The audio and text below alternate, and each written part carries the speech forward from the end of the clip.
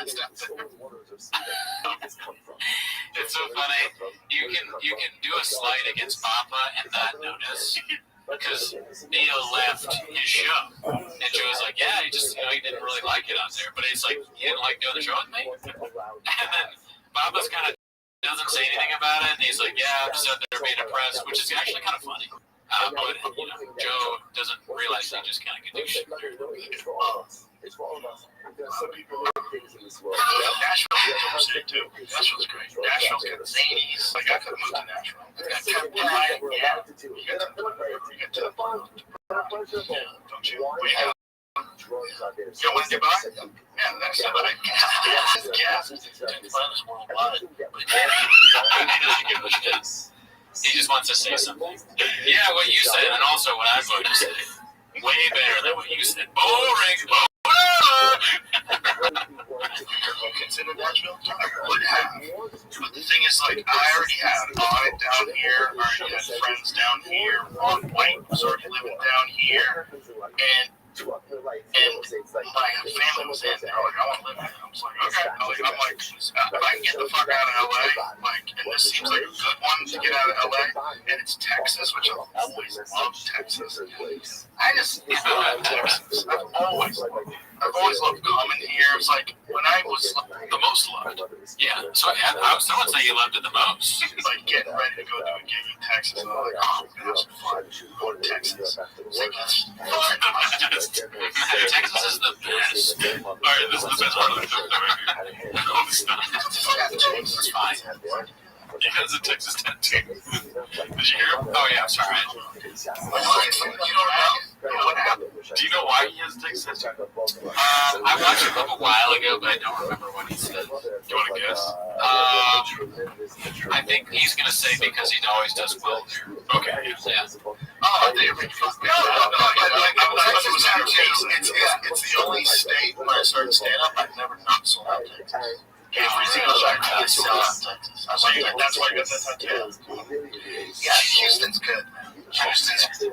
You should have done the European tour in Texas. Instead of Europe, no, to the European tour in Texas. It's all the same. So he's a marketing genius. Why didn't you think of that? All right. So the next clip is posted by 732 Boy. It says the fight contract is signed. Have you kept up with this at all? I saw like a preview of this when I was right. I didn't watch the clip, but I saw that somebody was going to fight Bob, and then I also saw someone was angry that it had been posted. Like it got like put on the main page or like tagged. Yeah, was it called pinned?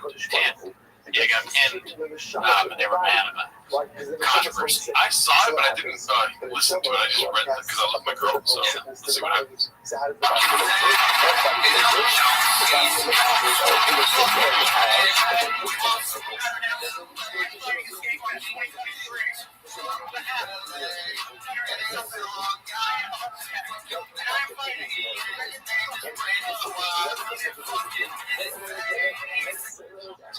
I wonder, because I think there's someone on Twitter called the homeless cat that follows me. Is that the guy that's in a fight shop? Do I know him?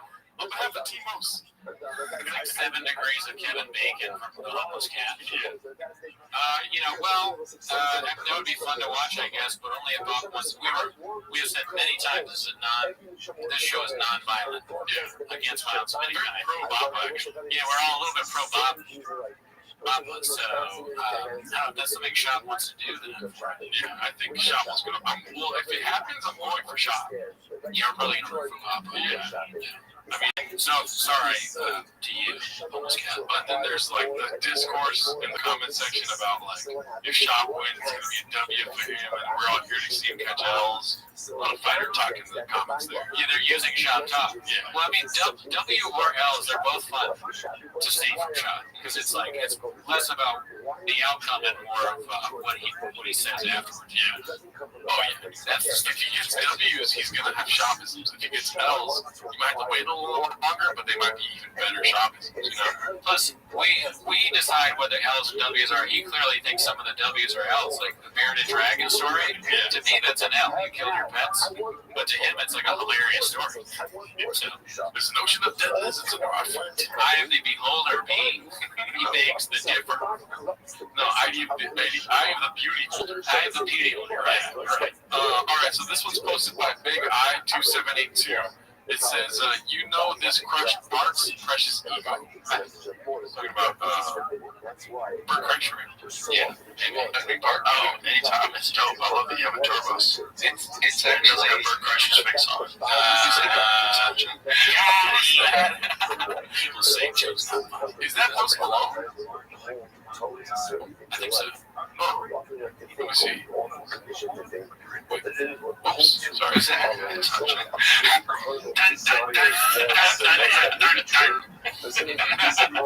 Bye, Bert. Alright, well, let's just move on to the next one. That was kind of blockbuster. This one's posted by Wise with Pennies? Yeah, that's right. Alright, so this is posted by Wise with Pennies. It's called Rogan and Eddie bulldoze right over Brenda's conspiracy talk. More Blackfish talk. Let's see. So what do you want to go with the chemtrails? You want to do some chemtrails? Why do you think, like with the Hunter Biden files, like all the tape stuff, they suppressed all that, right? Then you get the submarine, right? And they leak the submarine. They knew they died, but they get 5 days out. Did anybody, like the submarine thing? You take it from there, John. Okay, what about the submarine? I don't know what the fuck about this.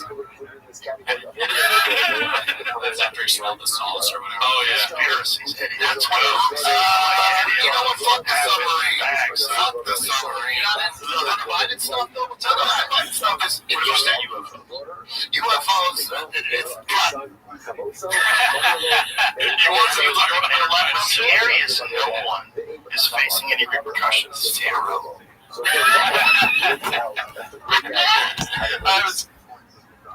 haven't seen that one yet. That's so great. I love the face after the they never talk about a stupid Biden thing. They're like, yeah, okay, whatever, dude. We're good on that shot. You drink your Tiger then.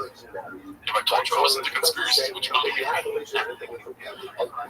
so this next one's posted by All I Do Is Lie to You. It's called There's No Good Comedy Movies Anymore. Yeah, this is the latest comedy. Dogs with human voices. So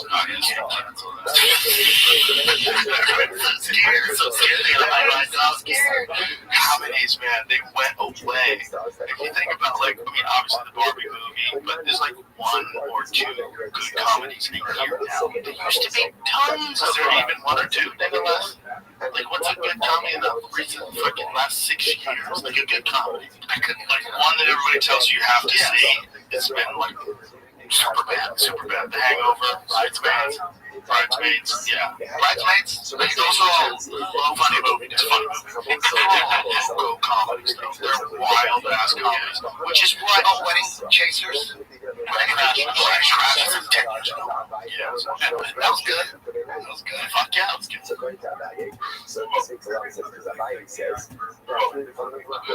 Oh, and the machine. Oh, the damn. Yeah, your friend had a movie. I saw The Machine. I know you guys won't like this, but I enjoyed it. Were you drunk? No, I wasn't drunk. I'm not sure if it's a must-see, but I know it's funny. Okay, so I alluded to this one earlier. It's posted by African Rose 5 days ago. It's called Hi Jamie. And as you can see in the thumbnail, what do you see there, Mr. Brittany? Eddie Bravo intense story about almost getting robbed. But what do you notice right here? Oh, they're making the same. Yeah. You told me that already, so it's like, did I say that or did you? Yeah. You got the best brains for the arts thing. So let's try to say Jamie's main thumbnails. Right. Chang's here. Yeah, very interesting. Yeah, making the same face there. This one's posted by Jazz Like Brother 2904. It's called He Really Won't Let This Go, LOL. He has 0 sense and doesn't realize this is super offensive. I'm against cancel culture, but wish he was popular enough to be canceled. B. Cut it off. What's Mexican? You tell me your mom. Your dad was what? My dad's Irish. How Mexican is your mom? Like Taco Bell Mexican or like my mom's illegally Cajun? My mom's legit. We're raised East Coast, Heights. Not only Mexico, but like Chicano, LA. Yeah. I love that he doesn't make eye contact with that moron once. He doesn't acknowledge at all what this idiot is saying. Who's just mumbling, like mumbo jumbo, really. If I asked you if you're a Mexican, you would say you're Taco Bell and Guadalajara, right? That's a good one. This guy's like, I'm not even acknowledging you. You're an idiot. Mexicans are like, fuck that. Mexicans are like, fuck that. Yeah, dude. I'm beginning to really dislike that too. I agree with this person. I remember reading that. I used to think it was hilarious. Yeah. It might go back though, these things go up and down. Well, what's funny is the repetition. He does it for everyone whenever they bring up that they're Mexican. It's so unfunny. Yes. It's crazy that he does it. Like, have people laughed at that when he said that? A couple of people that were credit in Arlington. The grandpa. Yeah. Well, isn't it like they're close to each other? Yeah. We thought it was Arlington for a while. Yeah. I don't know Texas B. We're waiting for that Gringo Puppy documentary, B. Yeah, it's got to come out. This next one's supposed to be All I Do Is Lie to You. It's called Papa Makes a Joke to Break the Silence, then cut to the last thing he wants to hear on this bike companion. Yeah.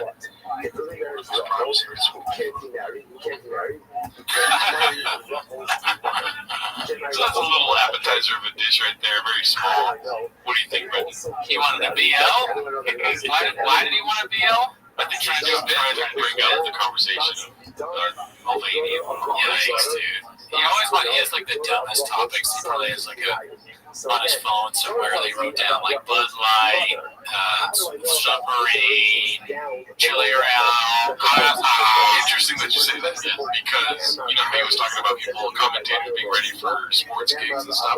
Yeah, that they would do some studying before, right? He's probably like, we get so many more views than them on Fight Companion. I better start preparing. So he's writing down Taco Bell, he's writing down Bud Lights, Hunter Biden, all that stuff. It's hilarious to go on this huge show, and it's like the biggest show, and you're preparing for it. That's thinking up things like Bud Light and like Bearded Dragons and some other redacted things. Like that's how you're preparing. Yeah. Did we talk about the dragons on Joe Rogan? No. Yeah, I'm just using that as something.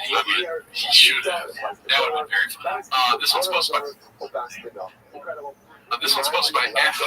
Is that right? It's EHH_HAA. Looks like it. It's called Balls Deep in Baseball, but thinks the World Series was 2 weeks ago, and the last place Royals were playing it. Was it, when's the Little League World Series? Because I've seen this clip. I have no idea what the Little League World Series is. Let's just assume that Bubba's redacted. Oh, you think that's what he So that's what they're used. I think that's the implication of what they're putting there. Let's see. You're watching the other sports, so I don't watch that. See, I watch all those sports, and then I'm into NFL, and my son's into baseball, softball. My son is a baseball player. 2 weeks ago, we flew to Kansas City on Saturday morning. We flew to Kansas. Okay, yeah, he's redacted. He's redacted. No. For the World Series. Wait, did he say spring training and then they asked if it was the World Series? Let's see. 2 weeks ago, we flew to Kansas City on Saturday morning. We flew to Kansas. No, just last week. I don't think they brought up spring training at all. Wow, dude. I don't know anything about baseball. We're not baseball guys. Farthest thing from baseball is even baseball. It does look like you have red seams all over your forehead. Just kind of, and I do wear a Dodgers hat, but just for LA, maybe. Oh yeah, and then last week the whole monkey nose made a lot of comments about what I said last week. What was that? Remember when I mistook monkey nose for monkey noose? Oh no. Some funny ass comments. Okay, I missed those comments too. Why am I posting a ghost thing? Maybe you read them and then you just completely forgot the reference. Maybe. But shout out to Monkey Nose. I missaid your name last week. Apologize for that. It's quote, getting back to it. How did that go? And it's the flare is that road sailed. I don't know why. Let's see. I'm into protective of this guy. You know, he does interrupt. He does fucking talk down sometimes. He does that behavior in an arrogant way, which is the defense mechanism for him. It just is. Damn. Callan took a truth serum, or he just is fed up. But I feel like this is a while ago, right? This episode, because that red hat, white shirt, he has a repeat outfit to me. Sure. That's like read this. I guess, but damn, dude, to set him off. I don't know, but let's see what the rest. But we're gonna get back to shit, man. We're gonna get. You know, I said to him, I go, we gotta get back to getting you and I having conversations that go beyond ourselves, fucking picking up on fucking rhythms and making time to do it. He might good time to do it because, you know, Chappelle went off on his own. He's building his podcast and he's headlining his own shows. And so now it's just us, Buffett. It's back to the original crew. Yeah. And I'm so excited for it. You see the new thumbnail. They're going to be better. Dude, can I get better as a podcast? You know, I've been doing it 10 years and I'm like, yeah, dude. Let me tell you one thing, Chubb. Yeah. If there's one thing that can happen, is you can get better. In almost every facet. There's room for growth. Don't worry about that. That is 10,000 hours? 100%. Do I make mistakes? Are you kidding me? You can get better at golf and stand-up. He said to me with the special, he called me and he goes, I just, all I wanted to do was just show myself and the people close to me that I've gotten better, that I've been working at this. It's so fucking hard. Stand-up is the hardest job. It's so hard. Do you believe that, dude? What? That he just wanted to show people where he's at and stand up? But like, why would you go on podcasts trying to like, I don't know, I don't get it. No, I don't believe it because it's worse. Yeah. It's like worse than the first special. I think he thought it was good because he's dumb. No offense, Papa. Only one way to find out, though. We gotta review the first special. Yeah, we gotta see that compared again. Yes. I can't really remember if I think it's worse or not. Which one's worse? Let's see. Mark. And you know, it's A, the hardest job in the world, but B, to do a special, do it on your own, rely on your team, that we have to deal with all the marketing and all that stuff with it. Like, I didn't realize what an animal it is. It was such a beast. It's all one continuous mistake, and so is life. That's a slip there. I agree, Brian. Brian literally took a truth serum. They put some truth serum in the Happy Hippocrate that he drank before this clip started. Yeah. You know, I made a mistake. I will pay for that, and I will do everything I can to make it up to somebody I love named Bobby Lee. And I've only met Kalila once, but she... Oh, so this is from that episode. Oh, yeah. See, I thought the mistake was real Bobby. That's why I was like, that hat looks way too familiar. Because he wore that on the Tiger Belly episode, and then they had this episode. This is great. Yeah. Didn't deserve that shit either. So she seems like a great person. From what I could tell, she seems like a very fair, good person. So, and I'm gonna tell her this to her in her face. I told her this on the phone.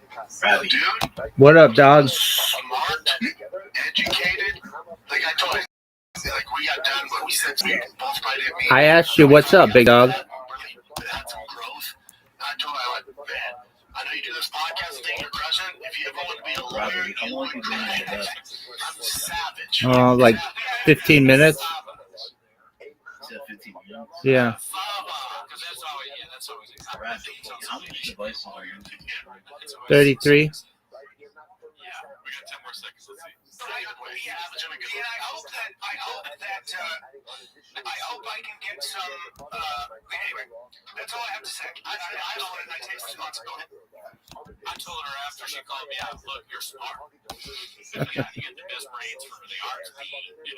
All right, so this next clip, what are your thoughts on Anthony Jeselnik, dude? Yeah. I no longer like Anthony Jeselnik just because of the Shane Gillis thing. That was, He's talking shit about Shane Gillis. How fucking dare you, dude? All right, so this one's, hi Shane. This one says, Anthony Jeselnik homeless posted by Shit My Piss Hole. We're back to these crazy ass names. Yeah, what happened to Shitter Throat Slitter? Maybe Shitter Throat Slitter became Shit My Piss Hole. Let's see. People begin writing me condolences. Aaron actually called me this morning to talk to me to see if I was okay. The guy, one of the backers, the financial backers of Sound of Freedom, was arrested for kidnapping. I don't know the guy that well. We had dinner a couple times. We've never been on the road together. I've never seen him do anything illegal. Go see Sound of Freedom. Aaron, what do you think of Sound of Freedom? He's kind of dressed like Sean. The hat and the shirt. Yeah. It's a lot. It's Detroit. And it's also the same Sean thing where it's like it's not their colors. Is that Detroit? Or I don't know. Usually it's like it's white, right? I think Detroit hat though is it like Oh, it's usually white, yeah. yeah, they Or just their color. Yeah. All right, let's get away They from show that. the jersey. I don't know, Jack shit, man. That's so funny. Aren't they purple? They're purple, right? No, you're wrong. They're purple. Aren't they neon blue? Look, they're not even in Detroit. I went in there and I was like, they're not even in Detroit. Yeah. All right, this one's posted by Icarus Lives. It's this one is long, but I thought it was pretty funny when I saw it the first time. It's POV Brendan Schaub breaks into comedy mothership. Have you seen this yet? No. What do you think? I love her already. Sounds great.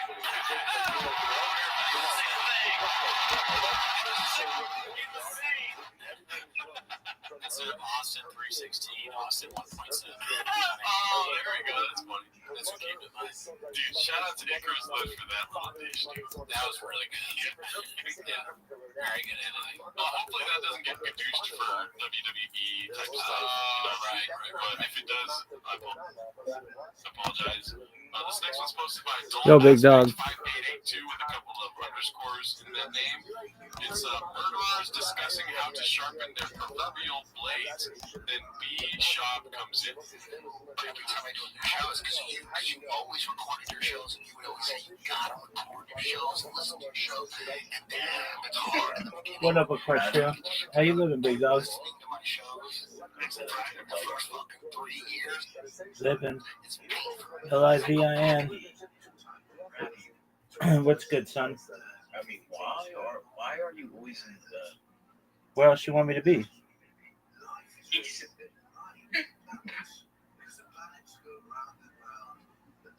I mean, can you like stream a game or something? Dog, I'm not here to entertain you.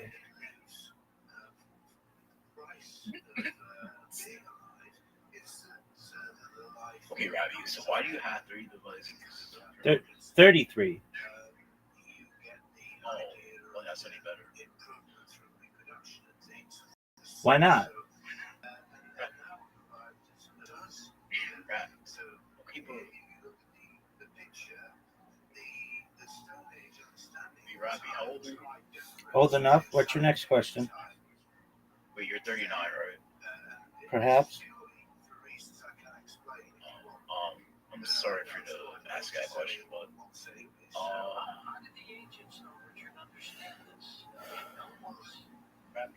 people, like, do you think this entertains people to watch this? No, I'm not here to entertain you. If you want to be entertained, go to a strip club, go play a video game, go jerk yourself off raw, go do something that makes you go into some time of enjoyment. I'm just streaming my life. That's all. I'm not here to entertain people. But Rabbi, I never see you like with the camera outside your room. Okay, well, I've never even seen your face. Oh wait, Rabbi's kind of like. I'm sorry. Dog, I have so much. I have more streaming IRL at the beach, at Disneyland, downtown, than you have just streamed in your entire life. It's all uploaded on either YouTube or Instagram. If you want to view that content, go for it.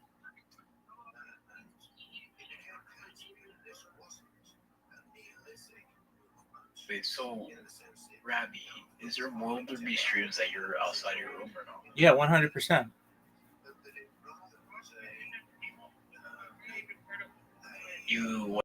What's the last time you've done that? It's, an IRL stream? Yeah. A few weeks ago. What was it about? I just went in the garden.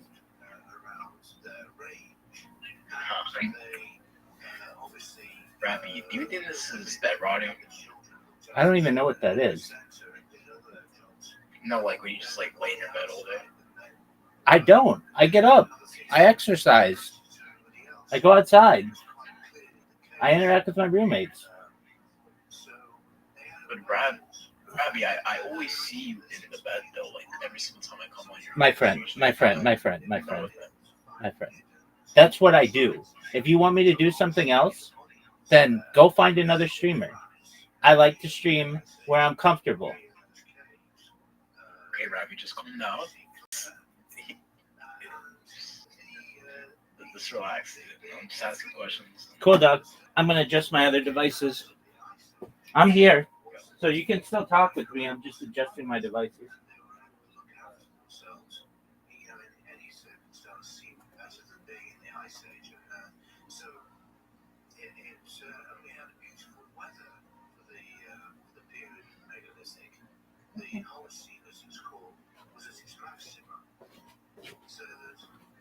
Hey, Equestria, when are you going to show your face?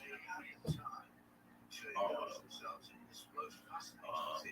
not comfortable with doing that. Okay, well then, when are you going to stream your house? When are you going to stream outside? When are you going to stream from your bed? Well, I'm not comfortable doing that. Well, dog, then don't ask me to do the same.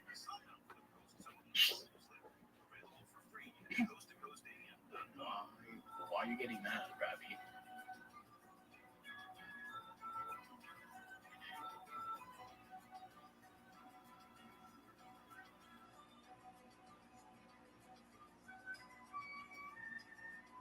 I'm not mad. You're just asking the same questions.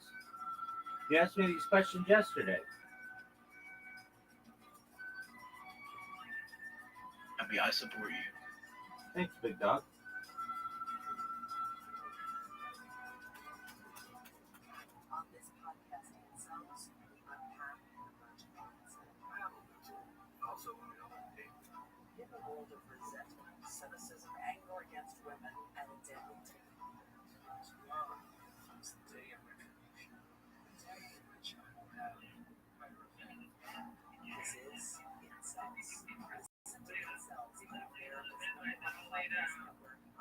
Well, it's hey, you can go ask him to VC. Rabbi. What up, big dog?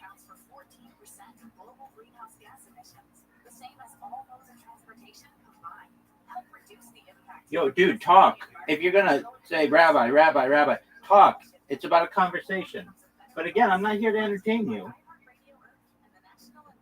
Rabbi. If you want entertainment, Rabbi, just relax. go to an amusement park. Rabbi, I'm not trying to argue with you. I'm not arguing with you. Rabbi, I just want to know, like, I don't think this is really healthy for you. My friend, I don't need your advice, nor do I want it. Yeah, I'm just trying to give you advice. Okay, again. Cool story, bro.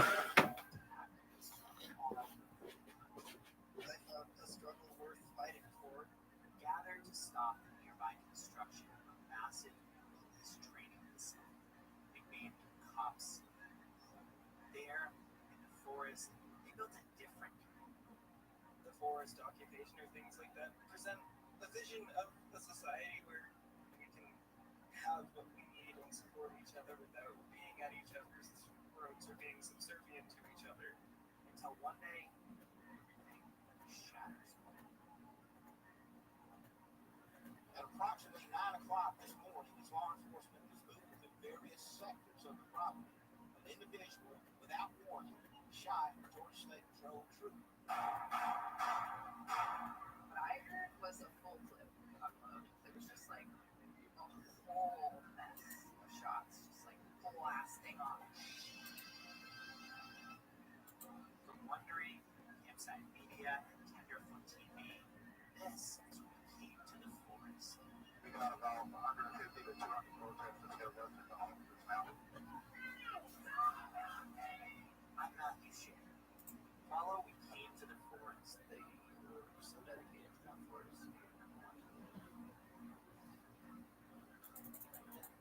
Listen on America's #1 podcast network, iHeart. Open your free iHeart app and listen now. iHeart September 1976.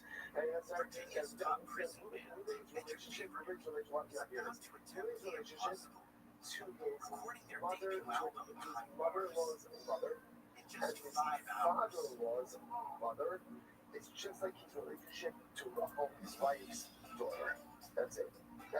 Say that it's limited to his wife's mother. It's also limited to his mother-in-law's mother and to his father-in-law's mother. And then when you Caught up in America's prison during their 20s. Again, generations above his wife, his mother-in-law's mother, and his father-in-law's mother, just like America to his wife's daughter. That's it. If that's the case, they're not kinds of it says over here, it says,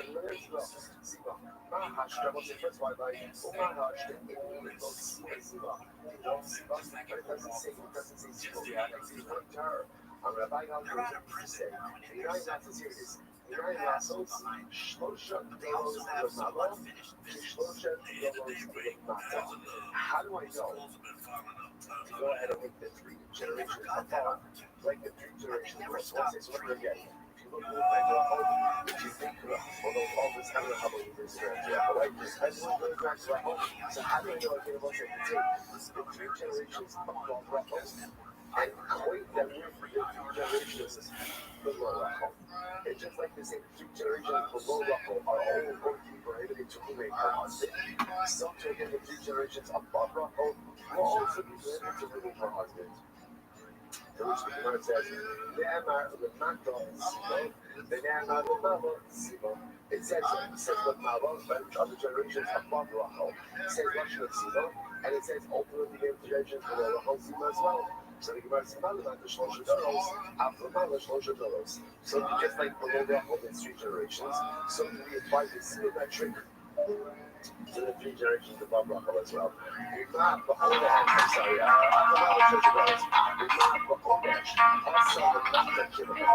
it's just like when it comes to punishment, I just straight up. Generations before Rachel, just like the generations above Rachel, I just straight up. So when it comes to law, the law will also apply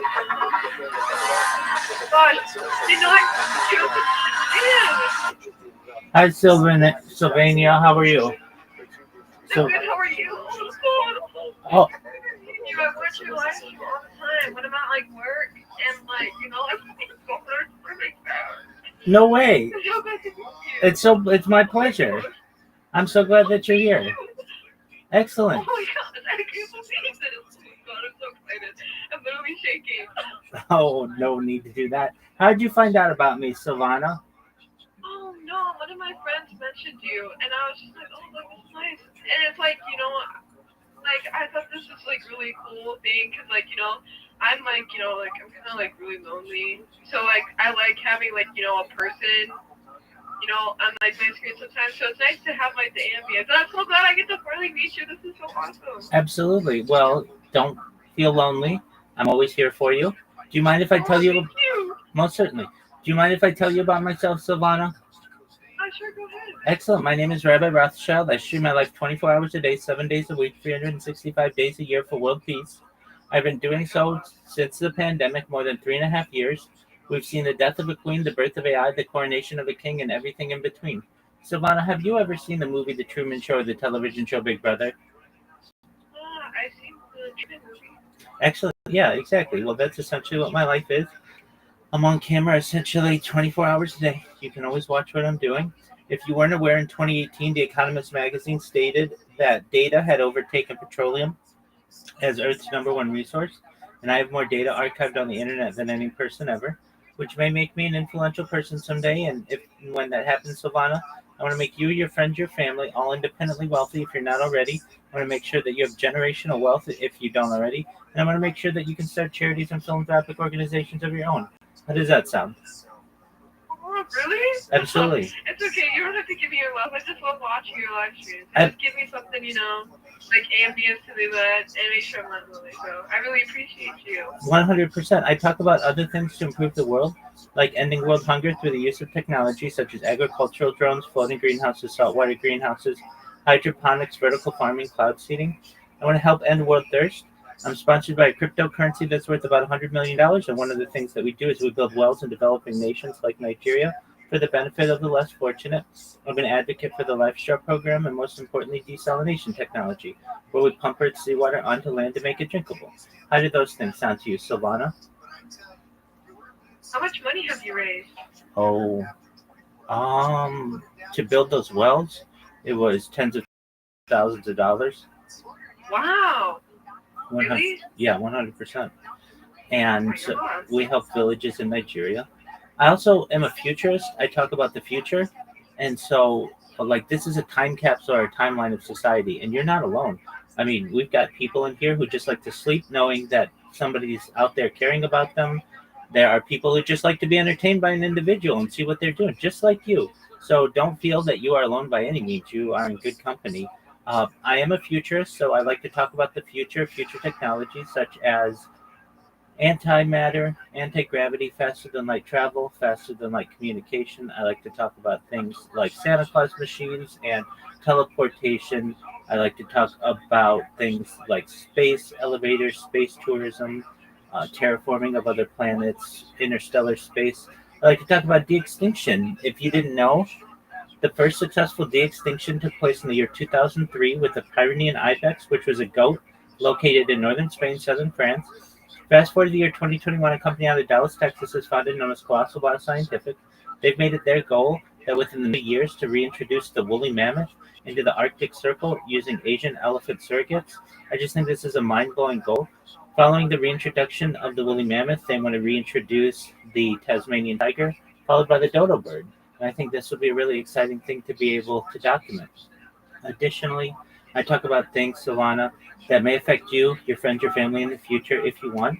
When you were born, Silvana, the average life expectancy for you or someone like you is probably about age 80 years old. I want to increase that if you want to age 100, 120 through the use of technologies such as oxygen therapy, human growth hormones, stem cells, cryogenics, things like nootropics, perhaps peptides, things like cold shock therapy, red light therapy, testosterone replacement therapy, ambrosia therapy to get you to be 120 years old. But you may get to be 120 years old and you may say, Rabbi, back in 2025 when we met, everything that you said came true. It's been an amazing life, but my body's starting to break down. What's the next plan? And again, this is with your consent. I'm all about consent. It's really important. And if you want, you may be able to utilize a type of technology known as mind uploading technology, where we scan your brain like a CAT scan or an MRI, knowing where every atom is in your central nervous system and your peripheral nervous system for later download as an android, an avatar, a cyborg, a cybernetic being, a clone of yourself, a robot, an ethereal being, whatever you want to be. But essentially what I'm saying to you, Silvana, is there may be an opportunity at digital immortality. What are your thoughts? I mean, I think it'd be really cool to, like be a robot. Like if you ever watched like Futurama, like that's like cool as fuck. Absolutely, girl. You're 100% right.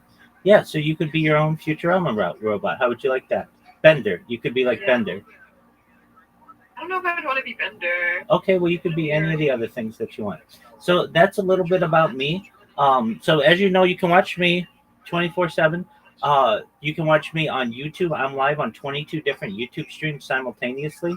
So if you ever want to watch me on YouTube, there's a link in here in the upper left-hand corner. It's got a red circle that says 24/7 YouTube streams. So if you ever want to see me from my ceiling cam or from behind or in front, whatever you want, you choose the angle. But where I'd like you to watch me the most is in here, just like the other people that we have. You don't have to talk. You can always stay silent if you want, but no, you probably have the best angle at seeing what I'm doing from here. And you should know you just made my day. Thank you so much for telling me that you're a fan. I'm a fan of yours as well, and want you to know more than anything, making you rich and famous and all the other things that I may be able to do someday. I'm just here to be a positive person. I'm here to have an optimistic view on society, and I'm here to give people hope. So if there's anything you need from me, Silvana, I'm here for you, okay? Yeah, of course, yeah. I don't know. This is like my first time finding your server. I didn't think you had like a Discord server. 100%. So That's why I was like, that's why I was so surprised when I saw you in the VC, and I was like, oh my god, I'm gonna say hi to you. absolutely, 100%. So do you normally watch me on YouTube or Discord or somewhere else?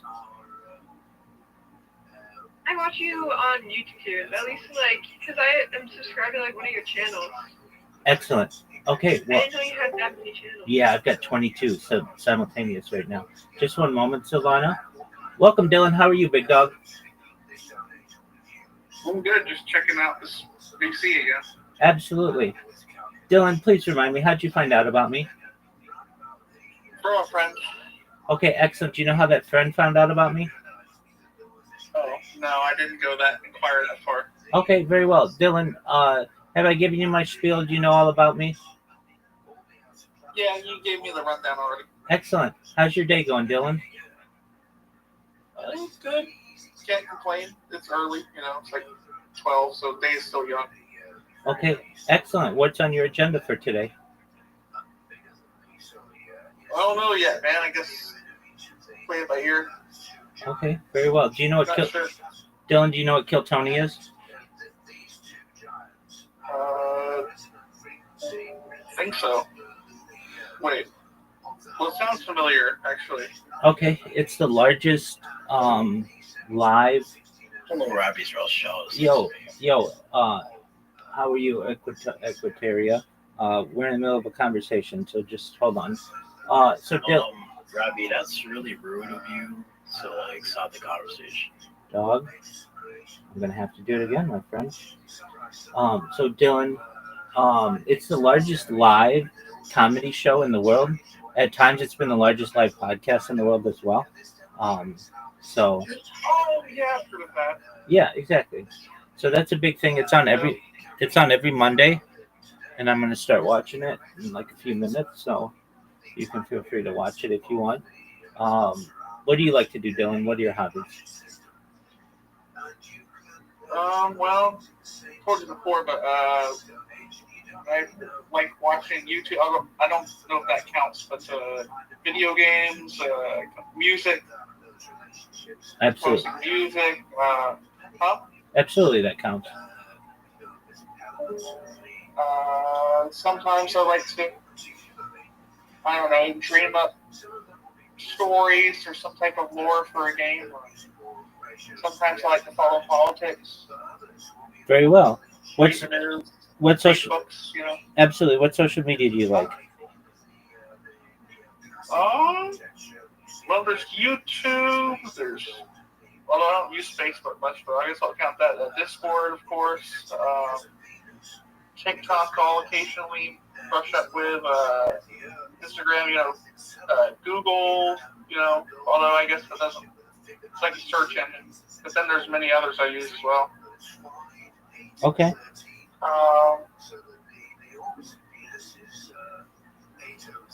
Yeah.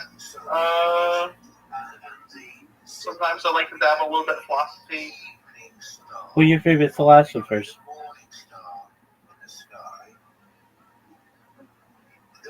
When I say that, I mean loosely. But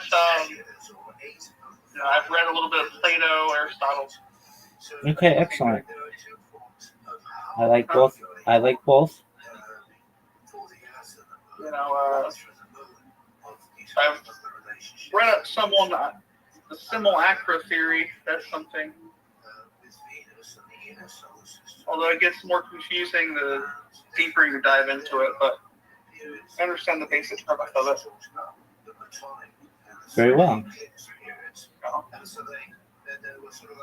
Okay, well, cool. Any big plans for your week?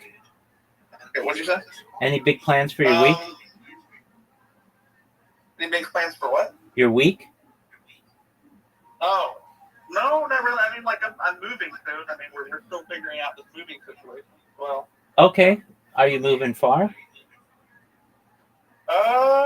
Not too far. But far enough that it's going to be different. I mean, it's a different area, but it's still the same metropolitan area. It's just a different municipality or whatever. Okay, it's further out from stuff. That's not bad at all. Yeah, new neighborhood. You know. Cool. An opportunity to make new friends and such, right?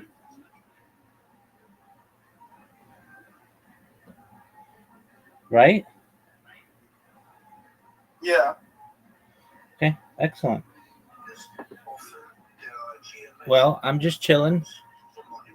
I slept, and so my day's kind of just starting now as well. And it's still pretty late, but I'm about to watch some stand-up comedy.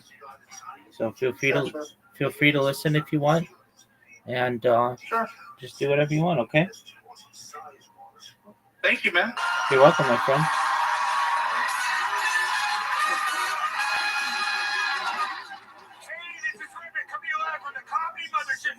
In Austin, Texas, for a brand new episode of Kill Tony. Get over Tony. Let's go.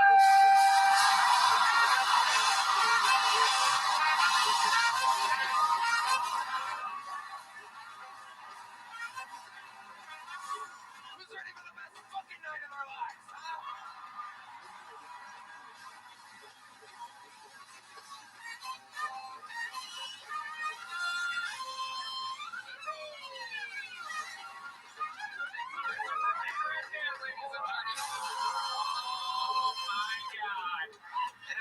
Time for the best stand band in all the land. That's the Kill Tony band.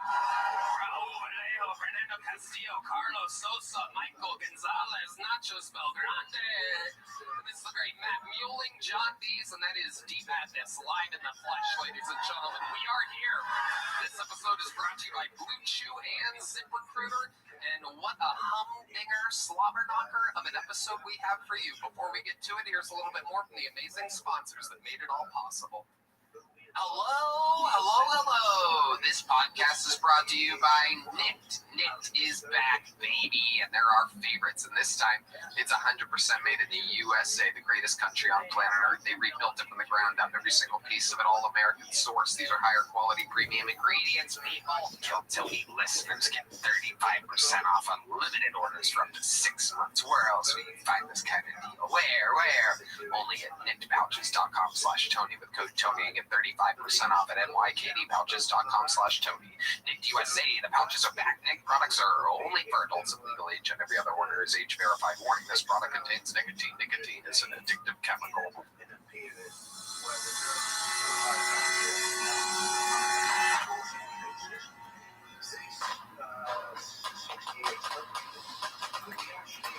You guys ready to start tonight's fucking show? Well, here we are. And you know, I find myself bragging a lot more than usual about my booking abilities as of late. And this week, holy fucking shit, man. I mean, wow. I am so good at booking this fucking show. Ladies and gentlemen, not only is it two of the best comedians of all time, not only is it two of the best guests in the show's history, but combined between the two of them, many movies, many #1 television shows in the world, and about 90 years of combined stand-up comedy experience. Ladies and gentlemen, I present to you two residents of Austin, Texas. This is Roseanne Barr and Pauly Shore. Oh my God. Get on your fucking feet. Some breeze right here, lady. You can stay down. Roseanne Barr and Pauly Shore. God bless America. This is Kill Tony. What's that little beauty back there? The great and powerful, the queen of comedy, Roseanne Barr. The son of Mitzi, Pauly Shore is here, ladies and gentlemen. Two of the biggest comedy store icons, two of the biggest comedians, #1 movies, #1 #1 show on ABC's history, the Roseanne fucking show, and she's here.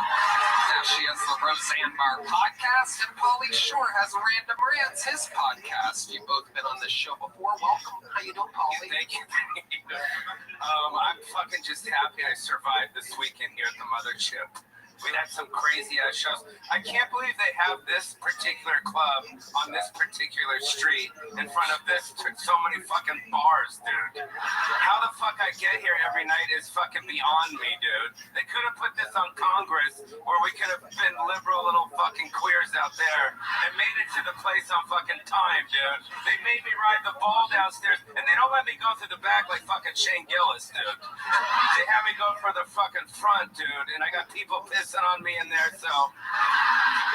And that pizza next door is fucking disgusting, but the good thing is Red Band actually, besides being the producer, they'll give it up for Red Band. Okay. Are you all right? Besides being here, the producer, he also does pedicab on the side. So I've been in fucking his pedicab because it's another job that you can drink and actually drive. So give it up for Red Band and Tony. Okay. Boy, I think it's pronounced petty carbs, by the way. He bicycles while eating. Petty carbs. too. It's not a regular bike. Definitely Thanks. I was really excited to have Roseanne Barr on the show because. Are you the host tonight? This was supposed to be like a quick hello, and then we get to the thing. You have all these local jokes. You think the guy in Sweden cares about the pizza place next door? What the fuck are you doing right now? I'm glad that we're knocking it out early in the show so that I can set a precedent. I took acid, which you're not supposed to do in 57, and I took a fucking Waymo, bro. All right. Well, now it's time to take a chill pill because I get to say hello to the queen herself. Roseanne Barr is here, ladies and gentlemen. Thank you so much. And Tony, I am so glad to be back with you. And I just want to thank Tony because last time I was on, I guess I was too drugged and drunk and everything. And I got in a lot of trouble with Tony because I was yelling and stuff and interrupting people. And because of Tony, that was kind of a, what do you call it, where you like confront people and Intervention? And I just want to say that I became sober because of Tony. Is that true? It is totally true. I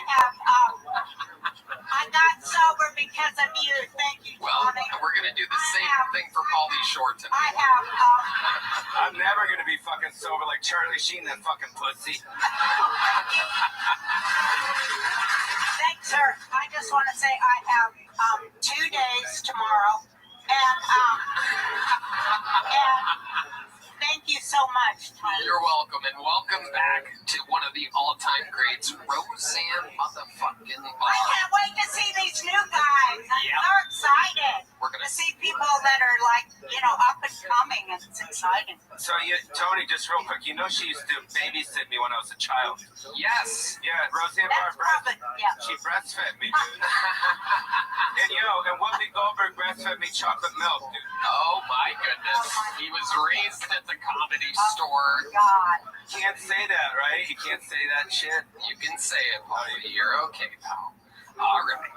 We're going to have a lot of fun tonight. You've both been guests before. You know how it works. Over 300 innocent souls signed up for the opportunity. Maybe they've been signing up every Monday for 6 months. Maybe it's their first time. Maybe it's been years they've been trying to get on. Maybe they've gotten on before and bombed. Maybe they've gotten on before and done good. Absolutely anything can happen. I'm going to let this recently released convict pick the first name, reach on in there, pull a name out, and then we'll send it. And they're going to get 60 seconds uninterrupted. Their time is up when you hear the sound of a kitten. That means they have to wrap it up then, or else they bring out the Angry West Hollywood Bear, which interrupts them. I conduct an interview. We give them feedback. We talk to them. Sometimes it's amazing, and some people become a star. Some people find out that they're never going to make it. Truly, anything can happen. The whole thing is improvised. Are you guys ready to start tonight's fucking show? Well, I also have some very special treats, and we're going to start with one of them. He's a golden ticket winner who's great at opening the show. Lots of energies. Ladies and gentlemen, make some noise for returning golden ticket winner Jack Shaw, everyone. Your first minute uninterrupted of the night, Jack Shaw. Hi, everybody. I've been told to be confident on stage, so hello, motherfuckers. Pretty good, okay.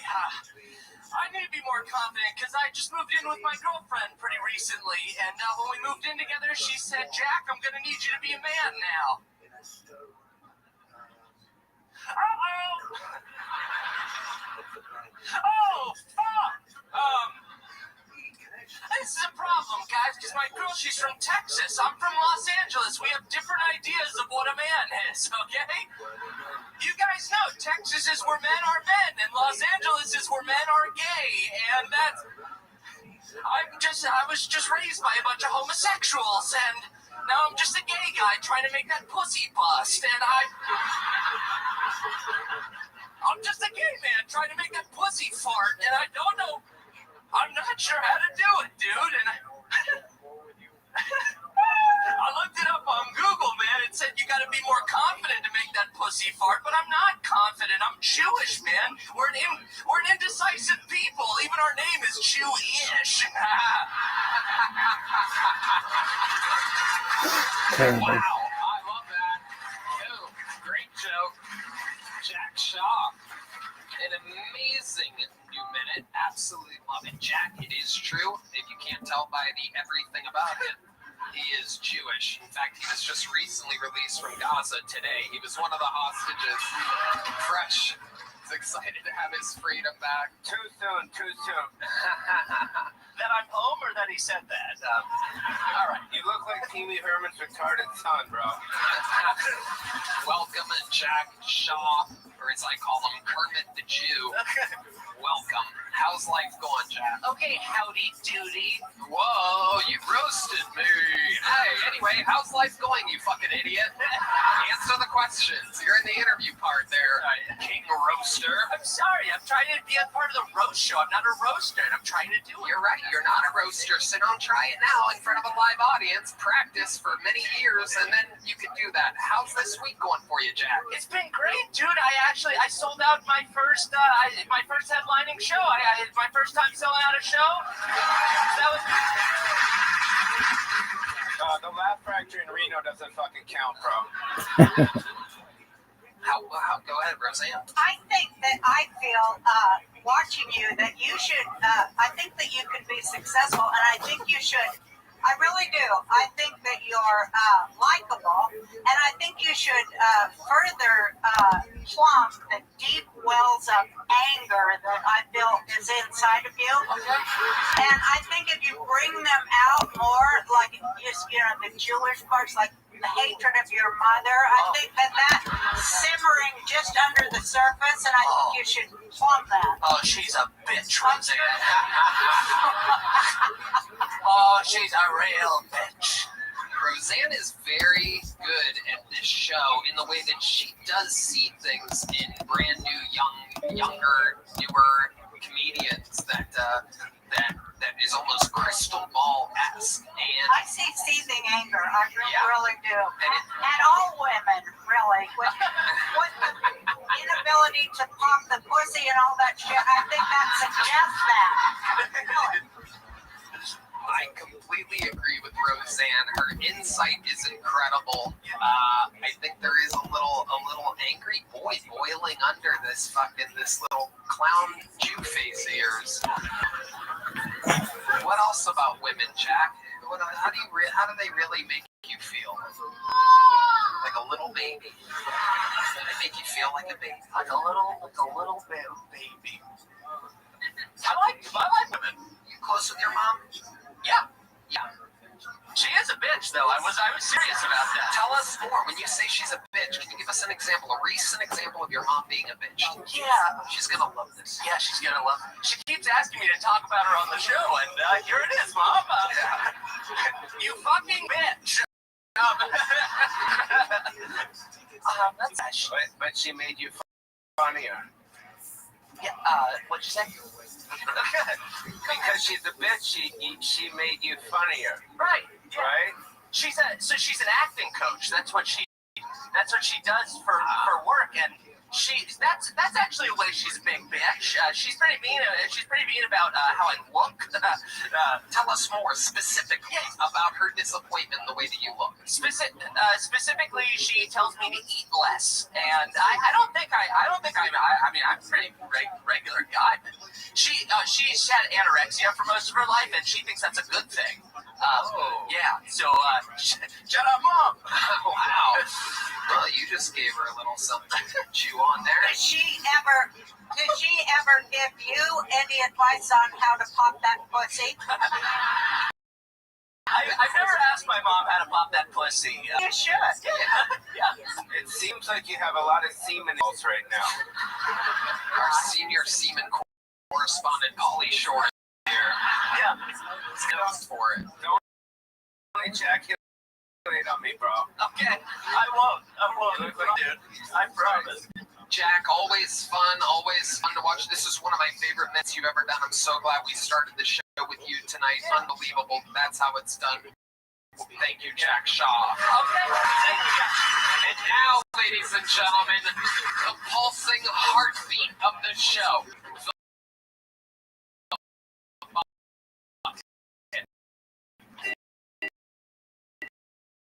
Where we meet someone perhaps for the first time, perhaps for their last time, anything in your first bucket full of the night goes by the name of Ask or Mets. We're going to find out. This is Ashley. Now I got the mic. Now great. Yeah. Look. Up the men of generation. I said hi to a guy on Hinge. He sent me back a 60-second voice memo, crying, saying I'm everything's ever dreamed of, just like the show. It's been happening a lot more like love bomb before the first date. It's getting really fucking weird. Yeah.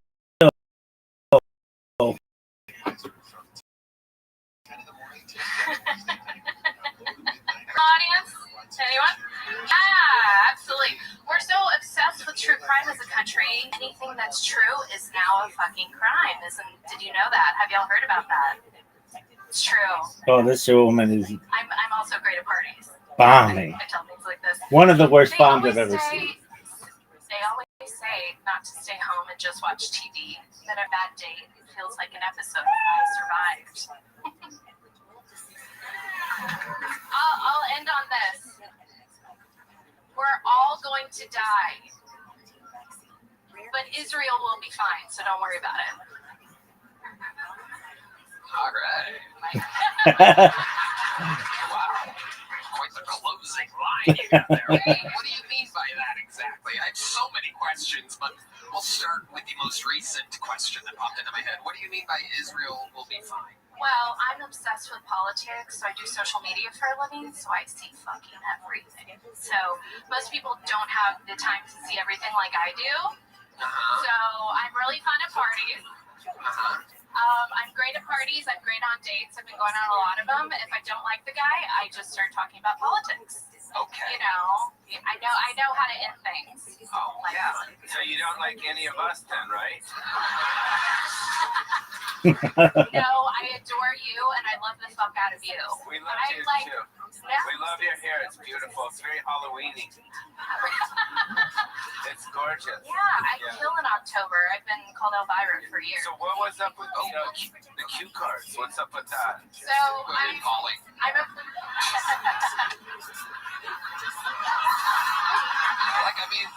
it makes sense. So yeah, for sure. Go ahead, Ashley. Answer Paulie's question first. Yeah, so I'm a personality in rock and metal, so I've been interviewing bands. Nobody gives a fuck. Anyway, so Ashley, no, let's do this. Ashley, how long have you attempted stand-up comedy for? 6 months. And where have you been doing this? I've been making the rounds up and down the street. This street? Yes. Okay. When you say making the rounds, are you talking about your body type? Come on. What do you think Jack Shaw's mom would say about her? Am I right? Hello, sweetie. I have some advice for you. All right. Just kidding. Ashley's laughing. Everybody's having a good time here. For those of you watching this clip on whatever, she's smiling. She's thriving. So you say that you spend a lot of time on social media. That's what you do for a living? Yes. And how exactly do you make money doing that? So I've had a social media company for a decade, so I run it for businesses. So I just happen to see every court hearing, every, congressional hearing, everything. So you have enough time to do that while watching Love is Blind, true crime shows, and the show I Survived, which made up your entire minute of material, 3 television shows. And you're on social media. Are you doing both at the same time? And watching Outlander and Poldark. Wow, you're professionally lazy. Incredible, Ashley. This is amazing. What else about you? What do you do for fun? My favorite thing in the world is Friends, so that's my fucking. The show?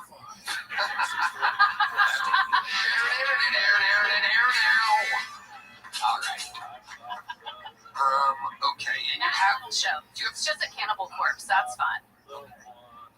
Do you have friends for a long time, or do you find yourself rotating friends a lot, in and out, like you do with your dating life? Just a genuine question. I did just walk away from my best friend of 13 years. Tell us about that. I know for you to walk must take a lot of It really did. How do I make it get surprisingly upbeat? A very jealous shark of a horrible person tried to take me out in our friend group, and it worked on my best friend, and I have so many fucking times gone there for her, and I do not let people have said her name in vain, and I don't let people do that. Yeah, that's not cool, right? I know. It's not cool. Can I ask you what's up with your cue cards?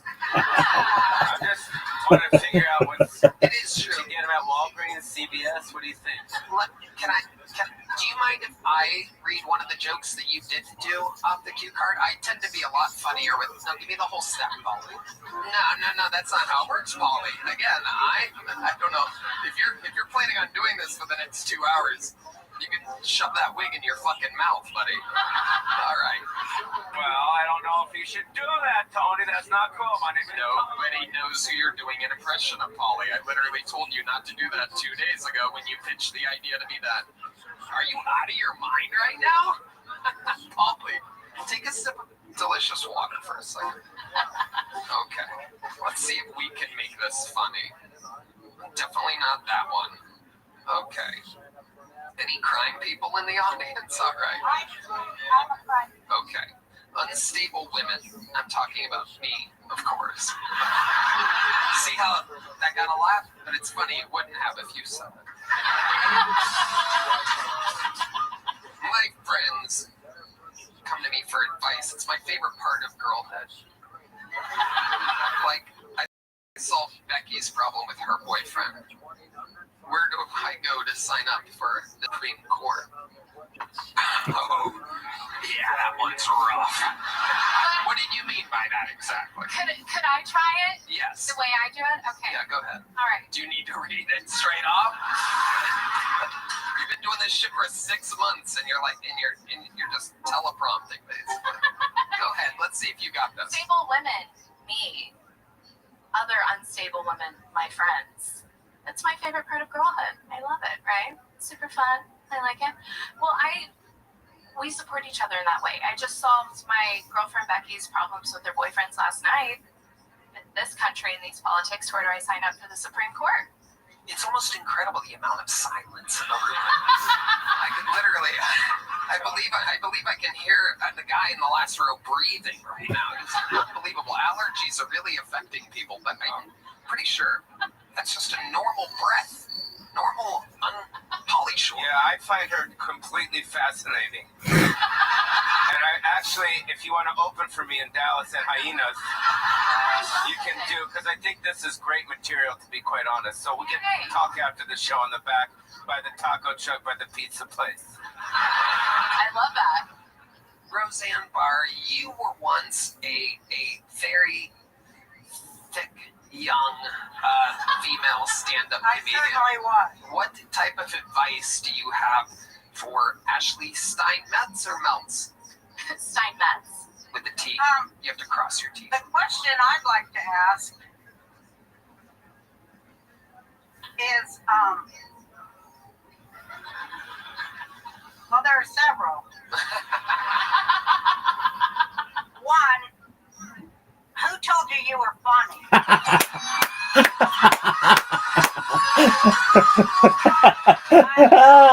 Seriously, the queen. who told you were funny? Really? A lot of white, nerdy men in comedy, and when I walk in the room, oh, they just die. But I have absolutely killed it in rooms, so sometimes we bomb, sometimes we fucking kill it, and I have fucking killed it before. Okay, but like, it doesn't seem like you have a lot of respect for comedy if you come up there reading notes. You didn't even fucking memorize your fucking shitty act. That is true. You can't go up there with, your shitty jokes wrote on recipe cards and read them all. That's rule number one. You should know that. You should at least memorize your shit, and get some delivery. You ever heard of that? Delivery? I have. And also, a joke is a premise and then a payoff. You don't even have any fucking punchlines. I got you. I mean, really, I'm glad you're an influencer on whatever the fuck it is you do.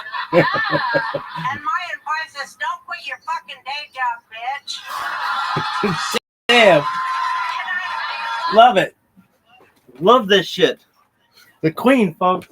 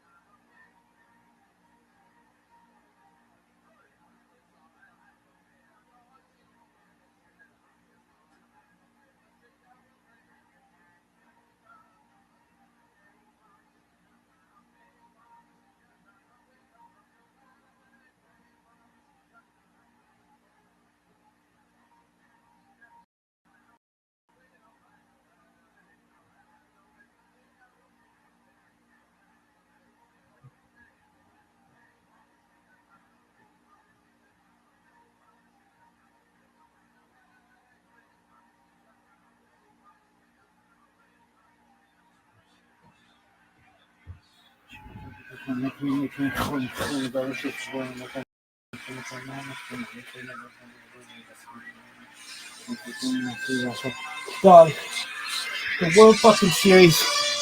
He's in the 17th inning. This is incredible. Is this the longest game you've ever seen? Definitely for. This has to be the longest World Series game ever. No doubt.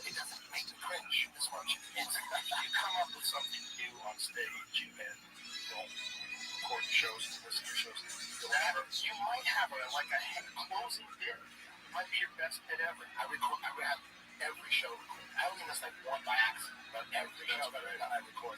And those early shows, I can't. I'm afraid to go back. No. Just want to go for more recent ones. Listen to the more show. When did you start this? When did you start what? What is it? I don't know. What rewind. The owner of the that is funny though. It's just another example of not don't. You don't have to. Just watch the more recent ones. Yeah. Listen to the more. You start this. I don't know what it is. It's not ours. Doubt that. When did you start with Howard Zinn? Yeah, when did you get balls deep? That's my ideology. All right, this one's called Mama Poking the Beer. Posted by All You Was Like to You. It looks like a clip from the Golden Hour podcast. Favorite podcast.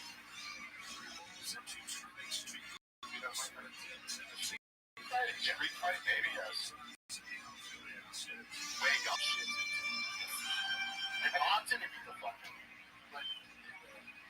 MMA match? It's not an MMA match. Street Fight on a 7-Eleven. No. Well, it's taking more of it. Game. Oh. It's on the record right now.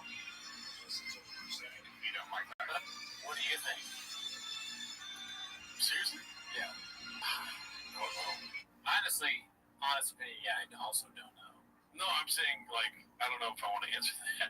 You don't want to answer that? Mike Tyson's going to win, dude. Yep. Well, he is old, though, right? Yeah.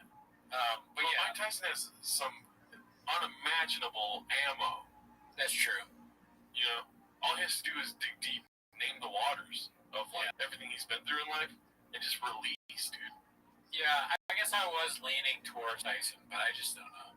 Also, too, when you're like the fucking reference point for like the baddest man in the like, he hasn't boxed in how long? You know what I mean? Like, he hasn't been heavyweight champion in how long? Right. He's still the reference point. Nobody's saying, oh, that guy's like Tyson Fury. Nobody's doing that. You know what I mean? And Bob was kind of the reference point for players who get knocked out.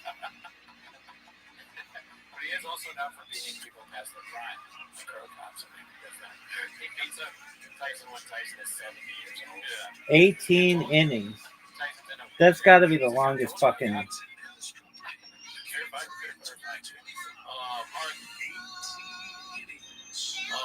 this one's sponsored by Healthy Following 27.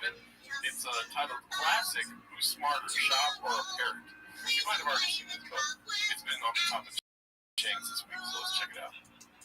Fucking kill the shit out of you. Chip on your shoulder and fix it. So you also took the drawbacks. Tough as he did with kind of dice ass in terms of the law. I would say the dice is for one. Oh, 18 is the record.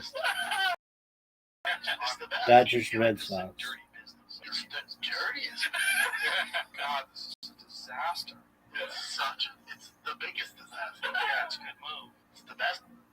This is like you and me when we're talking about the burritos at Taco El Pollo. Yeah. It's so good. You're like, and I'm like, it's so good.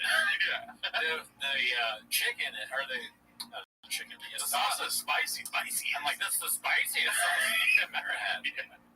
I don't know. This burrito is like, it's like one of my favorite burritos. It's the most favorite for me. Yeah. That's a great, yeah.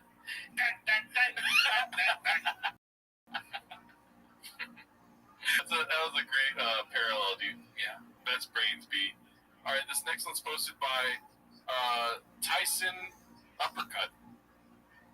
Cuts.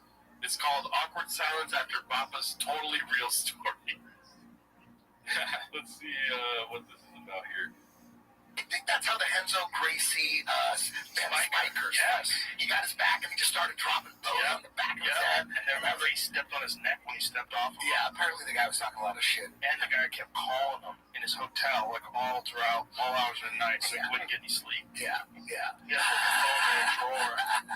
Some fans, I forget which fight it was, but they pulled the fire alarm. I'm like, you're waking up my opponent too, you dumbass. In Toronto, I think. Wow. So that's fine regardless. Just craters the show. Oh my god. All right, Papa from left field with the ground out. Dude, It's a baseball reference. you don't feel bad for him, dude, at all?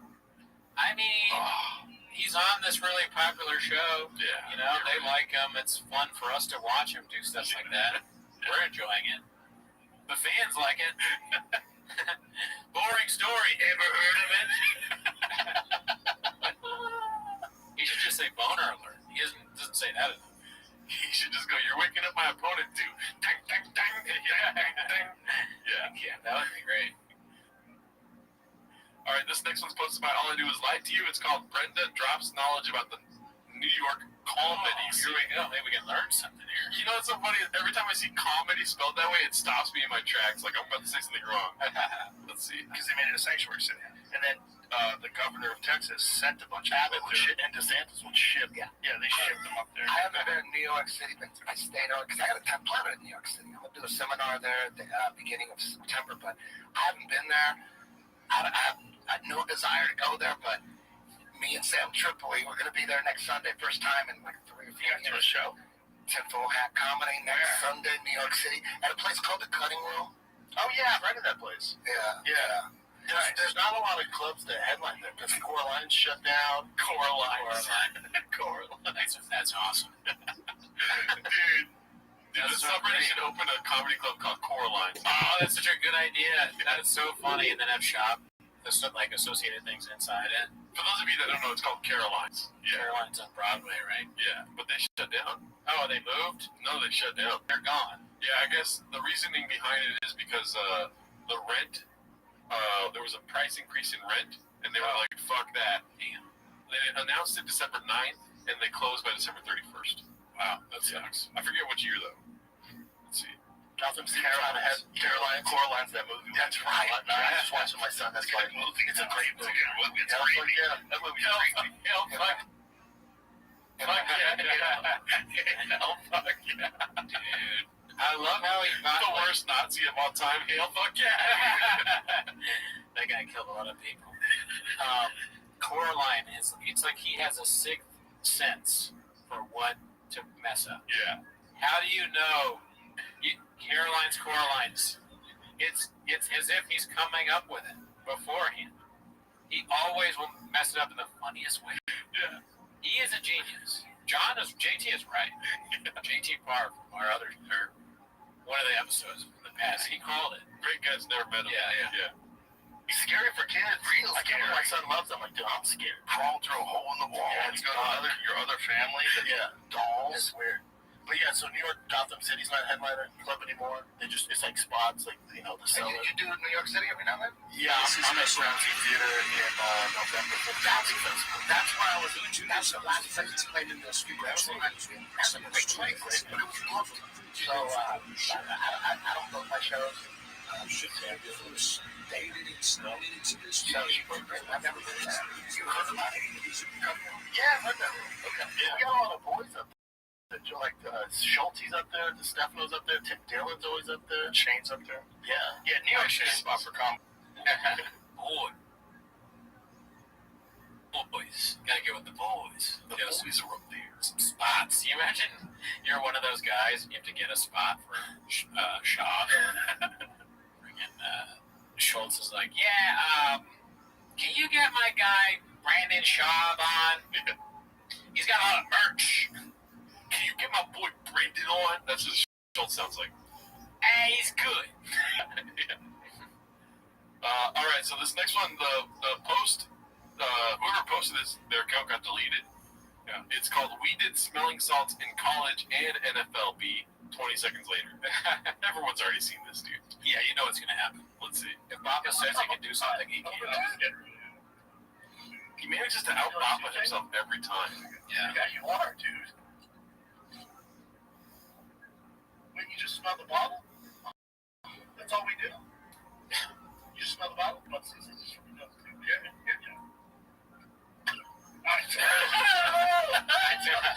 It's no joke. Oof. Oh, God, my eyes. Can beat up Mike Tyson. I can't beat up with that, you dog. You can't even do an ice bath. Yeah, dude. I know, dude. I can't even get off the Velociraptor. I was just at Universal Studios, and the last time we went, I didn't even get on. Velociraptor, I just let my You know what the smelling salts were like? What?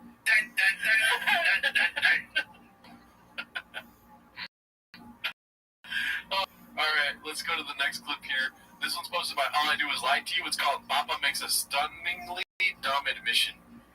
You've seen this, right? I remember. Oh, you don't know what the admission is? What would I feel like I know that, but yeah. I'm pretty sure there's other clips about this too, so we might not be the first or last one here. I mean, I don't remember, so I'll just guess he doesn't know where something is. No, you're wrong. Let's see. All right.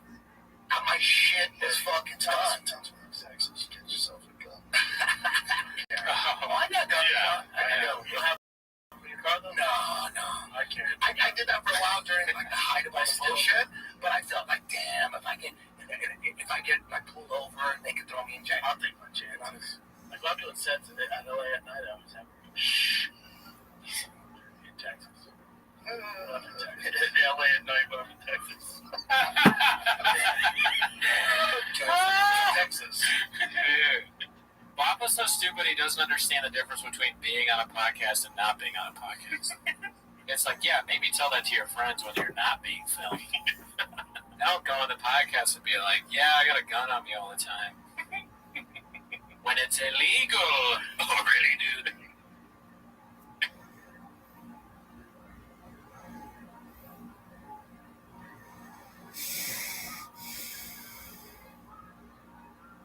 Oh, really, dude? Is it called concealed carry? That's why.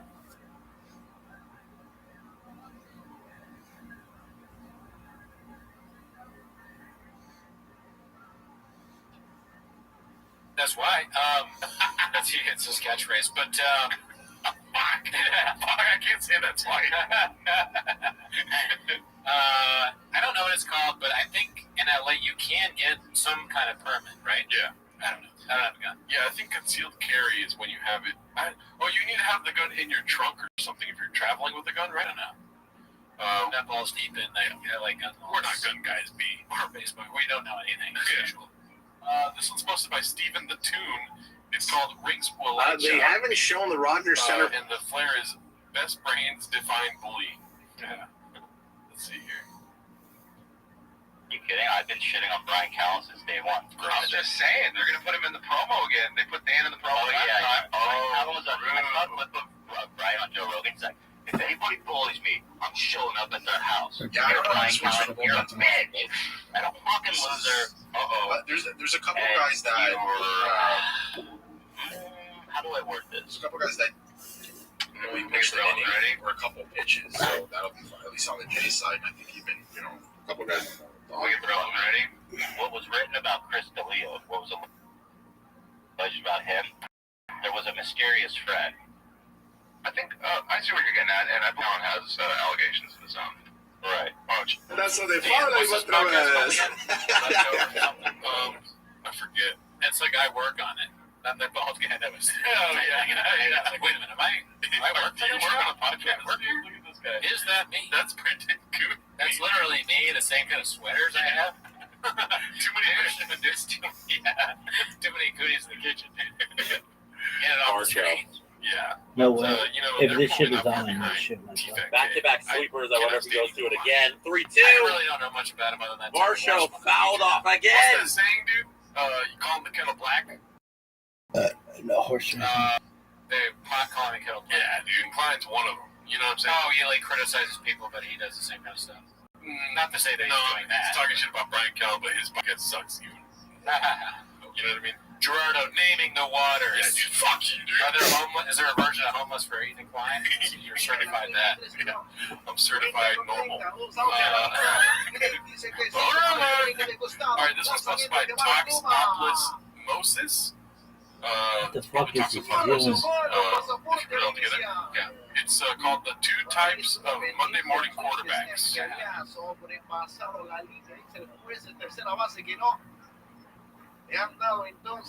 Come on, you little bitch. And according to John Nash, who spoke to the manager of Nate Diaz, he is going to pocket somewhere between 15 and 20 million. Vastly more than he ever got for the second contract. So I think fans are happy to see him get a little bit of freedom, happy to carve his own path and get a huge payday.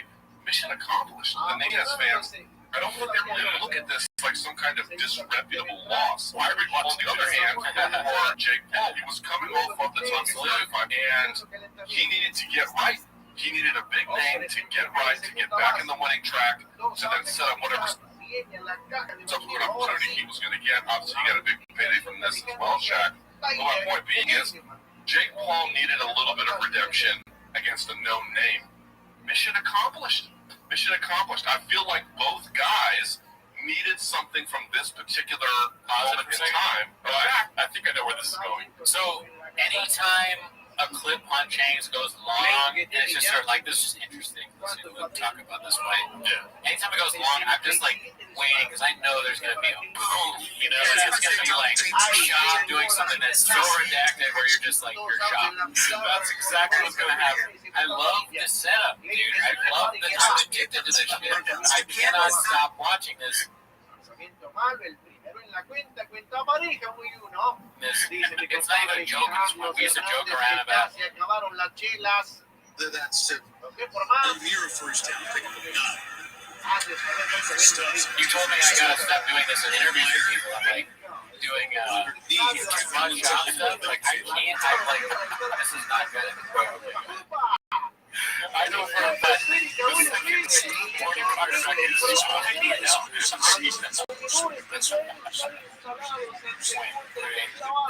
I mean, let's be honest, it could have been better. I guess. I love the comparison. It's like Luke's this journalist. He has a great point. He has great points. His best brains, just laying it out. Interesting to watch. And then Bob was like, hold on. No, it's not right. There's like, all right, there's 200 punches landed, and then he just repeats all the Shabbisms as if we wrote it for him to say. Shout out to Richard Reloaded. If you could make a meme of him being like, when that kratom's hitting, his face just that like kratom hits. Yeah. Yeah, but Richard Reloaded, he's been making a lot of memes on the Discord. Which, by the way, we gave the Discord a revamp too. Yeah, there's a lot of rooms now. Yeah. And that's organized better. All right, so this one's posted by Pinhead X Larry. It's called Smoke Them Sprint.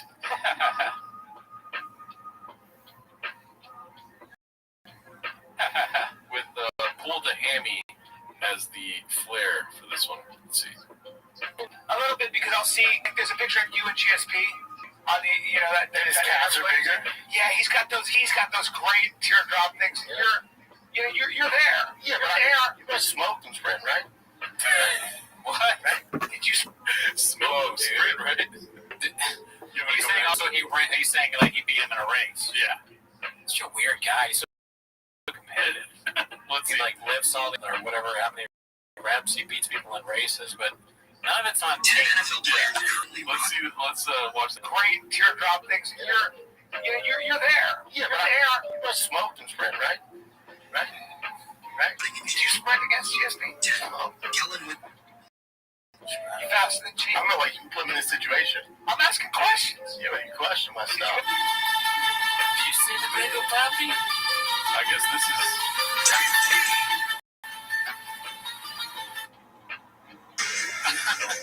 That's just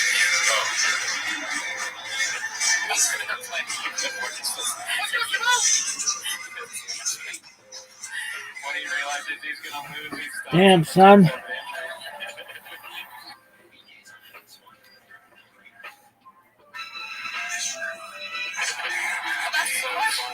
Question my stuff.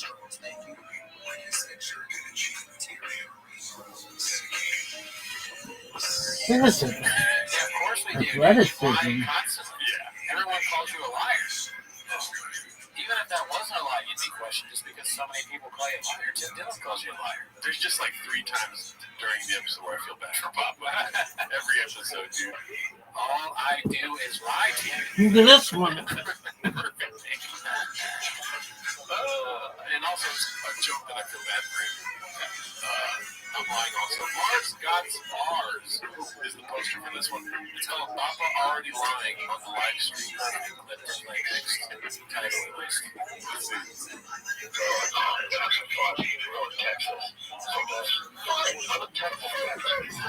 okay. I don't know. What happened? Oh, I think you must be. It's the only state where I started stand-up I've never not sold out to. Yeah. Everything else I do, I sell out to. And that's why I guess I'm not there. Yeah. So I always think there's going to be something new, even if it's but I'm like, all right, but what's this? Listen, I'll still give it a Netflix, but all right. So I don't know. I think I believe him because The fuck is Wawa? What he's saying is that when he first started saying it, that's a very important thing that he's saying in that clip. Yeah, I mean that's possible. I don't know. Possible.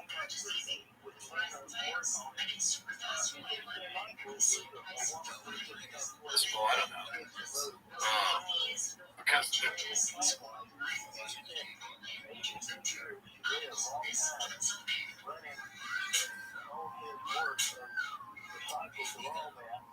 no chance now, right? There's a guy that counts how many times I say I don't know. So he does?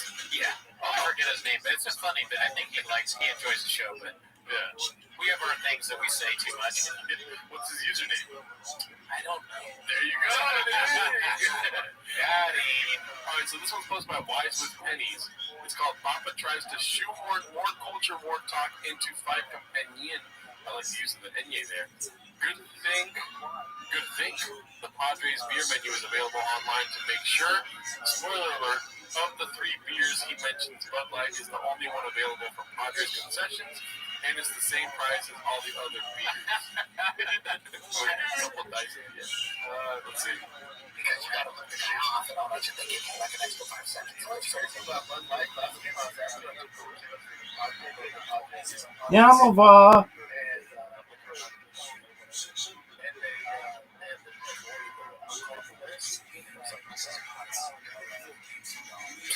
Why does he always say Modelo? And alcohol. He's just botching words. Just make the story shorter, and you won't have this problem. You go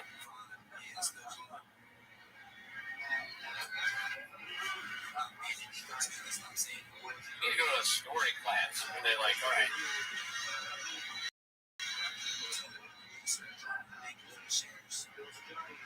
Let's get to the point quicker. Stop name dropping. Stop name, yeah. Don't say Mexican. Don't talk about it.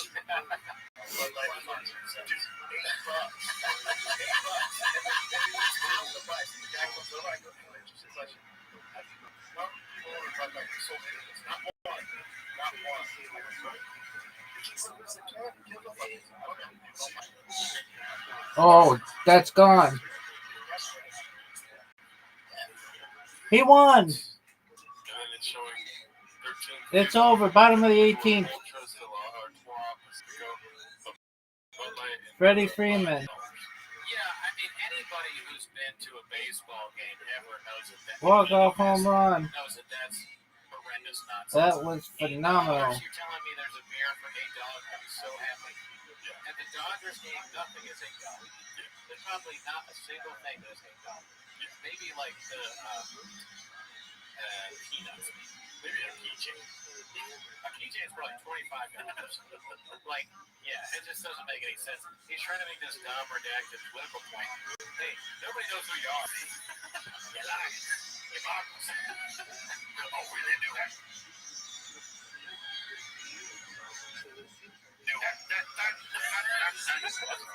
Yeah.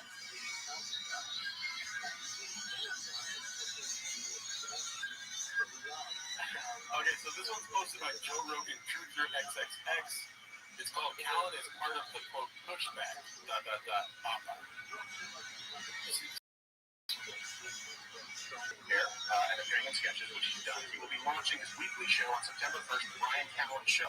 But Mugler will also be producing Brian Callen's next stand-up comedy special. More on that in a minute.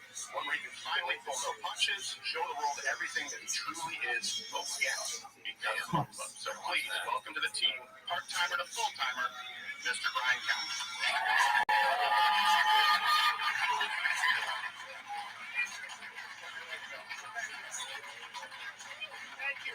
Thank you, my fellow Americans. Thank you, Stephen. Let's get serious. There are a lot of bad ideas out there that have very real consequences for our democracy. It is no longer safe to speak the truth. It is no longer safe to even question the edicts handed down from the establishment gangs. The gatekeepers today will crush you financially. They will censor you. There's no way this is real. Like, how are they not all in on the joke? I know they don't ever think about how they're viewed, or, like how they come off. How they come off. Yeah. This is so crazy. I want to see it again. That is perfect. There's a press conference. I'm confused. Like, what is this? Are they, when people join Crowder's show, they have like an NBA draft situation where it's like, congratulations, or you run at like a board meeting or something like a corporation. This is so lame. That makes sense. They will deplatform you, they will label you, they will vilify you. Scientology. Yeah. Go more specific. Brian Callen is David Miscavige of Book Club. He sounds like somebody at a sales meeting. Listen, people aren't going to want to buy Toho. All right? They're going to tell you, I don't want to wear flip-flops. Only morons wear flip-flops. Yeah. That's bullshit. We love flip-flops. If you wear flip-flops, we'll find a woman who would be in love with you in a second. Everybody was going to sell 25 to 50 flip-flops before 9 a.m. If you wear Toho, the people in charge don't want you to sell Toho. They'll tell you, hey, no one wants flip-flops. Flip-flops suck. They're uncomfortable, but they are just following their LGBTQ agenda.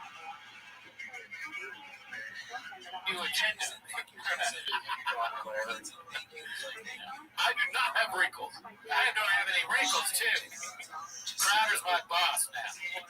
Weirder and more plentiful by the day. As I speak, you'll even be punished if you stand with traditional beliefs and values.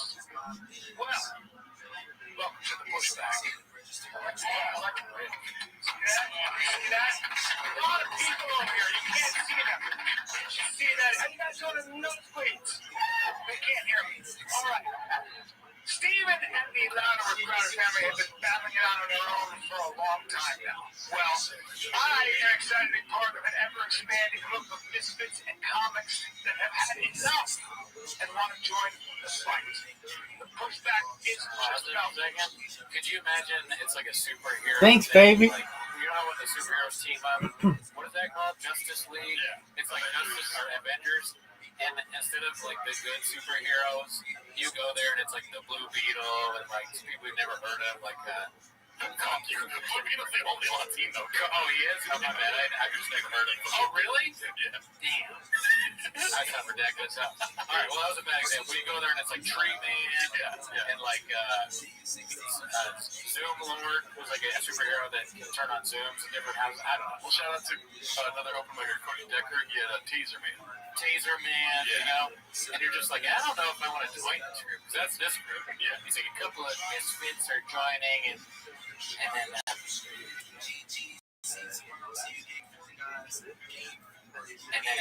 sort of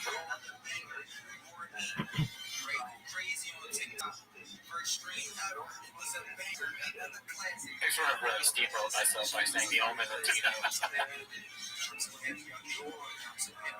One is bad. Hey, what is Blue Beetle? Nobody knows Blue Beetle is before. Yeah. What are his powers? He's a beetle. Okay, we'll go see Blue Beetle. So we don't want to be like, shut up. No, we'll not ask anything about anything Taco Bell.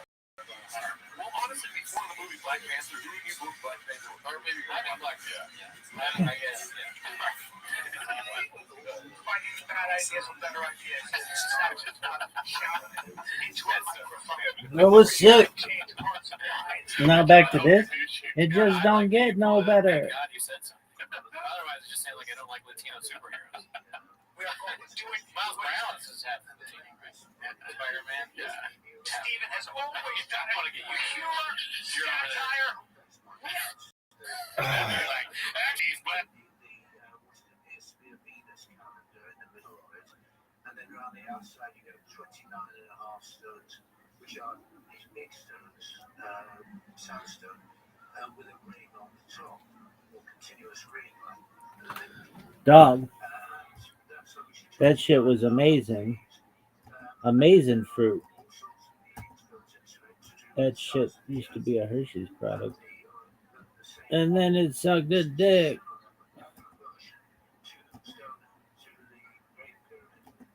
It's remarkable what they've done, Richard. Thank you for being on the program. Take care of yourself and let us know if your next project is done. We will be back in a moment on Coast to Coast AM. We'll take a walk on the paranormal. Walk on the paranormal side like a pimp.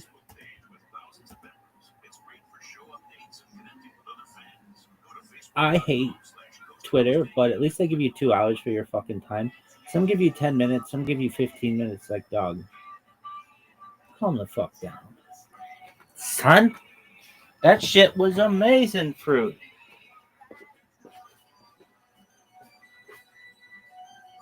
Is that the greatest baseball game you've ever seen? No, what was? Oh, it was like the 96 World Series game. 3? The one where Jim Laird's fucking... And then there was Aaron Boone's. That one was 6-2, but nothing like that Jim Laird's. Like, Jim Laird's... This is a name I haven't heard in a long time. That game... That was the best... Oh, actually, no. The 2016 World Series Game 7. That's the best baseball game of all time. No doubt. How about this one, though? This one's probably up there, but dude, Game 7 of the 2016 World Series, that shit was on the fire.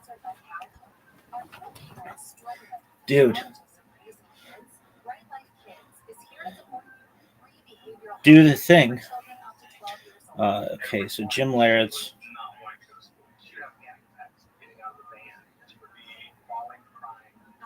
'96 home run.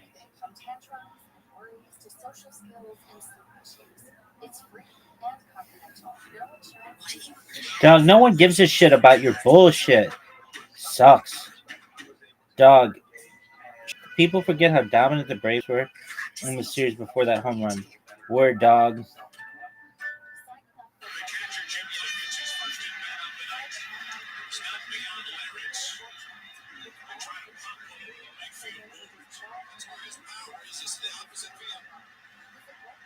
I just remember his stance.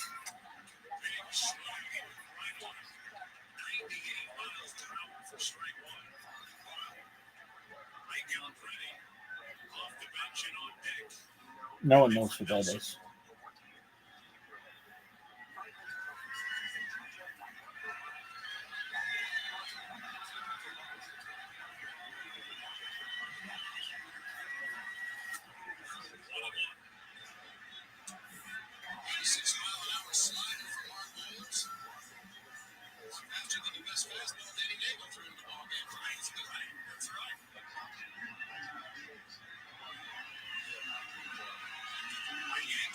Girardi, Tino Martinez.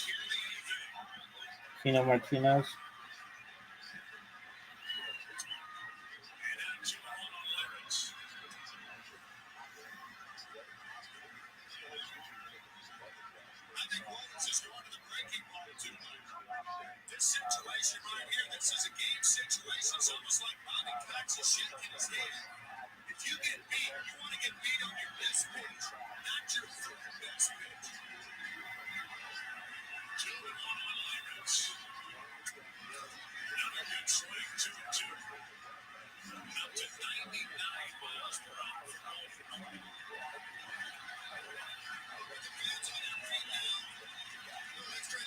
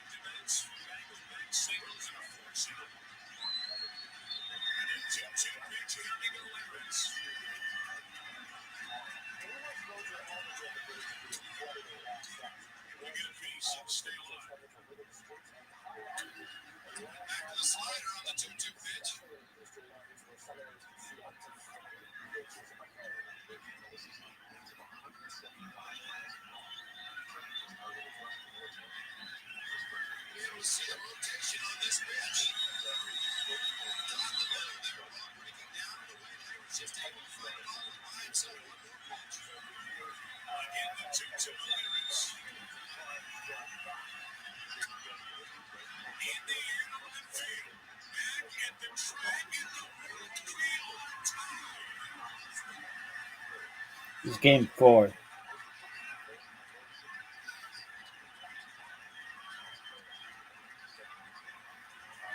That wasn't a game-winning home run.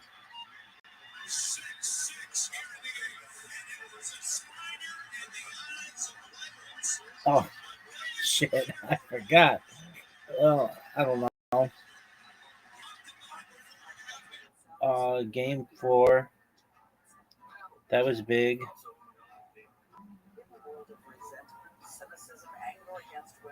Who hit the world?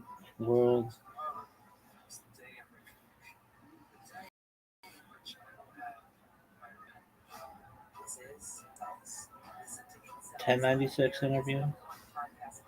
1996 interview.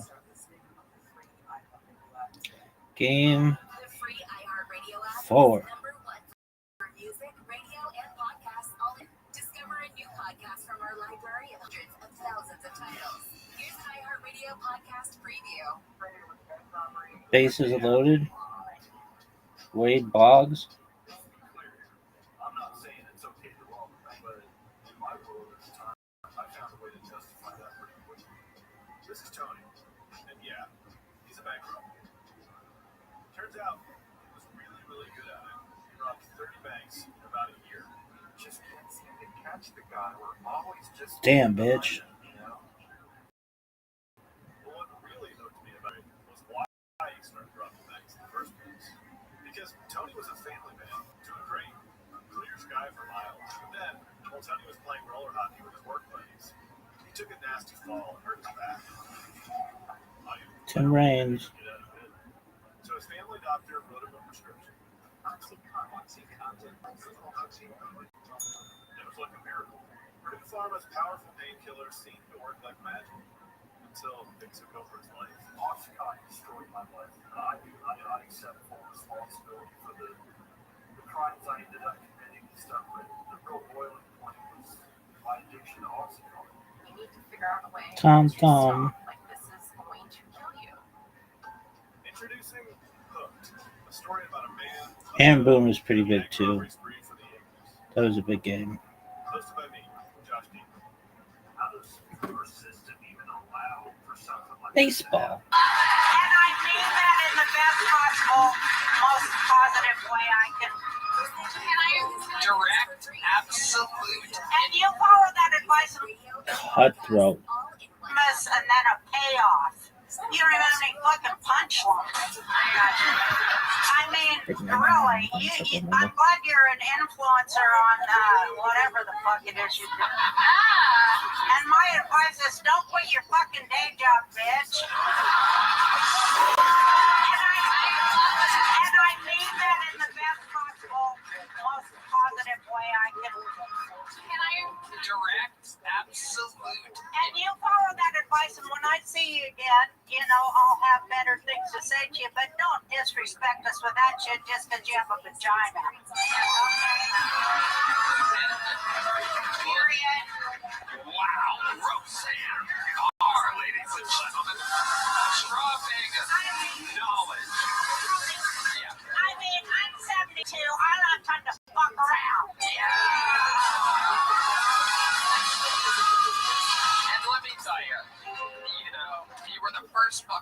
the night, this might seem like some tough medicine to take, but you are lucky enough to get to hear it from the true queen. And if you apply what she just told you to the rest of your life, sign up again, do better, no cards, and people will remember you forever. You could be a fucking legend. Who knows? And she can't open for me anymore. Fucking high. Now that I think about it, you're right. I was fucked up before. Now it's starting to come. So I have a lot of different perceptions. I mean, she breastfed me when I was a child. I'm fucked up, dude. I go wishy-washy. I'm bisexual. Give me a... Ashley, your jokes have been returned to you with a little joke book attached. Congratulations, you were the first bucket full of the night. Take the sage advice. Oh my God. Wow. Jesus Christ. The book attached. Congratulations, you were the first bucket full of the night. Take the sage advice. Oh my God. Wow. Jesus She handled it like a champ. Molly is out of control tonight. I mean, he's literally insane. Molly, we're trying to avoid lawsuits tonight, please. Just, if you could just try to maybe just 15% chill, Molly.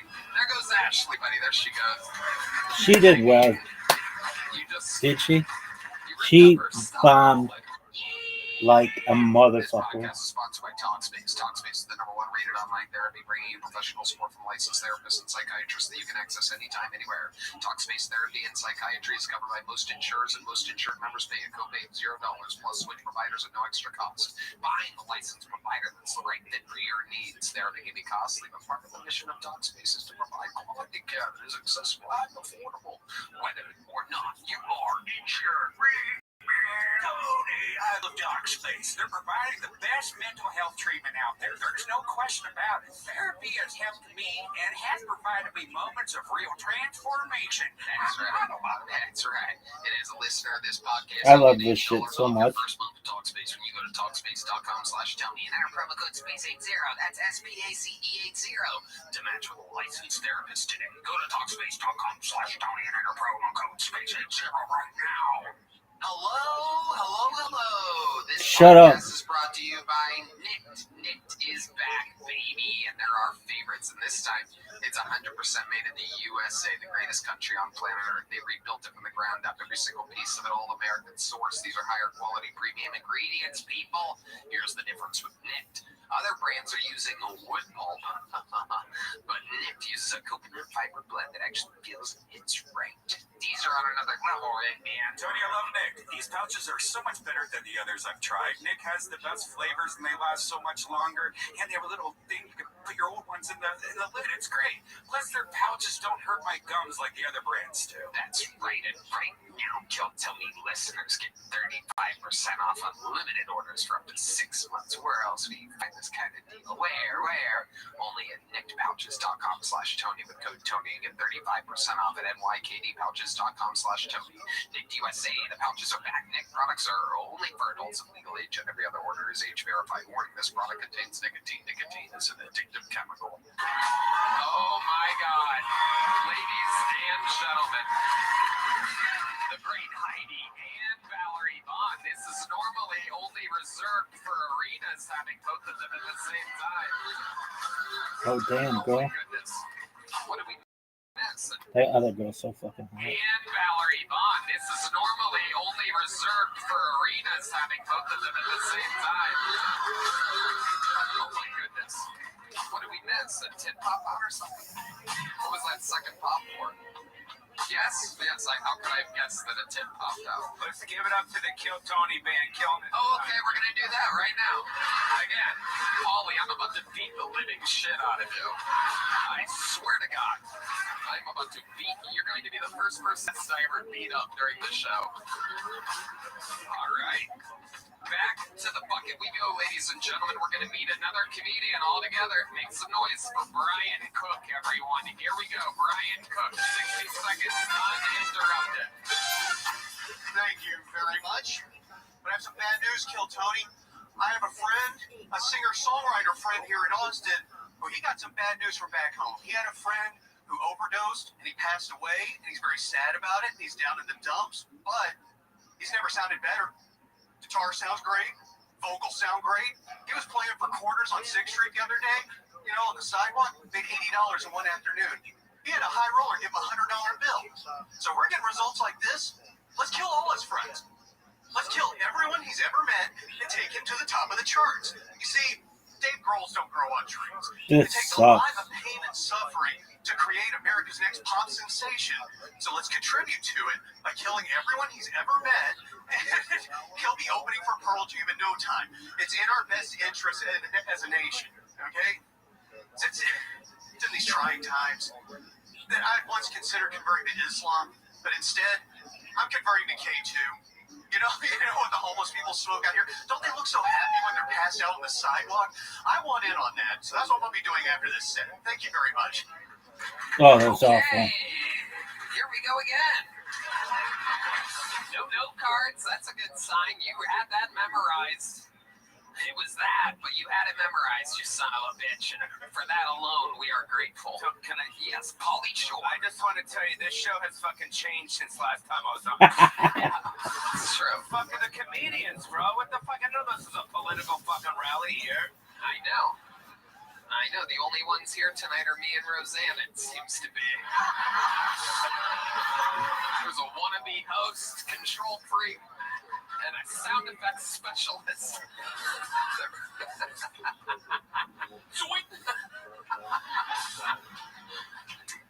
Brian, okay, talk about it, because you've been funny on this show before. I remember you. Yes. That was kind of a rough set.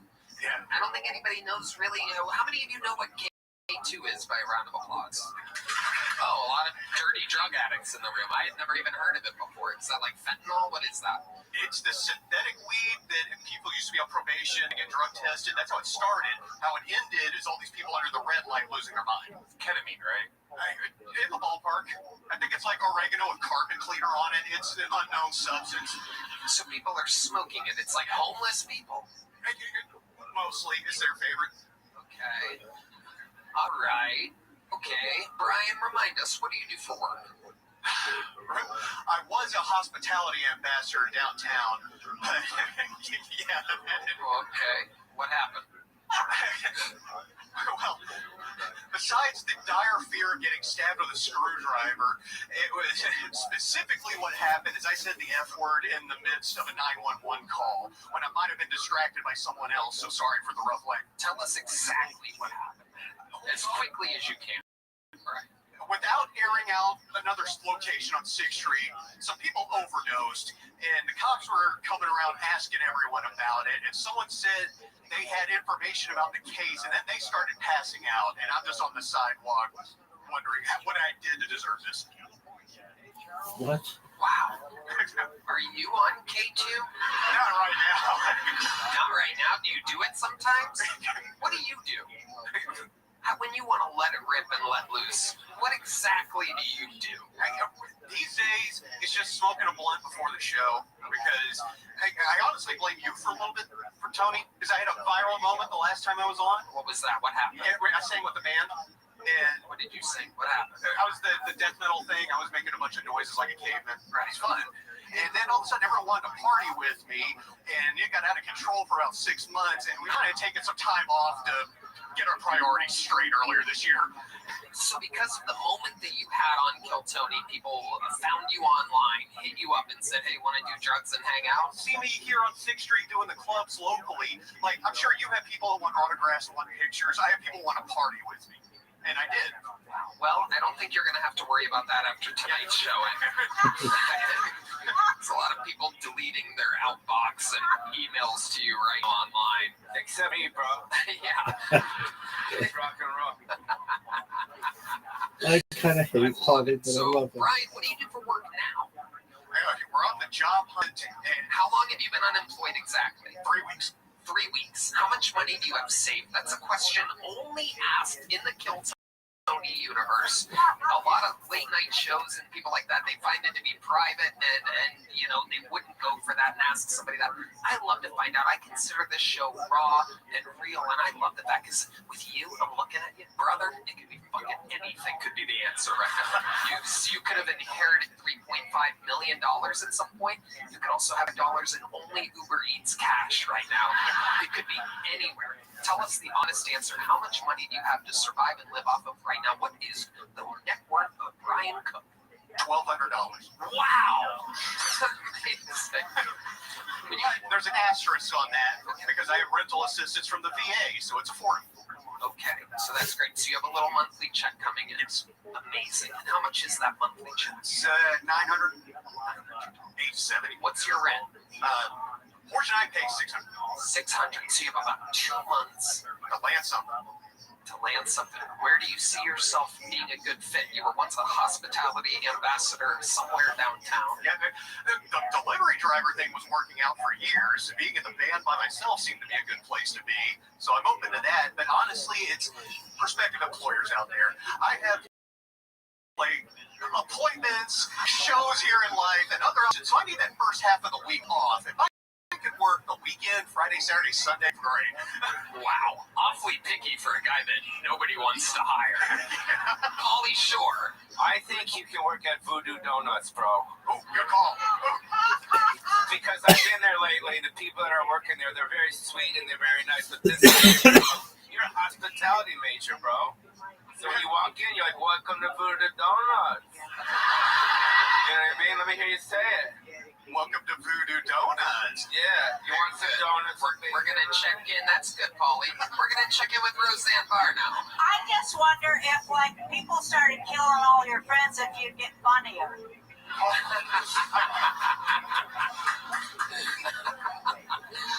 I love this. We got the real Roseanne. We got sober, awesome, alive Roseanne tonight. Sometimes, I'm going to be honest with you guys, sometimes the last few appearances may be a little bit too much pre-gaming up in the green room. Yeah, I got to stay away from the weed you got up there. That is true. You know, it does make me out of my mind, and I act like Pauly. So...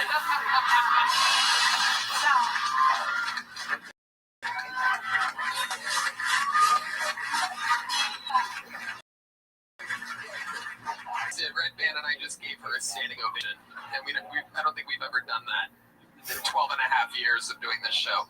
Almost 800 episodes. I don't think we've ever just given a guest a standing ovation. Why did you because why the fuck did you give me a standing ovation? I missed it, mother. I didn't see it. We hope that you find a way to make money. We're going to find out. We're going to get an update next time you're on. How often do you sign up for the show, Brian? It's been about every other week. Okay. Well, you'll get pulled again, and I expect a full update. $200. He's got about $400 coming in every month, and $600 rent. Follow it closely. That's Brian. Yeah, one's from the great Roseanne Barr. Advice. I think you should act like you are drugged up. And it goes with your material, because you're being made doing this funky material, but I think you could pull it off if you act like you were really effed up, you know what I mean? Yeah. I absolutely agree with the great Roseanne Barr. Ladies and gentlemen. I do the lucky duck. I get minutes in perpetuity. All right, there he goes. Brian Cook, everybody. Wow, we're having fun here tonight. Some wacky bucket pulls and icons and legend feedback. This is about as much fun as it gets for me. Okay, we know this next bucket pull, ladies and gentlemen. She show a few times before, and them is a comedian here in Texas. Make some noise for Phoenix Provocateur, ladies and gentlemen. I love Phoenix Provocateur. Shit, I just got back from Dallas, popping my pussy everywhere I can. My dad would be so proud. And yes, I know my dad. He literally calls me every other birthday. I actually just turned 29 a few weeks ago, believe it or not. Yeah, it's noise. Yes. I couldn't decide whether I wanted to have a pool or just drink my pool. It was just a lot, but I think I'll be okay. My beauty feels like it's still on an incline, or at least the hormones are still doing their job, if you know what I mean? And second dick is great for your jawline, if you know that. If you didn't know. I actually just broke a nail giving a hand job in the butt.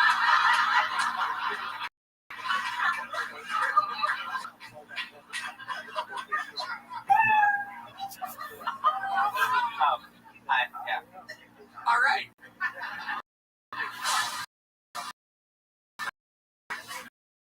I must have missed the cough. Paulie thought he was dying for there. Paulie, you okay? When she coughed, came in my pants. I love it. One more time for Phoenix, everybody. Phoenix, welcome, show. You know, a lot of Texans might be confused when they see you. Meanwhile, you know yourself better than the last two peers. You're the only person to get any audible volume of laughter from the audience through your sessions, and welcome back. How's life been going for you, Phoenix? Pretty good. Been trying to stay booked and busy. Perfect. Remind us, the viewers in our esteemed panel, how long you've been doing stand-up. It's been almost 3 years now. 3 years. And all of it, you are a trans woman. And always were. Yes. Right. Well, I transitioned medically about 3 years ago as well. Maybe a little bit before I did comedy, but I've been socially transitioning since I was probably like 14. Right. And medical means hormones. Right. And how are those affecting you? Is it still the same? Anything new? I find it so interesting. Are you like feeling more like a woman every day? Or are you starting to get to like school? These levels, they have to be tapped. You just keep taking stuff. Turns out it's not always good for everybody's brain. But you seem to have a good handle on yourself. You seem very present. You always have. You don't own any guns, right? A rifle? No. Perfect. Great. Tell us about it. The hormones make me feel soft, for one. And they keep me sane, really, because I don't know what I mean, I would look like this no matter what the case was, like whether it was about being a woman or whatever. I'd just be that bitch walking down the street, being my own person. So they kind of just helped me with the things, I guess, fill out my aesthetic. That's the main thing. Titties, nice skin. Yeah, that's about it. Amazing. And remind us, what do you do for work again? I feel like you asked me this question a lot, but my main thing for work is the stage. I only work on stage. What do you do on stage? Drag, stand-up, dancing, choreography, makeup, anything. You have a steady boyfriend? I do. How long you been with this guy? It'll be 6 years at the end of the year. Wow, look at that. A steady relationship. If I remember, the guy People that have their own came from like vaginas and Pennsylvania or penises something and to stuff help. can't even figure it out. Meanwhile, a complex character like you, a 6-year relationship, having fun, being an artist, you make enough money to live comfortably? Or are you pulling a little Brian Cook out there, surviving off a foot of beer street wars a month? It's the last kid. Hey, I make decent enough money to be comfortable, but I'm not super expensive. Like, this is a $7 dress, so yeah. What does the boyfriend do for work? He's a crane operator. Oh, wow. Okay, yes. It's coming back to me now. I remember the jokes that I made last time. There's a lot of good crane operating jokes when the girlfriend in the relationship probably, I'm guessing, has a huge cock. Am I right? Yeah. Yes, of course. Sure. You are tall. How tall are you without heels or whatever? Yeah. It's to bend over in front of you.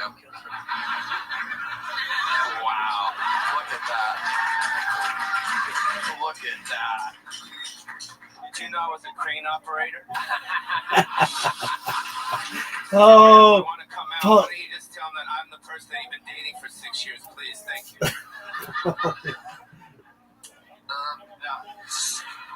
Phoenix. I haven't been paid to say it. I love it. Phoenix, how has stand-up been going for you? Did you find yourself getting better, having more fun? Take us through your 3-year process here.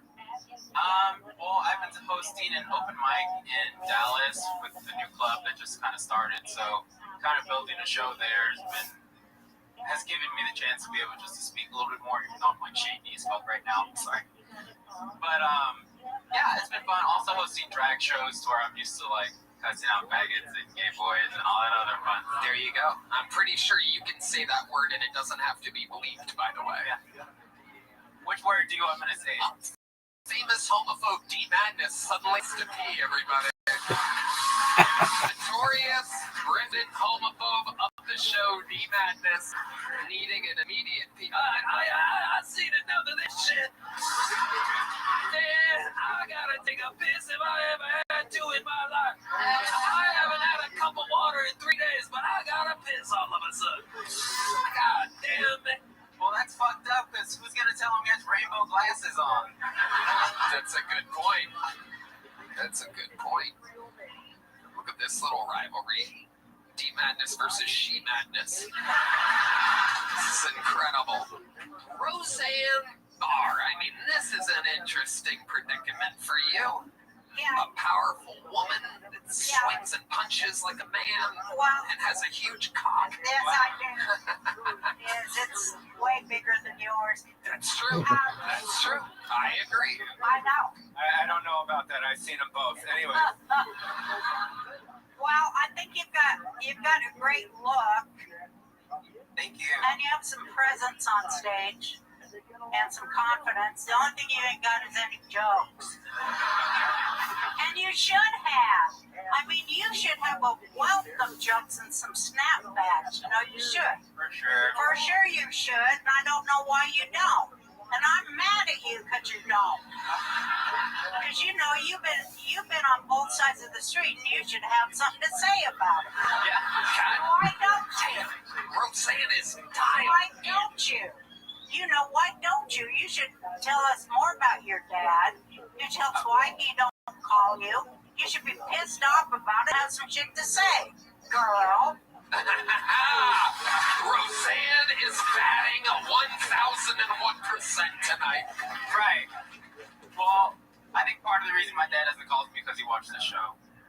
He watches the show religiously, so he's be like, I don't want any relation. Hey, hold on a second. Was your dad a fan of the show before you started coming on it? Yeah. Did you know he was a fan before you started signing up? I didn't. He called me like a week before, like my episode came out the first time, and I was like, oh, well, by the way, I'm gonna be on that show next week, and then my episode dropped. Did he not know about your life and everything? No, that's the whole every other birthday thing. Oh. Yeah. I mean, he's probably gonna call me. Look at that sneeze, kids. That is athleticism at its finest. But yeah. Well, what do you want to say? Bottom of the 18th sneeze. This is yours. Where's my key? Play some music. Go to camera. Lipstick on your Where's the red? Well, I guess it's blue tonight. That little blue light over there. You see that? Yeah. Dad. I'm sorry, every time you see me, I just get gayer and gayer.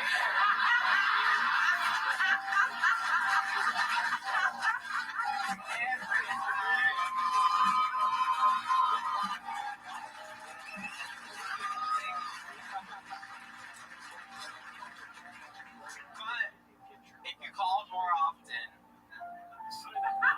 you wouldn't be surprised to know that I'm growing titties and I keep my dick tucked between my fucking hands. Again, Roseanne Barr with all 3 bucket pools is more of a pharmacist than a comedian tonight. She is giving the exact dose of advice that everybody needs, and she's bringing this out in people. Phoenix, that's a perfect response to your father who's watching out there. How does it make you feel before I let you go? Because, you know, you people... I just want to ask you, because I feel like America and maybe the world needs to hear it. How does it make you feel, all the recent, oh boy, it's just one of those moments where I know I'm inside of a viral clip. How does it make you feel, all the school shootings and crime and assassinations? Because it's kind of like, you know, the trans started getting big and popular, and people were starting to get accepting, and then all of a sudden just pop, pop, pop. And it's like kind of, bad luck for you people, which is crazy because you people had a bad look for many decades, and then all of a sudden we started coming around, and now it's like, we were worried about what's down there, and now we're kind of worried about what's up here. How does this all make you feel? Like, I know that when I find out that an assassin isn't a fucking, when you find out what they are, I'm kind of like, oh, please don't be a this, right? So I'd imagine for you, when you find out it's one of us, kind of sucks, right? I mean, but that's how I feel about white people in general. When you say your people, do you mean boys, girls, blacks, tall people? What exactly do you mean? The niggers, Okay. Again, I'm pretty sure she can say it. I wasn't done. Yeah. She's just talking about what's in her underwear right now, by the way. Well. And to answer your question, I love the free advertising, even if it comes from a fat Cheeto. I missed it there. The free advertising, because you asked about how I feel about the attention, about everything. It's free advertising for me because most people don't know a trans person, and then I walk around the corner, and lucky for them, I'm the first one. Can we just ask what your dead name is? That's a good question, probably. My dead name? Yeah. Philip. Oh, Philip, bro. Philip, that makes sense. Yeah, I can see that. PH. Yeah. Okay. You have a picture of Philip? Philip and feet? No, I don't have pictures of that. What do you think? She has that fucking old headshot or something on her? So PH is in Phoenix, and pH levels are one thing that you'll never have to worry about as a woman. That's actually not my dead name. Oh. My dead name is Byron. Oh, okay. Wow. Yeah, heard to say it.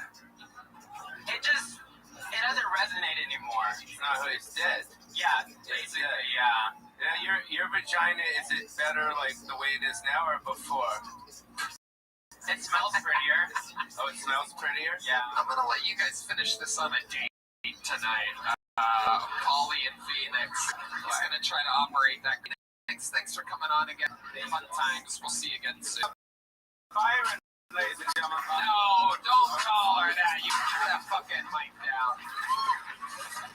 Beautiful. Phoenix provider speaking directly to her father tonight. Look at the lovely height. His new podcast, Love on the Line, is out. Blue Chew and ZipRecruiter. Hello, this podcast is by Quo. Let's talk about something every business owner knows too well. Missed calls. It's like watching money fly straight in your competitors' hands. That's why today's episode is brought to you by Quo, formerly Open Phone System, built for 2025, not with over 3,000 reviews on G2.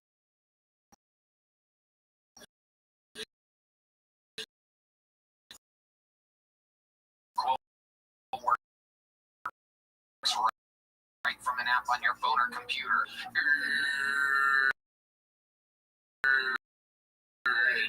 On calls that text like a shared inbox, meaning log calls, write summaries, and even sets up the next steps. And hey, you can't answer the phone? Quo's AI agent can, qualifying leads, routing calls to the right person, and making sure no customer is ever left hanging, even after hours. Quo's got your back. That's why over 90,000 businesses are already run on Quo, from solo operators to growing teams. Who helps businesses stay connected and professional. Quo is offering our listeners 20% off your first 6 months at Quo.com/GilTony. That's QUO.com/GilTony. You can even keep your existing number for free.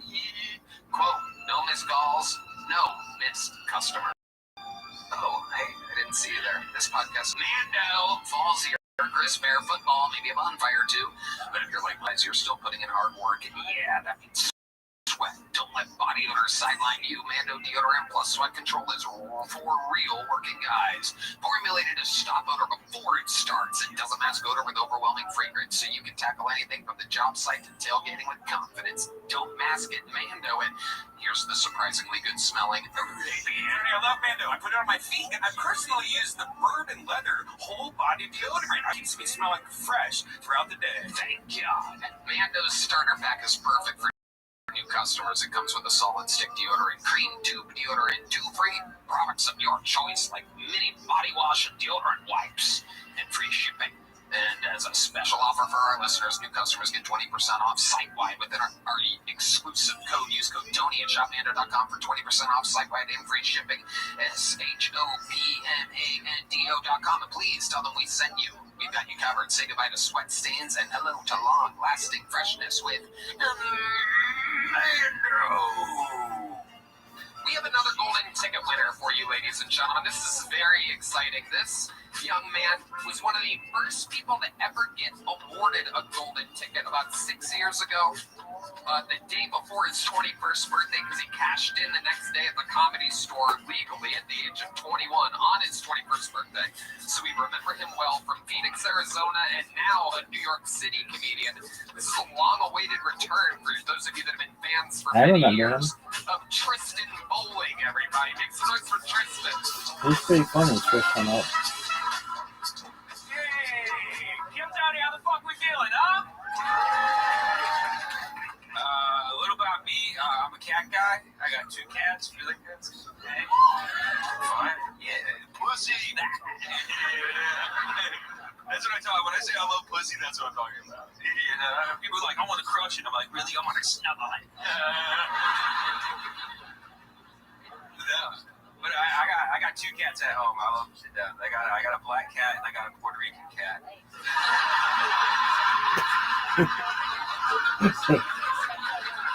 Oh, that's funny. I know she's Puerto Rican. All right. She rolls her R's when she meows. I mean, like, Tiny, what do you do? And she looks at me like,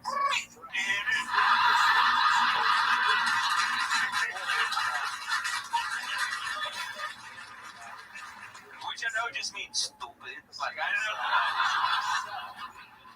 But she's got long nails and she's prone to violence. I posted me doing that joke on the internet, and one of the comments asked me, what makes your other cat black?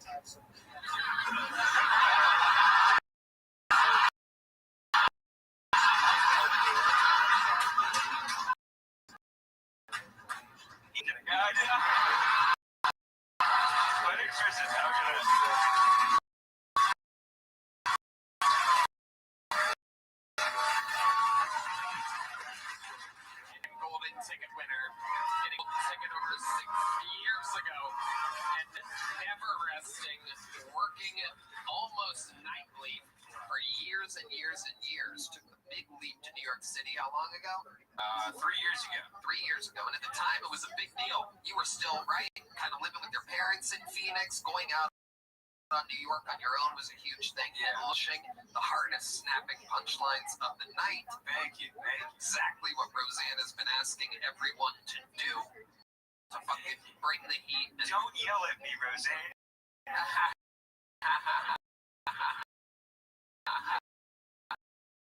Please don't yell at me. Watch your show a lot. I'm gonna say that's how we do it. Yeah. Absolutely amazing, Tristan. So update us with your life. We haven't gotten to see you in a while. How's everything going? Everything's going tight, dude. Me and actually like last Monday, Septi Madness. Oh, look who's back for the straight man. This motherfucker put his penis in a vagina or not? All right, I'll go back out.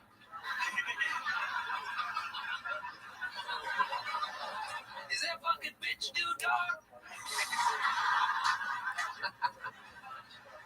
Tell us more, Tristan. No, last Monday, me and my chick celebrated 4 years of being together. Which is great. D-Madness just breathed a sigh of relief, verbally, by the way. D-Madness, he ain't gonna survive re-election, though, dude. I'm fucking a dude next. Whoa. Oh, there he goes. Has to pee again. My bad. No, I love pussy. It's fun. Hell yeah. So Tristan, tell us more. How's comedy been going? What's happening out in New York City? It's been going good, dude. I've just been hanging out at I hang out at the stand a lot. See a lot of weird people coming through there. Just a lot of people getting fucked up, dude. So I saw a chick piss in the hallway. To do with the dick, but with a chick, there was bonkers to see. How exactly did she do that? Is that pants, a skirt against the wall? How does that happen? It was pants against like sitting. It was pretty impressive because she was doing like a perfect squat. No, not against the wall. Against the wall. Oh, like a perfect like how you do it in like middle school and shit like that. Wow, 90-degree angle. 90-degree. That's hard to hold for. I know. Her ass was fantastic. Would be like, "Excuse me, miss, you're pissing," and she's like, "Can you give me a second?" Wow, they were walking in on her. Yeah, she's like, the audacity. Stop me. Yeah, we'll get fucked up. That's a real thing. Yeah, but it's been fun visiting here in Austin. Everyone's been trying to get me to move here, which is, I know. I'm like, I've been talking to my friends. They're like, "This is my house. It's beautiful." I'm like, "How much do you pay for it?" They're like, 35 cents. Yeah. And I'm like, fuck, I live in a shoebox for so much money. 2,900 for like less than 1,000 square feet. Wow. Yeah, it's fun. It's fun. Why not move here then? There's no state tax. It's a country, so if you go on the road, it's perfect. Do you know what? I know you have Parkinson's. I'm seeing your right hand. Dude, literally, I watched my last interview last time, and I did the arm wiggle thing, and I need to stop it. Yeah. Stationary. Strong, step fast. I'm headstrong, ready to take you on. Take on everyone. No, yeah, this arm is gonna wiggle 1 fucking inch now. No, it's been good, Tony. No, I definitely, I love the smell of underground piss. That's one thing keeping me in New York. We got that here. There's a little 3-block people talk about. Dude, that is a malicious, but that's fucking terrifying, dude. No, the New York homeless, they like, you walk past someone, they're like, "I like your smile, God bless." And you'd be like, "Thank you, sir," but here they'd be like, "I'm ready." Yeah. It's funny. I think it's like a thing wherever you're on home field. Like, I like our eat, but when I'm in New York, that's where I got eat your teeth people. Yeah. But they're not saying eat your teeth, they're saying something else, and they seem aggressive. It's funny, New Yorkers come here, they're like, "Oh, you're homeless." Like, what? I know exactly what 2 comedy clubs they bounce back and forth from by them acknowledging the homeless, which is here and 2 blocks that way. Yeah, very true. Whereas in New York, they're over many miles of literally absolute fucking insanity. It's more spread out, so we get to know our homeless, dude. We got a guy, shout out Stinkfoot. I love him. He walks around, he's just smelling, and you'll go away, and you're like, "Fuck, did Stinkfoot die?" But then he cleaned up. You're like, "Fuck yeah, you got shoes!" Motherfucking Stinkfoot with the new shoes. Tristan, the new shoes. You have always been one of the more impressive features of the show, and again, tonight you prove that people working hard, having experience, utilizing their credit from the show and position, and you've taken that golden ticket, you took it to New York with you, and you just keep getting better. It's amazing to watch your growth. Again, he won it the day before his 21st birthday in Phoenix, and then literally cashed in on the show the next day in LA on his 21st. So it's amazing to see.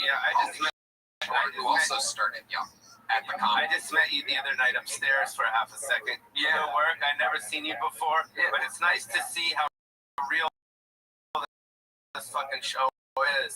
How people are really doing it. This guy really started here. This isn't fake. This is some real shit. You guys are good.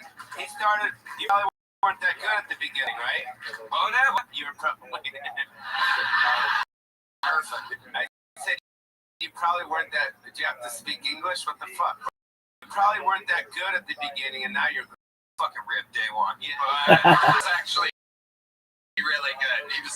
I fucking ripped day one. Much back where you were a treat. So you go back 6 years. I think he was like one of the first 5 ever people to win it.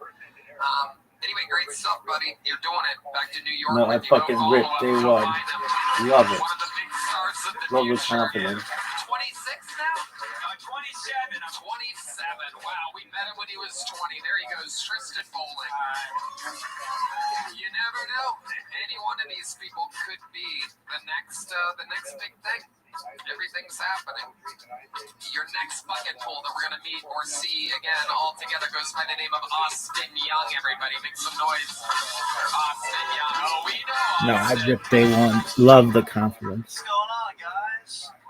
So I've been living in Texas now for a while. I love living in Texas. My dad's a big fan that I live here, and he really wants me done. And here's the thing, and it's not for like political or moral reasons. It's just I like to keep a gun in the house for the same reason I like to keep ice cream there. You know, I like to keep temptation away. All right, because sometimes I get sad and I have no self-control, so I don't need that in my life.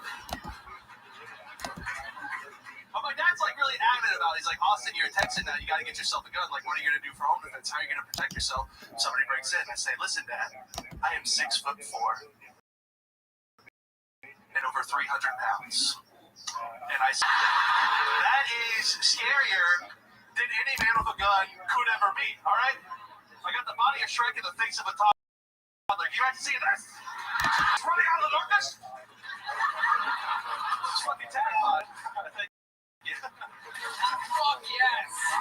Boom. Momentum has found this episode. Austin Young absolutely crushing with exactly a minute. Unbelievable stuff. Funny about you. Honest to you. No one here would want to walk in on in the middle of the night. That is scarier than a gun. Has anything like that ever happened? You ever have any home invaders or anything? No, the bumps in the night or nothing like that. No. They probably hear your snoring and they're like, "Oh, there's 10 lions in there right now. We should probably go rob another apartment." Yeah, I have really bad sleep apnea. I bet you do. It's horrible. I can't even fucking imagine. Tell us about that. Do you even fall all the way asleep all the way? Every night. It's really bad. Tell us more. Like, is it just kind of like... It's a health risk for sure. Have you talked to a doctor about this? Yeah, I had to get it because I'm a truck driver, so they wouldn't prescribe me. They wouldn't give me my medical card until I got the CPAP machine. Like, I had to get a sleep study, and they were like, "You probably like stop breathing 15 times a night," and I'm just like, "All right," you know. Wow. So your CPAP machine, is that like an extra strong one, or is it all normal? I don't understand how that works. I don't know, but Red Man's laughing at me like, "Oh, look who doesn't know about CPAP machines over here." Our senior CPAP correspondent, Brian Redman. I just asked him, how dare you laugh at my CPAP questions? What's the 3XL one? Like 3XL, different one? No, it's just my shirt size. No, it blows air like a son of a bitch for sure. That's absolutely. So Austin, remind us, what do you do for work? You're a truck driver still? I was a truck driver. I'm no longer a truck driver. I actually work at Sunset Strip. Oh, well. What's it like working for Brian Redman? He's just like the coolest guy ever. You know, he's just like, wow. Do you guys share CPAP machines sometimes? You guys a little nap at work together? Just fucking hook up and pass out? Yeah, we swap nasal guards. I love it. What do you do for fun, Austin? For fun, you know, go to Barton Springs. That's pretty fun. Yeah, it's my favorite spot. Yeah. Do you do cannonballs and freak everybody out? Yeah, I do that. It's pretty fun. It's nice. It's a dope spot. These allergies affecting you at all? I've been hit by the allergies the last couple days. Nah, I'm good. I'm not a bitch. Wow, look at that. Amazing. I'm going to have to remind myself of what a bitch I am when I lay my head on my pillow and don't have to strap a unit to myself. You fucking taking time up. Jesus in Christ. All right. Okay. You'll never believe who wants me to ask you this, but I have one question. Do you have a girlfriend? I do not. Why not? Why not? Yeah. I don't know. You think I try my fucking hardest, Tony. When you say you try your hardest, what does that mean exactly? I mean, I'll ask a lady out, and then it just kind of, I don't know, I just get really nervous and I bring up January 6th, and then that's about it. Oh, yeah. That's about it.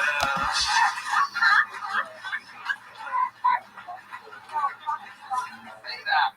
You're so fucking funny. Oh, I thank you. swear, you are. Oh, thank you.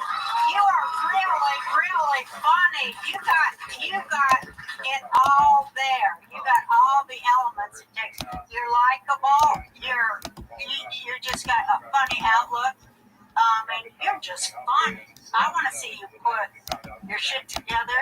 And I think you're gonna kill. I really think you got it. You got it going on. Yeah, you are a star. Pauly Shore. You kind of remind me like a baby. A Gabriel Iglesias. No, he's so likable. I love your smile. It's beautiful. Don't ever change your smile. I never will. Yeah, it's beautiful. Can I squeeze your tits? Yeah, of course. You really are. You really are a star. It's incredible. Yeah, I'm hard as hell. You're like John Too Much Candy. You're like soon-to-be gone Belushi. You can call me fat in the most creative ways. It's not easy. I get a lot of practice with the great red man here. Yes, Roseanne. Did you ever try to go on a diet at all? Great question. I just want to hear what you're doing. Yeah, here and there. I used to be bigger. I was like 420, blaze it. He starts dieting. That's how big I was, yeah. He starts dieting sometimes, and then he gets nervous and brings up January 6th. No, but I mean, do you want to lose weight? Or? Of course. Try it. What stops you? Eating disorder? I don't know. General sadness, I guess. General sadness sounds like some type of military leader. What's your favorite sandwich? Corned beef hash. Wow. Just take note. That answer came in. We're getting word. It came in 0.02 seconds, ladies and gentlemen. Unbelievable.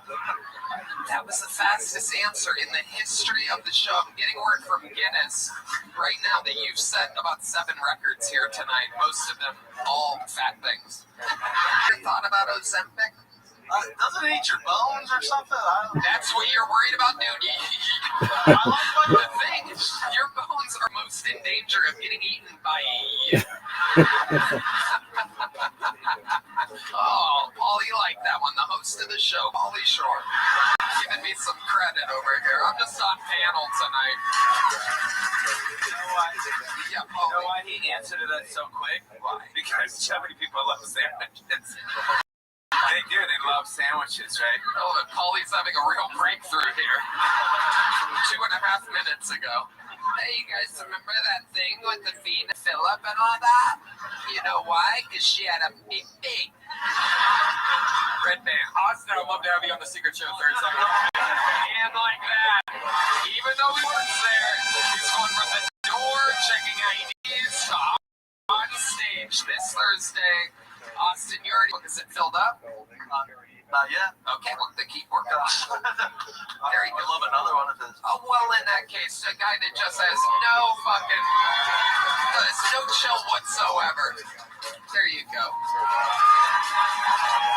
A true star, Austin Young, ladies and gentlemen.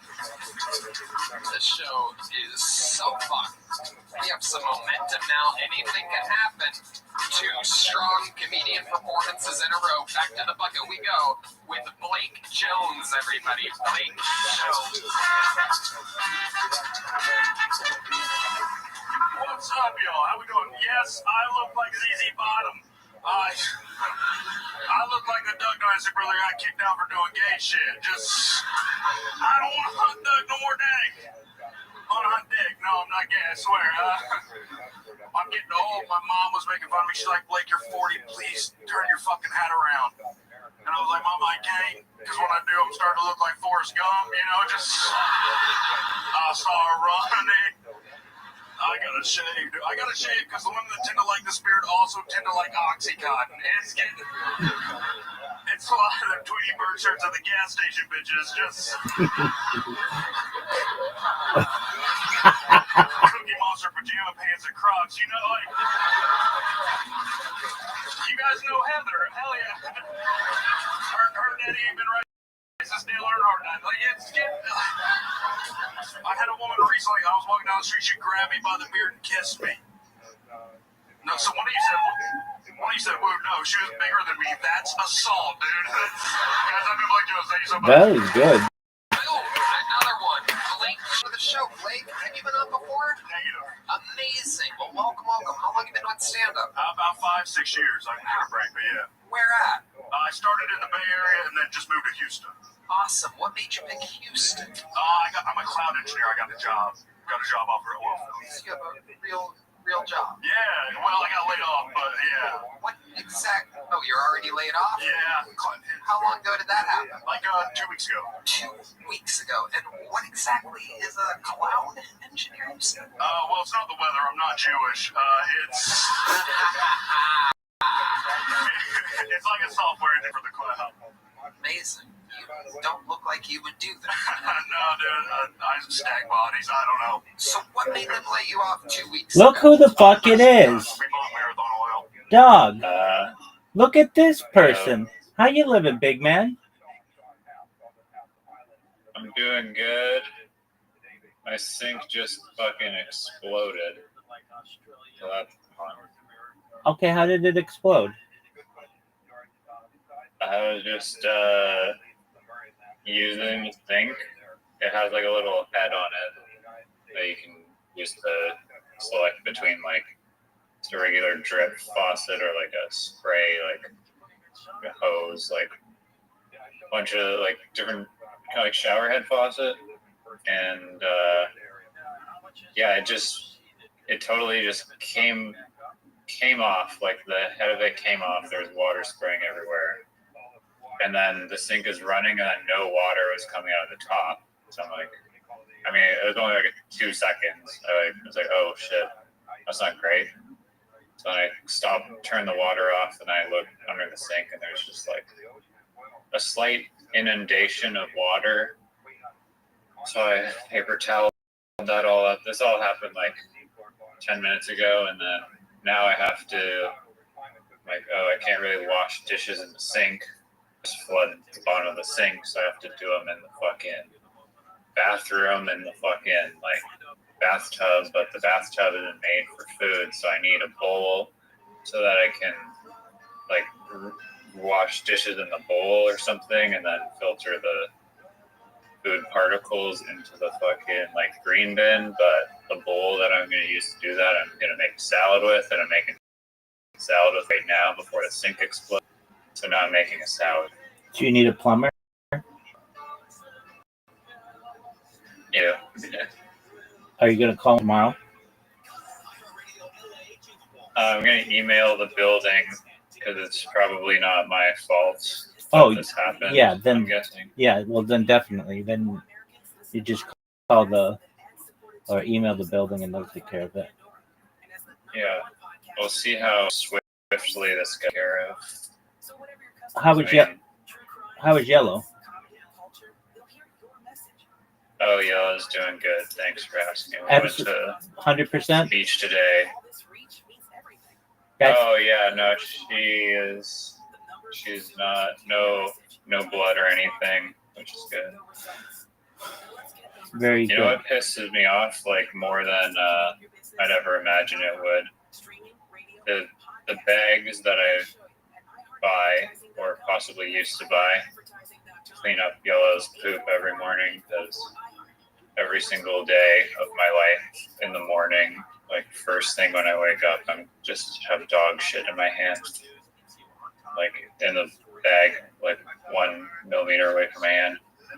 And the bag that I would use to clean up the dog shit, they were for the longest time just like rectangular bags. But for some fucking reason they did like some update to the bag, and they gave I think oh, now that I think of it, it's probably a shrinkflation type of deal,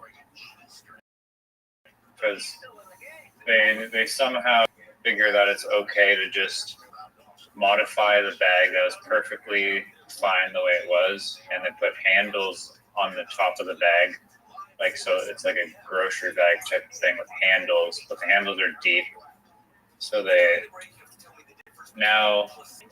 just, I don't like the handled bag. It's really annoying. It's like there's less volume for you to grasp the actual shit. No one wants to just like carry the open bag of shit with like by the handles. Like I always tie that shit in a knot. So look who it it's is. just really disappointing.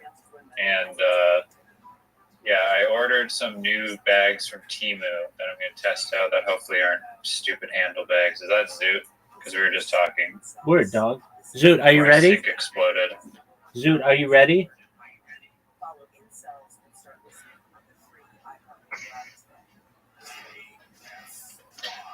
I'm trying to make $1 billion. Okay, well, no one gives a flying fuck about that right now. Are you ready to lose? Oh yeah, there's mini golf, right? It's the theme. It's the fucking Halloween theme. Wait. I guarantee you, if I could find a way that we could all make $1 billion, we'd all be doing it right now. Okay. Riza, how do we make $1 billion? Oh, there's a bunch of ways. We just need Befriend Kanye West. Befriend Kanye West and start selling like Christian merch. I don't know. Yeah, well, Kanye West is not the greatest person to take money of us from him. Okay, were you guys aware that you had invitations? Also, Riser. I'm just making a salad now, so I need a few minutes, but we can pre-game with. Did you see the fucking LA Dodgers game? I was just gonna say, dog. Fuck yeah, 18 innings. I was just gonna say that to you, dog. Oh, good. I'm glad you were paying attention. I mean, that's crazy that you captured that historic moment live. Yes, I did. Good for you. Yes, I did, and it was wild, man. 18 innings. Freddie Freeman hit a home run in center field, and it was amazing. Yeah, dog. I was just gonna say, are you a Blue Jays fan? Honestly, I mean, on like a super vague, like high level, sure, but I'm not like a diehard fan by any stretch of the imagination.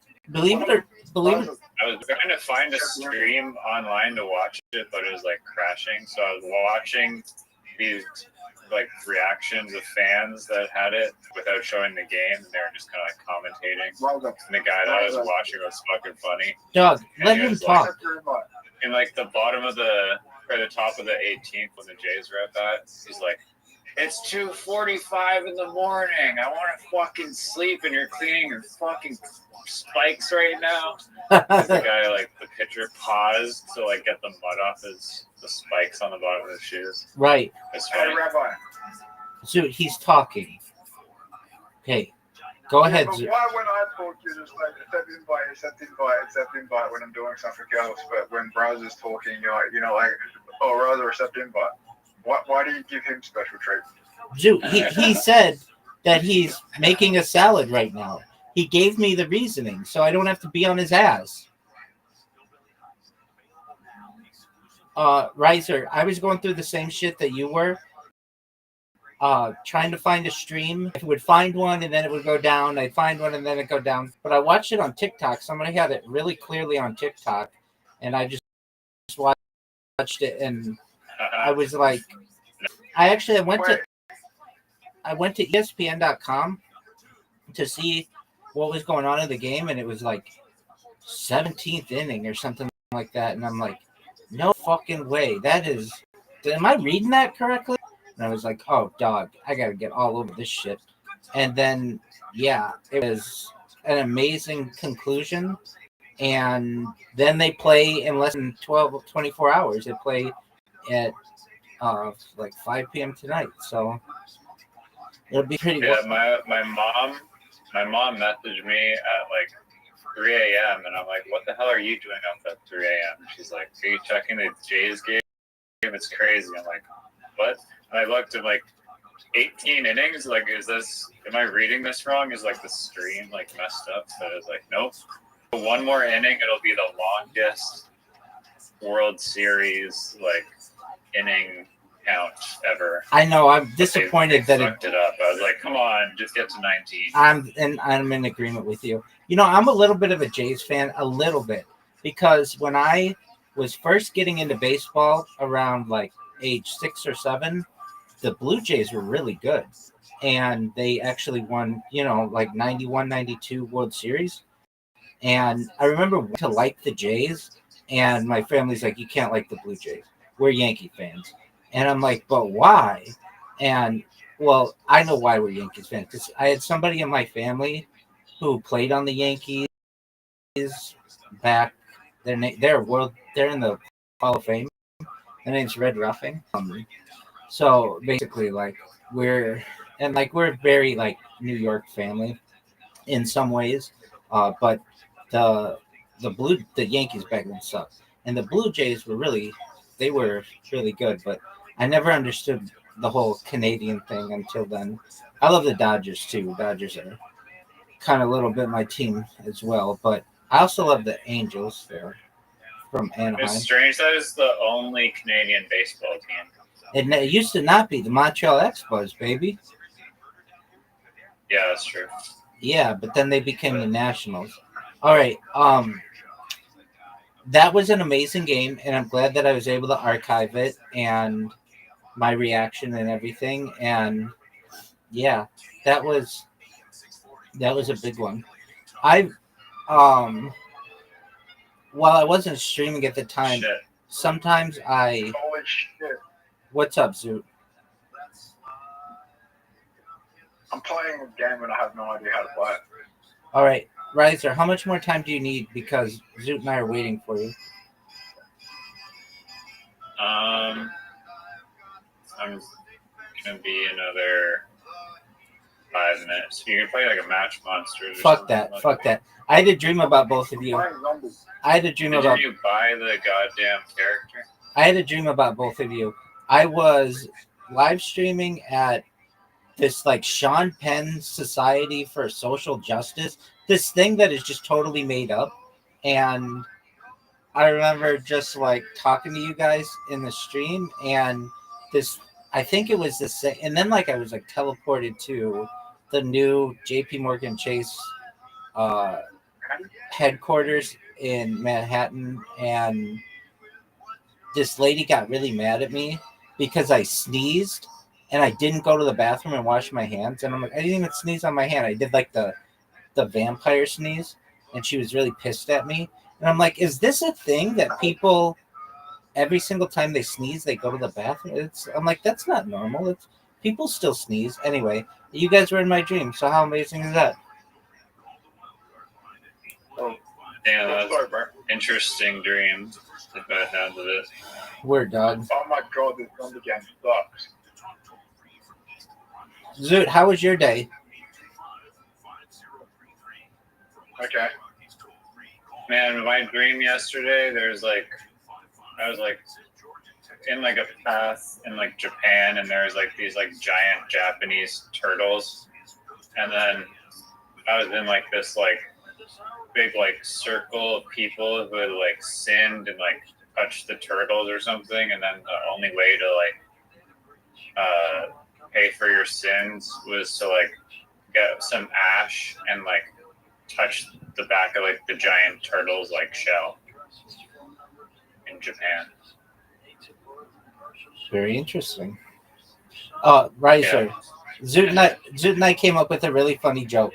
I think it's really funny. You ready for it? Sorry, Shit. It's really funny.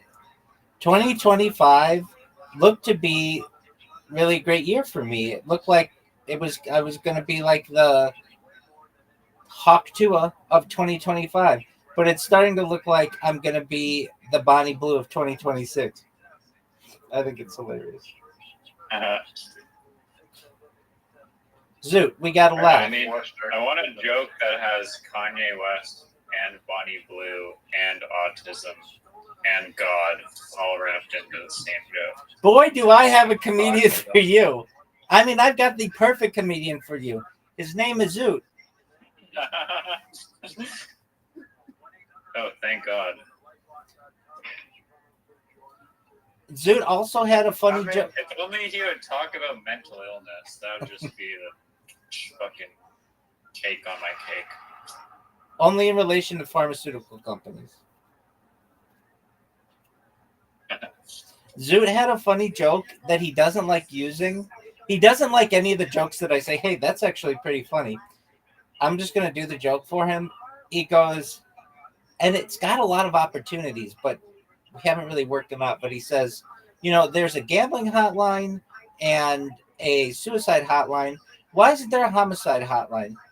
There's really a time where I need to call somebody when I'm about to kill a motherfucker. And I think that's a funny premise. Yeah, you told me about that one before. I like that one too. See, Zoot, do you see? You have funny jokes. The ones that you think are funny are ass. But the ones that you don't think are funny are actually pretty cute. I have a stand-up joke. I haven't performed it, but I was on like a rant about midgets and then exploring like midgets, and then I was like, oh, there's like little Indian ladies that like are full grown and they're like 4'11", right on the cuff of like being a midget, and like their whole life is just like being like 4 feet off the ground, which was like I was that high when I was like in grade 6, and all that midget talk goes to say like I'm a big advocate for leg extension technology, and if you're thinking to yourself, well, if you just extend the legs, it's going to be disproportional to the rest of the human body, and you'd be correct. And so that's why I'm a big advocate for spinal extension technology and arm extension technology. And if you're wondering to yourself, well, if the legs and torso and spine and arms are in proportion, what about the penis? And so that's why I'm a big advocate for penis extension technology. Thank you. I love it. You told me it the other day, and I loved it. So. Oh, I did tell you? Yeah, that's why I'm not laughing like, oh, blah, blah. I already told you what I thought of it. All right, Riser. You said 5 minutes 5 minutes ago. Where are we at now in the salad making process?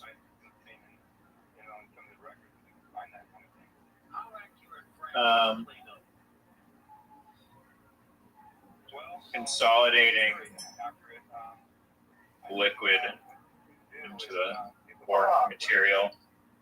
Okay. Right now. Zoot ran into an issue that he's never run into previously, which is he got a heckler a week ago Monday, and he did really well in recovering, and he got people to clap for him at the end, which was good.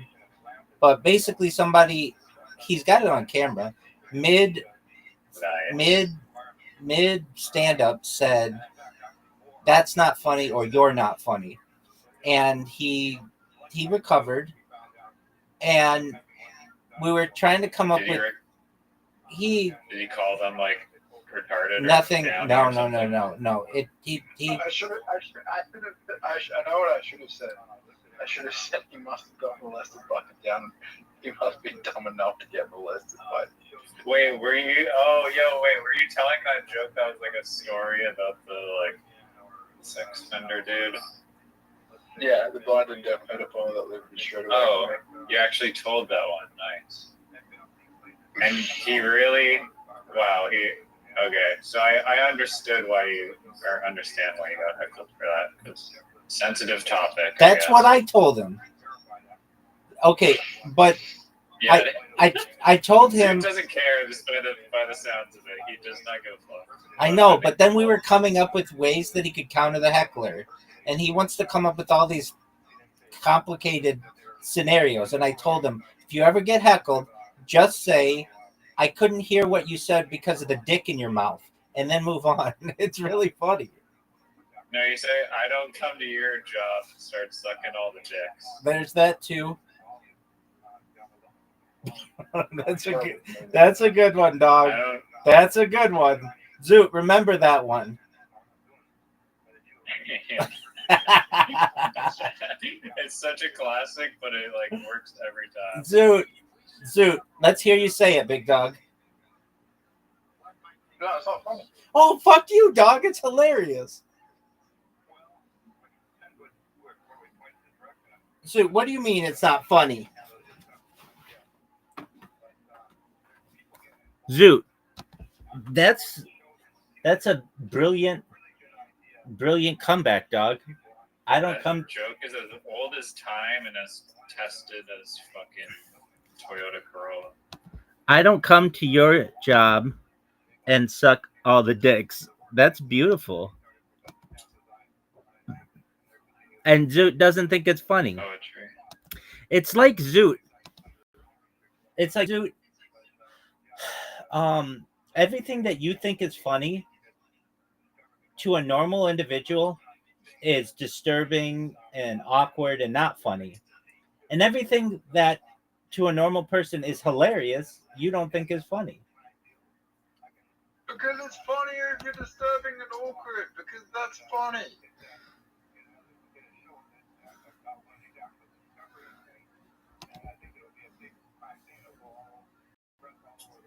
That's just I think as long as you fully lean into it and go all the way over the top, like don't give a fuck how offensive it is, you're good. But as soon as you like let up and like let people like feel offended by shit, it's not, you gotta commit fully.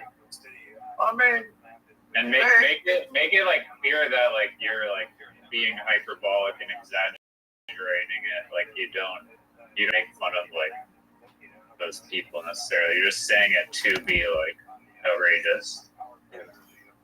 Yeah, well, I don't mean to offend people with Down syndrome. I'm just saying that if I'm gonna pick someone to be God, it would be someone with Down syndrome because it was easier to get into heaven. So Zoot had a really funny joke. Fair enough. Hold on, wait. This was a really funny joke that he came up with. This was all his joke. We just worked on the wording a little bit, and it was something. I'm really glad that God isn't autistic because it would be really difficult to get into heaven. There'd be a checklist for a long time. It would be really complicated. All the Pokemon cards. Right, exactly. Instead, I think it'd be really great if God had, because he just let everybody in. Kind of a cute joke. That's Zoot's joke. He's just telling me about it. I think it's good. Yeah. It could be expanded in different ways. That's a good little foundation. I agree. I don't get the whole aspect of the Pokemon cards. It's just kind of like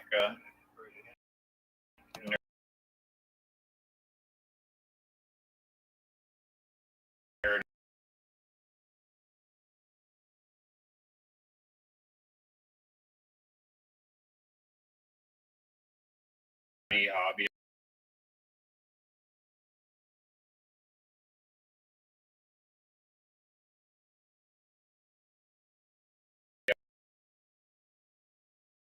I guess. Yeah, but it doesn't just. To me, nerdy and autism. There's another thing. Trains are a big one, though. turtles. I know that's Down syndrome. Anyway, Zoot did a really great job, and I'm really proud of him for Sorry, go. not letting the heckler get to him. And then he did an interview afterward, and he's famous on Instagram. Nice. You could also just sarcastically say thank you in that situation. He was like, "You're not funny." You'd be like, "Thank you very much," and then like fake sincerely Dude, say thank you. Dude, the I don't go to your job and suck all the dicks. That's brutal. Yeah, I mean, obviously, that's like the number one. Yeah, that's absolutely that takes it. So you've got to remember that one. Hey, I don't go to your job and suck all the dicks. At least in your back pocket, keep that there. Zoot, Ready to whip out like a spider web. Zoot, let's hear you hear it. Let's hear you say it.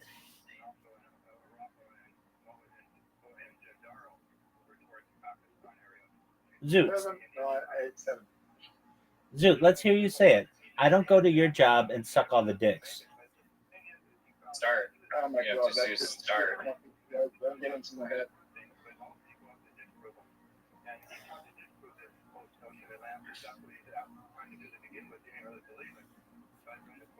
Anyway, it was a pleasure. Oh, dude.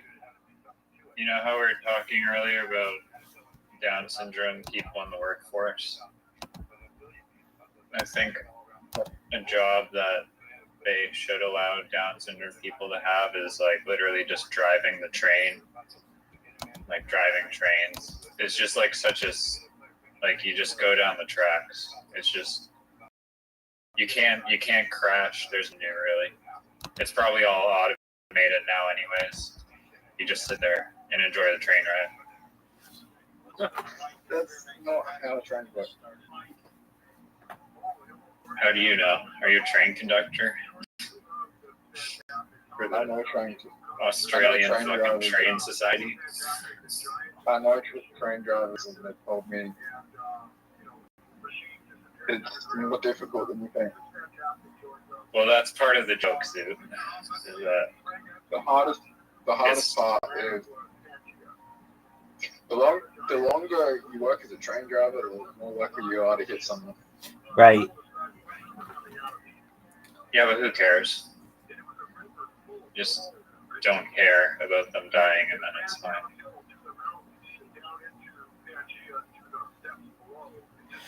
I mean, my friend if you have to clean it up.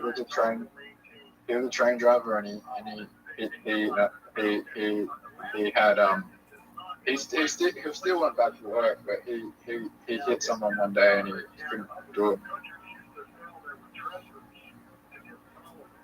Damn.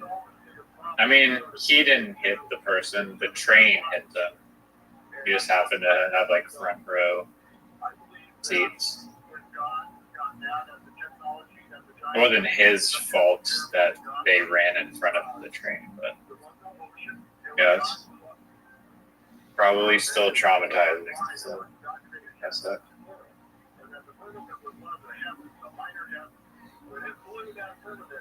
Oh, fuck. So, but I like how you're saying like, being a train conductor is not an easy job, and you're like, why? You're like, well, it's like every 20 years, some person will could run in front of your train and fucking kill themselves. That's the hardest part of it. Not like crazy math or something, calculation.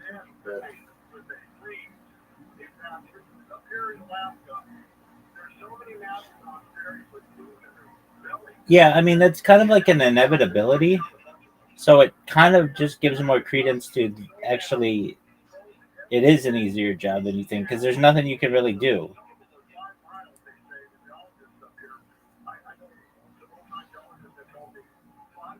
Just be prepared, I guess. I mean, maybe they could design trains so that they didn't, there was no possible way to get hurt by them. Have you been to A giant, like memory foam pad in the front. They have a thing. They have a thing that they've created like that. That is basically an airbag that deploys if somebody gets in front of the train, and it like picks them up and then just wraps them in an airbag. Yeah, there you go. Yeah, that already exists. I mean, it's pretty wild that like in like a subway or something, they don't have like even just like a simple railing that will like stop the stroller or something that would like pop up and then pop down when people are loading the train. It's just free air to just walk straight into death. No guardrail. What up? Guardrails for road, but not. What up, Zoot? Who's an artist you can't separate the art from? I can separate the art from all the artists, even Hitler. Even Hitler? Yeah, I mean, people shit on Hitler's art, but if you've really looked at it, it's not that bad. It does need some geometric alignment, but I mean, you can tell he was a serious art student. That's probably the reason we had World War. I mean, I don't know about that, but Do you think Hitler was because he couldn't paint? Do you think Hitler is as bad as the history books say though?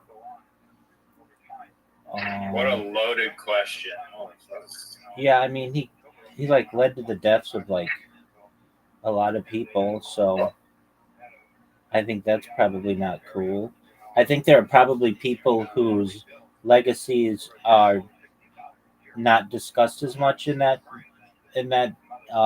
debate, though. Particularly people like Mao Zedong and Joseph Stalin. Arguably, like 40 million died under Stalin, and perhaps 80 million died under Mao Zedong. You know what I heard? That there's like a road in Russia called the Road of Bones, and there were 14 million people that died building that highway, and they're all people like Russia who the communists or whatever the hell government it was that were like they didn't like free thinkers, and they sent them to like these death camps to build this fucking road in the middle of nowhere. Do you think Hitler was that? What do you think? But you don't care about that one. You think that did some good things in his life? I think everyone on Earth has done good things. He had a dog, and he actually got rid of. He was like the first person to implement animal abuse laws Right. to make it so that you couldn't abuse animals. That's cool.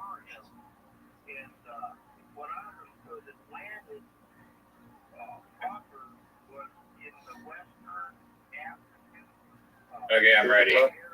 I'm ready for this fucking mini golf game. All right, you have an invitation. Fuck, I'm on 4%. Goddamn. Dude, charge your fucking phone. No, it's okay. It's okay. Don't worry. I'll swap to another club. Okay, Riser, you have a fucking invitation.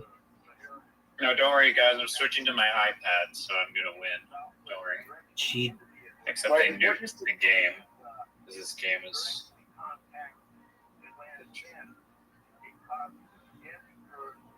I got some good news. What's your good news, Zoot? Oh, you're gonna say it in a second. All right, well, where is Riser? He's jerking himself off raw, and there's no doubt about that. All right, here we go, folks.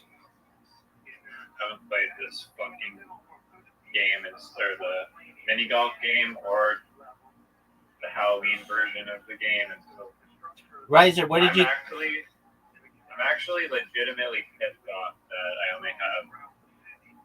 I mean, possibly that's the only opportunity to play this stuff. I mean, what do you want me to do about it? Zoot, you're up. Zoot, you're up, dog.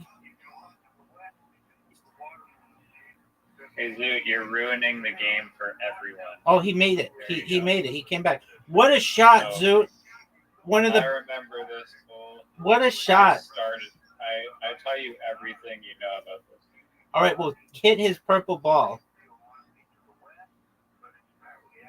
Are you fucking serious? Oh, not enough juice. Why would you do that?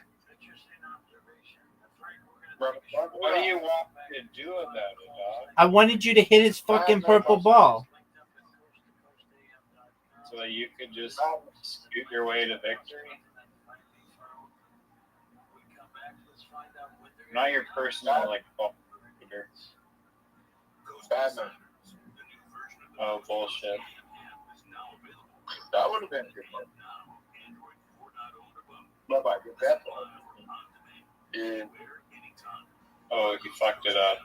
Zoot, you could win. Oh, Zoot's... If I actually don't fuck this up. Zoot's definitely winning.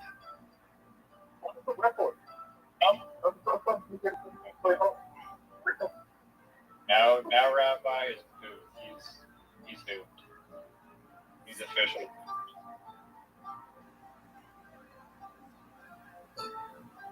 I can still get it in. Oh yeah, I kind of have to make this.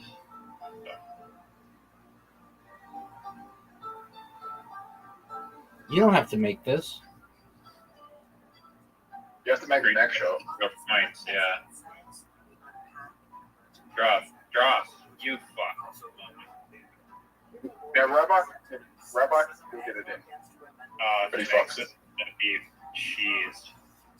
Oh, he fucked it up. Blundered. Okay. So Rabbi scores 0, Zinto scores 2. I had to come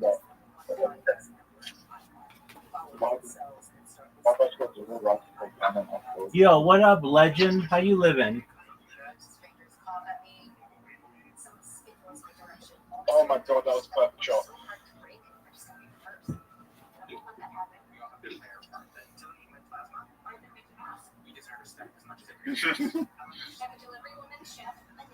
Riser, you didn't even notice how many people we had in the Discord, like total. Last time you were here, I don't think we had 2,000 people yet. What is this bullshit?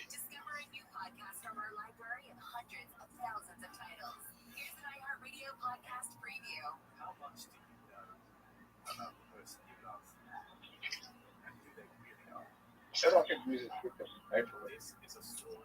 What the fuck was that, dude? You got fucked.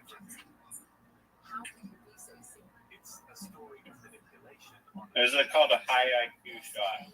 No, it's not. Oh.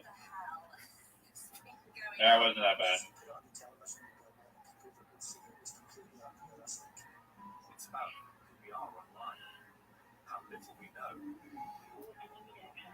Rise, are you ready to get your digital ID? For what? I don't know. You guys are fucking like a part of the. To use Facebook? Yes. Part of the British Crown, and that's like the big thing in England now.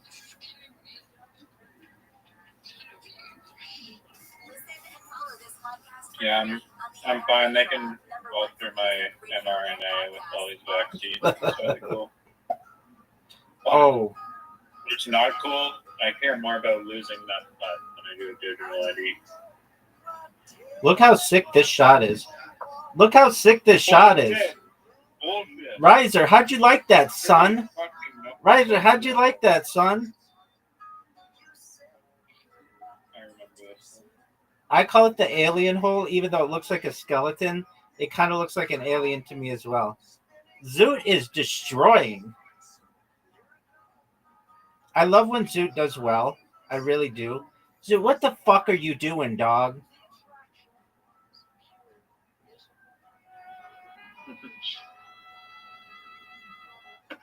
Oh, that was pretty high IQ.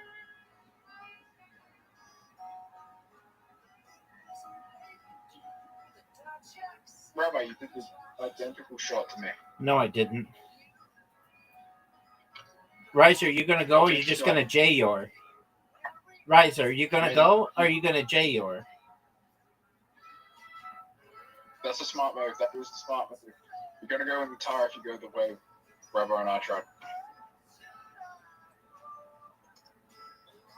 That's a fucking dumb move. I'll tell you why it's a dumb move. Because I can just do this. Get him, Zoot.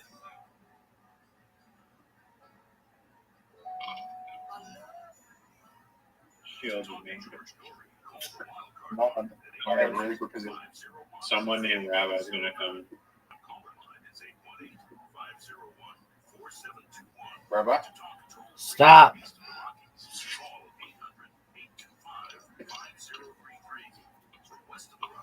Terrible move by Rabbi. I think it was one of the best shots in the history of humankind. I'll show you why it's a terrible move. Dude, I want to see why it's a terrible move, baby.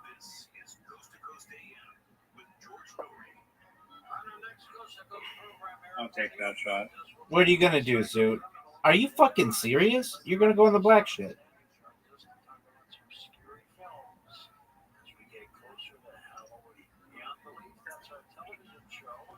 You played yourself, Zoot. Congrats.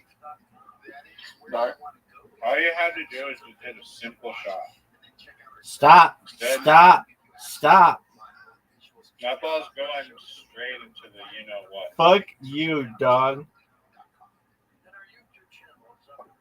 Are you serious? And you made it?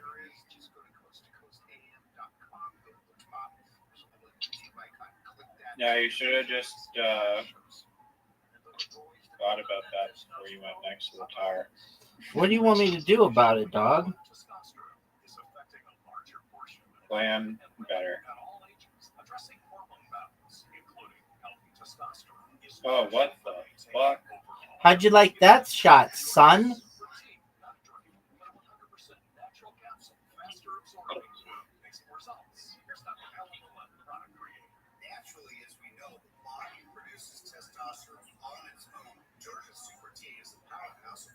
We've got to get Zoot.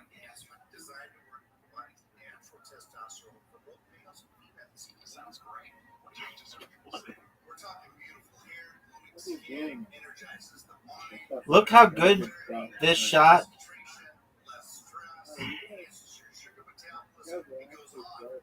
Zoot, no one can hear you.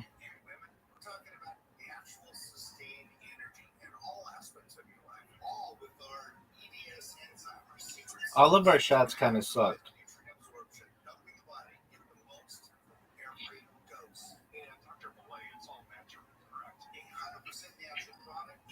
Zoot kind of fucked me, I feel. Get around him. I'll take that shot. Now you guys just fuck. Yeah, no. What are you going to do, Riser? That shot's terrible. One of the worst shots I've ever seen in the history of humankind. Are you fucking serious? What are you doing, Zoot? Oh, Zoot fucked me. Oh, fuck.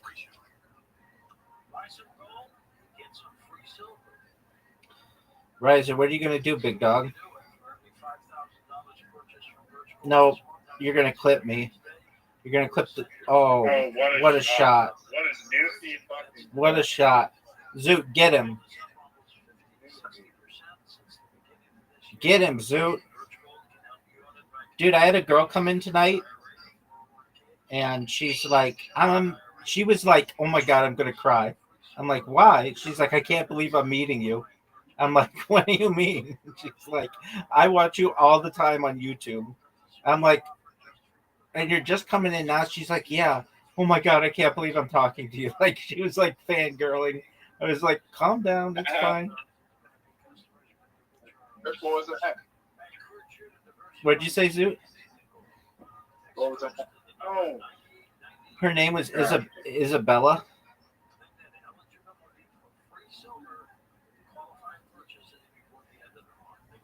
Riser, what the fuck kind of shot was that? Riser, you ready for some newfie shit?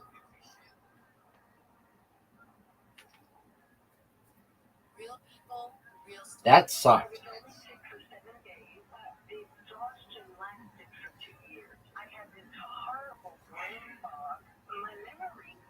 Thank you, Riser, for the help.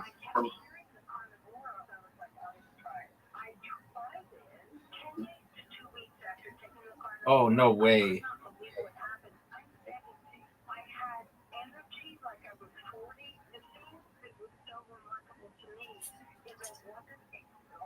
Riser, make it. Did Right. you and Isabella talk about anything? Yeah. I gave her my spiel, and then she didn't know she could watch me at different angles. But I'm like, so you just watch me? She's like, yeah, I like just always having content. Like I always like that there's somebody there, and it doesn't make me feel alone. And I was like, oh, that's amazing. Thank you. She was, I feel like not the first. I've had some girls who fangirled a little bit. This one girl, like 3 years ago, was like, she had this, she was like in a, she was like, she had this breathing issue. And so she could not be like in the normal, she was like in a hospital because of a breathing issue. And she used to watch me a lot. And then this other girl from NorCal used to watch me a lot. But usually now, like I get the people who come in here, so I get to know them. But there's something interesting when somebody's like, I've been watching you for a long time, and I've just never come in and talked with you. I'm like, oh, okay, that's tight. What am I gonna Do do? you know how long? No. And I asked her how she found out about me, and she said a friend told her. And she was very nice, though. And then I had some other people come in, and so I started talking to them, and I stopped talking to her. Zoo, what the fuck was that, dog?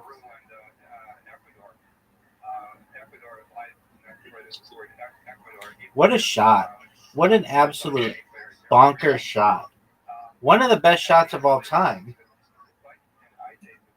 Riser could make this shot, and it would be one of the greatest shots we've ever seen, folks. Riser, that was amazing.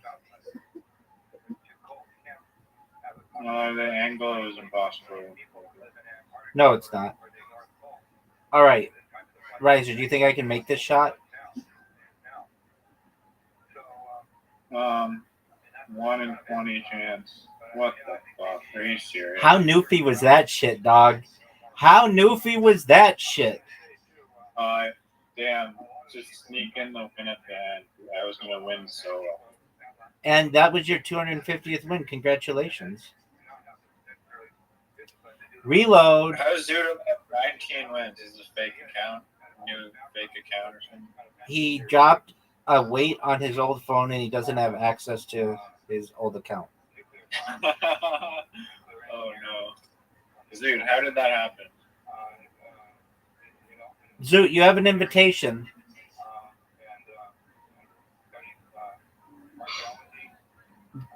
There you go, big dog. Yo, Zoot, why aren't you talking?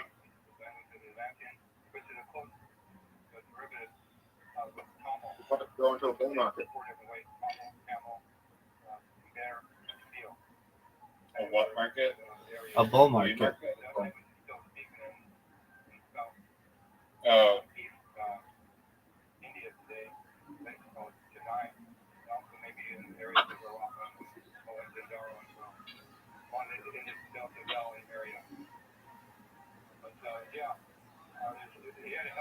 There's been another girl who's been in here a lot, so you may meet her. Her name is Puppy GF. She's an e-girl. She comes in a few times a day, and we met through the e-girl world server, and she's very nice. And she's a furry, so she does all kinds of dressing up like animals.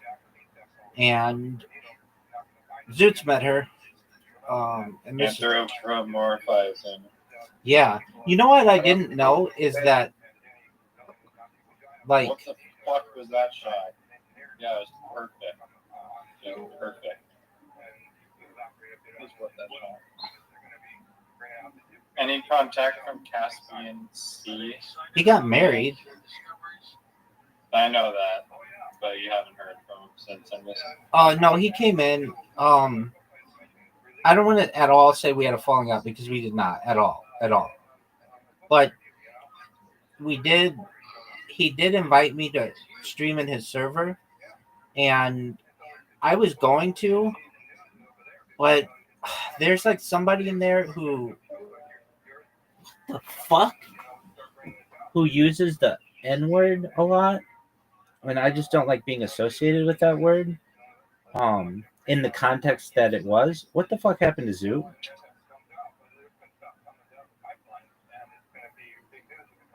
Bull market. Oh, of course.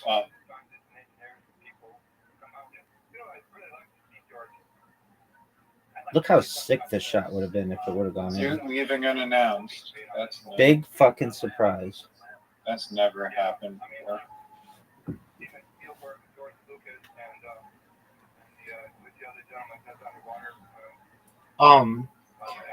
So Caspian Sea was looking for places to move, and I mean he's married now, so I get like he can't spend all the time that he does in here. Officially he's well, aside from my account, he's the number 3 streamer in this Discord. Number 1 is Brandon. It was, well, actually, if we go by time, it's Miss Aquarius. And then Brandon, he's got 2 accounts that are basically going to overtake her soon. And then Caspian Sea. And then, like, Zoo. I don't know. Zoo isn't maybe next. Oh, no, Audie. That girl went crazy. And what? Audie was crazy. She's always had some mental issues, and she just got really mad for no reason. At anyone, like, you're never gonna make that. Sorry. I know, but I don't really have a lot of opportunities. So anyway, oh, what a shot! What a shot! Make it. Now you got fucked there, son. Now this could be the greatest shot ever.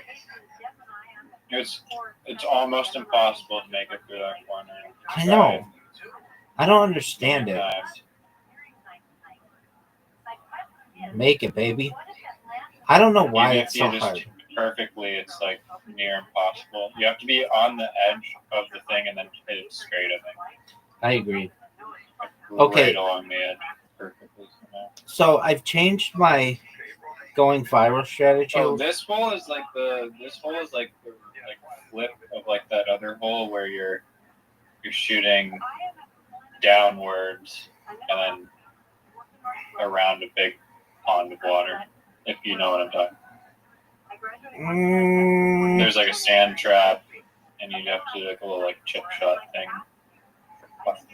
No one knows what you're referencing. Is it a normal hole, or it's like it's this hole, but it's like flipped upside down, and like the tee box is. Oh, yeah. Now I know what you're saying. Yeah. I get you. But there, in that hole, there's only one thing of water, and in this one there are 2, right? Dog, that was a bad shot. Water, yeah. That was a bad shot. I don't know why you keep fucking this up. I don't know how to even. I'm doing it. I'm trying to.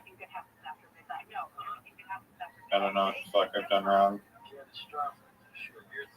I can't even get to like the upper thing. It just won't let me. Oh, there you go. Luckily for me, you've broken through all the stupid skulls, so I'm actually 1 shot ahead. So.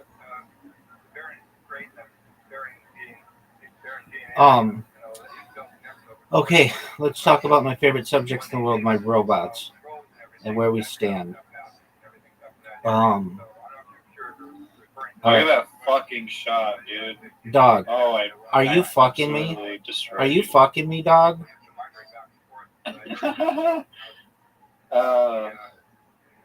Damn it. Okay.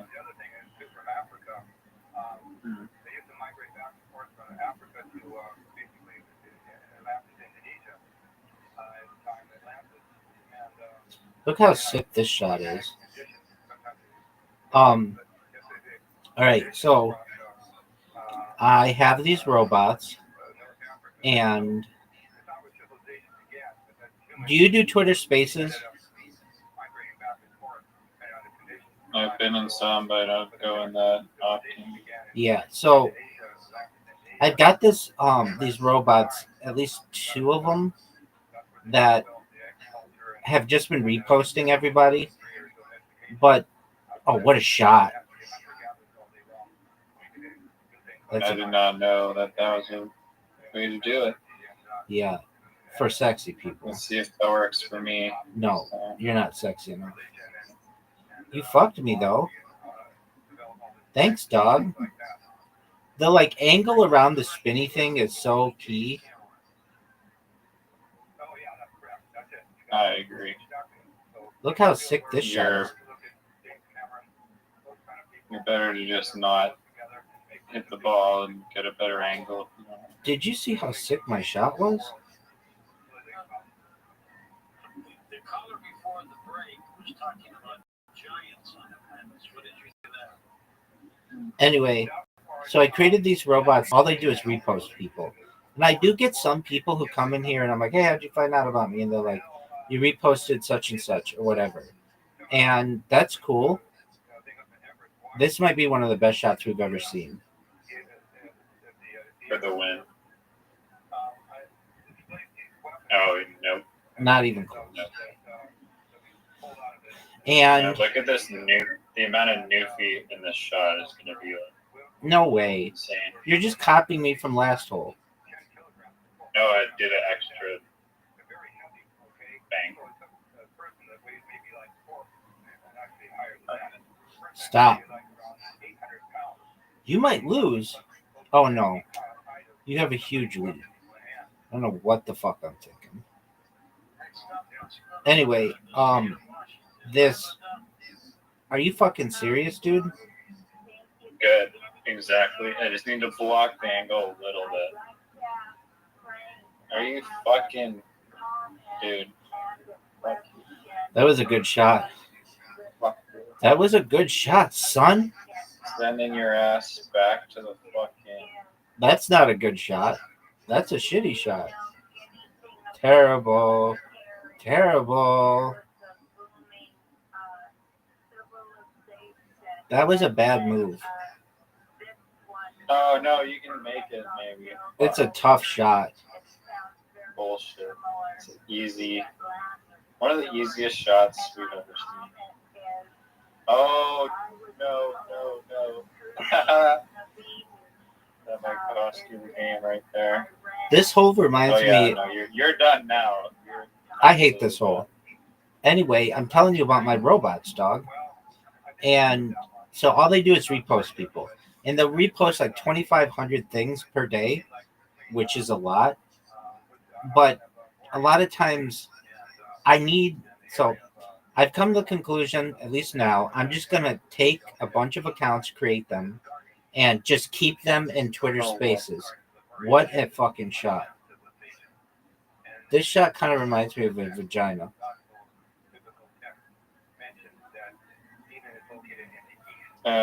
Looks like pants. But yeah.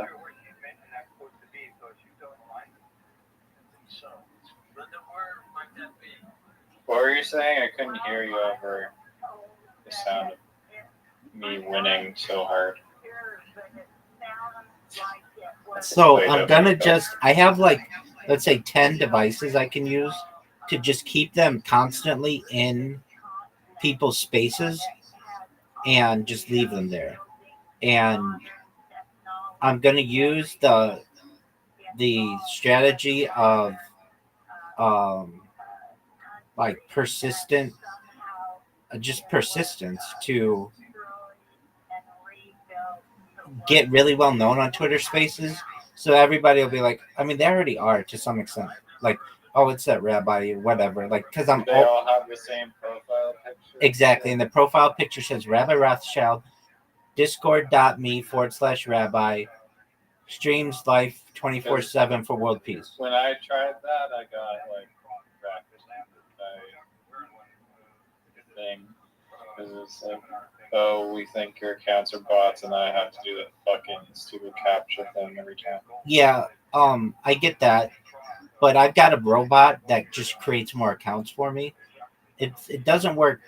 Like, I still have to do captchas, but I don't put them all in the same Twitter space. That's the thing.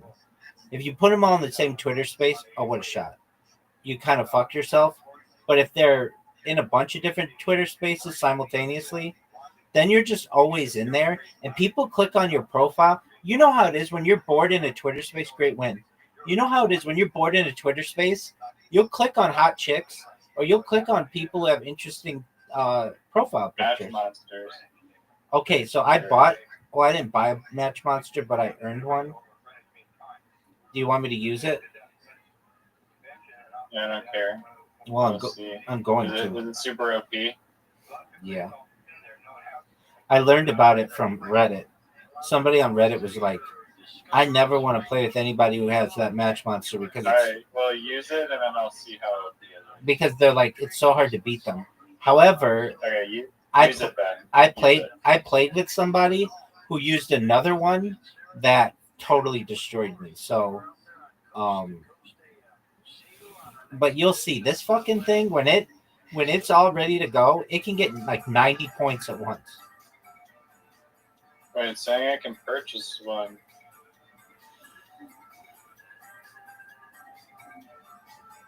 Yo, dog, are you gonna go? Or you? Unlocked? Can I purchase one? It's allowing me to purchase. Yeah, if you can purchase Volt Shard. I don't know which one that is. Don't purchase it yet. Don't purchase it yet. We'll go through and we'll research which one to purchase. Because there's one that I played that if I could do it all over again, I would play with this one and not Volt Shard. So don't buy anything yet. Okay. We'll play this game and then we'll do some research. You want red and green. No, I wanted my purple. My dad taught me that the tool doesn't matter as much as the handset uses it. He believed that skill, honesty, and respect for people turn an ordinary job into something that you can be proud of. That's why at River Girl, we focus. Do you ever try to talk in Twitter Spaces?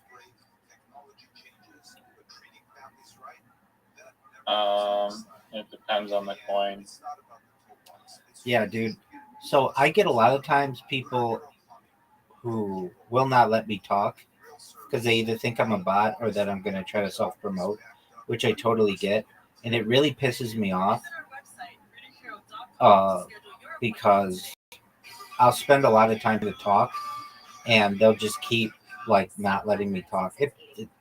But it's about persistence. If I do this from now until the end of the world, somebody is going to fucking click on my profile and think it's cool and check me out, and then I'm going to go viral and take over the world. Without a doubt, son. Okay, what do I do here? What am I supposed to do? That was your big move? Are you proud of that move? Dog, I'm going to destroy you. Oh, that was good. Dog, that was really good. Dog, I see an amazing shot for you. One of the greatest shots in the history of humankind. That was not it. Just fucked it up. That was not it, son. Easy quad. Easy quad. I don't see it. Where is it? Kidding.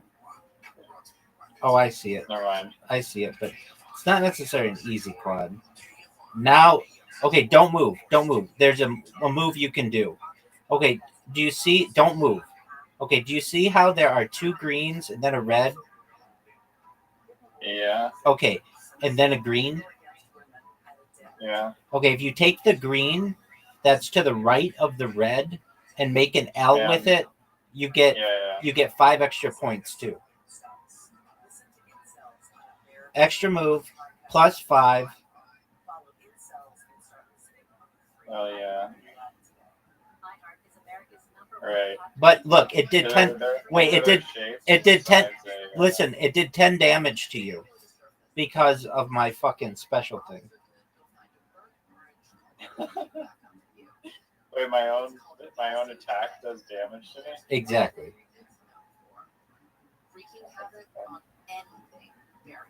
Voltron. God damn it. So this is gonna hurt me. No. Negative 20. No, it will not because you've already used it up. So you already did really well. Okay.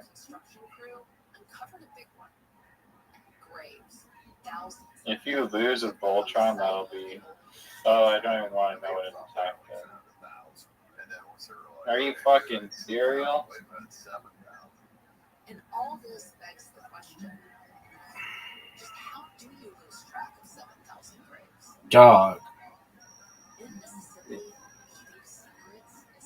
Are you fucking? Wait, does the L give you? The L gives you like 2 extra moves or something? It gives you 1 extra move. To my You're just knowledge. the most indecisive match monsters player. Really got it. In the history of the world. Did you ever have lawn darts as a kid? They're illegal in the United States. Yeah, that's why. But yeah. When I was a kid, I think before they made them illegal, I never had them, but I played with them one time. I don't know if my cousins. I don't think they were allowed to have them, but somebody had them, and we were told like you need to be really careful with these things. I've seen them somewhere else too. I mean, they don't seem super dangerous. Just don't throw them up and at your head. Yeah, but you throw them forward. Yeah, but even still, it's dangerous. In fact, you can't even really buy them on eBay in the United States. They're considered like a weapon on eBay. I think that's a little overkill. Like, there's plenty of things that can do damage that people hurt themselves with that are still for sale. Shell shock. I fucked up though. I should have evolved before. Oh, my fit's already 4 out of 4. Oh, yeah. Baltimore has a chance to fuck you up, son. Are you gonna go? Yeah, no. That was good. What are you gonna do?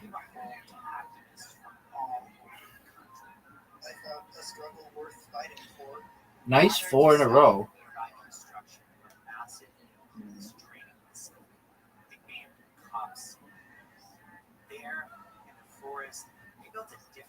I should have done the red one.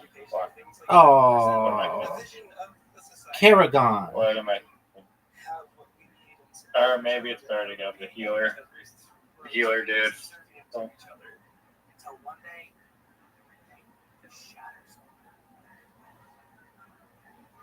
At approximately 9 o'clock this morning, as law enforcement was moving to various sectors of the property, an individual, without warning, shot Georgia State Patrol trooper.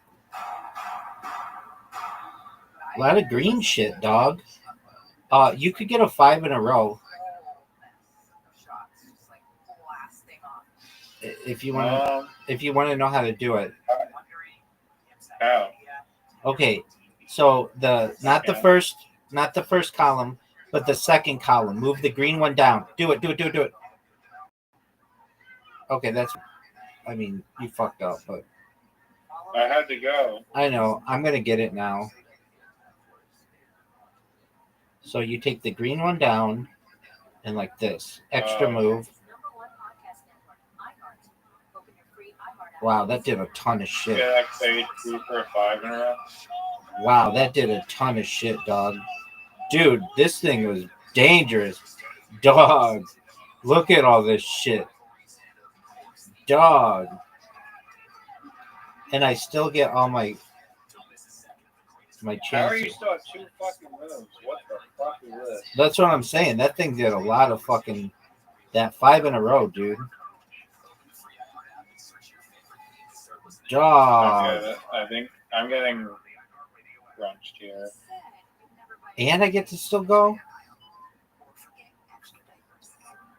And I got 4 of 4.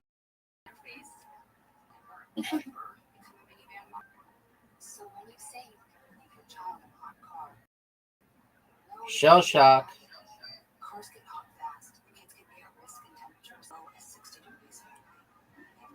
Really? I have no moves.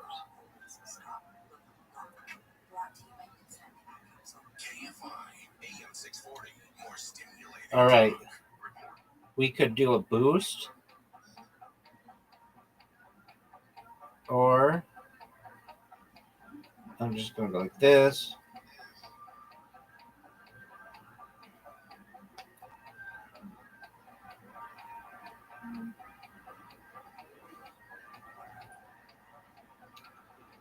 Big dog, are you going to go? Dude, I'm excited to get you this one that destroyed me because I'm a little envious that I got. Okay, watch what's going to happen to you. 0 damage to me. Maybe nothing to you as well. Oh, you took out all my shit. That was good for you. I don't really know how that happened, but okay. Like you're blocked? Yeah, I just blocked all your shit. Okay, 4. What does this shell shock do? I don't get it. Add 5 charges of shield. Max charge is 5. Incoming damage is mitigated by 5 damage per charge. An opponent receives 10 damage per charge, not mitigated. Lose 1 charge at the beginning of each turn. Like, I didn't even know charges were a thing. But I have seen this fucking guy get like 80. Like, just the game is over. It's like, what the fuck happened? And the way that I learned about him was on Reddit. Somebody was like, yeah, I don't even play. When somebody plays as Voldemort or whatever, I don't even play because it's like impossible to beat him. It's not, though. All right. There isn't anything really good.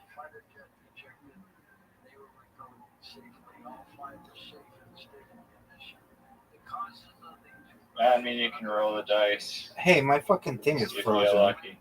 My shit's frozen. Okay, I've got to close and reopen. This gives you a really good opportunity. I mean, oh, there we go.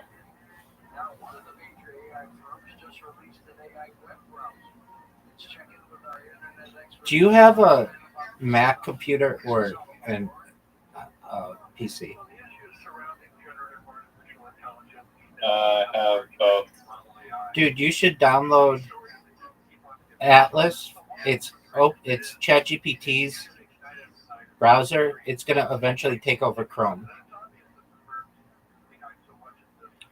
Oh, they actually released it. Word, dog. Damn. You heard it here first. It's actually a product that you can download. Yep, you can only download it on Apple computers right now. Dog. Why is it good? Yeah, it's going to be amazing. Why? Because its AI is better than anybody else's AI, and it'll like find shit for you really well.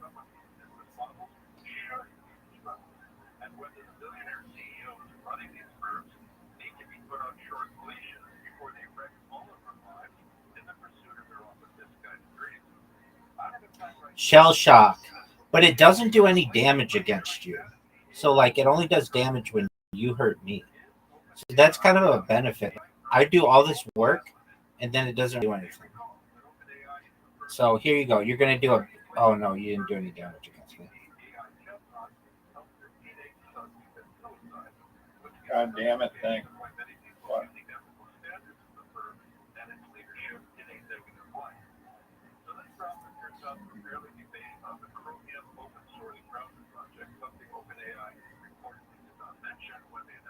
I should have probably taken away your yellow bit.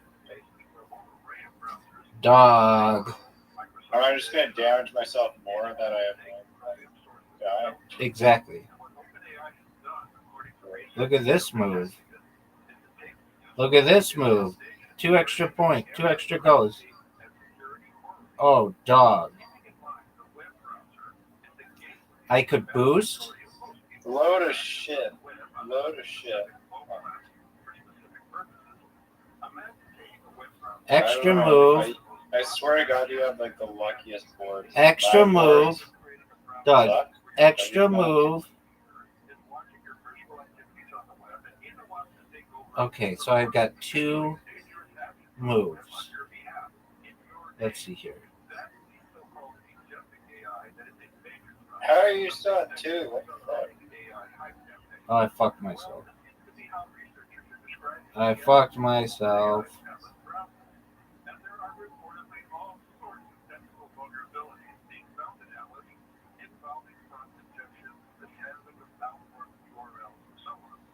If it doesn't give me a quad, I'm being a little rattled.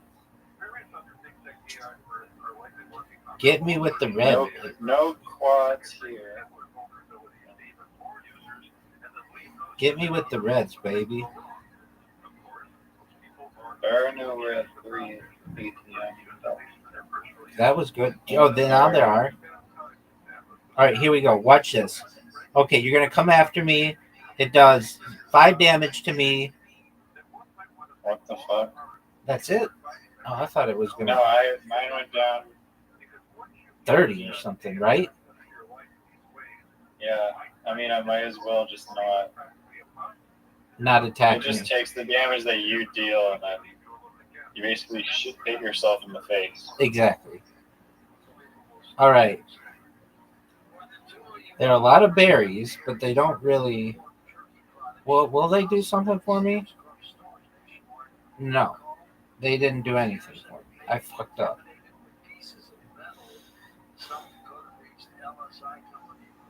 Okay, watch. Okay, 0 damage to me. It did 15 to you, and then you gain 15. Yeah, like I lose health. But you took away all my shield. Yeah, I mean, I don't know if that's a great benefit, but what?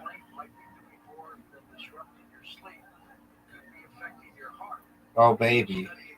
Look at this. 1. Extra move. Serious? Extra move.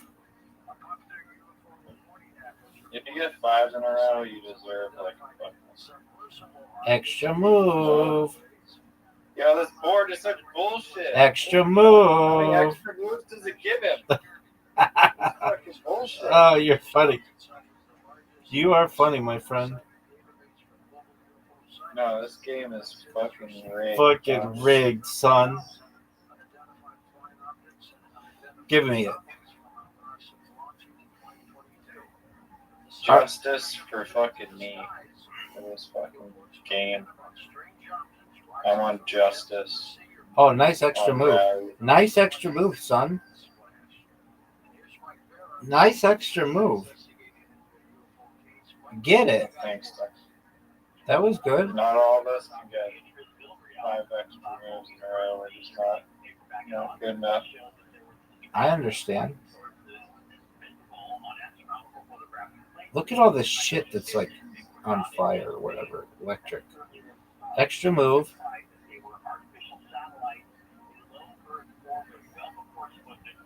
All right.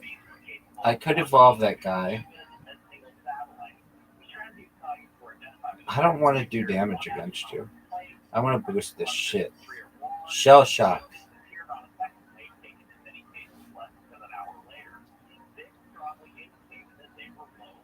I'm just gonna lose 5 health.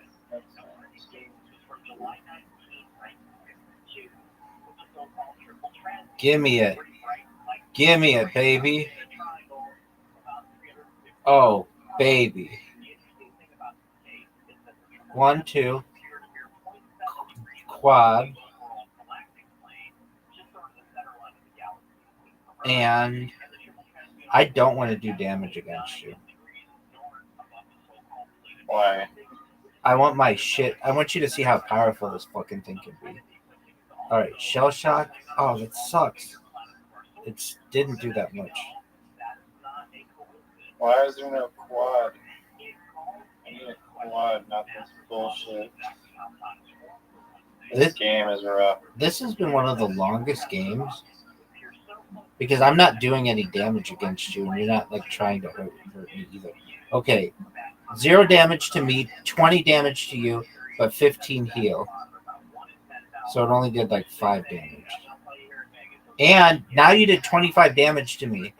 That was big time, dude. That was great. That was amazing. All right, we'll get the extra move. We'll get the extra move. You can't make this shit up.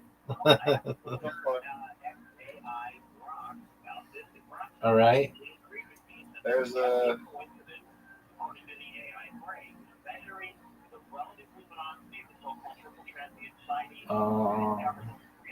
yeah, wait.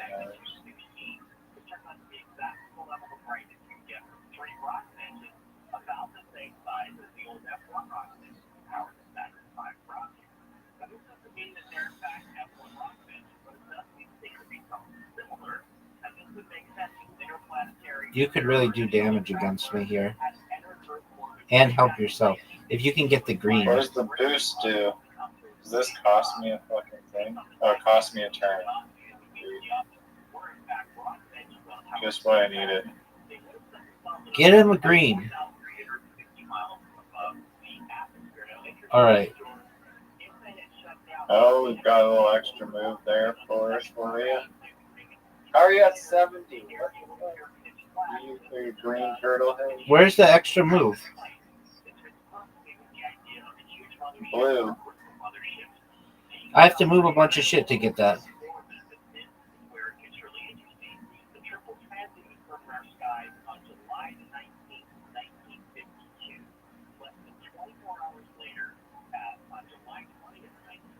All right, here we go. Shell shock. It doesn't really do much.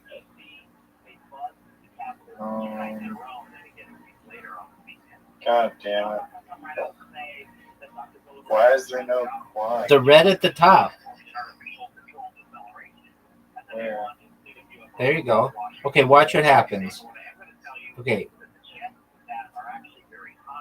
0 damage to me. Bye.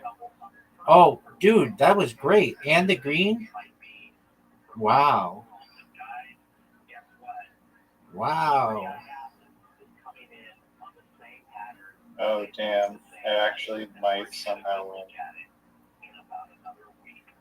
It would be like a miracle, but... Yeah, but I'm not trying to win. Why are you trying to win? Because I want you to see how powerful this fucking thing is. I've been waiting. If it takes 40 minutes to show... You know, I've never gotten it. Powerful. I've never gotten it all the way up. Once I get it all the way up, you'll see this fucking thing is. Heal leaf, that's big time. But you're right. You're right. It's not that powerful if I have to You do were it. at 5 earlier, isn't that the max? Yeah, but you took them all away. Okay. All right. Your little fucking seashell emoji is right next to your name. How's that even possible? Oh, you put the seashell emoji in the name. Did I? Yeah. I don't know what you're referencing. You know, like your little vaginal emoji? Yeah. Yeah, it's at the top of the screen. That's not that. That is right before the rabbi. I see. That's something else. I think that means I'm the host of the game. They use the seashell emoji to represent who's the host of the game. Maybe. I don't know. I mean, you have better vision than I do. Hold on. 0 damage to me. That just did 0 damage. Oh, and then you did 15 damage. Damn, you're going to win. All right, I better fucking get my shit together. This thing sucks. You're getting defeated by the default characters. Yeah, but I haven't evolved the one guy, and I'm not really trying to win.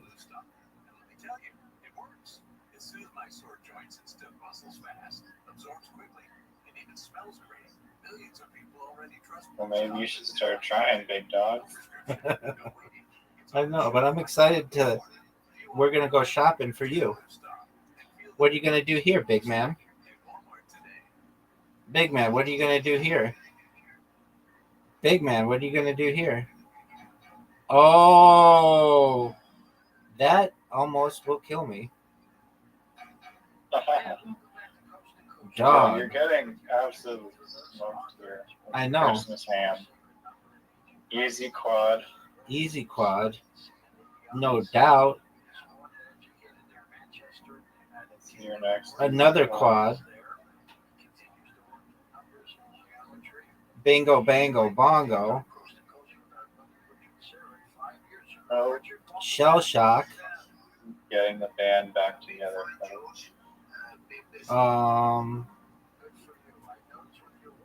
What do we do? Are you a fan of Dan Aykroyd? I've heard the name. I don't really. He's Canadian, dog.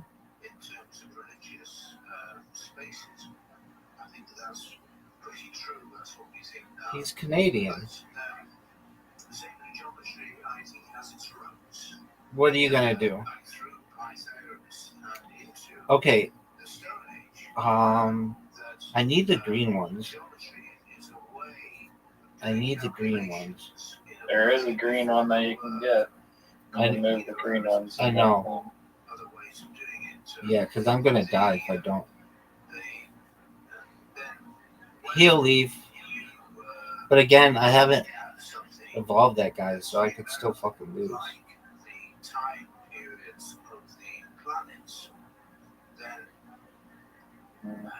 I'm gonna gamble so hard for no reason. Dog, that was an excellent move. Oh, I can boost. Boost, dog. Actually boost him. Boost the green guy. He'll leave. Okay, so the berries do actually do something worthwhile. Where, Nice. dog? Oh, everybody knows that. All right, what do we? I didn't know that the cherries. What do we do? They're fucking good. What do we do? I'm pretty fucked. You could basically stall this game forever if you just let people kill themselves with green ones, and then the other person just doesn't try. As we have here. You have a 4 in a row, dog. Yeah, but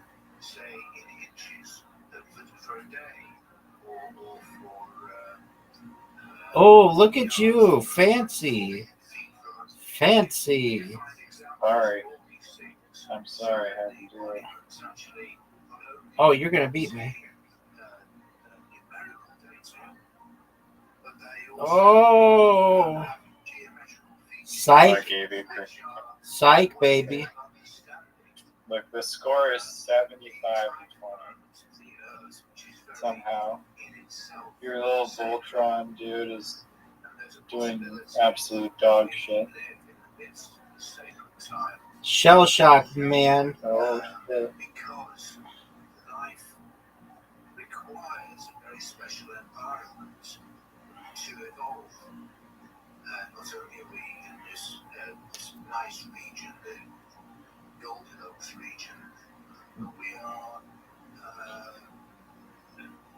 He'll leave.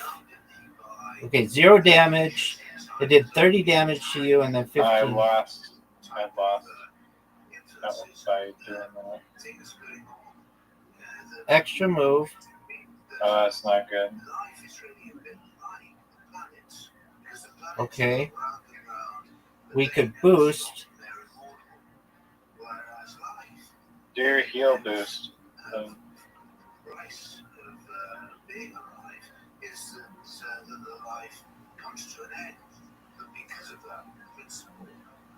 What the fuck? Wait. Oh, fuck.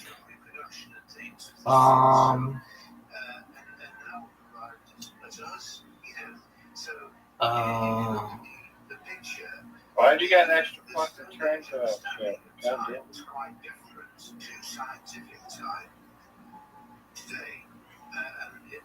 Extra move. Here we go. Watch what happens. Okay.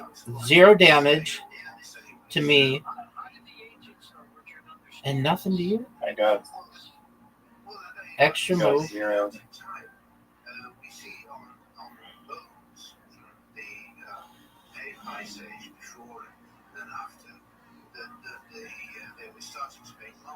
Brilliant move. Brilliant fucking move. Oh, what? Where? What? How do you get me down to 5? I didn't even do anything. Yeah, you did the heal leaf. Oh, my turtle got you.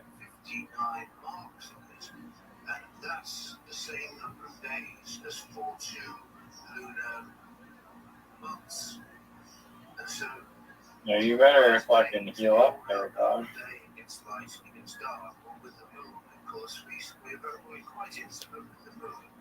This might be the longest game we've ever played. Oh, wow. All right. What are we doing? Trying to give you a chance to get a quad or something. Easy quad right there. Where's the quad? I mean, the purple one is a quad. Yeah, that's a lot of work, though.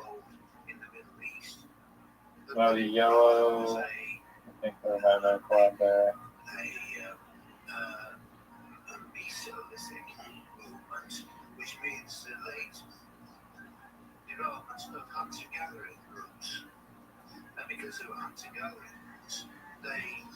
Oh, there's a quad available.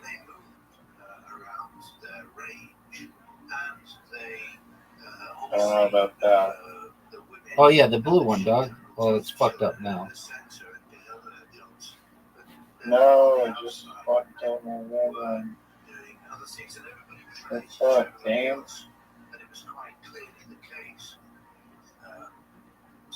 I was gonna fucking...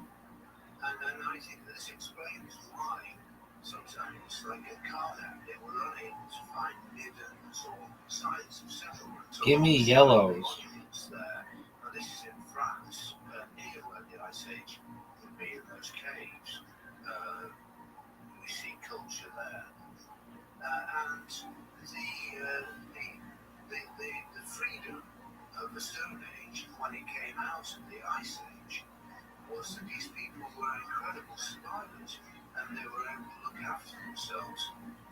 Oh, I got a quintuple. Oh, big time. Big time. Here we go. 5 heal. 0 damage. Oh, fuck. 15 damage. You got me. Wow. That guy sucks. I don't know why I don't know why people fear him so much. Okay, now we're gonna hold on. Not Karam yet. Hold on. Create prep. Not yeah. I want to see which one we want to get you. I'll pick. Let's see here. If I send it to someone with whom we won't be playing.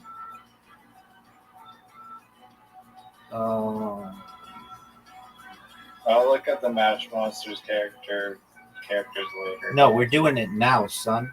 Okay. There's this one guy. Fuck. It'd be too. How many points do you have to buy? I don't know. Okay. Like, only a few of them are unlocked. But it says purchase, which I don't know if they want my money or not. Oh yeah, you gotta buy it then. Attacks for 15 points and then 2 charges of black hole stuff. Yeah, that's it, Nevlin. Attacks for 15 points and then adds 2 charges of black hole status for the opponent player. Black hole. At the start of the turn, 5 random tiles are converted into black holes and become unable to be moved or be matched by the player. Loses 1 charge at the end of the turn. No, that's not it actually. Attacks 5.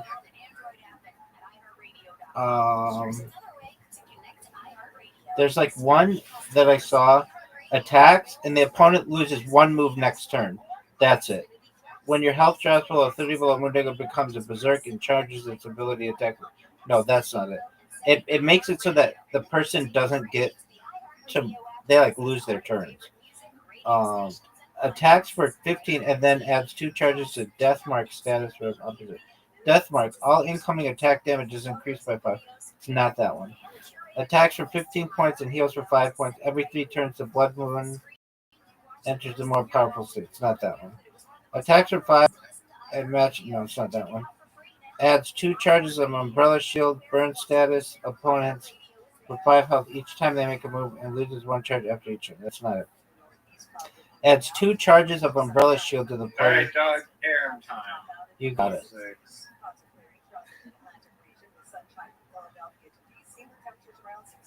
Are you ready to lose? Yeah, I'm ready for you to lose. Remember when you thought you would be in the Carom Championships of the world? And I told you that you might be, just to lose to me, baby? Dog, I'm pretty sure. How many wins do you have in this game? Like 1,000? 120 wins. No, not in Carom against me. I bet I've beat you more times. I think you're full of shit. I think you're full of shit. Are you proud of the work that you're doing right now? Because I'm unimpressed. I'm unimpressed, son. Let's make this shot. That would be impressive.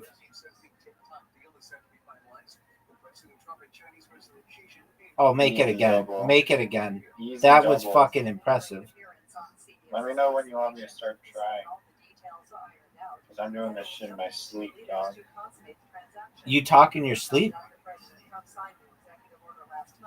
I'm making these moves in my sleep. No way you make this shot. Oh, your fucking thing. You ready to see me now clear the fucking board? Clear the dance floor, big dog. Easy peasy, lemon squeezy.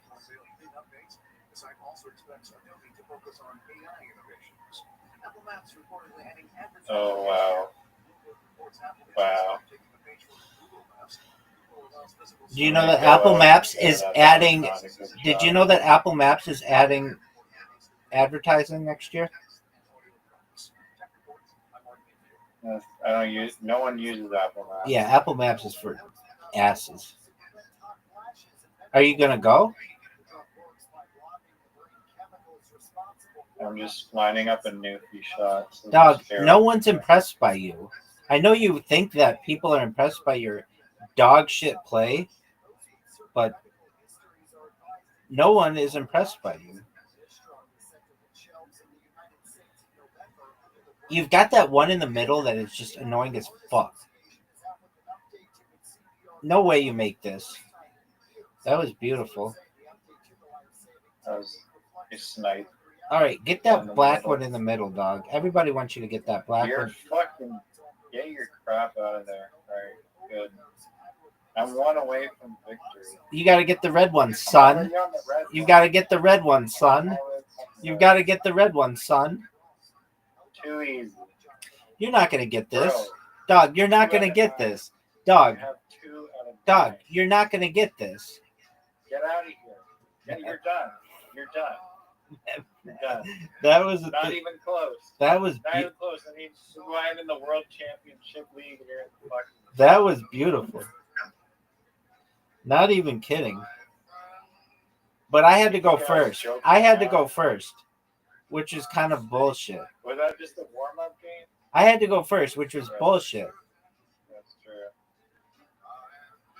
So hard to go first. Okay, well, how about you go then?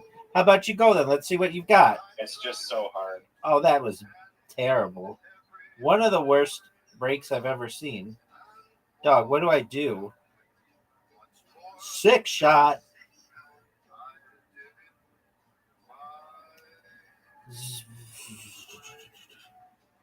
Are you going to make this?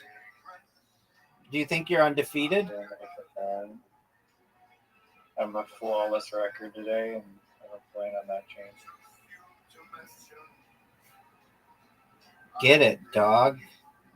Smooth as butter. Like butter. Wait, why do I hit full speed all the time? I don't need to hit full speed. Why don't you just go?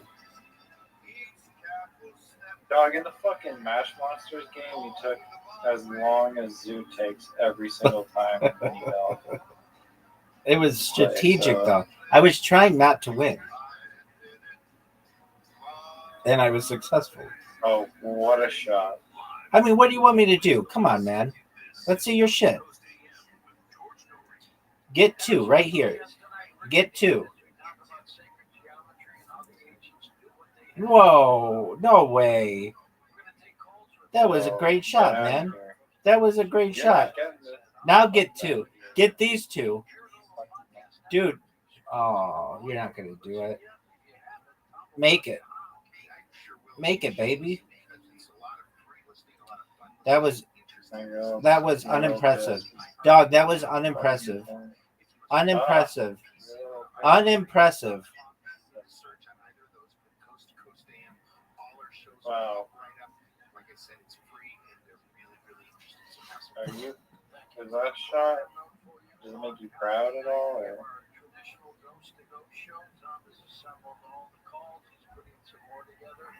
Like, it takes like 5 of your little things to guard my little one dude back there. I'll break them. What? Oh, baby. Are you ready for this? Fuck up. Big fuck up.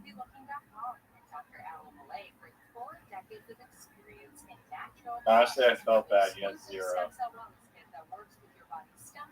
Like, we're not even on the same level. Oh. Newfie tried to Newfie, but ended up losing the game. Nice. Nice. Oh. Thank you. Dog, thank you. I dedicate this to Zoot's comedy career. Down the drain. How about you just make it? How about you just make it? No. Oh yeah, that counts, right? That was amazing. Yeah, that counts. That was amazing. There you go. I sunk the red one for both of us. No. Possibly, I just helped you win the entire game if you just make every one of these shots. And I lose, and they're all pretty easy except for one of them.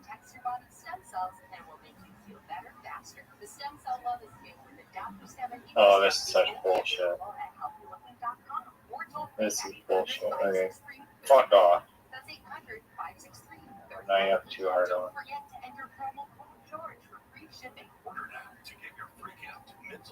Go in. That's done. Oh,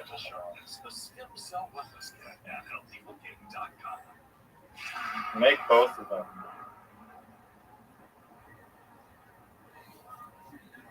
Shit.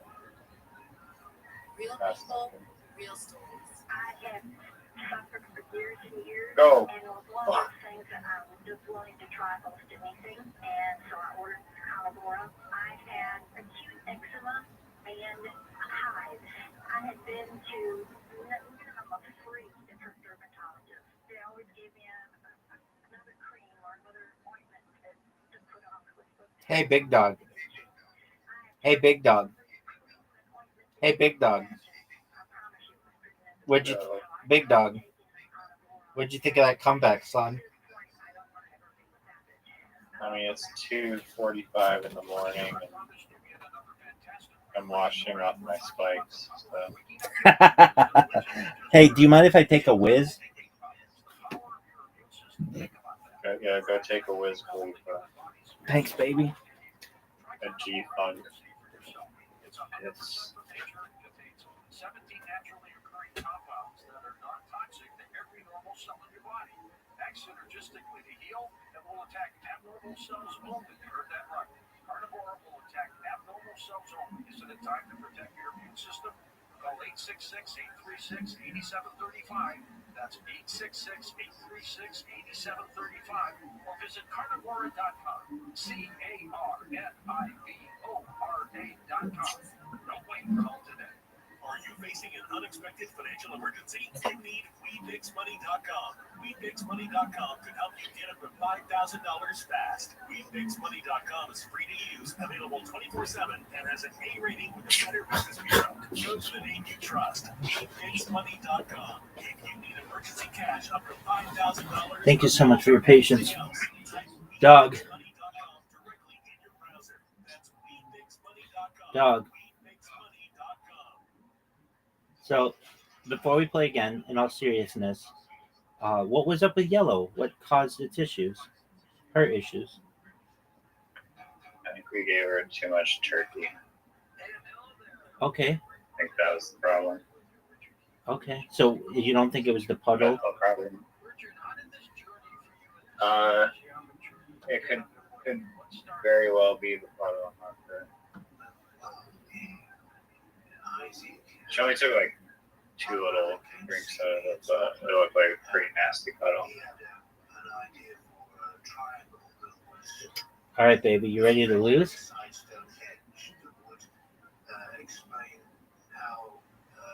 Could we do a Mancala? I just have to draft the email.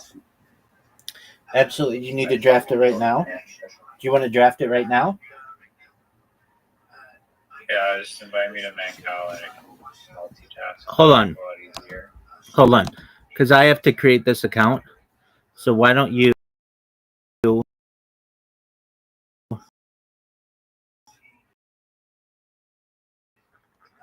You do what you need to do. You know, as I was whizzing, I was thinking, it's really surprising to me how many people come in here. Like, I'm boring as fuck. I would probably... Friends with what? They just... I'll be like, how did you find out about me? And they're like, oh, my friend told me that there's this person who just streams online all the time and they're always available and you can talk with them. And I'm like, just surprised that people talk about me, I guess.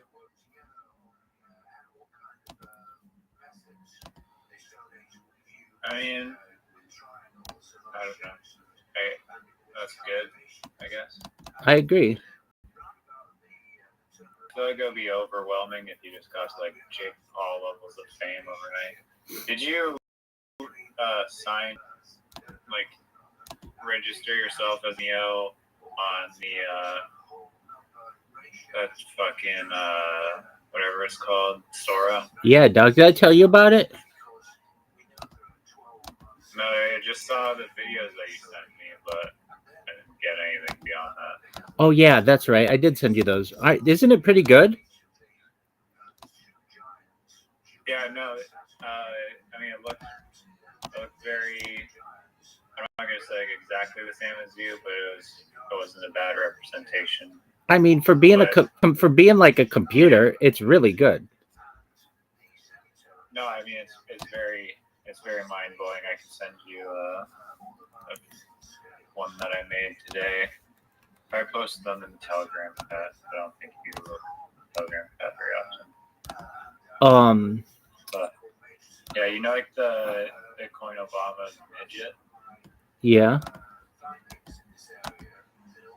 Yeah. Little person. Midget as a cameo on Sora, so I've made some few what's it called, Sora generations using the midget cameo. One of them I thought was funny. It's not related to Harry Potter, Obama, Sonic, Any New at all. It's just a Canadian. Like it's very good. I had this idea for like an animation show with like these like a Mountie and a moose that are like super Canadian and that are just going through Tim Hortons drive-through, and then it made it very well, like the first time practically. I mean, there's still a lot of glitches in it though. Like, Totally. yeah. Dude, I did this one of myself with Marilyn Monroe in a drive-through. I'm not a drive-through, a drive-in. And I say like make Rabbi Rothschild and Marilyn Monroe look alike in the drive-in and have the windows steaming up. And so they show it, and it shows her trying to draw a heart on the window, and it looks like a dick. And I just think it's hilarious.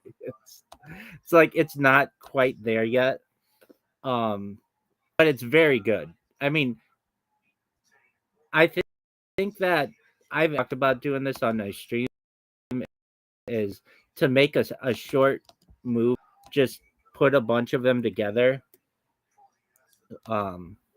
like a 10-second interval movies. I find it's better at doing like superhero stuff or like more than like really interesting stuff. It's not that good at doing like okay, so I'll do this thing where I say have Rabbi Rothschild teach teach Notorious B.I.G., Biggie, and Tupac how to pick up chicks. And it'll show me picking up a chick, but then like she'll take my number instead of me getting her number. And so I'll have to like do little edits to it. But I mean we're just like I don't know what, a year away before they can make that into a whole full-length movie.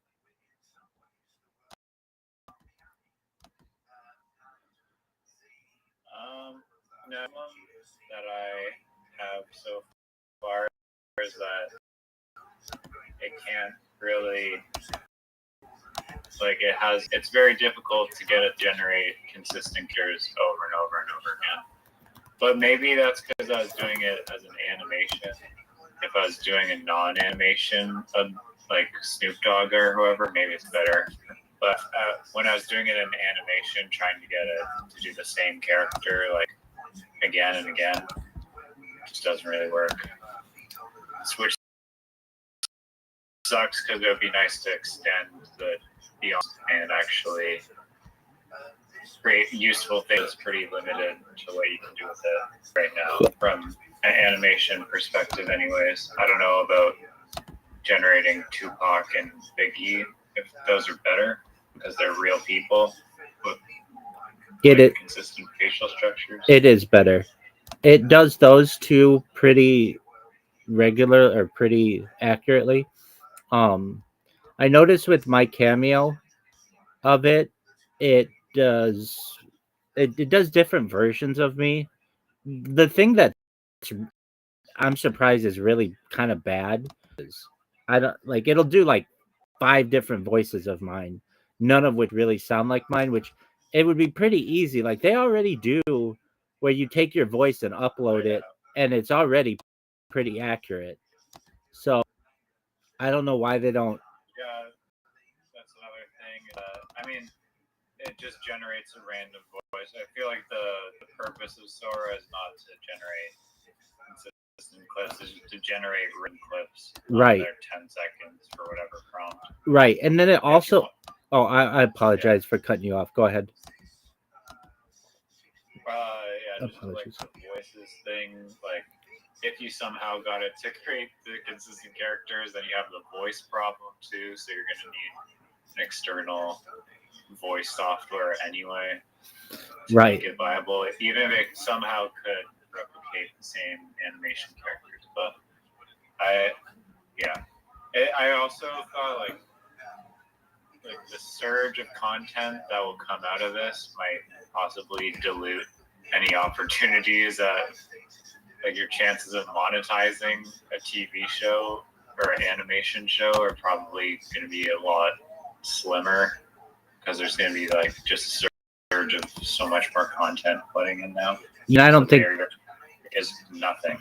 I don't think people really make a lot of money off it necessarily, but they will. It will change how memes are.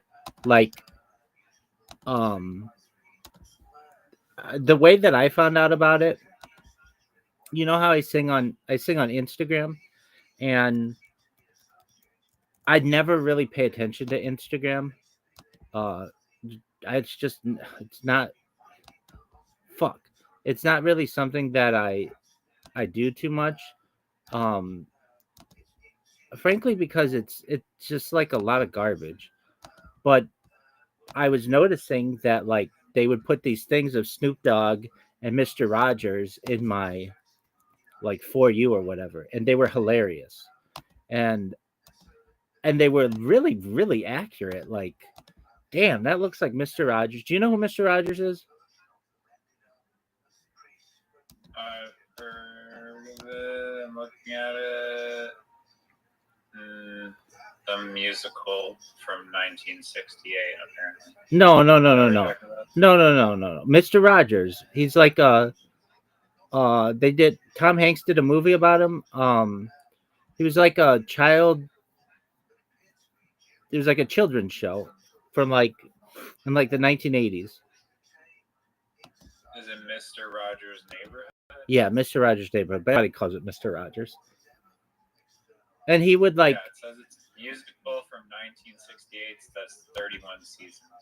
Okay, maybe it's a musical, but I guess it is a musical. He does sing a lot in it, but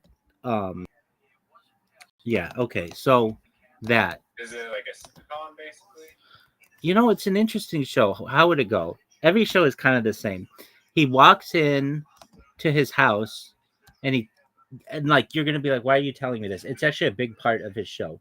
He would come in and take off a sweater from outside, and then put on a different sweater once he gets in his house.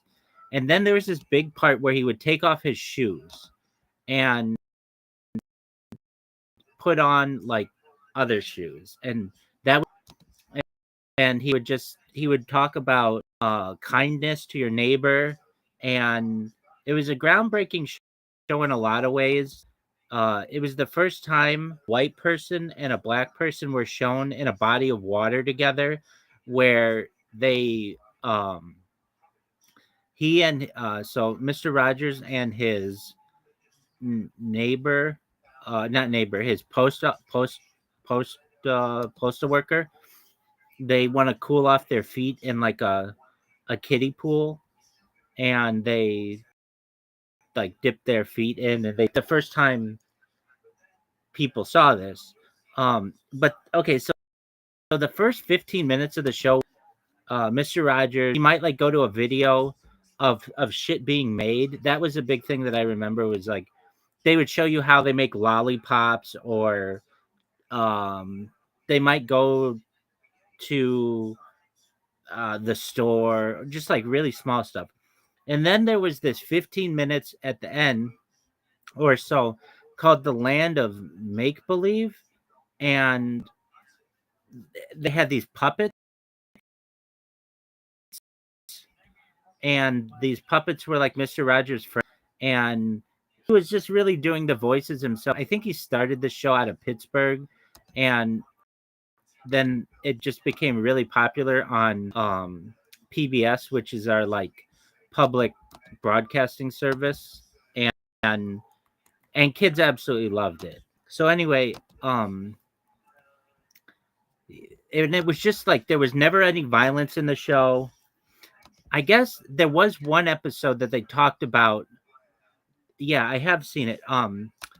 When Bobby Kennedy was assassinated, they talk about assassinations in the show, and they just say that, like, somebody didn't want him to live or something. But they don't. That was like a really exceptional episode. Normally, they would just. It was all about really happy stuff. It was never sexual. Mr. Rogers never. You know how, like, in children's programming today, they'll make jokes that sometimes go over kids' heads, and the parents will get. It was never like that. It was only for children, and it was just really innocent. The whole show took place in like three rooms basically. There was like his living room. He very rarely went outside. Um, Only occasionally would he. There was his living room, his kitchen, and then like the land of make believe. And the land of make believe had these puppets that, if you look at the puppets today, they would freak kids out. But back then it was a little different. If you look at the puppets, they all look like they have rosacea, which is like that when like your face is red. Um, and some of them would be like scarier puppets, sort of. Not really though. Everything was really pretty positive on the show. Anyway, he defined the childhoods of millions of Americans. Do you know what Sesame Street is? Yeah, of course. Okay. Well, you say of course. Mr. Rogers was like as big as Sesame Street for a lot of people. And they would both be on PBS, and just the average American child from like 68 till 1990 basically, they would spend, if they were at home, there's a very good chance that they would watch Sesame Street and then Mr. Rogers, like back to back. They were kind of just like must see TV for children. Exactly. Just like today, I guess kids would watch like Bluey and Miss Rachel, something like that. I don't really pay attention to that shit, but I know it's pretty big for children. But this was like, and it was also really big because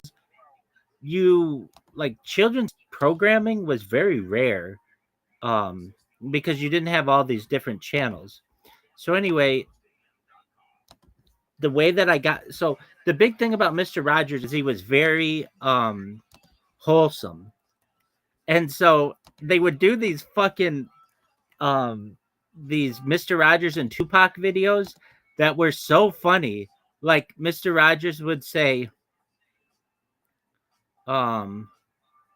he would say to like Tupac, he would say like, "Hey Tupac, have you ever been to Kenya?" And then Tupac goes, "Kenya?" And then Mr. Rogers goes, "Yeah, can you get your mouth off my dick?" like, and then Tupac would be like, "Oh, Mr. Rogers, what are you doing to me?" They said that in the fucking No. This is from Sora. Okay. Wait, Sora said that? Yeah, these are hilarious, dude. Go to Instagram right now and type in Mr. Rogers, Tupac. Just watch some of them. They're fucking hilarious. Okay. Just watch 5 or 10 of them.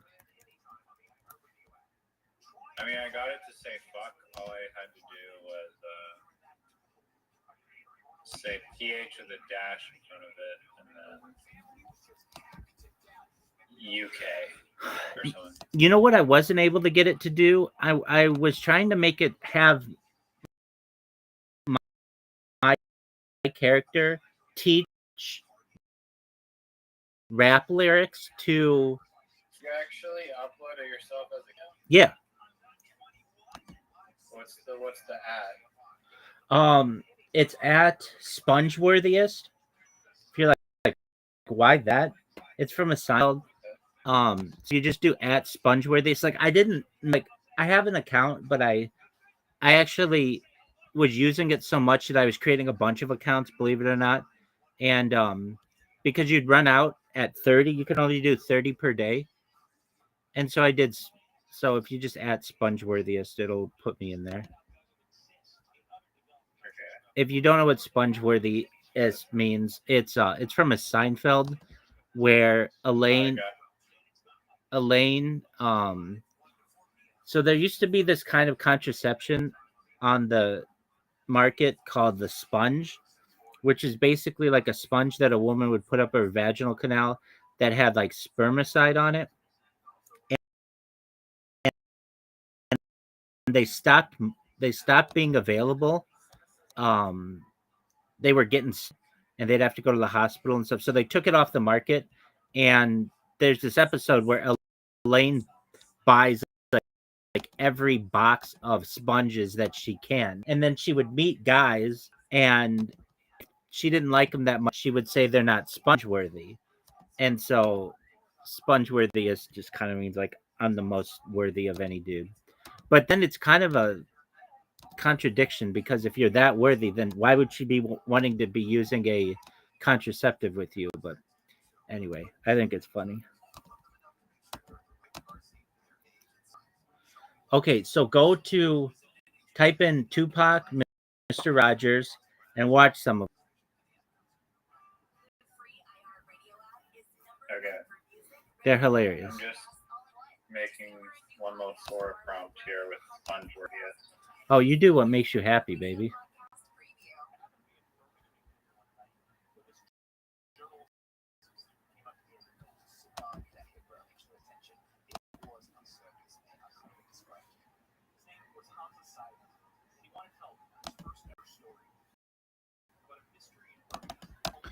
If you want an interesting subreddit or one that I find to be really interesting, it's just r/real or AI, and they have people vote on whether the images that you're seeing or in the videos are real or AI, and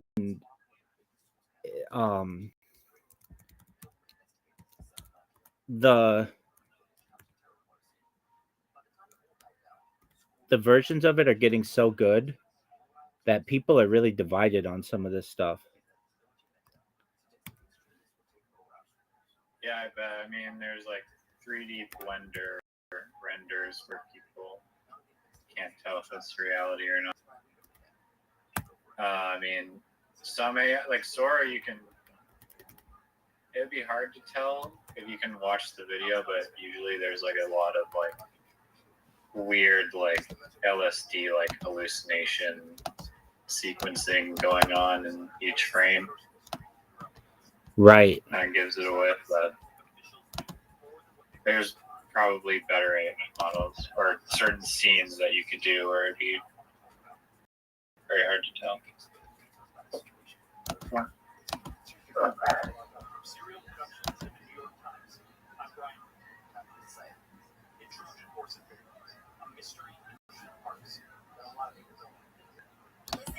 Follow this podcast for free on the iHeartRadio app. #1 for music, radio, and podcasts, all in one app. It's incredible to me how good it is. Oh yeah, no, it's mind blowing. Really good. The first one, I mean, I don't know. There's some limitations to it. I took a picture of Mara and I was like, "Yo, can you like put this part on like the hoodie? Like, imagine this art on a hoodie." And I kind of fucked it up a little bit. I mean, it actually did not a terrible job, and I only tried it once. So maybe I'll try it again with a different thing. I haven't really tested it enough, but it's very, very good at just taking a prompt of words, and making something. I don't know if you watched the 2 things that I sent you on your. Did you send them? Did you send them now? Yeah, I did. All right, I'll take a look at them. Oh shit!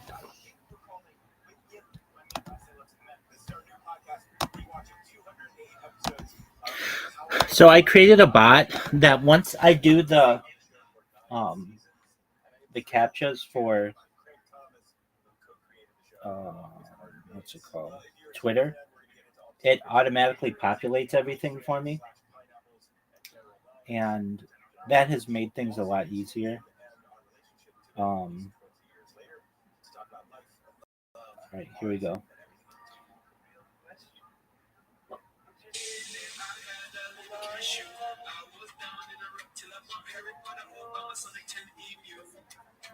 That's cute. That's cute, man. Did you tell it emu? Yeah. That's fucking cute. I mean, yeah, you can see what. Or no, I just sent you the video.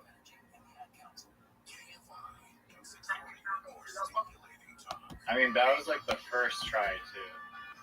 Yeah, once you see it, it's like that's a fucking emu in the parking garage. He's singing karaoke. He's singing the lyrics to the karaoke. it looks like him. Oh yeah, it looks perfectly. Did you get a clear cameo of your face? The ones that you sent me, they didn't look like exactly like you. No. Yeah, really clear face. Maybe you could. Yeah. Even if you have sunglasses on. I don't even think I used the cameo for those. Maybe I did. Okay. Yeah, I did. Yeah, I did. Yeah, no, I did. Dude, the one that's bigger that I sent you, that one looks like me. They look like me, but they don't sound like me. Oh, the third one doesn't look like me that much, but the first one, where we're on a boat, that one, and even the shirt looks. I mean, I just was like, use a tie-dye shirt, and it's pretty accurate. Did you see the second one that I sent you, the Tim Hortons one? Yeah, I did with the.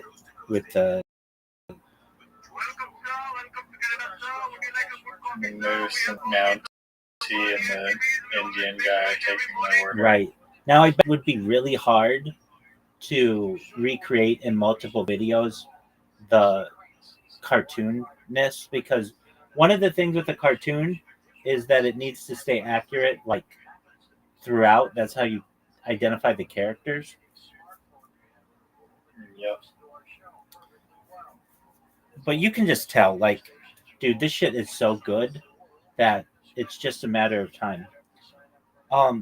It's like concerning how good it is. I don't even know how it could get much better than that. Like, the glitches could be like taken care of, but like, I don't know, it can't even get much better than that.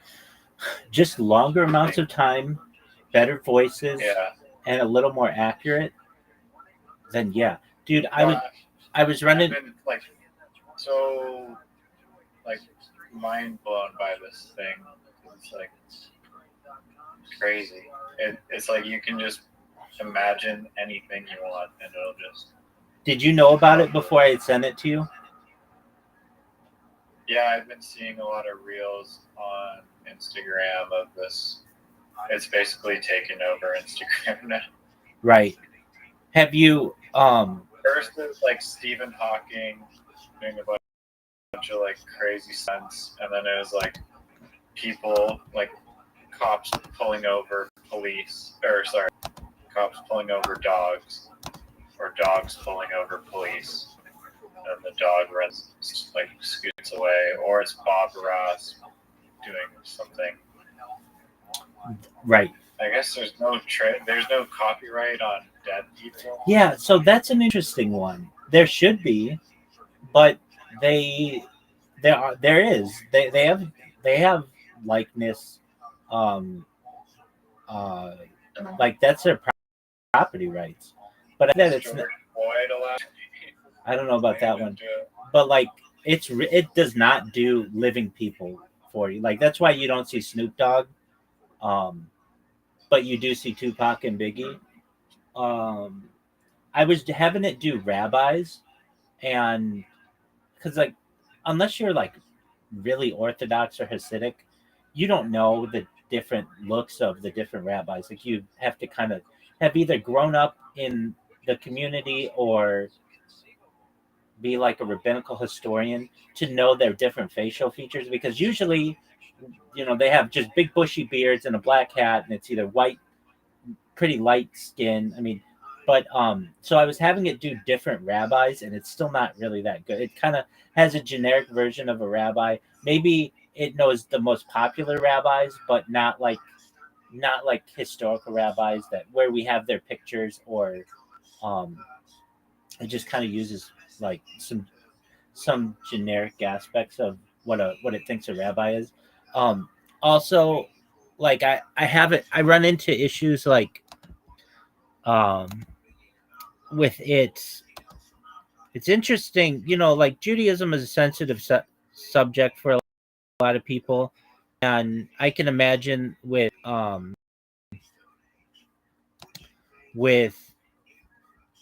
AI, I'll have it say like make a happy Jew in a courtyard, and it will not do that. I think it won't do that, but it won't do some things, especially if the word Jews involved.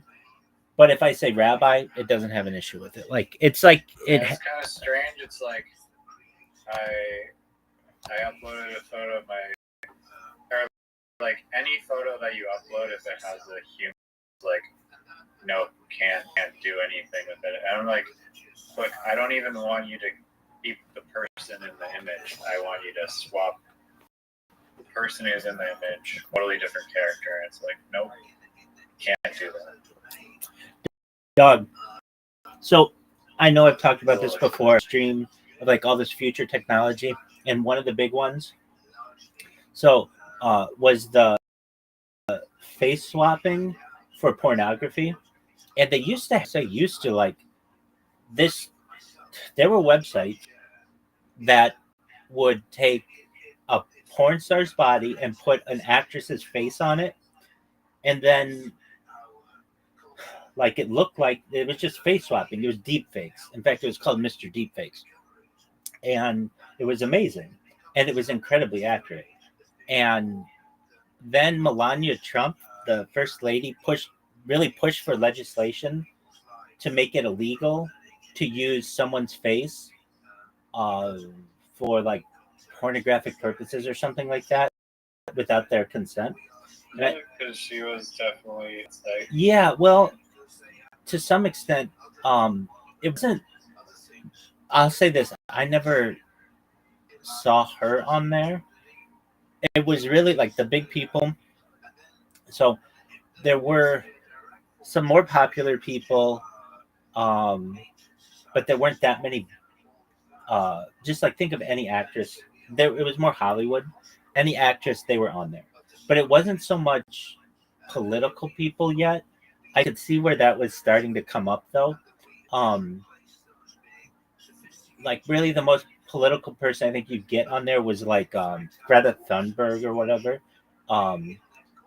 And like, but it was starting to get into that. And I would show it on the stream. Like this was like 2 or 3 years ago. I'd be like, look how accurate this is. This is like, it looks like, I mean, I have it documented. Anyway, that whole website and that whole genre of porn went away. Welcome. How are you, legend? What's going on, big dog? Can you hear me?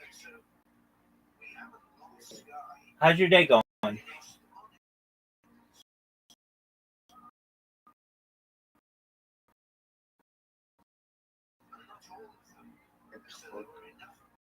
Oh, yeah. Okay, excellent. How's your day going? You said it's going well. What are you up to today? Down 700. You're down 700? Yes. Okay, well, what does that mean? Dog, I'm streaming like a mother. No, that yesterday. What Yesterday's stream. What did I do yesterday's stream? You got offline after the 10-minute break. What'd you say, big man? After 10 minutes, you got offline, I think. I don't know what you're saying, my friend. Can you say it again?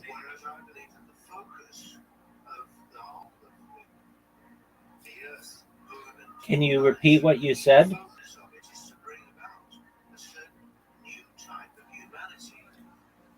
Can you repeat what you said? All right, that's fine. Anyway, Riser, we'll continue that conversation in a second. Are you ready to play Carom, Riser? No, I'm gonna go to sleep soon. Oh, because you're a giant bee? Because you're a giant bee? Yo, your fucking cameo thing just does not work well. What do you mean? I don't think you uploaded a clear shot because I just did a test run of it, and both times it was screwed up where your cameo looks nothing like you. Okay, well. So you gotta redo it. All right. Well, I mean, I'm not losing sleep over that, but okay. What about the stream time?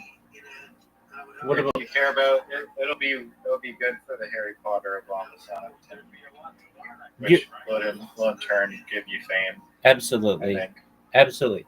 Well, do you see the first one that I sent you? Just one of these little videos, bro. If they go viral and it's got you doing some wild shit, you'll blow up.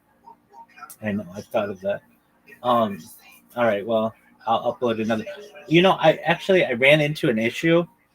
I don't know why. When I did the cameo, the first like 30 times, it would not upload. I would be like in a really brightly lit part of my house, or I would like be really still. It was not uploading. So I finally got a version to upload. So maybe it needs improvement. But I did have issues when I first did it. So I may have to. Yourself. It's probably the same results that I did. And it's just like, I mean, I have.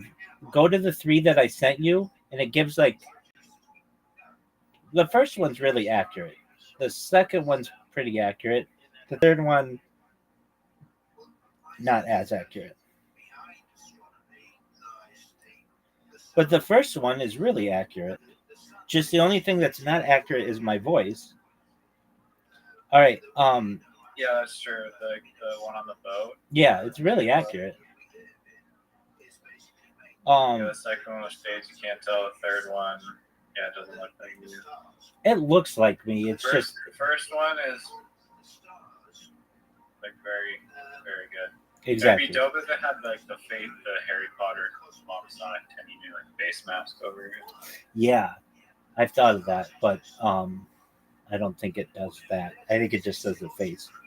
Okay, so last time you were in here, do you know how many people were in the Discord? It was about 2,000. I think I had celebrated just about 2,000. Maybe not the last time you were in here, because you were in here with your parents, your mom and your stepdad. By the way, how are they? Oh, they're good. They're good. That's interesting conversation that you guys had, and I appreciate you. I appreciate meeting them as well. I really liked you. I liked them as well. Would you say that, I mean, aside from being in my pajamas, was I as professional as you would have wanted me to be? Oh, yeah. Okay, I didn't cuss or anything like that, and I know I wouldn't do that. Or I would. No, I appreciate it. Absolutely. Now, I do feel badly that I did not tell your stepdad that we were streaming, but I thought that was understood. And he raised. No, that was my fault. No problem. He raised a good point. You should probably tell people that, but it's like, well, when you first join, the whole thing says 24/7 live. Yeah, and the thing is, the first when you first join, it says I'm being streamed. Like there's like a message that comes in. So I didn't feel so badly about it. But I'm like, well, if a random person comes in here, it tells them in multiple ways that you're being live streamed. And you need like a smile you're on camera type of thing. yeah, like they have it like a convenience store. I mean, it's a goal for you to publish people's voices without their consent. Here's a good question. Like in this sense, I believe so. I think that Discord. I mean, if you put a disclaimer that says if you join this Discord and you come into the stream, like you're giving me consent to publish this. Yeah, I mean, the fact that you're on Discord it's like a public, it's a public platform, so there's no expectation of privacy, at least not in the sense of these discussions. Now, I mean, Discord's recording it, so I think it's different than if it were like a FaceTime or something like that. Like FaceTime, you do have an expectation of privacy, or a reasonable person would, but Discord, especially if it's a group call, a reasonable person would not have an expectation of privacy to a reasonable person, and that's what a court would look at. Now, to be able to put that on YouTube, well, then you get into, I believe, like California is a two-party state for consent, but aren't two parties. When it comes to another country, I don't really know how that would work, but that's just for like a telephone call. And like when you come in, it says I stream my life 24 hours a day, 7 days a week, you for world peace. And so you wouldn't think expectation of privacy if somebody were to tell you that. Like if you met somebody on the street and they told you that they were live streaming, would you think you'd have an expectation of privacy with them if you started to talk with them? Yeah, I'm not sure if that's how the law describes it. I mean, I'm sure it's like probably fine, but yeah, no, if someone, I mean, if you're in public, then you can just film whatever. Right. Here, I guess. Now there's an argument of in this, especially when cameras get better, to like be able to enhance things, and I'd like to know your thoughts. So, like, okay, can you see my stream right now? It's like a pink picture with me, and I'm waving my hand. Yeah. See right above my right shoulder, there's another device. Yeah. Okay. And do you see to my left here, there are other devices as well? Oh, yeah. Okay. Full screen, I guess. Exactly. Okay, so now imagine I were on YouTube and I made my whole screen an NHL game. Well, I would probably lose my account because I don't have the rights to be able to, like, I don't have the rights to be able to stream that. Now, imagine the NHL was shown on one of these smaller devices. That would be really, really difficult to be able to see. Could you stream that? And the answer is probably yes, because nobody would really know without enhancing your stream a lot what you were doing. Or just a corner of, just like the corner of the street. Right. Right. Okay.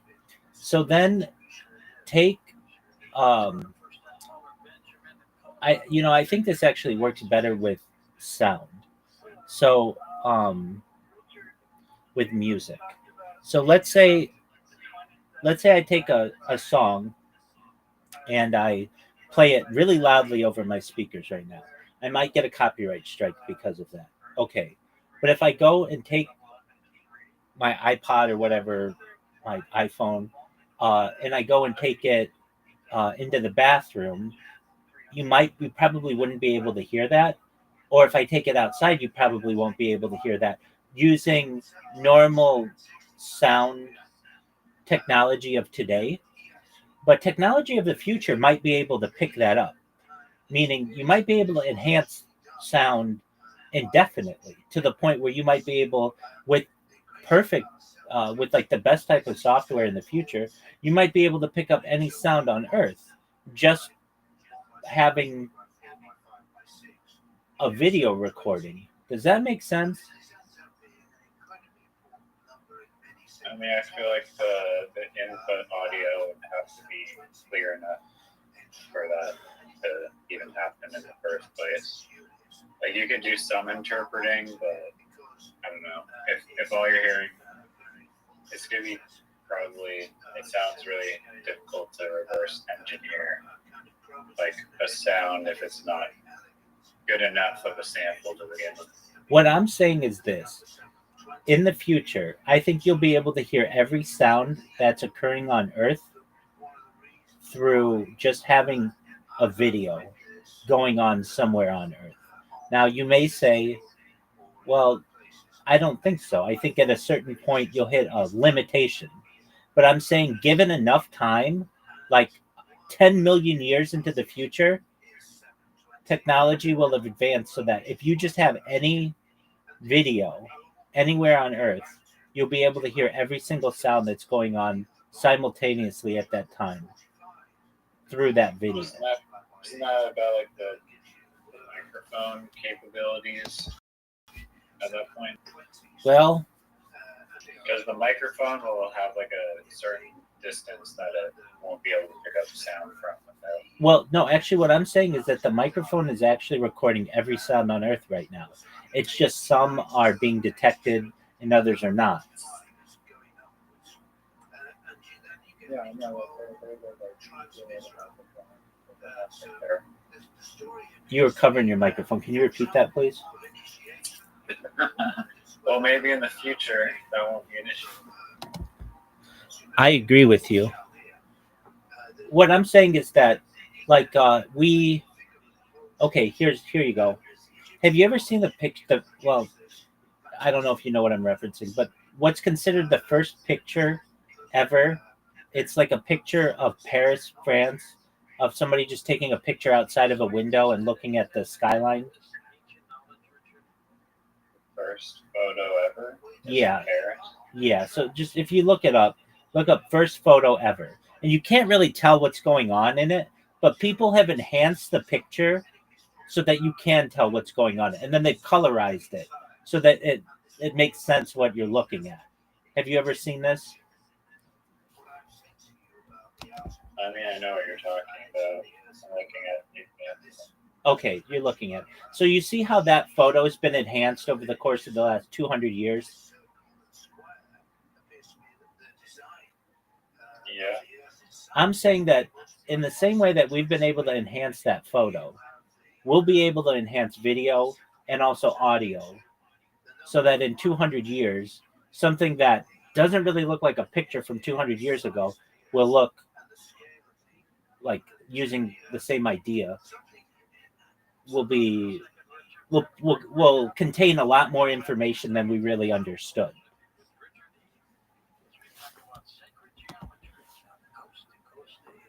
If that doesn't make sense to you, I understand as well. It's kind of a vague. Yeah. So exactly. So in like another 200 years, that first photo from Paris, we might get even more information from it. I don't know what, but let's just say we would be able to. This is just a little anecdote that I like. Do you know how what the purpose was of the first video?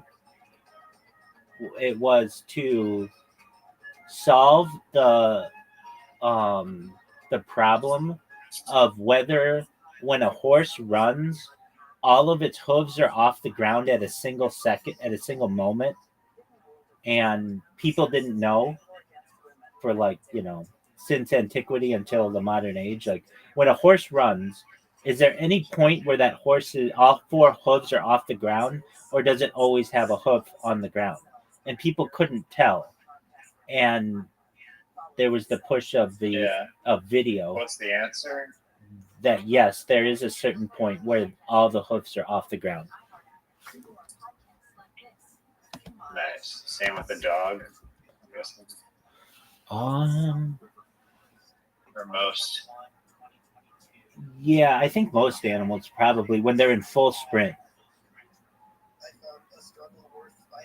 Yeah. But like that Were was you in the subreddit like r-first thing ever or something? Is that a thing? I don't know. I think I am in. We can make the first ever first thing ever Reddit. Yeah, no, actually, that already exists. I think, and I am in something like that. It's first. Oh, I'm in something called like first photo. First photo.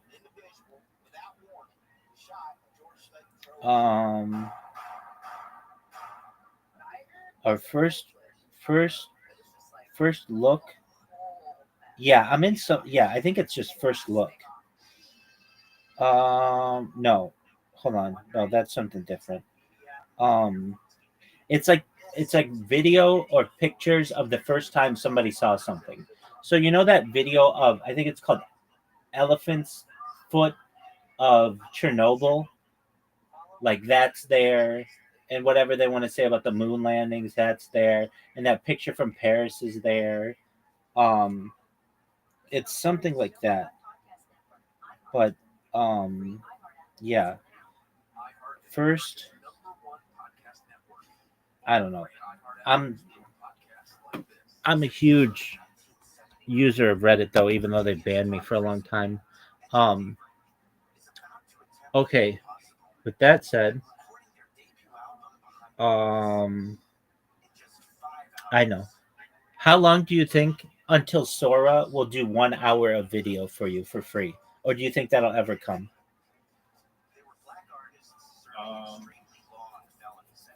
I think it's very possible. I mean,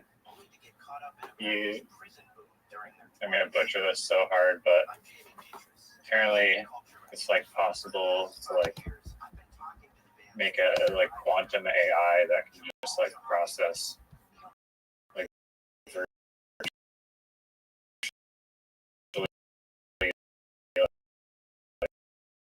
infinite data. So it's hours of video in like a second, probably. Did you see this happen like within the last month? I think it was CAA, Creative Artists Agency, which is like the biggest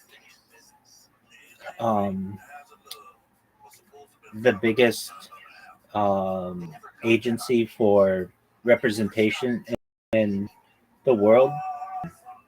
They signed their first AI actress or actor.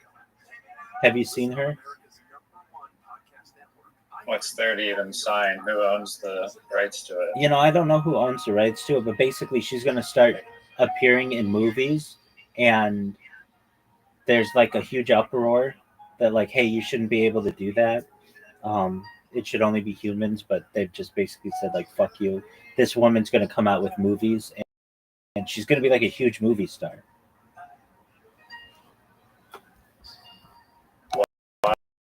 I mean, just some random AI generated shit. Yeah. Of course, she's very attractive. That's fucking low for a goddamn. Just outside of AI actor. Her name is. Her name is.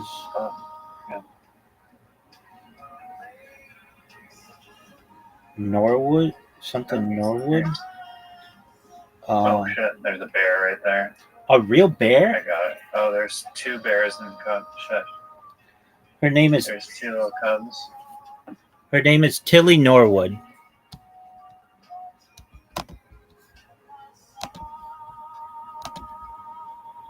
So whatever you want to take that as. But there's like an uproar that like she was on Graham Norton's show and she's been in mock trailers and stuff. Are you walking yellow? Yeah, there's just 2 little baby bear cubs. Well, you Right. know if Like there are 50 feet away. you know if there are baby bears, you know what's close. Yeah, you're gonna get us killed if you growling at me.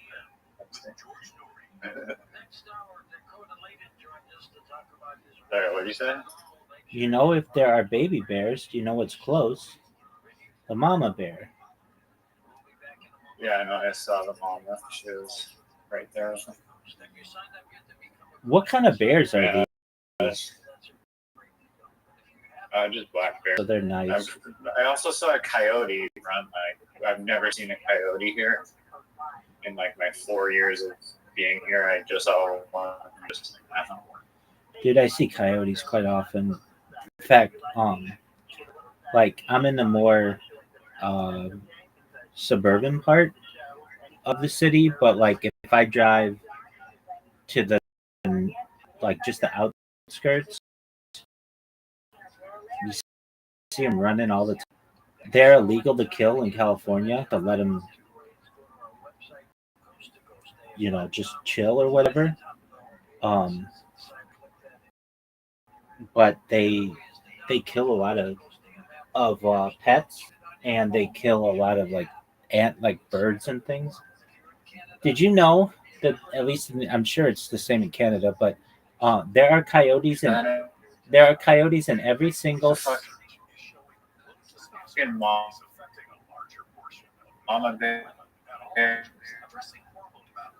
I can't hear you. Can you repeat that? What'd you say, Big Dog? Sorry, I heard you. There's coyotes in like every single state. Yeah, there's not just, but every single city in the United States. They're in New York, they're in Miami, they're everywhere. Are there even raccoons in every city? I would think not. That's a good question. Are there raccoons in Miami, Florida?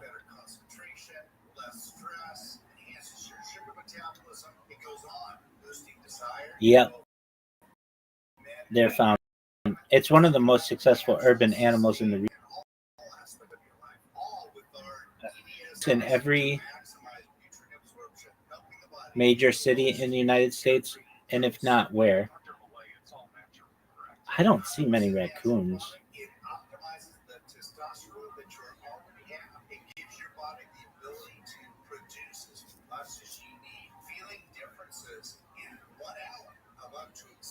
Raccoons are present in nearly every major city. Toronto spent $31 million in 2016 to manage its raccoon population.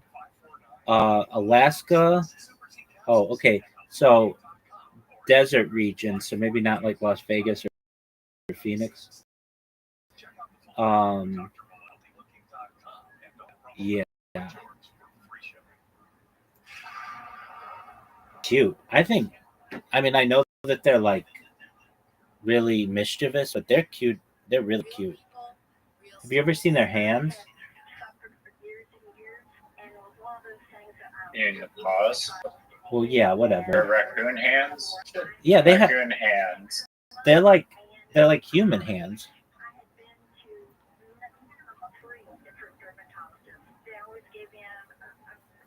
Hey, I think AI can make like Sesame Street characters, which and I've seen a bunch of TV shows. Like you can say in the style of Family Guy or Futurama, or in the style of whatever the fuck. Example.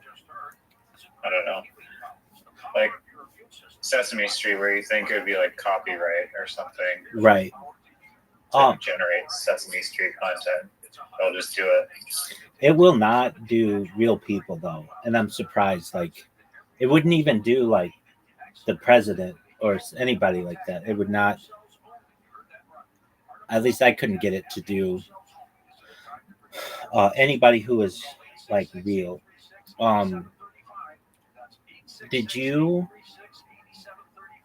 Oh, I was trying to teach it to do rap lyrics, like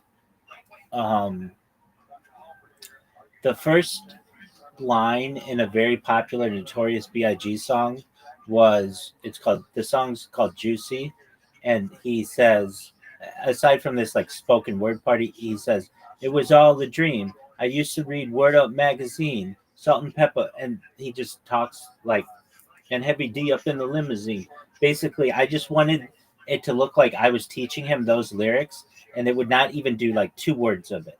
It basically knows the popular lyrics and will not let you reproduce those. So every single time I tried, Are they even copyright though? The words? yeah, In a sentence? they are. That's why they're not on Wikipedia, and that's why generally AI doesn't reproduce them,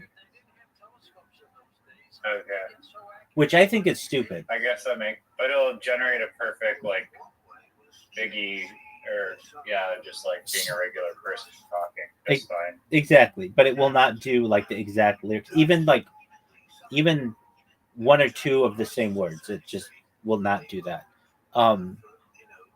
And I was struggling with it, like trying to get it to work. It would not do it. Every single time, like I would, like there's this famous area of Brooklyn for this Hasidic sect of Jews that I've been a part of, and it's called Chabad. And I wanted to make it look like I was teaching Biggie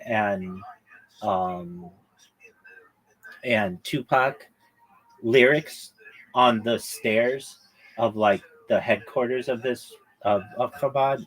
So it's located at 770 Eastern Parkway in Brooklyn, technically Crown Heights, Brooklyn, New York. And it wouldn't even let me do 2 words. It would give me like a whole rap song that was just made up, but it would not do the 2. Like I just was like, just say it was all a dream, and it would not do that for me.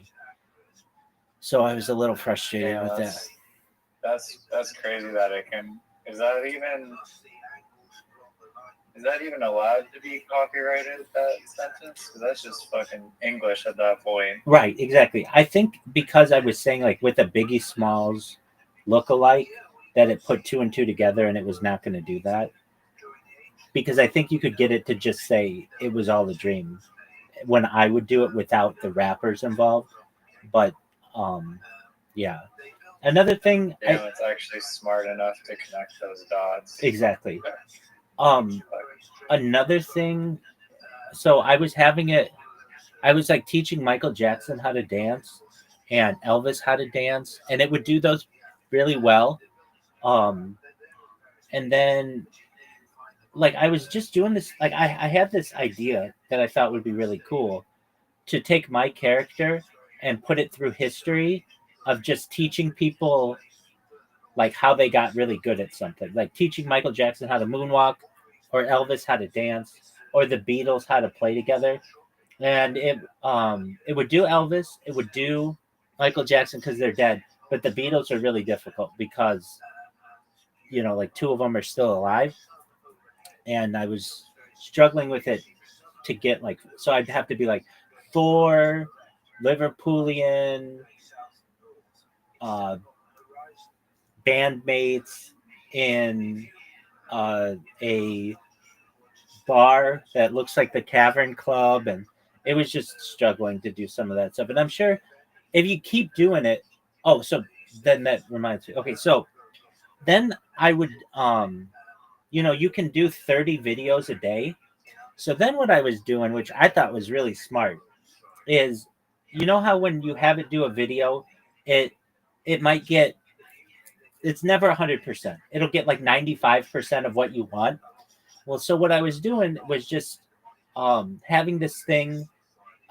Basically, all I wanted it to do was be just a bunch of Jewish women who are talking about me on the phone, and it would be like, "Have you seen Rabbi Rothschild? Have you seen Rabbi Rothschild? Have you seen?" Just keep doing that for 10 seconds, and it would do it. But then sometimes it would like it wouldn't say my name exactly correctly or something like that, and so what I would do is just keep using the same prompt on a brand new account. I just create a throwaway account basically and have it do it 30 times instead of just one or two times. And then if you get 30 opportunities at it, it's gonna be pretty accurate. Just basically having it do it a bunch of times. So because if it's like you can use it 30 times a day, why not try to maximize things if that makes sense? Does it? Yeah, I mean, abusing subscriptions and accounts is always a good idea. Oh, you know how I do.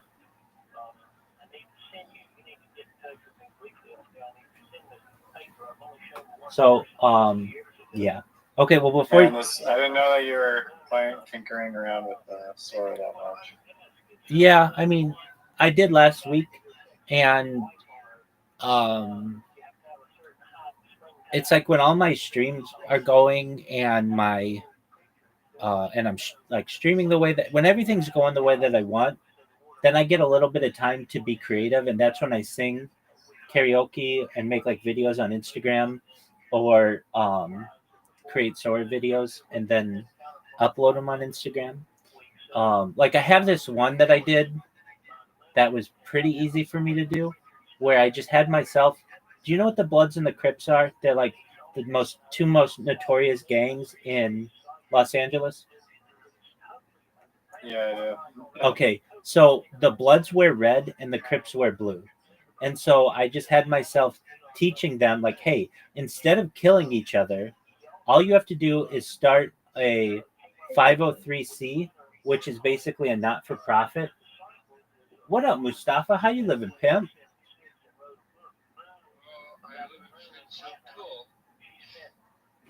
What's good, man? Are you still working on moving to the United States? Okay, yeah. Your microphone needs adjustment.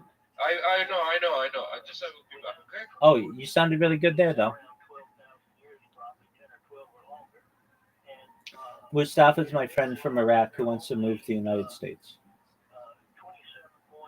I've spoken to him before. Yeah. Construction dude. Yeah. Well, now he's a translator. The liminal AI that this shit can make is pretty not bad. Oh, I bet it's I'm not gonna say it's excellent. I was just gonna say I bet it's excellent because that stuff's easy to do. Dude, have we talked about pool rooms? Yeah, we talked about liminal stuff before. I mean, I've sent you a bunch of pool room stuff. Okay, you sent me that. Yeah, I love that stuff. I'm in pool room subreddits, and they're really cool. Do you ever get the feeling like that? That video that we saw, that documentary of those people in that mall.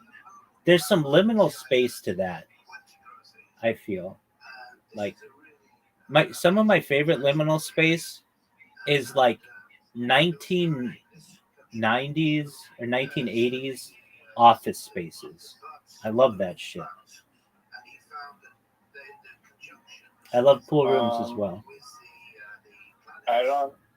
It's hard to think of a example of like a real life liminal space that I've been. Obviously, they're not going to be like infinitely repeating.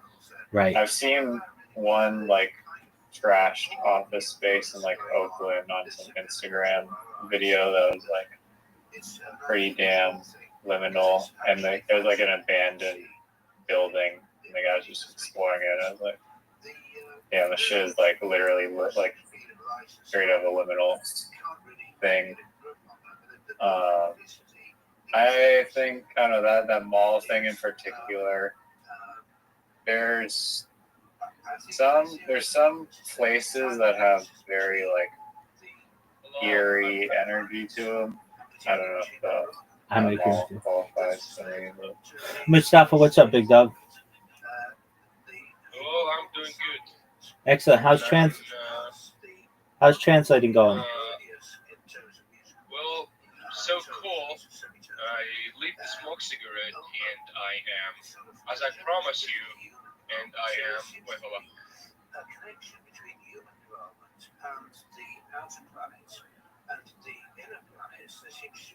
Yeah, and I am level 2 with the Russian language. You know, as I told you, I want to learn the language, Russian language. You know. Well, that's phenomenal. So you quit smoking? How long has it been? Like I left smoke for a week ago, and I made. Guess how much I made? $25. 25. Like 25 what? 25 US dollars. Like last time I told you I made a 500. Okay. I know, but you could have blown it. Yeah. But now I do make 2,000. No, wait, you have $2,000 saved? Yeah. Wow. Because I've told you. I can. So, bro, I can like eat 2 times in the day for save the money here. You know. Absolutely. The last 3 times we talked ago, you were making $16 a day. Yeah. You were making $1.60 an hour. Well, that's phenomenal. So you're not doing construction anymore, right? Yeah, I don't want to do shit anymore. Exactly. Good. Well, I know. I love this work. I'm still love this work because I'm still like 21 years old. Like I have a lot of energy. Like I want to work not only translator. I want to like be more than this, but not here, not in Iraq. In the United States, because the United States will respect what is in my mind. Okay, good. Well, that's exactly what we want.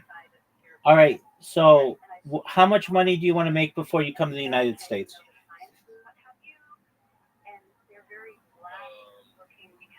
Excuse me. What did you say? How much money do you need to make before you come to the United States, or how much do you want to make? What's your goal? Well, I will make 10K. Okay. Yeah. Okay. So, can you make more than that, you think? In Iraq, I don't want to make more than that because I'm afraid of like something hurt me, in Iraq. So I just wanted to leave. Absolutely. I get it. Okay. So, you'll probably be able to make 10 grand maybe by the end of the year, pretty close, right? And then you're going to come to the United States? Okay, you're going to fly from Baghdad to Los Angeles? Yeah, I'll come to Los Angeles, LA, because as you told me, there's a lot of work there. Yeah. Okay, now, if I were you, I mean, you can do what you want, but I would probably wait until the ice raids calm down some. So I'm sure that'll happen, but it's not the best time to come right now. Though,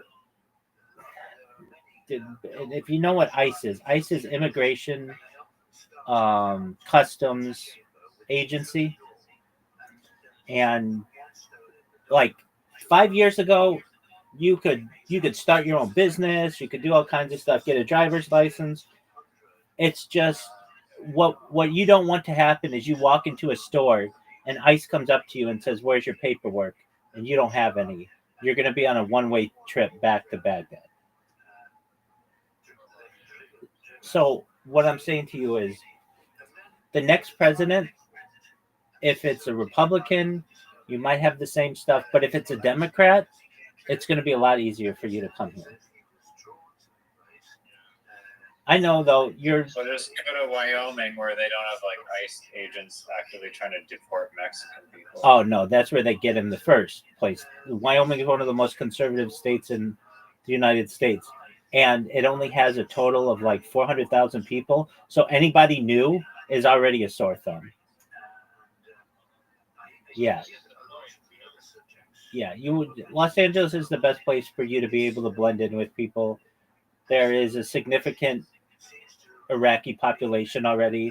I mean, there are probably less than 100 Iraqis in all of the state of Wyoming. If you claim like whatever it is, refugee Asylum. status or whatever, Asylum. you don't get paperwork that they give you. Yeah, they do, and so that's what he's going to want. And then what happens is he gets a they'll give him a court case in like 15 years, and he can stay here legally until that court case happens. However, what has changed is that's how it used to be under Biden, but under Trump this time around, they just basically haven't been respecting that, and they'll just kick you out anyway. Damn.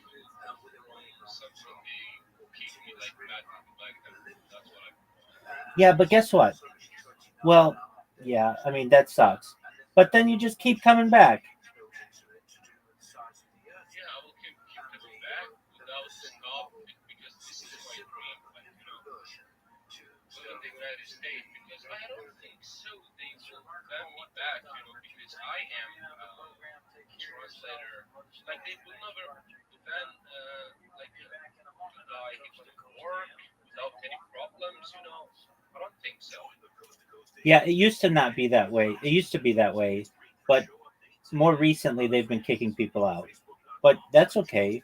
You'll if you can get within the city of Los Angeles, so like within the city limits, it's what's known as a sanctuary city, and they've been doing their best to avoid people kicking them out of sanctuary cities.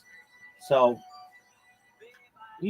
it's a risk that you're going to have to take that millions of people have taken before. But then if they have immigration amnesty, which they did in the 1980s and they might do again, then everybody who's here at the same time gets a path to citizenship, basically, which is something that you might be able to have. So it's really, if you say to yourself this, like this is how I would say to myself, in fall of 2025, I had no opportunity. I was working construction and I was making $1.60 an hour. I'm going to save up every penny that I have, and I'm going to get to the United States. And if I succeed, I'll be able to have a family and get married, and have a family and all those things, and maybe start a business and all the other things. If I fail, then okay, they kick me out, and I'll just work again to get the money to be able to come back. You're young.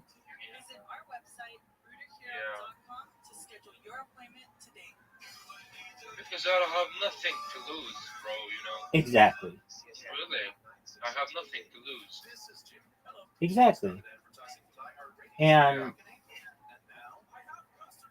you're not going to be the first person to do what you're doing.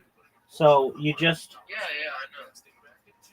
and there's a huge amount of people here who will help you once you get here with food stamps and a cell phone and bus tokens and that kind of stuff.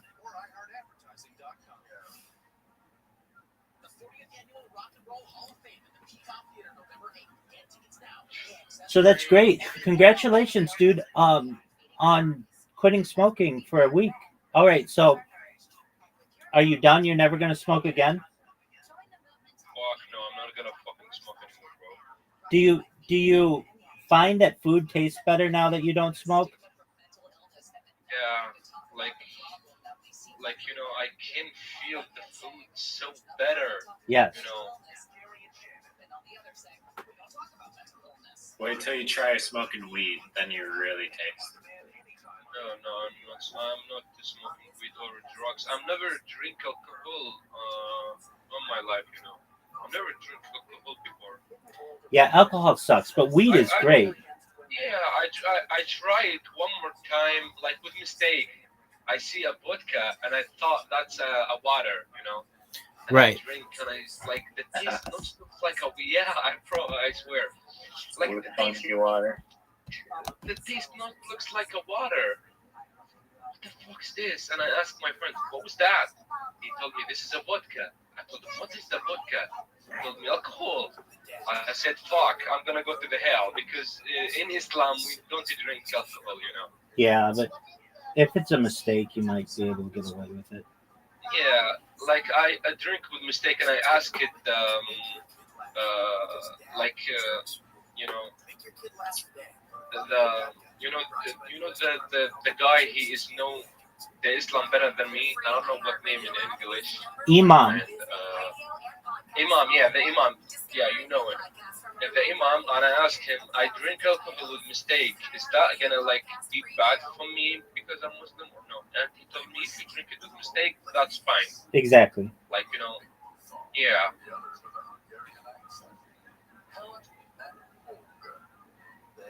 So there's like a little loophole there that if you mistakenly drink it every single time, that you could get away with it. But you just have to make a friend put like vodka in your water every day. Yeah. So sad.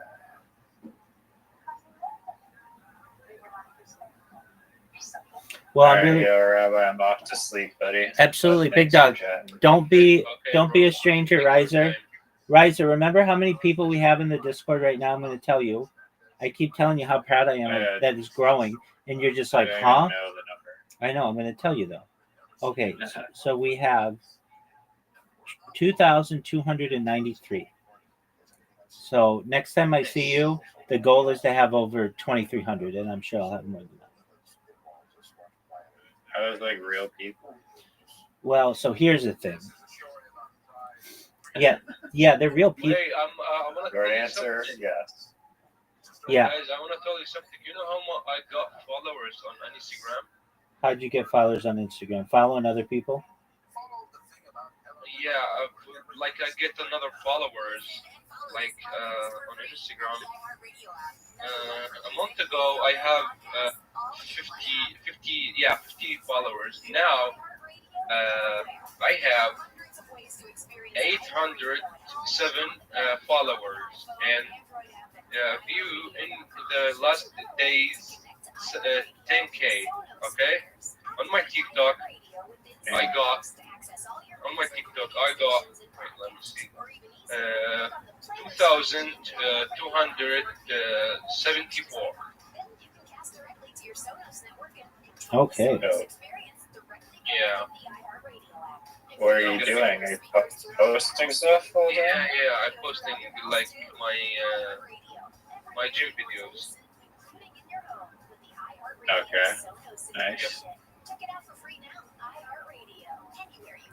All right, I just post some AI generated gym videos on for you there, buddy. You have your robot generating those 24/7.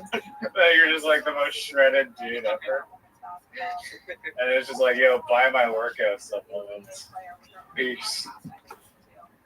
That's actually not a bad idea. Holy fuck. Yeah. Might as well. Because I told him when I be in America, like I found the work, they will accept me. I'm gonna open a YouTube channel because there is a lot of Iraqis people like to see how America work in America or something like that, you know. Hell yeah, dude. Are you gonna be a personal trainer? Yeah. Or are you training? We have a friend who's been training, going to the gym so that he could be a male stripper. So I don't want to judge. But are you gonna? You could be a male stripper too, as a career path. It's I don't think he knows what not a that bad is. option. I don't think he knows what that is. Do you know what a stripper is? What? It's somebody who takes off their clothes for money.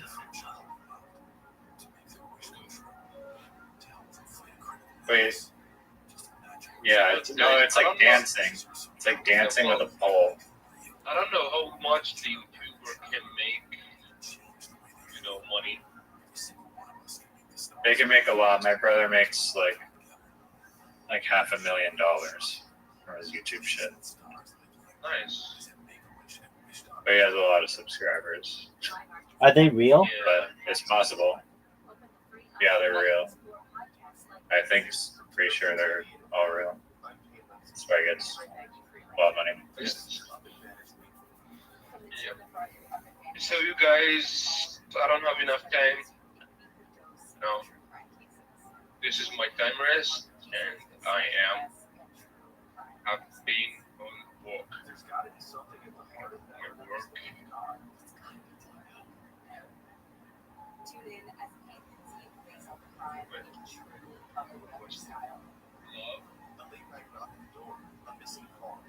All right, Riser, you take care, big dog.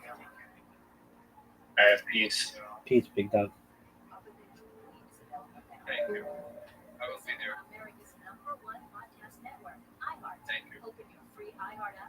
Thank you so much. That was fun. AM 640, more stimulating talk.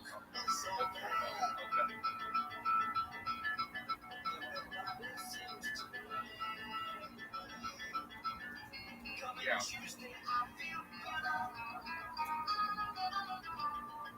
Basically, yeah, like, because I don't understand him, because, like, his English is not very, very good because he's Chinese. I don't understand him very well. Yep.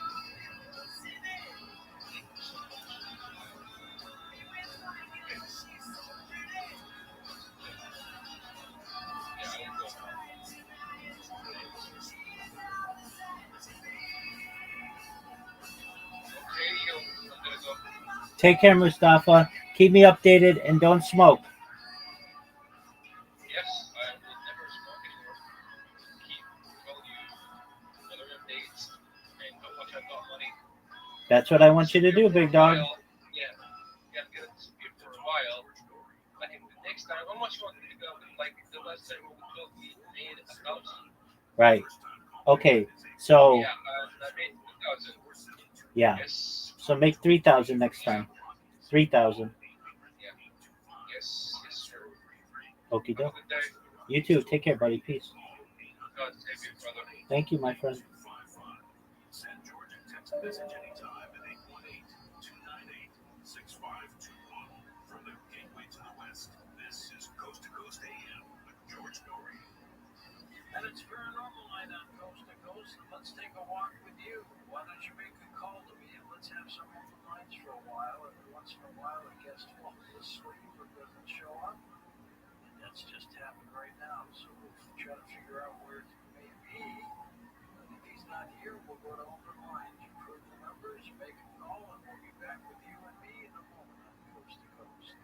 Buy some gold, get some free silver. That's right, free $5,000 invested in purchase from Birch Gold Group this month. In advance of Veterans Day, which is coming up pretty darn fast, we will send you a free patriotic silver around that commemorates the Gadsden and American flag. The Gadsden flags are old historical monuments. Gold is up nearly 60% since the beginning of this year. Birch Gold can help you own it by converting an existing IRA or 401k to a tax-sheltered IRA to physical gold.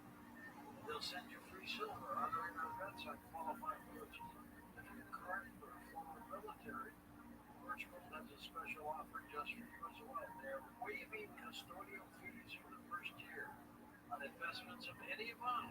An A+ rating with the Better Business Bureau. Tens of thousands of happy customers, many of which are our listeners.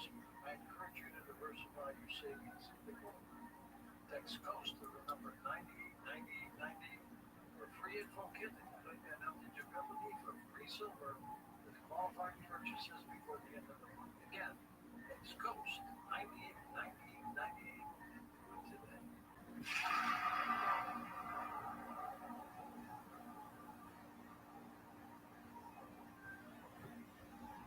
Real people, real stories. I was only 6 or 7 days. The exhaustion lasted for 2 years. I had this horrible brain fog. My memory never really totally returned. I kept hearing the carnivora like I was trying. I tried it 10 days to 2 weeks after taking the carnivora. I could not believe what happened. I 70. I had energy like I was the thing that was so remarkable to me is I wasn't exhausted anymore. I had my clarity and my brain back. I mean, do you know how much it means to be able to think again? I was really happy about that. It's like I kept telling everyone I'm afraid again. 866-836-8735. That's 866-836-8735. Or visit carnivore.com. That's CARNIVORA.com.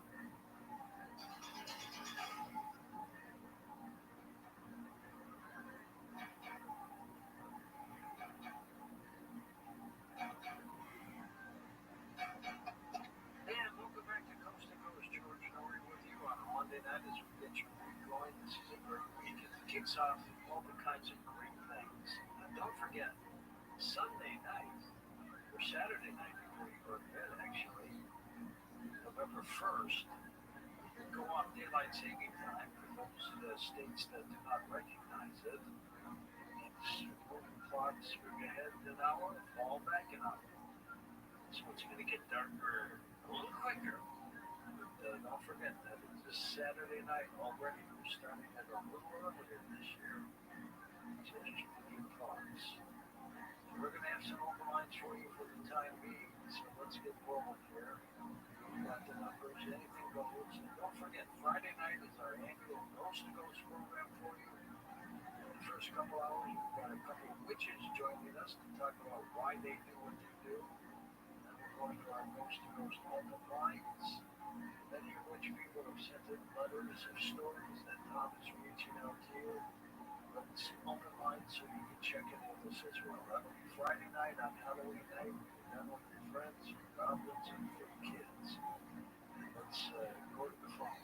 Let's go east of the Rockies. James is with us. Welcome to the show. Hey, James. Oh, why not on? You are, sir. You're on the air. Oh, why?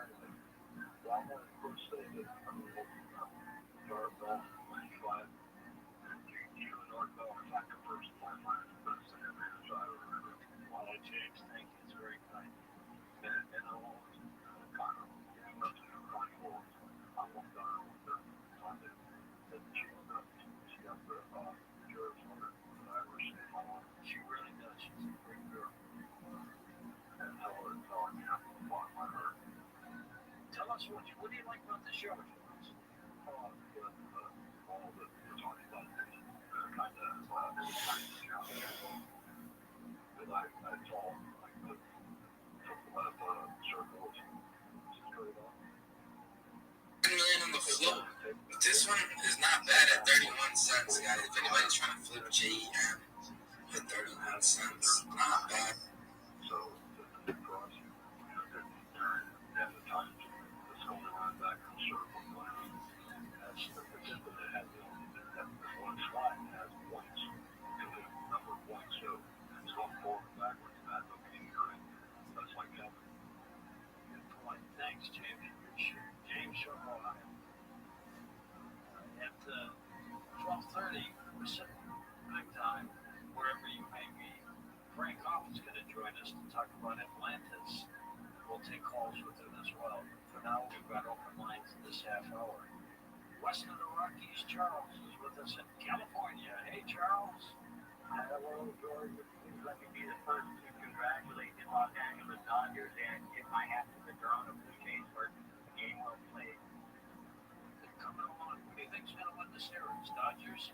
Well, the TV says that 70% historically has the Dodgers favored based upon the fact that they're up 2-1.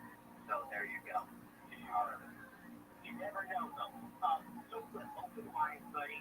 Well, and then so they're doing cuts, yeah.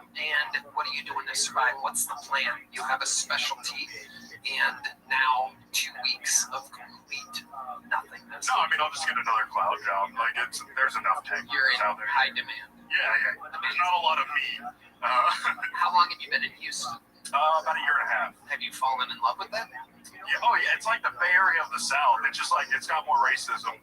Okay. Yeah, there's a lot of tech and homeless shit. It's not that bad. The Bay Area is way worse on the homeless. You know, everybody bitches, but it's not. I know. It ain't help. I'm not going to get into it. I love it. Blake, what do you do for fun? I collect sports cards. What kind? Mainly baseball and wrestling. Those sell the best. Like, I guess it's fun, but it's also like a job. Yesterday, just for fun, I typed in to the eBay search engine, just broadly, I just typed in the words O.J. Simpson, just to see what would pop up. And well, my buddy, Shane Gillis, took part in the auction. They auctioned off a bunch of stuff, and he got so many cool things. And I'm honestly jealous of Shane yet again. Yeah, he got like all of OJ's old ties and an autographed thing that hung on OJ's wall, autographed by Bill Clinton. So Bill Clinton and O.J. Simpson on the golf course, just two absolute fucking criminals. And so I think it's like the coolest thing that he was able to, at an online auction, buy this stuff that belonged to the O.J. Simpson estate. Anyway, I forget what I was. Oh, there's so many fucking OJ cards available. Do you have any OJ cards? No. I've got some. The Undertaker. I mean, like. Yeah. Both murderers, you know. That's how that. Yeah. Yeah. One of them's not really a murderer. That's true. Yeah. OJ. Anyway, I bought an OJ card. It came today, and I opened it. First thing that happened, I got a paper cut, so you know it's a real OJ Simpson card. There you go. That's like a late night show joke. The paper cut. Anyway, we're back. Did Jimmy Kimmel live? I just want to say, listen, America needs one. Shut the fuck up.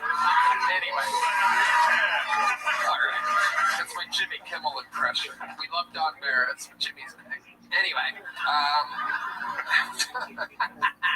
Blake, tell us the craziest thing that you've ever had happen to your life. You, the beard, the hair, the skin tone, it tells us that you've seen a lot. You seem like the kind of guy that would eat Oxycontin candy. I mean, I have, yeah. I just had back surgery, so I was on Oxys. That was bad. Yeah, craziest thing, I tried to buy an ambulance once. Yeah, when I was getting out of the Marine Corps, me and my buddy tried to get the small business VA loan to buy an ambulance to create a bank ambulance. Oh yeah, that would be different. I've never seen a bank ambulance. Yeah, they denied it. It was. That would have been a smart thing, right? So instead of like a gangbang bus or whatever it is, you pick up the person that needs help and then they get fucked. Yeah. Amazing. I mean, I was going to use me, but yeah, we can pick people up, I guess. Is that something that you are interested in doing, or you see yourself having the capabilities and accessories and parts to be a successful porn star? No. I'd imagine the pubes are out of control. Fucking bare floors, baby, you know, it's... Yeah. Like, you mean bare, B-E-A-R? I've growled at pussy before, I don't know. I do too. When I see pussy, I go, stay away, I'm kidding, I'm straight, Roseanne. See? Okay. Blake Jones. So, you're working in Houston. How often do you sign up for the show? I've been coming like the last month and a half, probably. So you make this 2.5, 3-hour drive every Monday. Probably like 6-7 weeks in a row now. Stop at Buc-ee's halfway? Master Buc. Goddamn right. Now let's talk about that, my friend. What is your go-to order at Buc-ee's? What did they have you booked on? I like the sliced brisket. Oh, yeah. Yeah, that's good. And they got rid of my favorite snack, though. They had the cookie dough bites. They just got rid of them. I don't know. Like, yeah, they're fucking gone, dude. Yeah, I actually knew they got rid of their cookie dough bites when I walked by Red Band's place and his flag was flying at half-stack. I'm like, what is going on? And then I immediately knew. Buc-ee's supposed to get rid of their cookie dough bites. Well, I wish we had horn players here that could fucking. I wish I spent $1,500 a night on fucking horn players. You sons of bitches. Fucking do something, you fucking goddamn bastards, or I'm calling ICE.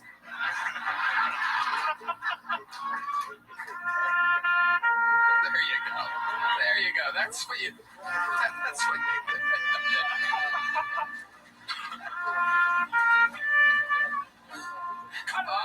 All That's enough. You keep playing that, I'm gonna call ice on you. All right. It's fun nowadays. You really get to use anything. You can get a Mexican to do anything nowadays. It's incredible. All right. Blake, so fucking awesome. The momentum of the show is incredible. 3 in a row. Good comedians, and you are that third. Here's a big joke book. Come back again. Sign up again. Blake Jones, everybody. Blake Jones. Blake Jones. You know Mike Jones? You know Mike Jones? All right, back to the bucket we go. We have the legends. How about one more time for Paulie and Roseanne hanging out with us? What a fucking special treat. When I started stand-up 18 and a half years ago, I mean, holy shit, to think that I'd be here with you guys wanting to be on a show like mine, such an honor. Incredible. I love you. Your next bucket pool goes by the name of Eric McVeigh, everybody. Here we go.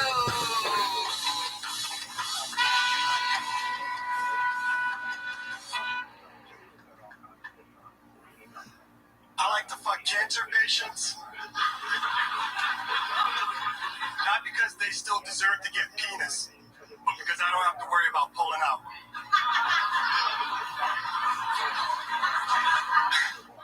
Alright, now I think this new generation of butt stuffers and ass eaters is doing it wrong. See, when I was growing up, it was considered real sexual for a woman to taste herself. So after you put your dick in her pussy, she'd suck her juices off, right? Alright. Now, personally, I haven't put my dick in the diarrhea dungeon because when I was younger, I concocted this irrational fear that when I pulled out, I'd have a piece of shit corn stuck in my pee hole. Then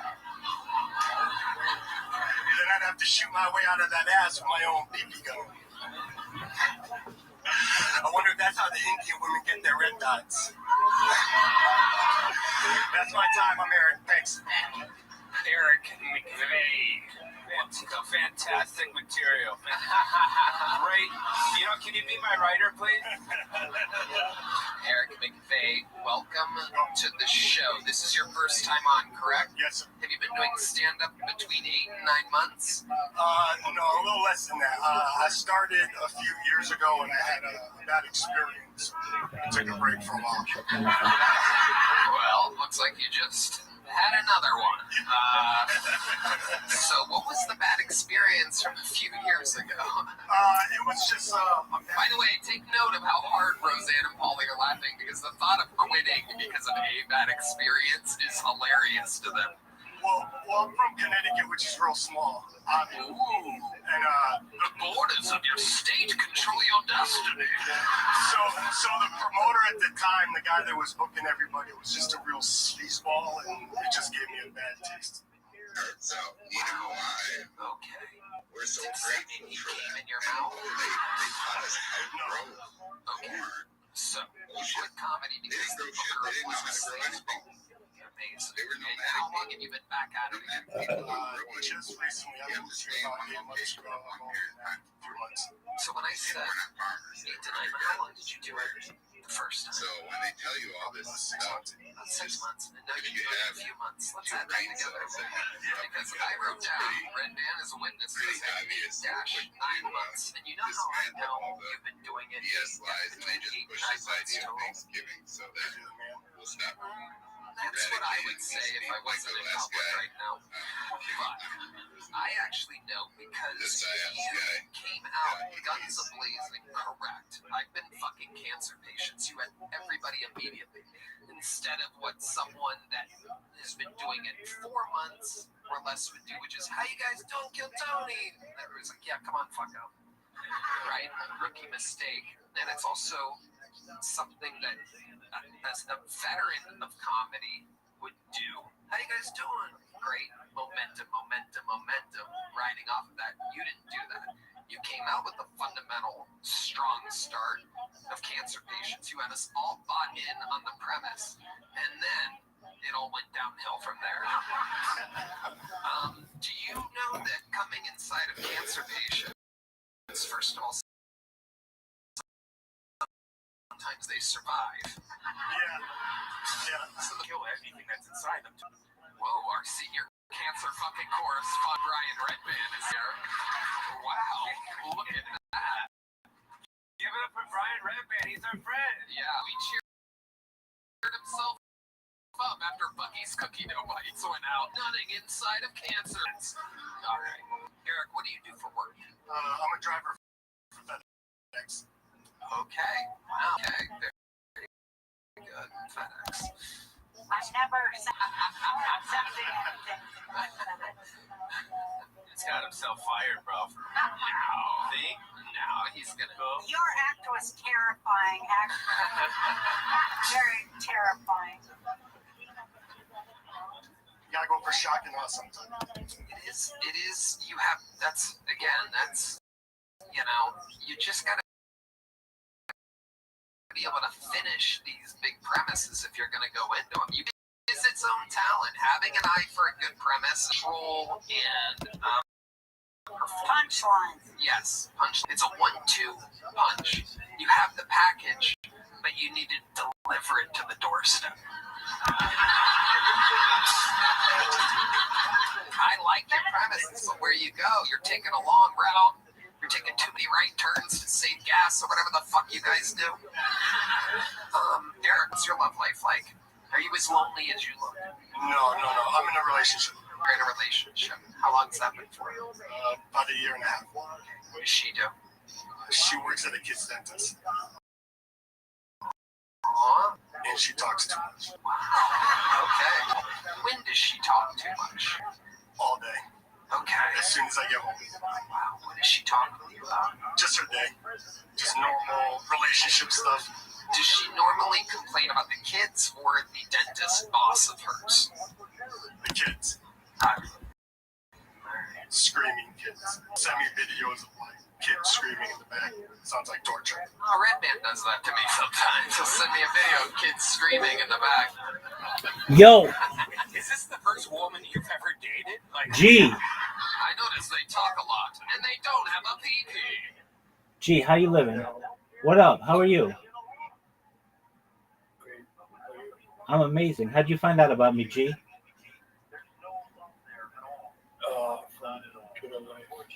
I love you. I love you more than I can express right now. You're amazing, G. You. Oh, dude. Okay. Okay, so you came to. I was live in a Twitter space, and you saw my profile, and you saw it said join Discord, right? Is that how you found me? I love you. No, because I just started this. All right, G, do you mind if I tell you about myself? Excellent. Thank you so much for being here. You have no idea how happy you've made me. My name is Rabbi Rothschild. I stream my life 24 hours a day, 7 days a week, 365 days a year for world peace. I've been doing so for more than 3.5 years. My streams go back to the pandemic. We've seen the death of a queen, the birth of AI, the coronation of a king, and everything in between. G, have you ever seen the movie The Truman Show or the television show Big Brother? Jim Carrey? Yes, sir. Is that the actor in that? Yes, sir. No. Okay, that's all right. It's essentially the story of someone's entire life on camera, as is mine. In 2018, The Economist magazine stated that data was Earth's number one resource, more valuable than food, water, air, gold, everything. And I have more data online than any person ever, which may make me an influential person someday. And if and when that happens, G, I'm going to make you, your friends, your family, all independently wealthy if you're not already. I want to make sure that you have generational wealth if you don't already. And I want to make sure that you're able to start charities and philanthropic organizations of your own. How does that sound, G? Excellent. I talk about things that are going to make a big deal in the world, like ending world hunger through the use of technology such as agricultural drones, floating greenhouses, saltwater greenhouses, hydroponics, vertical farming, cloud seeding. I want to help. Oh, no. I'm here. Just one moment. Just one moment. I'm here. I'm here. I'm here, G. G, I'm here. Apologies. I don't know what happened. Discord just hiccuped. Okay, I talk about ending world hunger through the use of technology such as agricultural drones, floating greenhouses, saltwater greenhouses, vertical farming and cloud seeding, and hydroponics, vertical farming, cloud seeding. I talk about ending world thirst. I'm sponsored by a cryptocurrency that's worth about $100 million. And one of the things that we do is we build wells in developing nations like Nigeria for the benefit of the less fortunate. I'm an advocate for the LifeStraw program. And additionally, I'm an advocate for desalination technology, where we pump our seawater onto land to make it drinkable. How do those things sound, G? You say you're sponsored by some crypto. Yeah, it's called Harry Potter Obama Sonic 10 Inu. It's ticker Bitcoin. It's quite popular on Twitter Spaces. Which one? This one, Harry Potter Obama Sonic 10 Inu. What's the ticker? Bitcoin. On what chain? Pump What network? on Uniswap.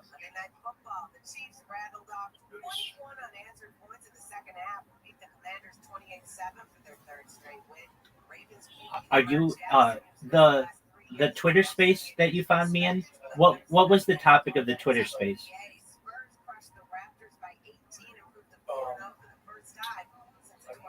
Was it cryptocurrency? Okay, excellent. Oh, I'm so glad that you found me. And here's why. I just started a strategy. I mean, I've been live streaming for 4 years. I have 4 years worth of 24/7 content available online on 22 different YouTube streams. This is the biggest event in global history. It's essentially a time capsule or a timeline of society, but it's very difficult to get, to self promote and such. So I have a lot of different devices, and one of the things that I've done with them is I'm going to put them in different people's Twitter spaces and then just leave them there. And eventually people see it's red. My avatar is red. My profile picture is red. And they click on it and see what I'm doing. Then eventually join just like you did. And we're going to change the world. How does that sound, G?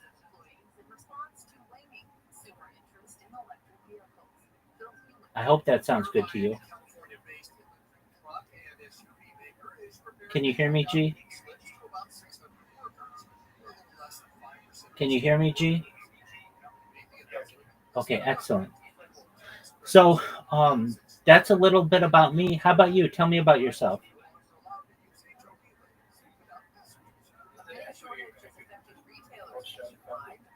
We're all related. It's like being in a Kennedy. It's like having the last name Kennedy. I mean, like some of us are closer in relation to others, but there are about 3,000 of us in the. There are 3,000 of us in the United. There are 3,000 Rothschilds in the United States alone. About 10,000 of us globally. So it's a big family.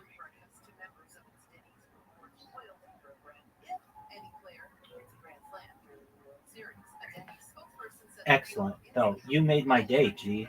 What are your thoughts on the conspiracy about like the Rothschild, like controlling the world?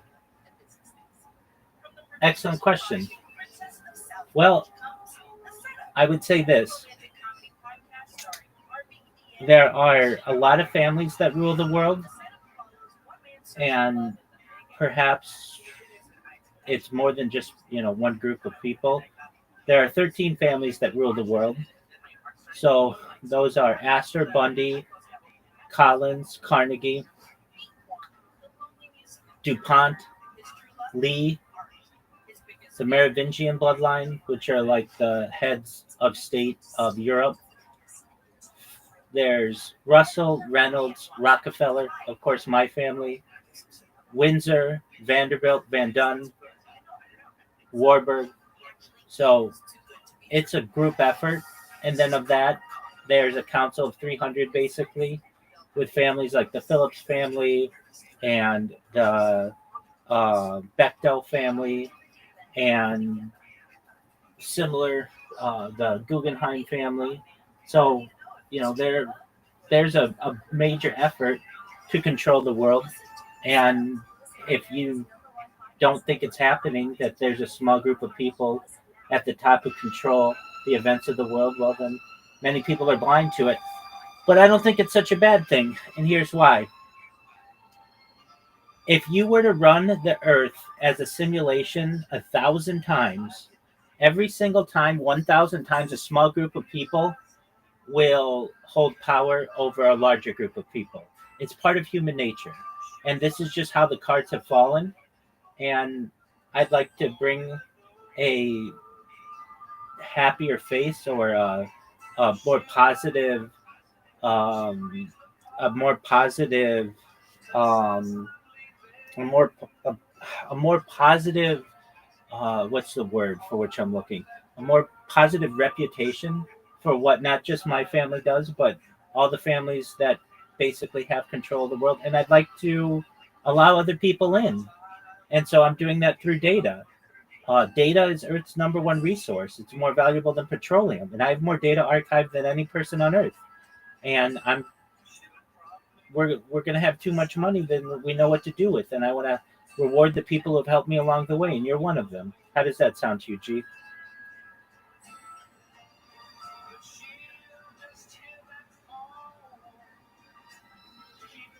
I hope that sounds good to you. Yes. Great. Excellent. You're going to be a very rich person, G. I wish I could give you the money right now, but when I can, this is all recorded. I'm going to make sure that you have more money than you know what to do with, to the point where your friends and family will have everything that they ever needed, and you'll be able to start charities and philanthropic organizations of your own.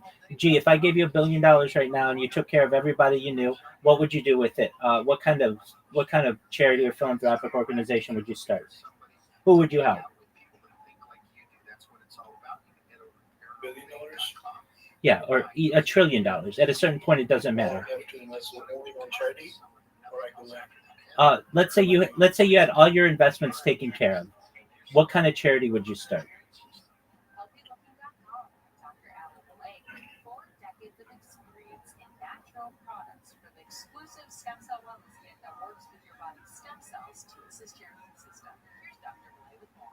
If your friends are taken care of, and your family was taken care of, and all your investments were taken care of, and you had all the Bitcoin you ever wanted, what would you do to help the world? What kind of charity would you start?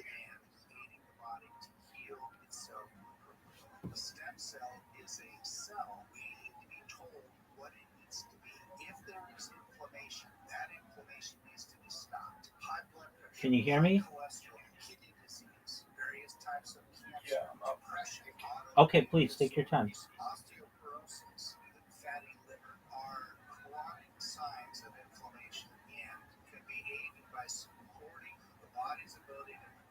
Cells that it needs, and that is the purpose of ImmuStem and Adaptostem together, supporting the body to be best. You know, and it's like there's like some Absolutely. when like when they're adults, like grow older or like they leave them, and they have no source of income. Absolutely. Just like an orphan, but more like the older people, you know. Beautiful. Absolutely. That's a beautiful cause. That's excellent. Well, we're going to make sure that you have everything that you need in your life in the future. And I mean, within the next 5 years, and you'll never have to work again. Your children will never have to work again. Your grandchildren never have to work again. That's the goal.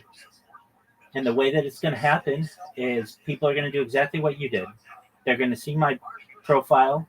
They're going to find it interesting. I have a lot of devices, so I'm going to be in a lot of different Twitter spaces, and people are going to want to do interviews with me about what I discuss.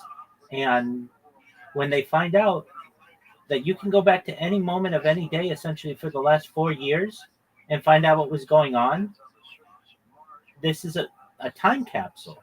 It's going to be very valuable to the world. Excellent. What other socials are you live on? Great question. Okay, so in the upper left-hand corner of this Discord, you're going to see a red circle that says 24/7 YouTube streams. Have you seen all my YouTube streams?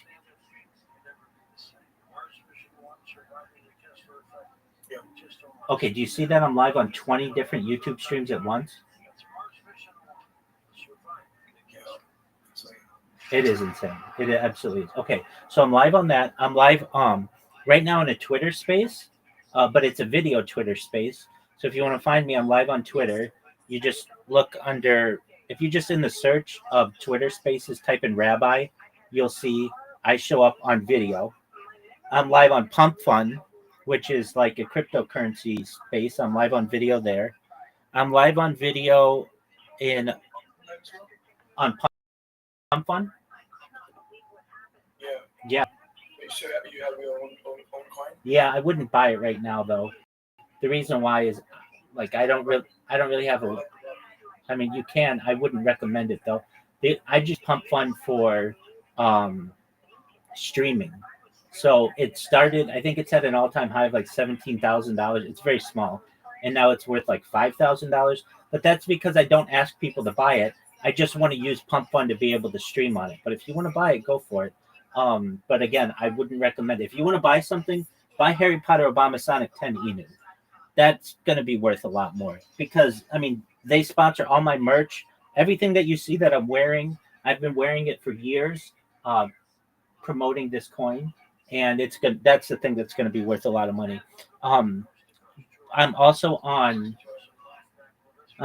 Twitch. I'm live on Twitch right now. I'm live on Rumble. I'm live on like 10 different Rumble streams. I'm live in 1, 2, 3, 4, like 5 other Discord servers right now. I'm live on a bunch of different platforms that you may not have heard of, like D Live and Trovo and Africa TV, which is really big in South Korea. And I'm live on like perhaps Billy in China. I'm live on basically every major platform possible, and I have been for years. And I have over 2,200 people who know about me, who I've gotten into the Discord. And I've tried before to get people to know about me on Twitter Spaces, and it has worked. But now I'm going to try much harder than I've ever tried before, and with as many devices as I can. And basically, what's going to happen, and I'm sure what happened to you, is you get bored during these Twitter Spaces, and you start looking at people's avatars or their profile pictures, and then whatever one catches your eye, you click on it, and you see what's going on with this person, and then you learn about me. Isn't that what happened to you?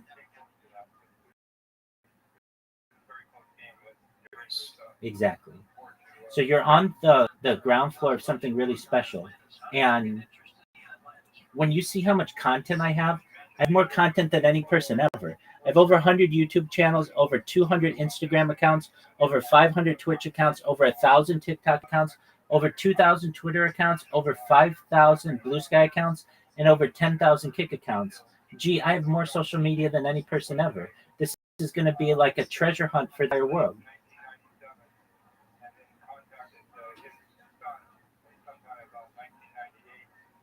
There's a very good chance that I won't only be the most famous person on earth someday, but also the wealthiest. And I don't really care about that. I care about world peace.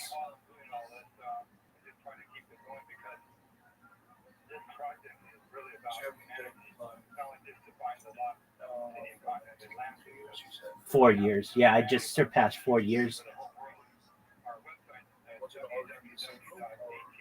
No, I do IRL streaming. I've streamed as far north as Santa Barbara, as far south as San Diego, as far west as the Pacific Ocean, as far east as the desert and mountains. I've streamed in Beverly Hills, Los Angeles, at Disneyland, basically everywhere in Southern California.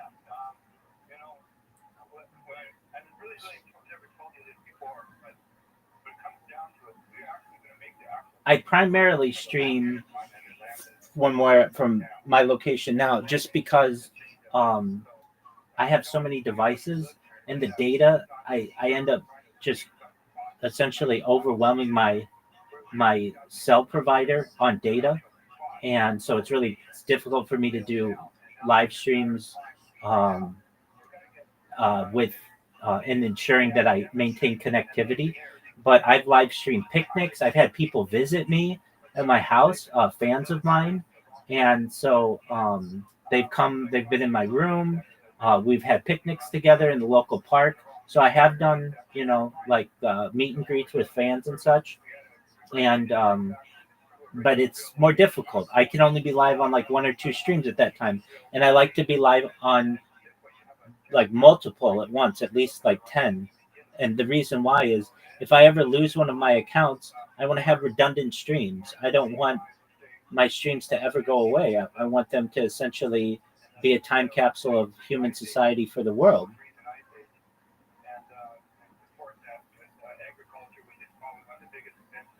In the past, I would have been a diarist or someone who writes a diary, or a journalist, somebody who writes in a journal. But I'm just a vlogger now, essentially someone who archives their life. I mean, I call it a live stream. It's not just a live stream, but it's a live stream. You can watch any aspect of my day. And additionally, it's going to be very interesting for people of the future to have so much data on a single individual that we're going to be able to study how many swallows per minute I have, and blinks per minute, and breaths per minute, and my body temperature, and my circadian rhythm, and how much I sleep. That's a lot of data, and it's going to be important to the world.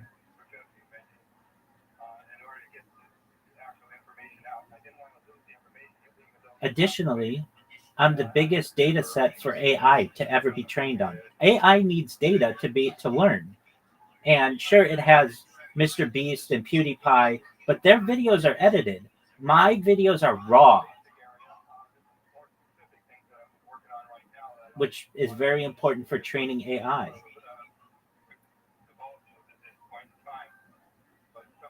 And I've been using AI since it was really available in large part to the general public. My stream started before ChatGPT was launched. I was an early adopter of ChatGPT in November of 2022. I was using ChatGPT when it became available to the general public November 30th, 2022. And I've seen the different iterations of ChatGPT 1 and 2 and 3 and 3.5 and 4 and now 5. And that's going to be really exciting to the world as well. Like seeing what life was like before people had large language models and now after.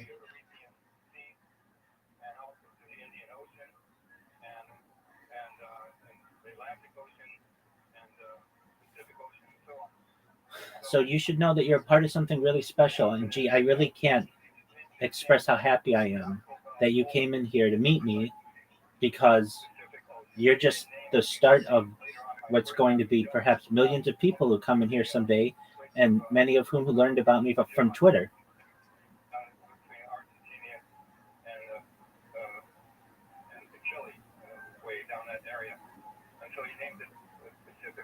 So that's what I do. I have a great group of people in here who are in here basically 24 hours a day with me. And then I have people who sleep in here, which is, something that not everybody does. And we play games in here. We watch sports in here. I don't know if you're familiar with the World Series, but the World Series had a tie for the longest game in the World Series history yesterday at 18 hours or 18 innings. And we were able to watch the last home run. I mean, it was really exciting.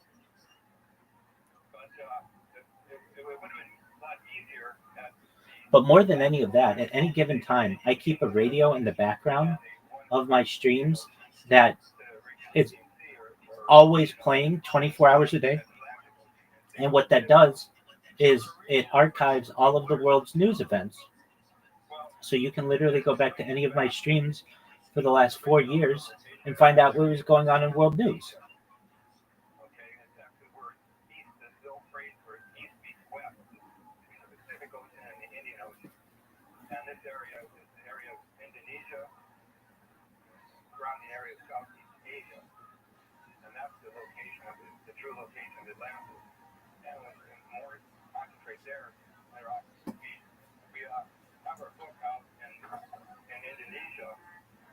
So that's a little bit about me. Gee, what do you like to do? What are your hobbies?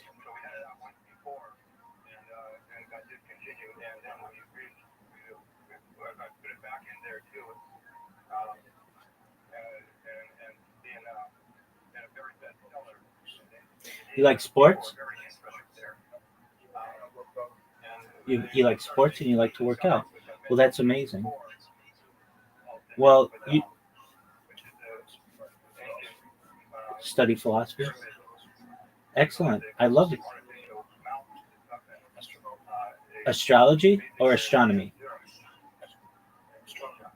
Astronomy. Excellent. I love astronomy. And I love talking about the future. Things like space elevators and space tourism, terraforming of other planets, interstellar travel. I love all of that stuff.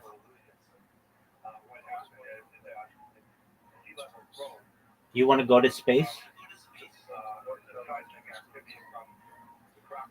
Well, I'm going to make sure that you're able to go to space someday.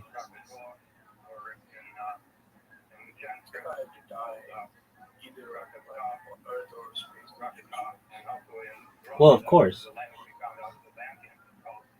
I would too. But there's a chance that you might not die. Let me explain. So I talk about futurism, things like antimatter, anti-gravity, faster than light travel, faster than light communication, space tourism, space elevators, terraforming of other planets, interstellar travel. I talk about things like artificial narrow intelligence, artificial general intelligence, artificial superintelligence. I talk about things like invisibility cloaks and Santa Claus machines, replicators, teleportation, time travel. I talk about de-extinction. People don't know this, G, but the first successful de-extinction took place in the year 2003 with the Pyrenean ibex, which was a goat located in northern Spain, southern France. Fast forward to the year 2021, a company out of Dallas, Texas is founded known as Colossal Bioscientific. They've made it their goal that within the next 3 years to reintroduce the woolly mammoth in the Arctic Circle utilizing Asian elephant surrogates, which I just think is a mind-blowing goal. Following the reintroduction of the woolly mammoth, they want to reintroduce the Tasmanian tiger, followed by the dodo bird, which I think will be very exciting. I talk about other things that may affect you, your friends, your family in the future, G. When you were born, the average life expectancy for you and your friends and family was probably about age 80 years old. I want to increase that with the use of technology such as oxygen therapy, human growth hormone, stem cells, things like perhaps peptides, cryonics, cryogenics, things like perhaps cold shock therapy, red light therapy, testosterone replacement therapy, ambrosia therapy, things like perhaps, if you want, uh, just other types of therapy to basically be able to make you live longer.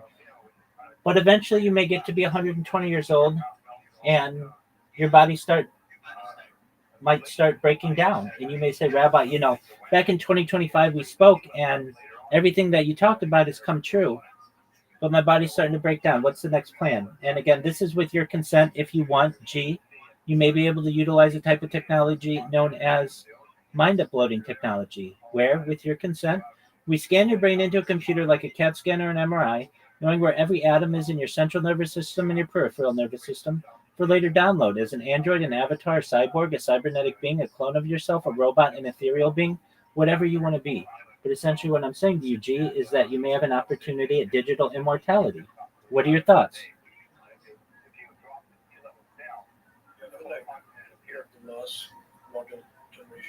You're 100% right. We're moving towards transhumanism. Absolutely. And you may be able to escape death. In fact, I really think that you will be able to.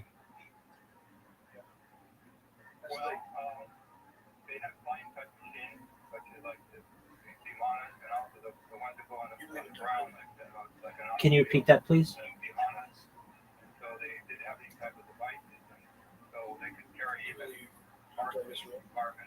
Do I believe in what?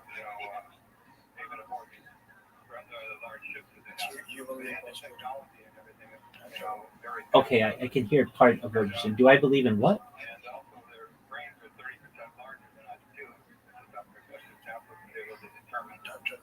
Do I believe in time travel? This is an excellent question. Yeah, to some extent. I used to not, but then I learned more about advanced physics and think that there is a possibility. It opens up a lot of paradoxes, like the grandfather paradox. What happens if I go back in time and kill my grandfather? What happens to me? But yeah, I think that if we're able to do it, if we're able to at least somehow manipulate space-time with individual atoms, there may be a way to be able to do it in this dimension.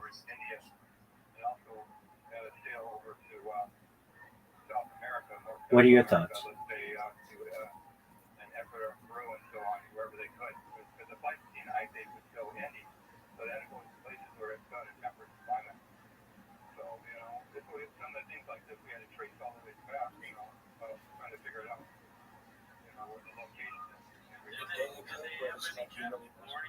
Okay. And that's totally respectable. I think if given enough time. Exactly. I agree with you. And it's only a matter of time until that perhaps might be manipulated on a larger scale. Talk about, like, say, causation and antimatter. Yeah. Do you think I wrote up the term called annihilation, matter and antimatter, annihilation of matter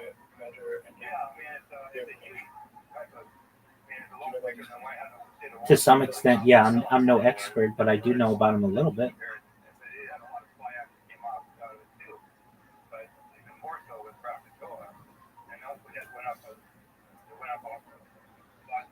I'm an advocate certainly for the use of antimatter and anti-gravity. I'm definitely a believer in that. And I think that we should focus our attention less on killing each other on Earth and more about learning about dark matter and dark energy and everything else, all of the other questions that exist on our planet.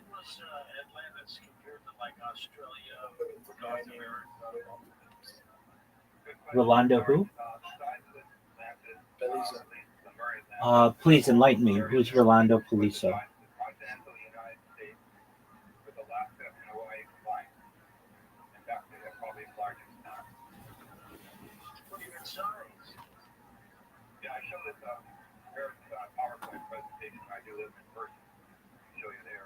How much has the water receded?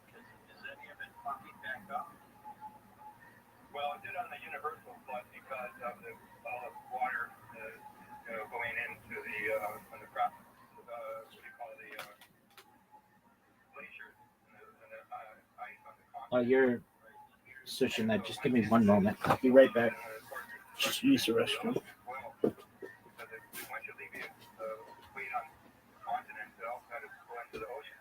Pressure on the seafloor bottom and everything. So this one equal out over time. It took maybe about 1,000 years or so, or a couple of thousand. All right, Frank, we're going to take a short break, but we'll come back and take calls with you in a moment on Coast to Coast AM. More about tonight's guest, log on to coasttocoastam.com.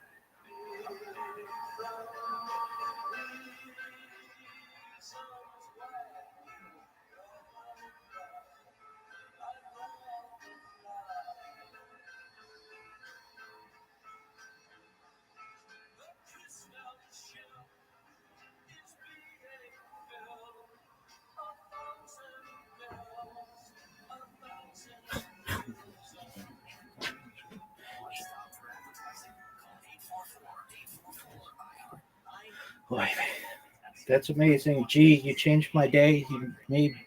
Thank you so much, G.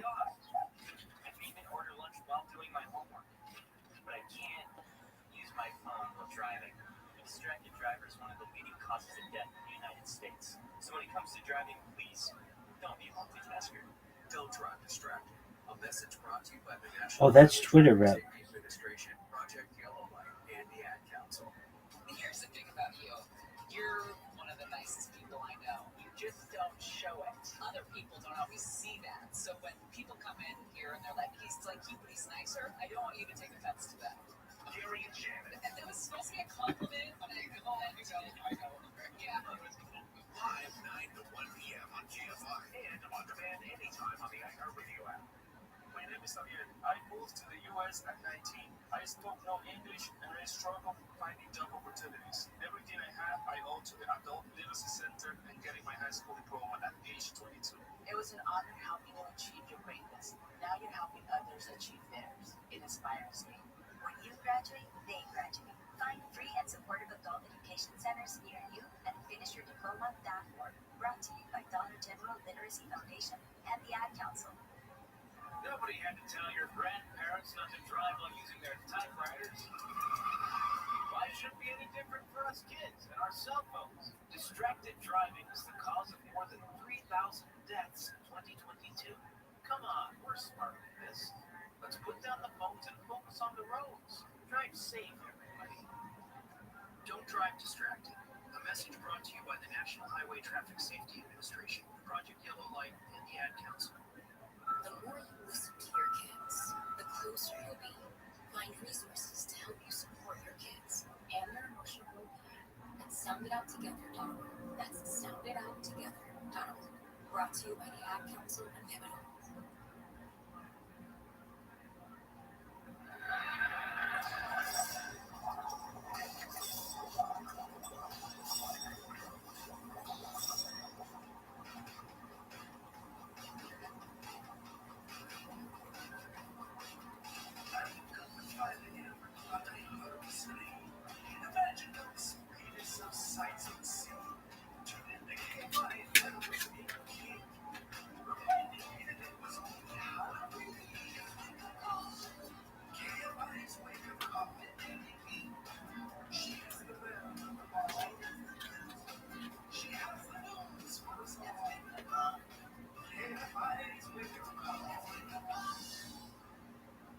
It is 5 o'clock straight up. Good morning. I'm Amy King. This is your wake-up call for Tuesday, October 28th. And may I just say, holy Otani, what a game. What a game. Referring to the Dodgers game, which was spectacular. Well, you're going to find, I'm sorry, we can't spoiler alert. If you are waking up, you might not know. I know that once it went into extra innings last night, tied at 5, I was like, well, I got to crawl into bed, and it'll end anytime soon, right? And so I too fell asleep. My cutoff was 11 p.m. then. I didn't make it to 11. I made it to like, I don't know, 9:30. And right before, as I was sitting there watching the game, I think it was like in the 11th inning, and I was sitting there thinking, you just couldn't ask for a better matchup. I mean, like, what a great game. And what a great series this has been so far. And so I drift off to sleep at like at 11:30. I wake up and I went, I wonder who won the game. The TV's off now, and I'm like, don't get up, don't check your phone, go back to sleep. And then I woke up again a couple hours later. I went and the game, and didn't find out until I woke up and checked my text messages. Fred after work, it said, never count Freddie Freeman out. And I went, oh, we did it. Wow, what a game. That was amazing. So you recorded it. I think it's worth at least watching the end of the game because it was spectacular. It kind of annoyed me how they kept blocking Otani? It's like it just gets, I don't know. Well, when you go 4 for 4, 2 of them are home runs, you got to play a little defensive ball. Here's what's ahead on Wake Up Call. The San Bernardino County Sheriff's deputy's been shot and killed by a guy who took off on a motorcycle and led deputies on a chase before crashing on the 210 in Upland. Deputy Andrew Nunez was responding to a domestic violence call in Rancho Cucamonga. The shooting happened. The shooter's in the hospital and expected to be charged with murder. Temperatures in Saudi 10 to 15 degrees above normal as Santa Ana winds blow through Southern California. Heat advisories in effect starting at 10 this morning, and that lasts until tomorrow evening. And because of the dry winds, fire danger is elevated today and tomorrow. Oh my Otani. As you just mentioned, Shohei Otani went 4 for 4 runs. He was walked 5 times and set a new World Oh, the Series gooch. and actually tied the Major League Baseball record for most times on base ever in a single game. He was on base 9 times. Oh, and the Dodgers won in 18 innings thanks to Freddie Freeman walk-off homer. Final score after 11 scoreless innings, 6-5 Dodgers. Game 4 tonight. Guess who's on the mound? Shohei Otani. President Trump is in Japan. KFI's White House correspondent John Decker is going to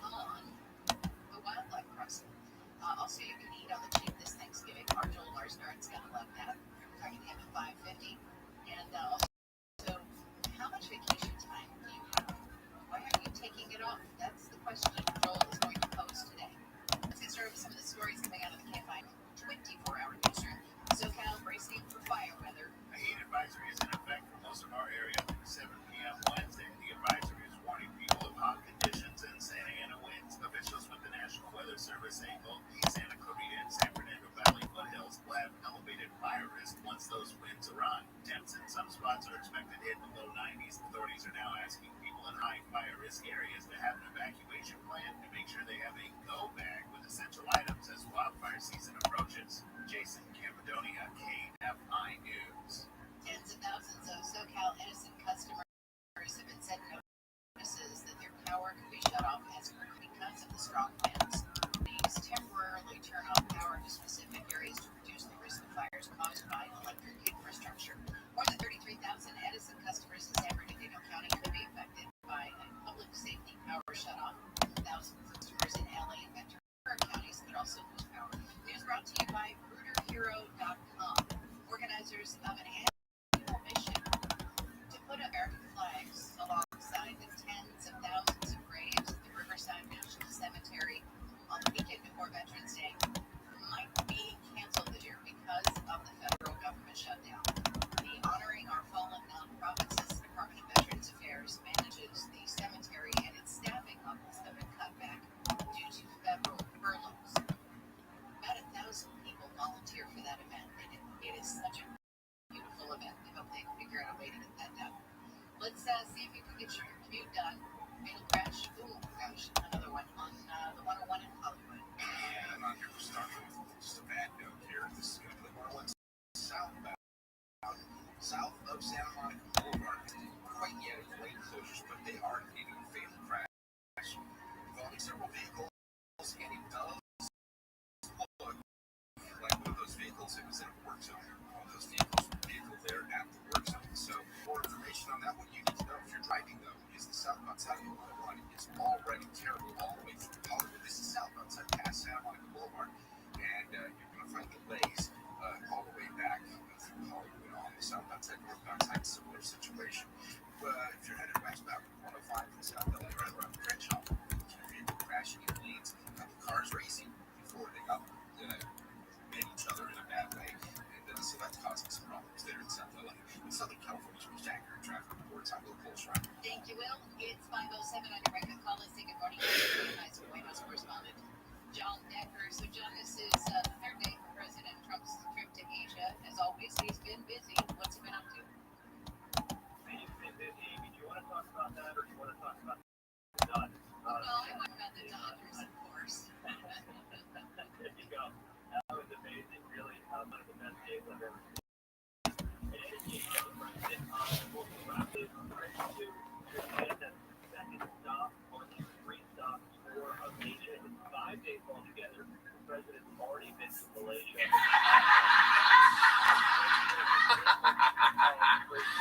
All right. Different stops in Asian countries.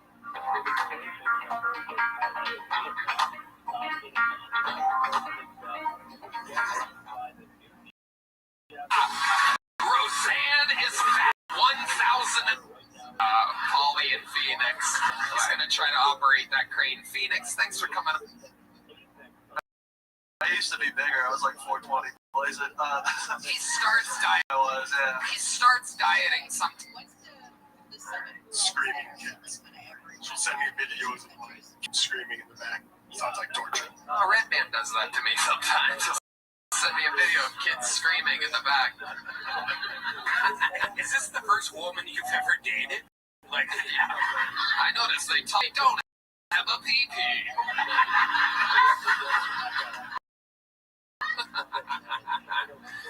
All right. Craziest thing about your life, Eric McVeigh, something that makes you different than everybody else, something you've seen or done or been part of, perhaps it has to do with your family, something. When I was in high school, I ended up with 50 Cent, Curtis Jackson as a lifeguard. Hold on.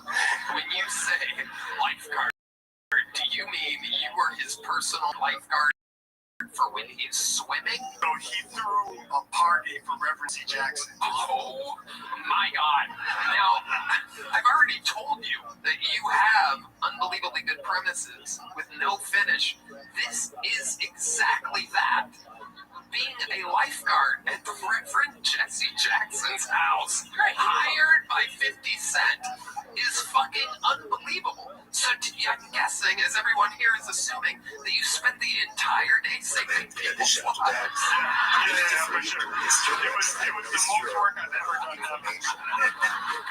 Every 30 seconds we were jumping back in the pool. Oh my God. 30 seconds. And why is that? Oh, Well, when they start to walk to the deep end, they can't touch anymore. This day. So then they start. And why is It was the most work I've ever done ever. Every 30 seconds we were jumping back in the pool. oh my God. and why is that? Oh, Well, when they start to walk to the deep end, they can't touch anymore. This day. So then they start. The younger kids. hell yeah. It's like if Baywatch was on BET or something, right? Holy shit. Oh my God. So really, I mean, there was a lot of work, right? Yeah. We got paid $100 an hour though, so it wasn't too bad. Okay. Where do you get the ideas for your jokes? Good question. Well, I just think of a lot of random stuff, and I just tend to write it down and keep notes. But it's all Sometimes. Yeah. What's a joke you have that's not sexually perverse? You talked about coming inside of cancer patients, and then he talked about pulling your dick out and having pee-poopy on it. Yeah. That was disgusting, right? Yeah, there was pee-poopy on it. That's not good. Yeah.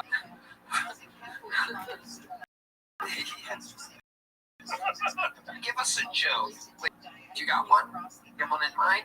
A single joke from your 8 to 9 month long career total after you. That's not dirty? Yeah. That's not sexual. It can be dirty, but not sexually perverse. Roseanne's asking for Kina with a single spotlight, and here we go. The pressure is on. He's closed one eye to try to force the joke to the front of his brain. This is real life, ladies and gentlemen. You can't make it up. Eric McVeigh trying to summon his one non-sexually perverse joke. And here we go. It's sexually perverse. Oh, well then, that's, you can turn the lights back on. I'm trying to. Eric, I like your style, though. Come back again. Here is a medium-sized joke book. All right, there you go. Eric McVeigh. One more time for Eric. Still trying to pick up the joke book. Eric, you have great premises. You have to finish the thing. Put the mic back where you found it. Now turn the little thing out so the KT points to the crowd. There you go. There he goes, Eric McVeigh. I have a special treat for all of you. Oh my goodness, the lovely Valerie. Her and Heidi normally only split duties in a sold-out arena. A very special episode. Mothership as they're recording episodes of their podcast. Not a golden ticket winner or a regular, but I just find him to be a compelling, interesting, aesthetically pleasing joke writer and joke teller. Make some noise for the long-awaited return of Sir Winston Pickles.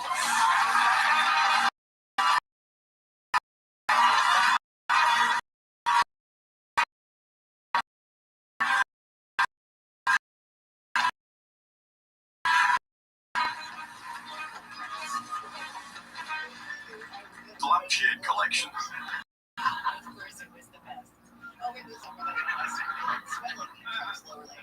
Talking about games, my neighbor was arrested yesterday for cutting his wife and kids up with a chainsaw.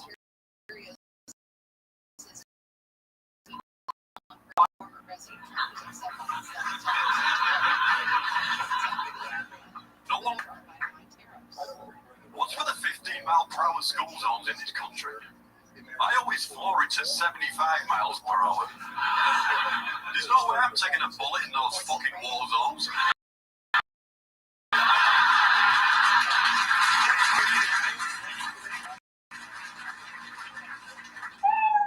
I get a lot of hassle dyslexia joke last week, and you should see the blowback my neighbours are getting.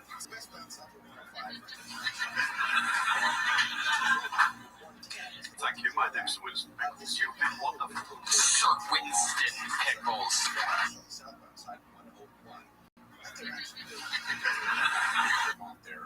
I get a lot of hassle for my jokes. I did a dyslexia joke last week, and the blowback my neighbours are getting.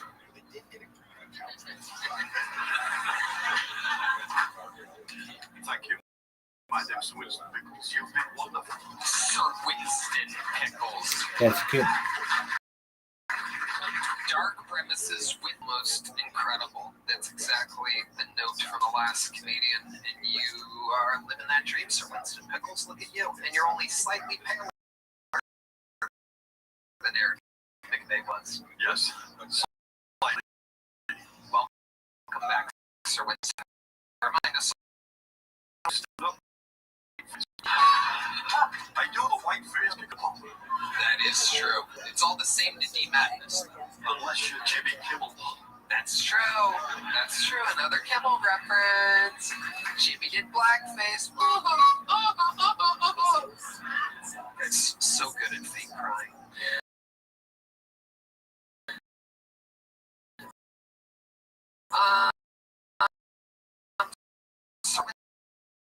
Winston Pickles.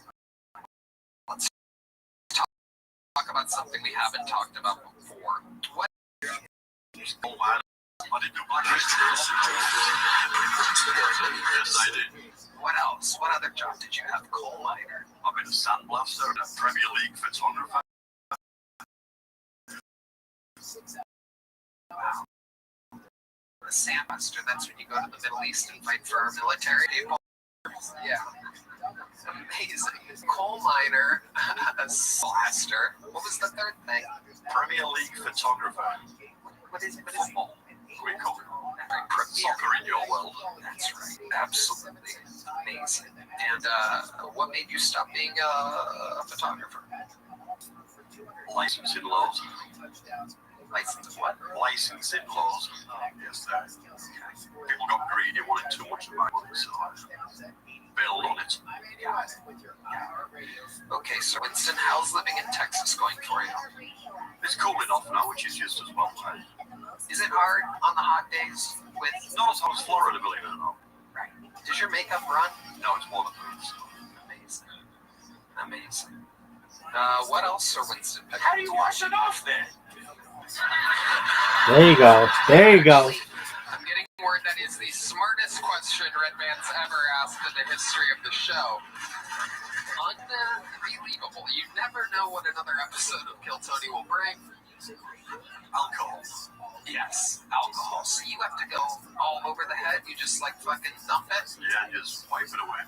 Wow. And you go full face every day? You take some days off?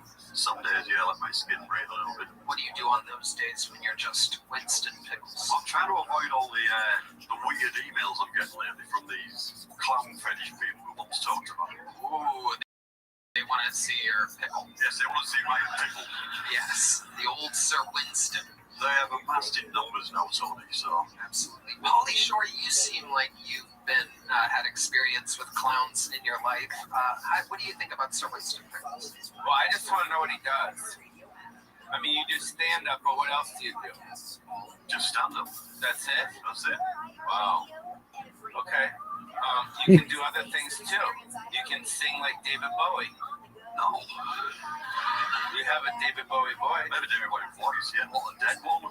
No, it's a beautiful voice. People love David Bowie. Have you ever seen that movie Powder? Yes. Yeah, you remind me of the guy from Powder. You can be an actor as well. There's a lot of things you can do, Senor Pickle. Yes. You can go down and you can maybe get some crazy stuff and some ostriches. Thanks. Yes, things that us in England are bayous and ostriches. Your knowledge of the Brits is incredible. Pauly, I'm going to check in with the Queen, Roseanne Barr. I mean, I like the idea of the clown was really dark, Joe. Oh, thank you. I think that's really original. And I like you, serial killers and stuff like that. I think it's. My neighbors think I'm a serial killer, so. You're what? My neighbors, they think I'm a serial killer. Yes, without a doubt. We still kind of think you might be a serial killer, by the way. There's a lot of people that think you're a serial killer. I think it's an act that you can really work with. I mean, I'm intrigued by it. Thank you. And you have good punch lines with it, too. So, keep on. Yeah. But it's a little bit scary. I agree. I like that note. I like it. Lean into the darkness is great. I follow you on Instagram and your videos, you're like daily up, you do these cool one-liners. 3-minute one-liners, yes. Yeah, they're great. What, is it Sir Winston Pickles? Just straight up Instagram, yes. on Instagram. Okay, perfect. Follow him there. Thank you, Sir Winston Pickles. A fantastic performance. Always fun to watch, right, man? I'd love to have you on the Kino's excited about the booking of Sir Winston Pickles. Oh, okay. I've been informed that this bucket pool is on the inside. It's one of you, ladies and gentlemen. One of you that signed up. Make some noise for Zip, everyone. Zip. We got inside lights. Is that possible? No? Zip? Any movement? Is that Zip? Kino, you got inside lights, Kino? No? Alright, okay. We got movement. Is that Zip? Nope. It's a guy going pee. Now is the time to go pee. Alright. Let's do something very special then while we go wrangle this next bucket pool. You can turn those inside lights off, Kino, as I present to you one of the greatest brand new forces of nature in the Kill Tony universe. I mean, this kid is taking off. I present to you who may be the newest, biggest star of this year. Ladies and gentlemen, for the return of Big.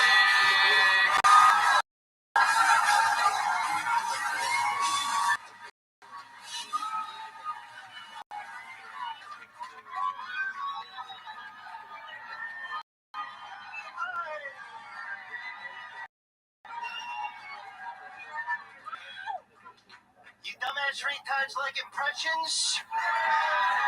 Okay. This is an impression of a generic white guy named Tim Stiefler from San... Okay?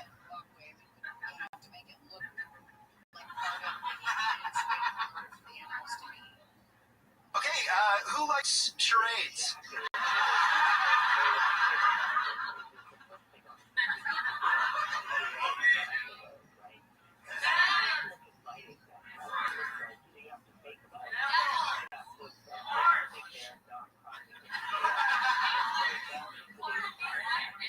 Yes.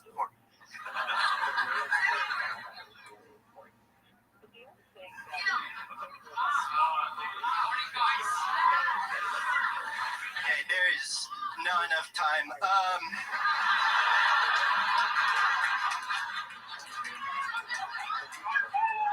It was horny officer gives Asian girl huge cream pie after deep practice.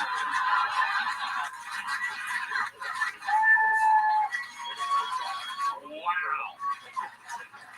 That was my impression of a generic white guy named Tim Stiefler from San Diego, and I'm glad I'm not that pussy. I got fucking sucks.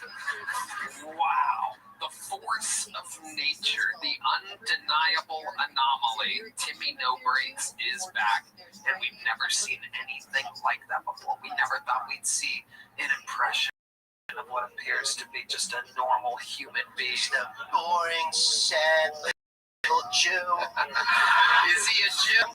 working on him. I made him Jewish. Long, thick Jew. I shaved off about 4 inches of my cock for the character. Went pretty method on it. Yeah. Amazing, Timmy. I mean, an absolute superstar. So many trademarks, such a freak. People say, release the doves. He famously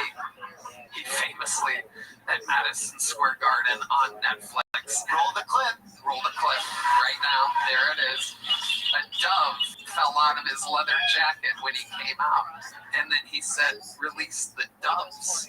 And opened his jacket, and one more dove fell out because a dove accidentally fell out. It was intentional, Tone. I don't like your tone, Tone.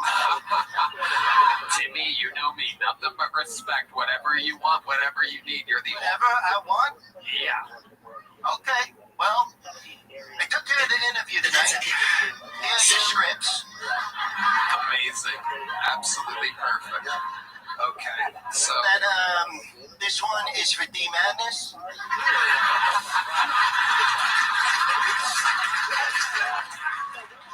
Okay.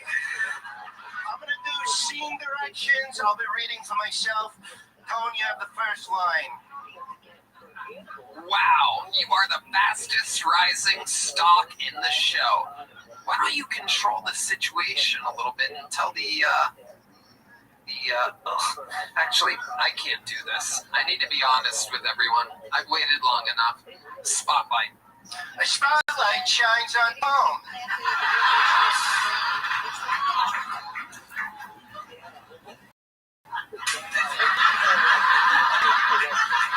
I have AIDS. We're good on Spotlight. The lighting returns to normal as the rock monster from Fantastic Four strikes a sad tune.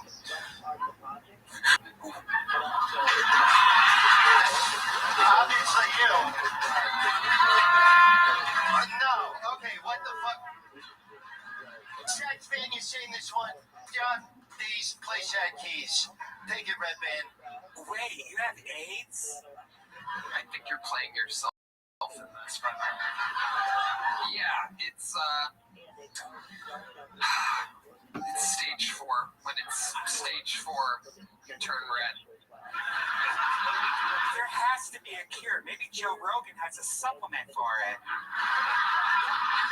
Tone shushes Red Band by gently pressing a single finger to Red Band's lips. I already tried elk piss.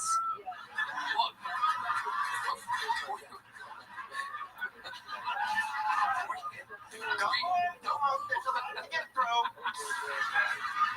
We knew my promiscuous gay lifestyle would catch up to me sometime. You have to let me go. And you have to host this show. I don't think I'm ready, Tony. Don't think, Red Man. Just do. The music subsides as a drum roll begins. Red Band, quietly. Red Band takes a deep breath, preparing to deliver one of the funniest riffs in the show's history. 3, 2, 1. Oh, God, Tony, if you have AIDS, then why does it taste like you have so much more? Never mind. It falls really hard. Yes. Never mind. Timmy, you host the show. Tone stands, clutches his hands together, and does that weird little thing where he shakes it on either side. Then he leaves behind the curtain. Timmy takes his spot.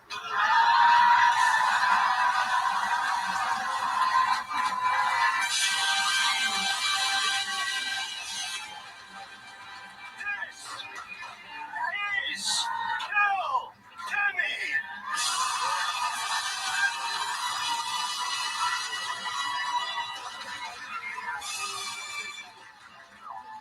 Honey, let's get a basket of garlic bread for the table.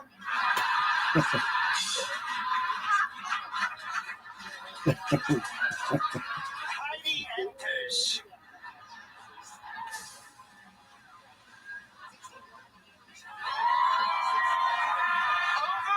Overcome with desire as she goes down on Timmy.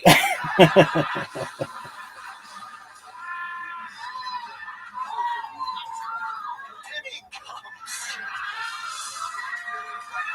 Okay. Whoa!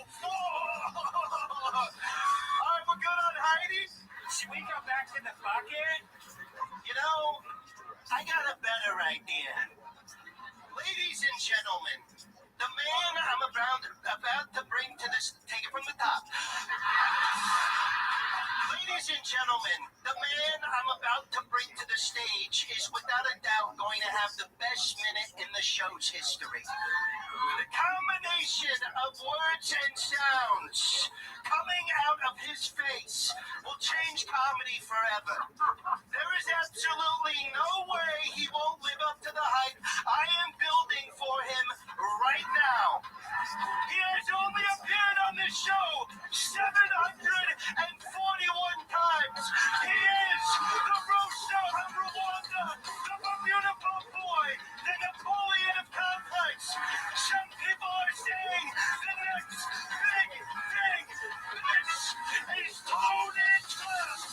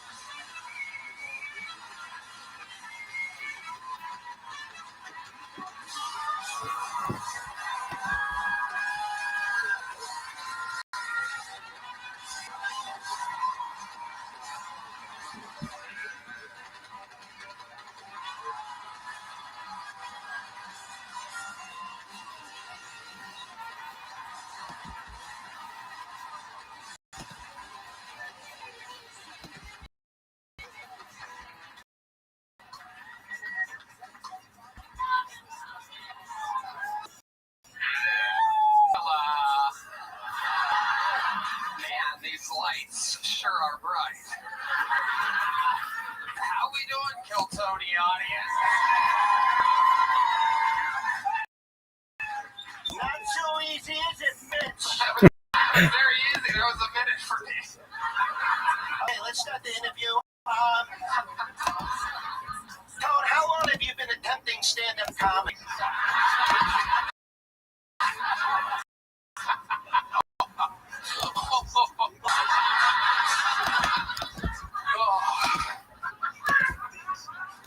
I've been doing it 18 and a half years. 18 and a half years. Yeah, I started in the Comedy Store. Okay. Moved here 5 years ago. So 18 and a half years, Tom. Okay, let's do this. I want to hear your best joke in 18 and a half years. No pressure, Tom. Well, let's just see your best joke. You asked, Timmy, and let me tell you, what you've built here is absolutely incredible. I gotta say, the opportunities that you give people. Here's a small joke book. And that's how you got your small notebook. We can go all day. Okay, D, hit your line. You have the final line, D. Oh, shit. This thing is completely improvised. I had no idea you were going to do this. And I had to pee so fucking bad that I went and peed. And while I was doing it, I actually read that you did write D. Madness's part out. Is it okay? Can I read that? Yeah, I forgot D doesn't know how to read. Yeah, you can take it, Tom. You can take it.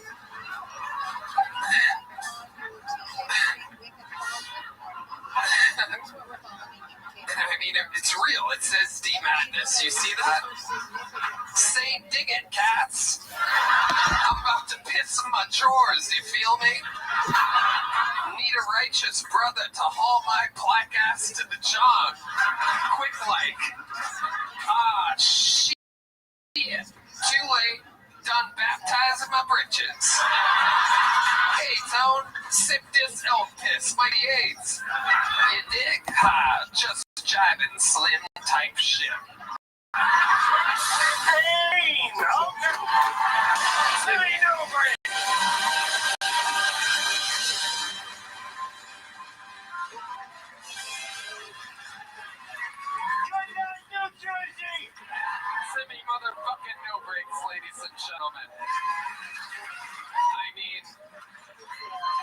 me is that he was going to try something crazy tonight. And the fucking kid is unbelievable. I mean, he's the greatest thing in the world. That guy just kills me. He's so great. Yep. I've never seen anything like it. Full command, full Don't you agree? And that's exactly how I felt about him since the first time I saw him.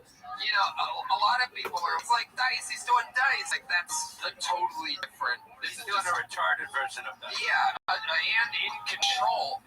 Somehow more even confident version, a super controller of everything, light, sound, and elements. Making fun of all show business. Yes. You know, which is just so original and so great. I mean, when I saw that guy, I told my son, Jake, I go, why am I not married to that fucker? Yeah. You know? You're exactly right. Somebody He's making fun of show business. Yeah, and it's genius. It's genius level. One of my favorite things I've ever seen him do is at Madison Square Garden. He said, pop open the roof. I want the natural moonlight for this. I know, it's so genius. Nobody's ever gone to that level of it's like anti-Kaufman shit. Exactly. I mean, you guys are so lucky that we got to be here with you. It's amazing. This show, as corny as it sounds, we are lucky because the people that really think or that are, that talented to be the next thing. I mean, Cam's on fucking SNL every week. He's the reason why people are watching. A lot of people are watching that show and whatnot, pulling out The Rock and everything. It's a whole thing. How about one more time for Timmy No Breaks? All right, we're going deep into this episode right now. It's a long one, but we're having fun. What time did we start? Okay, we're gonna meet this person. This looks like a new name. Make some noise for Second Coming. Is that right? Second Kudaming? All right, here we go. Hello, world. If when you guys get abducted and they ask for your leader, come to me. My name is Adam Dies, and I am the Second Coming. Second, if you break it down, say Kandi kind of sounds like somebody deceiving somebody about the size of their dick. But really, we know second is really second because it's a second unit of measure in an hour. There's a minute and there's a second.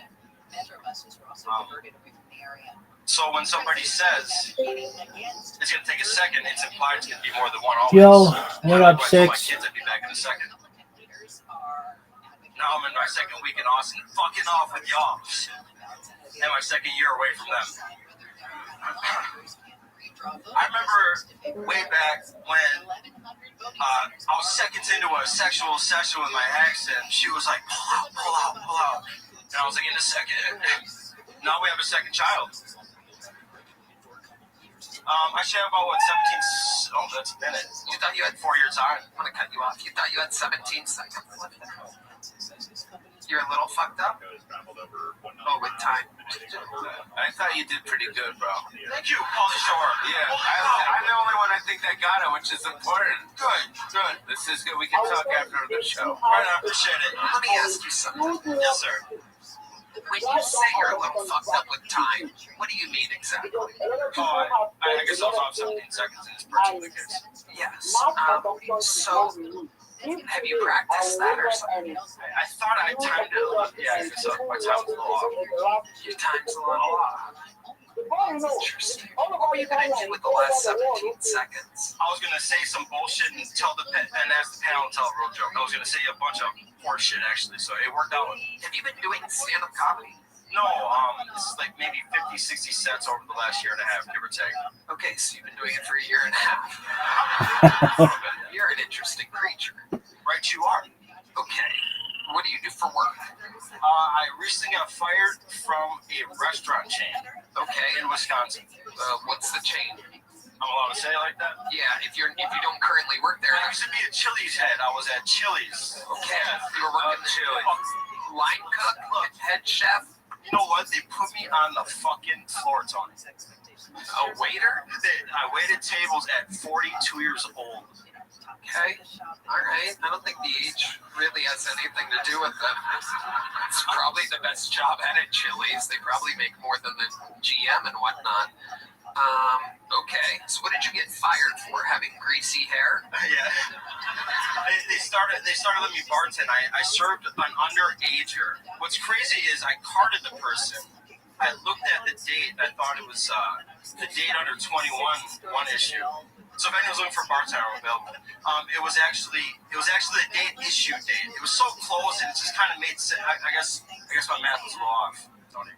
Oh, wow. So literally anybody could have drank at that bar with a Wisconsin ID because the date issue date would always be before your 4 years So old. who the fuck tries to underage drink at Chili's?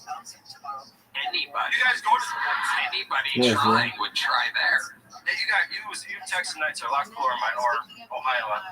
Okay. So you still live in Wisconsin? I do. And what are you doing now? What's your next big plan? Well, I decided to come down here for a couple of weeks and try to get on. Thank you for the opportunity, everybody. I'm here now, and I'm going to go back and try to get a job at the, not as a bartender, at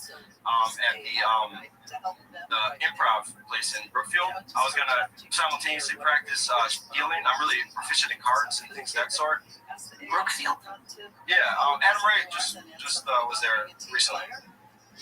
Poor guy. The late, great Adam Ray. He died in Brookfield that night. No, I'm kidding. Adam's thriving. Okay, well, before I let you go, what's the craziest thing about your life that you've ever seen or done? You look like a guy that likes hiding under people's beds and scaring them. I've saved 7 people's lives. I mean, usually ask if someone... Wait, let me guess. You were a lifeguard at Jesse Jackson's birthday party. I was an 50 Cent called you. Ambulance rider for sure. Yeah, no. Just right place, right time, Tony. Like what? Give us an example. When I was 15 years old, I saved 2 children that fell through the ice and risked my life in doing so. Cool moment. Okay. Where did they fall through the ice at? It was McCarty Park Lagoon in West Dallas, Wisconsin. Latinos. Were they Latinos? ICE has been taking out a lot of Latinos. Okay. This is a long show. We're going to keep it moving. There goes, what is your actual name? My name is Adam Dies. Adam Dies. Oh, there you go. And you did.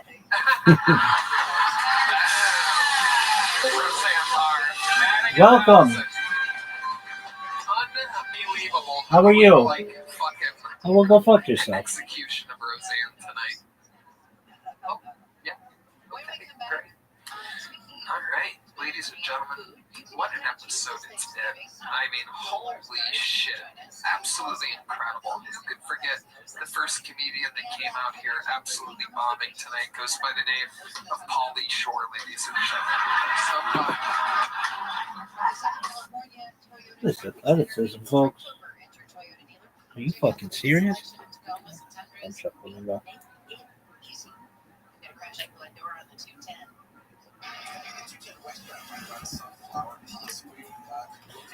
No fucking way.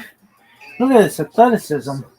It's really impressive, isn't it? On that stretch of the 210, you're going to start to see slow just past Sunflower and the westbound side. The crash is at Sunflower, so it actually gets a little bit slower past the accident. But the slow really starts at 57. If you're trying to get south of the 5 Beach Boulevard there in the Buena Park area, that's a 2-vehicle crash on the right shoulder, causing people to slow down and look and see what's going on. And of course, we have our continuing fatal crash investigation in Hollywood, the 101 freeway southbound. This is going to be right there, right around Vermont. Right lanes taking a traffic jam before Santa Monica Boulevard. With Southern California's most accurate traffic reports, I'm Locals Right. American Vision Windows is the #1 window replacement company in California, and they're 100% employee-owned. Take advantage of their safe and sound savings event. Get up to $2,000 off windows, doors, and safety upgrades. Thicker laminated glass, multi-point locks, and their sound, sun, and cold packages. For offer details and a free quote, call 888-226-9908. That's 888-226-9908. For all offers, visit AmericanVisionWindows.com. Offers valid for a limited time. Restrictions apply. Expires 10/31/25. CSLB number 678326.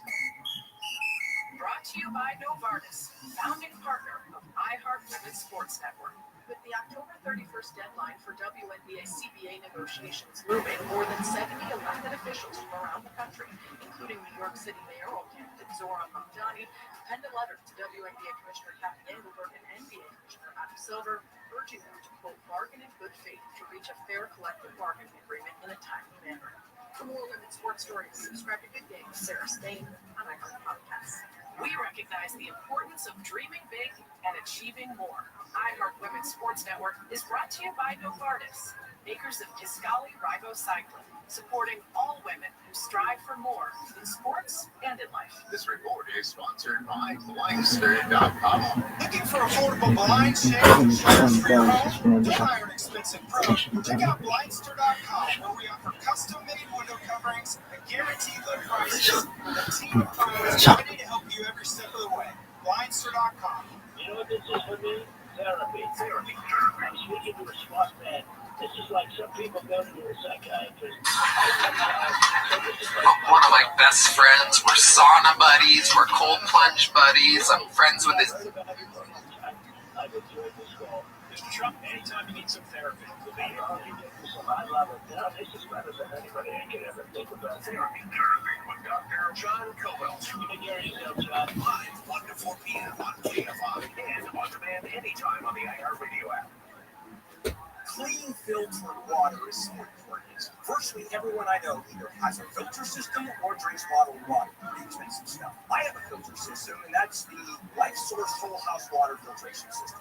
Water is filtered outside the house. My filters are in the garage. Coming in, every faucet, every tap in the house produces this utterly delicious water. Call the Life Source Water California factory at 800-WATER-99. Visit lifesourcewater.com. Warranty limitations apply. That's 800-WATER-99. Visit lifesourcewater.com. iHeartRadio LA Jingle Ball just added EJ, Audrey Nuna, and Maria Ami, the singing voices of Country, K-pop Demon Hunters. Tickets at Ticketmaster.com.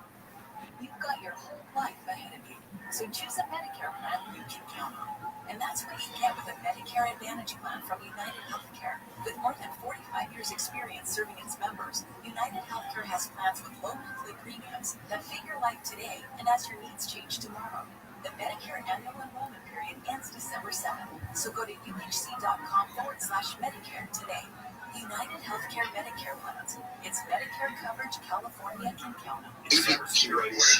LifeLock is here with tips to help protect your identity. Use strong passwords, set up multi-factor authentication on your accounts, report phishing, and update your software on all your devices. And for comprehensive identity protection, LifeLock is your best choice. LifeLock not only alerts you to suspicious uses of your personal information, but also fixes identity theft, guaranteed or your money back. So stay smart, stay safe, and stay protected. 30-day free trial at LifeLock.com. Use the promo code back. Terms. This dog Buster, I've been friends with him for 18 and a half years. I worship his mother, the late great Mitzi Shore, who got all of our careers started. All of our careers except Red Band. She never started Red Band. I thought I laid my heart out for you this evening. Absolutely. I thought, and that joke. But I have my heart, and that's what's gotten me where I've gotten. So I love you. That's true. Brought to you by Blue Chew and ZipRecruiter. Those are the actual sponsors. And we've had so much fun. And now, after this last couple hours, she's without a doubt making her own running for Guest of the Year 2025. How about one more time for Roseanne Barr podcast is out. Everything Roseanne Barr. Follow her, worship her, and then can we go from here? There's only one place to go, and that is with the all-time setting Hall of Fame regular. A man who created on no cards. Angler of Memphis, Gorilla of Vanilla. Ladies and gentlemen, this is the Big Red Machine, William Montgomery.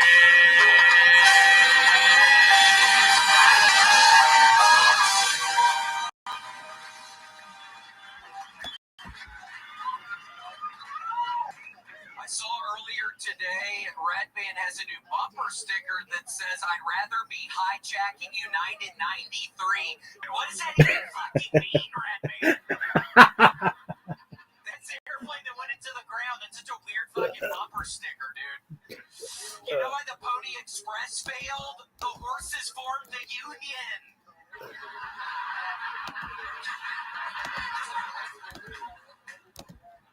Did y'all see that Dateline episode where a prominent housewife was murdered and the husband was having an affair? For once, I want to watch an episode where nobody dies and everybody lives happily ever after.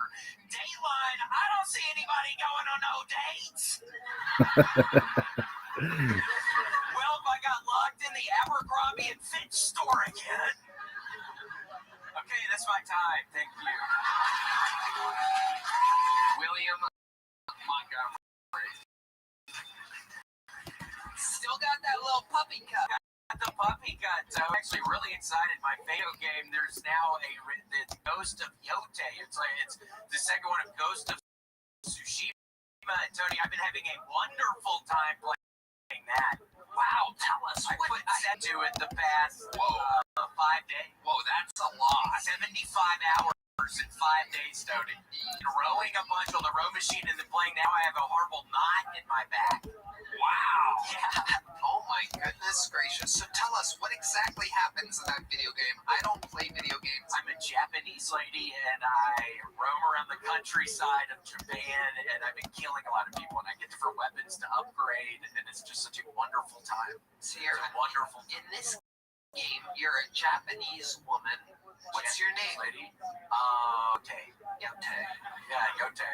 And then I can change her outfit all the time. So I'm constantly changing her outfit for different scenarios. Trying to attack different people. I see different outfits. You get to just amazing. You get to play make-believe just like Phoenix Provocateur. Yeah, amazing. Oh, look at everybody. Oh, a bunch of fucking Texans in here like, oh. How could you? It's a joke. It was kind of hot. I didn't hear anything. The volume was off on the television. So I heard nothing that was said. Yeah, she was pretty attractive. Wow. Okay. I couldn't hear what y'all were saying. Oh, in the green room. Yeah, I just saw the pretty lady on the stage. I couldn't tell what was being said. All right. Well, that's good. It's good to know that they're shutting off the volume in the green room. Why? Who would want to pay attention to the show? Why would you want to know? The fucking clear. He's a real nightmare up there. He literally turned the volume on. Really? Seriously. And I didn't even know what accent he was using, but he was using an accent. I could think he's from England or something. He's up there. So I'm like, dude, I want to watch the show. I've been wanted for a long time. Let me watch the show. And he's like, no, not tonight. Wow. Seriously, and he looks like a scary fucking clown, so it's like horrifying. I hate it up there. Please tell me he can't be up there. I wanted to watch. It was looking like everywhere. It looked like Timmy Dobrik's in a wonderful set. It's like I can't hear any of it. Seriously, insane. I've never thought about even asking you about this before. You always close the show. You always are on the show. You're the hardest working man in the history of Kill Tony, except for me, and especially much harder working than Red Band. Who's he texting right now? Oh, he's on the phone. That's real rude, dumbass. What are you doing?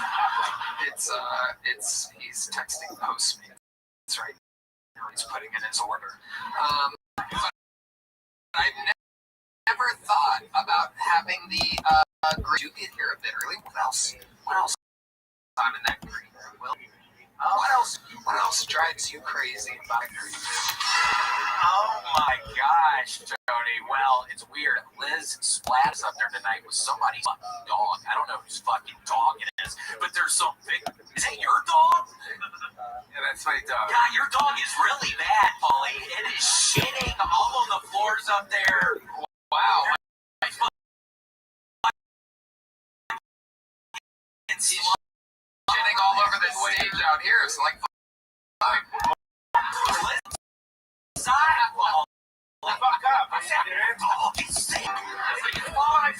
Took your dog out back. What did he do with the dog? I don't know. I went with his fucking ass to the alleyway. Don't bring him to Hans Kim, bro. That would be cool. Well, Hans is up there. First of all, why the fuck did you text me back when I asked you to open for me and I got fucking on that, bro? This weekend, you fucking... That the word on the I was street. playing that video game. I was wondering if you were going to bring that up. It was very rude of me. I did not respond. I know. He's too much of a star now. Dude, it's not that. I've been playing that video game, and I saw that you're texting. I'm in the middle of like changing your outfit up, and I'm like, we'll get to this. I just like you so much, and I'm so happy for you. Look how good he looks. He lost all the weight from Ozempic. I am the Ozempic poster child. It's wonderful. He looks great. Manjaro. Roseanne are the queen of comedy, one of the all-time goats of the art form. You've seen the show. You've seen William multiple times. What do you think of him? I love William. He's one of my very favorite comics. You are so funable, wild. I've never seen nothing like you before in my life. And you have the whole goddamn world. Yeah, we need to smoke later, Roseanne. I'm going to be honest with you. I was heartbroken. One time you said me to bring you a joint, and I brought you a joint, and I left it in the mailbox, and I was maybe hoping that we'd be able to smoke together, but I was looking through the fence for a while, and I was this is weird, and then I left. I didn't know you wanted to come in and smoke with me. Explicit about we should have said, you said I'll just drive it by and leave it in the mailbox, so I thought, oh, he doesn't want to come in and get high with some old next bag. time I'll respond differently. You should have said I'll drop by and come in and smoke it with you, but you said I'll just drop it off. And I felt great, because I hate people anyway. I didn't want to really hang out or any of that shit. I was just in my adult diaper laying there, But I love you, and I love your pot. I love your comedy. Tonight, I have a joint in my pocket right now. Fucking A, bitches! Let's go. But I love your comedy, and you know it. You fucking crack me up, and where you go places, I don't know, crazy people go. And I love that. It is. I love him. Me too. Sure. Yeah, so the whole thing is pretty fucked in here. And in reality, he's giving people breaks. He came from the East. Just like, he was outside fucking homeless. Now look at him. All the guys, John, all the people are doing Sean and homeless. Who the fuck is John? I meant to say, Ari. Okay. I'm just saying that you've done this. This is such a beautiful thing. You opened for me one time in San Antonio, and you had just done this, and I'm like, you got to get off your notes. Remember? And he used to just always do his notes, and then he finally got rid of his notes, and he started featuring. And you're headlining everywhere now, and it's beautiful. So I love to see it. Beautiful, yeah, for real. William, I mean, what an amazing, amazing time we always have, and it's incredible to watch your amazing expansion through the Kiltony universe. What are some of your favorite outfits to change into in this female role-playing video game? Oh my gosh, Tony. Rattle some off for us. There's this one where it looks like a ghost mask. Oh, my favorite. Yeah. Ghost mask. What are some of your least favorite? Okay, so nice to be here tonight, Tony! Oh, okay. So I can't think of it's all Japanese. You can literally just say anything. Say one now. The horn players can do their sad thing that everybody loves, and then we'll do one more where it's a big one, and then I'll end the fucking show. We do this every goddamn week. There's an unbelievable, clear method. Okay, yeah. Just do like this. Like this.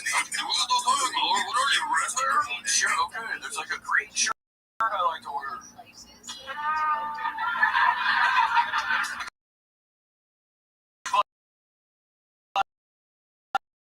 And then also one that looks like a samurai outfit. Wow! Out Montgomery. What a fun fucking night it's been. The drawing of Ryan J-Bud is in. Let's see what Chris Rogers drew. Oh, old school Paulie. Vintage Paulie. Sure. He's going to be selling that. Probably autograph Kiltony merch down there. New Year's Eve still has a couple tickets at the Moody Center and fun gigs at stand-up. TonyHinchcliffe.com. Roseanne Barr has the Roseanne and so many amazing.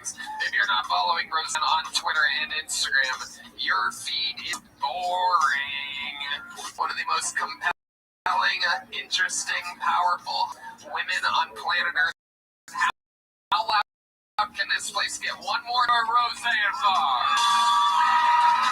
Paulie's on tour, PaulieShore.com. He's playing Richard Simmons in a movie next year. He's got his podcast, Random Rants. How about one more time for the son of Mitzi, a man who bleeds for the great Paulie Shore. This episode brought to you by Blue Chew and Critter Red Band. Check out The Secret Show every Thursday at the Sunset Strip. Guys. We love you guys. Thank you so much. Good night.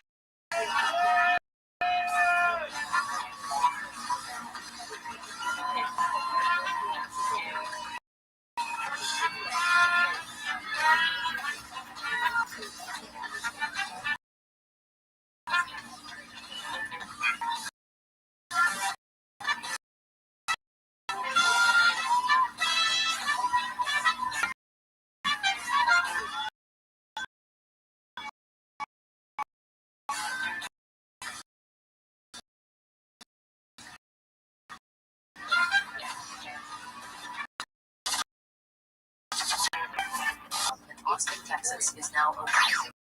Check out Red Band's Secret Show today. Go to sunsetstripatx.com for tickets.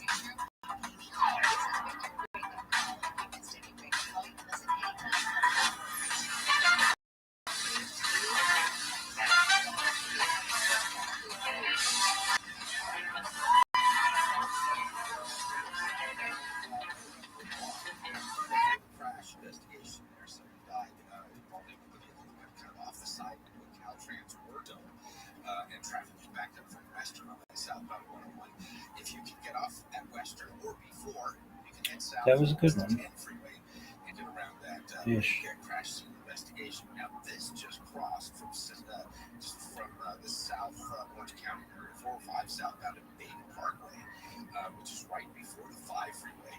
A motorcyclist's body found in the roadway. So that entire freeway is closed down. The 405 southbound, right there just before the 5 in Orange County, completely shut down. Crash and traffic is quickly backing up. They are, of course, going to side of the 5 and force another motorcycle under a semi. This is going to be the right lane. No word yet as to that person's condition, but there's a whole lot of activity there. Traffic jam all the way through the East LA area on that southbound 5. Be careful of Southern California's most active traffic. Reports on the coast right now. Hey, it's Dean Sharp. Autumn is upon us. Before you know it, holidays. So right now is the right time. The few new coats of my all-time favorite paint, Benjamin Moore. I've been using Benjamin Moore for decades. There is truly nothing better. Give your home the fall refreshing deserves very best from Benjamin. Buy the full line of Benjamin Moore products at your local Moore retailer. Find the one nearest you at benjaminmoore.com. benjaminmoore.com. Decisions determine results. So which path? They taste so good to me. I don't know how it is that cinnamon. Only that recipe. Stay the same. My decision is to serve part-time with the Army National Guard, and my results will be life-changing. What will you decide? Go to nationalguard.com to learn more about service. Sponsored by National Guard, aired by the California Broadcasters. Thanks to the Cafe Store. Do you want to walk, live, and blow, or join other fun activities to stay healthy, but you can't because of bad feet? Hi, this is Mike. Good Feet Store wants to help. I just had difficulty walking. I tried it on in the store, and my foot sounds so much better. Do you keep buying new shoes and inserts for the little one? I tried all kinds of shoes. It was the arch supports that made the difference for the Good Feet Store. Don't let feet, knees, or back problems get in the way of staying healthy and having fun. Thanks to the Good Feet Store, I'm home 3 nights a week. Get back to doing what you love. At the Good Feet Store, we'll personally fit you high-quality arch supports that maximize your life. Stop in the Good Feet Store or book your free fitting at goodfeet.com. We have 11 locations. Find the one closest to you at goodfeet.com. Thanks to the Good Feet Store. Forward 2025 Music Festival presented by Capital One. Streaming only on Hulu right now.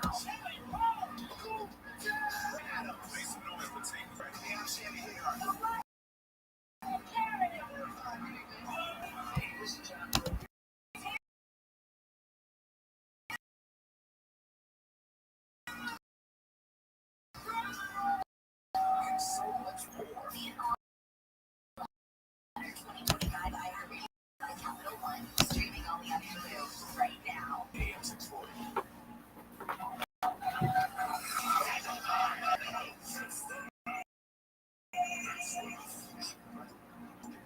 Right now, it's even Pinks. Brown. It's, yeah. President Xi Pink. Yo, Pinkster. That's what they call him. The Pink Master. The Pink Meister. Yes, that's what he's known in China. And now, Handle on the... Ladies and gentlemen, here's Bill Handle. Good morning, everybody. It's Tuesday morning, Taco Tuesday. Oh, man, what a Tuesday this morning. First, hello to one and all. Morning, Neil. Good morning, Wolf Esquire. Yes, sir. Will, good morning. Good morning, Bill. Yeah, good morning. Good morning, Bill. Carl, good morning. Hello. Hello. What's my name? Bill. Yes, 3 L's. And good morning. Good morning, Bill. Okay, finally, and I'm always today I leave Amy for last because, I'm getting so tired of boring your games. When people say that baseball games are boring, I couldn't agree more. Especially those 6.5-hour games. Unbelievable. That's, would it be a tie for the longest game ever? No, it's actually the second longest game. The game World Series that I got to go to in 2017, in 2018. That was also 18 innings, and it went till about 12:30. Crazy. What's the longest game? Just curious. That was it. That was the longest game ever played. So the longest game ever played, period. I don't know. Any idea? I don't know.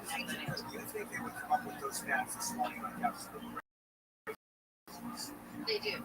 And then set a record for the most times on base. He was on base 9 times last night. 9 times, which is a major league record. They purposely walked him four times? Well, they did because the first 4 times he was up, he doubled twice and then hit 2 home runs. So they were like, screw that, we're walking him.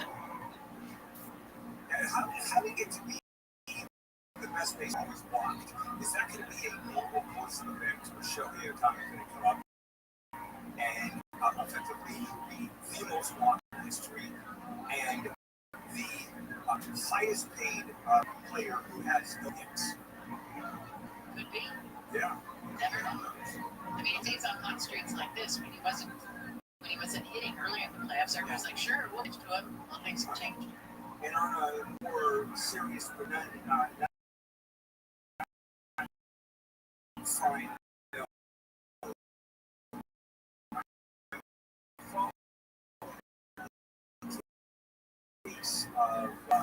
This kid Adon is it's a horrific story. It kid who, as I said yesterday, and you're broadcasting. All right, thank you. Awesome. Yeah. So this poor kid was picked up by ICE, and the story is that when he was 13, his aunt was dropped off at his mom's house. Had been murdered in the tongue canal by MS-13, and they fled to the United States and immediately turned themselves into immigration and claimed asylum, asked for asylum. And they were bounced around the system for years. I don't know how many asylum hearings, they postponed, and finally, his brother was granted asylum, he was not. And so they picked him up, and they did deport him. They found out yesterday he was deported to El Salvador. He can't get off his horses, and his parents are scrambling. His mom is scrambling for attorney to help out arson organizations. There was a what do they call it? Crowdfunding attempt to which we put in some money. And there was, anyway, it's the worst of the worst, right? As Christy Noel will tell you, this is the worst of the worst. 27-year-old kid started his own business, has a meal. As a matter of fact, all of his own meal because he photographed that gas where he was, and he also photographed where it was ready. Anyway, the last news is he is in El Salvador, has been deported. The family is trying to get him come back to the United States. Doesn't think it's going to happen. Yeah, how could that even reverse this? Well, you could. You're working on it. Theoretically, you could. But I want to point out that as we know, it's the worst of the worst. Let's just do it. It's heartbreaking.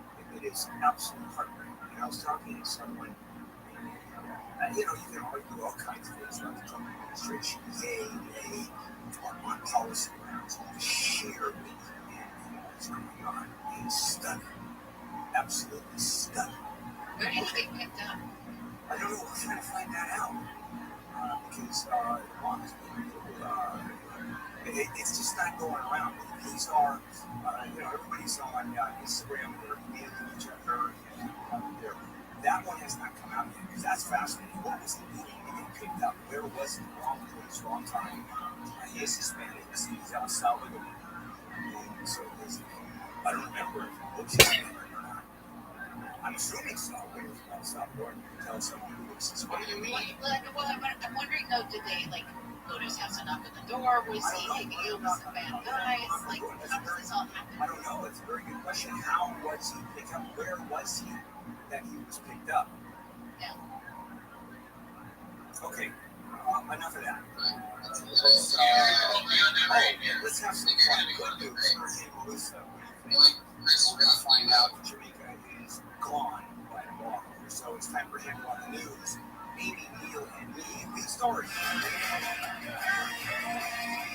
And for those people that are saying that climate change is the hoax, you betcha. Jamaica has been hit by Melissa, Category 5 hurricane. It's the worst hurricane that has ever hit Jamaica. 175 miles sustained winds. Nothing survives that, or very little survives that. Catastrophic, of course. So we're not going to know for a day or two how it's going to, how Jamaica is going to fare, but it's not going to fare at all. 40 inches of rain. I mean, it's just... And they're already, it doesn't even take into account the storms. Yeah, or even, I guess we're starting to measure rain in some places, not by the foot, by the yard. It's a tough way to go. All right, some good news on the doctors. Yeah, well, on a much happier note, Mr. World Series, that's what they're calling Freddie Freeman. He had a walk-off home run in the 18th inning that gave the Dodgers the 6-5 win over the Blue Jays. Now the Dodgers lead the series 2-1. And Freddie Freeman, remember last World Series, he also hit. It was a grand slam walk-off home run. So, boy, he's just dials in during the World Series, right? Yeah, didn't they just about to pull a picture from a little league when they the Dodgers? At the ground, the bullpen was empty. Yeah, there's no one there. I mean, it was amazing. You don't have to make someone walk through the winter snow to Western. You don't get there on time. You have to go back the next day, right? It was like for me. And I'm an export. as I was drifting up, I was thinking, just an epic game. All right, so I'm only a couple miles away from Dodger Stadium, and everybody, you can hear it. Oh yes, you can hear everything. You can hear people in their homes. You hear, we hear the fireworks as well when they do go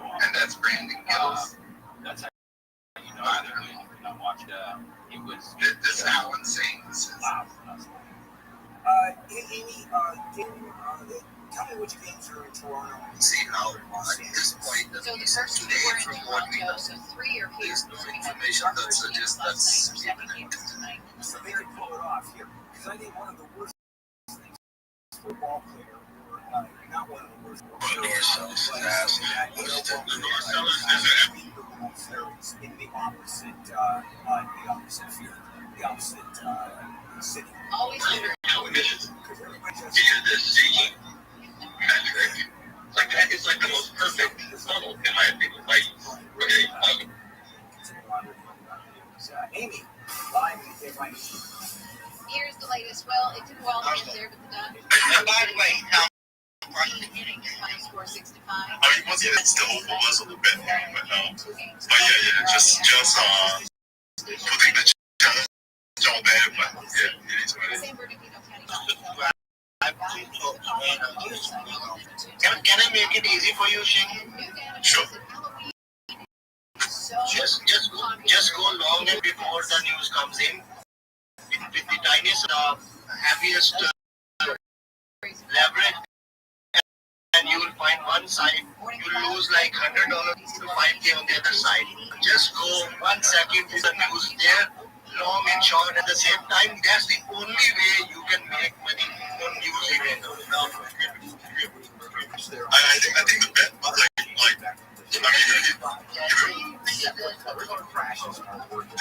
looks like they're wrapping up the investigation on this deadly crash. I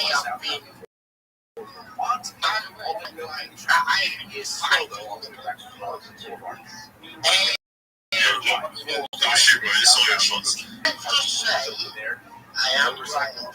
Let's just say we do go to crash. Let's just say we do. So everyone in the guess which direction is going to be the worst direction. That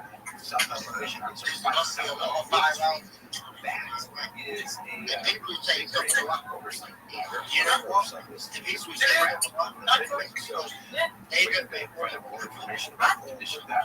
I mean, as a trader, you don't really care about direction. You care about being right. I think that's the you're a trader, right? So you're not like a holder, diamond hand guy.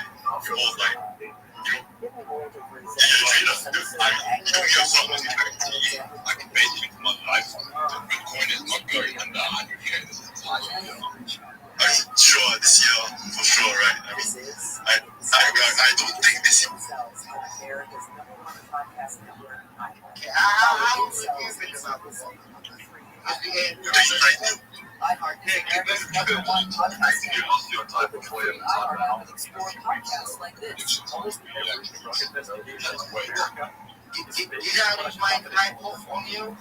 People with their own because as far as I'm going, the CI system is based on blood. It can have deadly consequences. I do have an investigative reporter in the Washington Spotlight. Just pretty sad to look at, too. It's pretty sad to look at your NFT, you said, machine. The machine, you made $100 million. That was the saddest flex ever. I've never made. I've never made $100 million. It was your big 7-inch motherfucker. Yeah, this machine ever made I never called a micro company called back to back and made tens of millions of dollars on chain. He's a broke ass. Look at him. He's on a fucking vacancy. God bless him. He's from Japan, Chinese. He don't know fucking yin from yang. See you.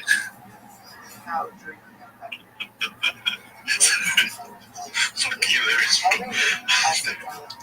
Hey, we got Amy appearing. Amy, you got a question? Maybe you were up here a few times. I know you're there. Are you on the toilet? Are you going away from your food? What up, Ozzy, man? What up, bro? How's your day going? Cook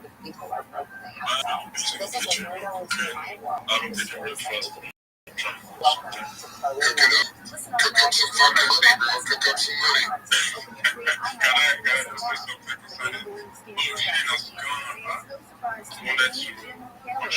She said, was trying to do some things with James. I wanted to call me out James. I know this is to take up that bit. Right? Great cause. All around. Addiction of BTC. I wanted to give him a response. Yeah, what up, what up? Yeah, loud and clear. Yeah, so I want on Captain James, I want to take up that bed again, right? So tomorrow Rivian is laying off hundreds of employees in response to wage market estimation is that we would have a 25 it's reply with options there. It's honestly going to be 50, bro. So you guys want to bet on Poly Market, not financial advice? You can make a lot of money, I guess. Like, yeah, 50 is a lot.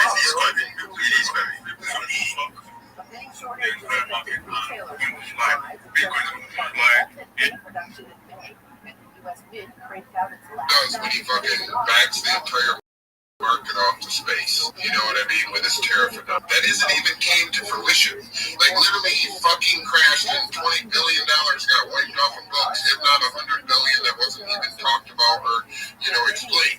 So in reality, which way does he come back from that? He comes back from that by dropping the tariffs, making the government come back to life and giving a 50-point basis cut. And that's my $6,000 ETH price in the next 7 days. That's how I get there, bro. So yeah, man. Because I don't think all Jerome all of the blankets was you didn't hear the news, bro? He got fired, dude. He got fired this morning, dude. Like he put all of his stuff in his off of his desk in a basket, and you see him walking out the front of the desk like the Fed dude. It's like huge announcements, dude, everywhere, bro. I'm just kidding. What Trump said as far as a good answer, what Trump said was he is likely to fire Trump or a replacement is likely to happen in 3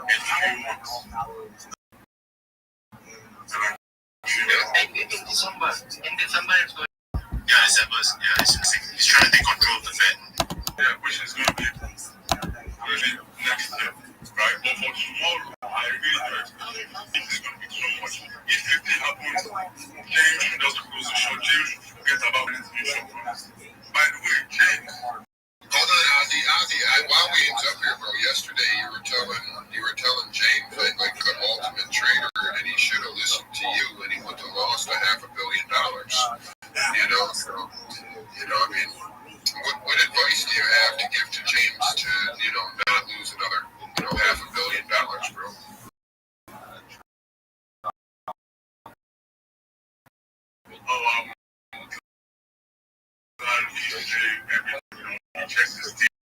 Yeah, man, don't worry about DMs. We don't answer DMs, but just go ahead on why and how he wrong moves and what he should do, why he should do it, and how your starts.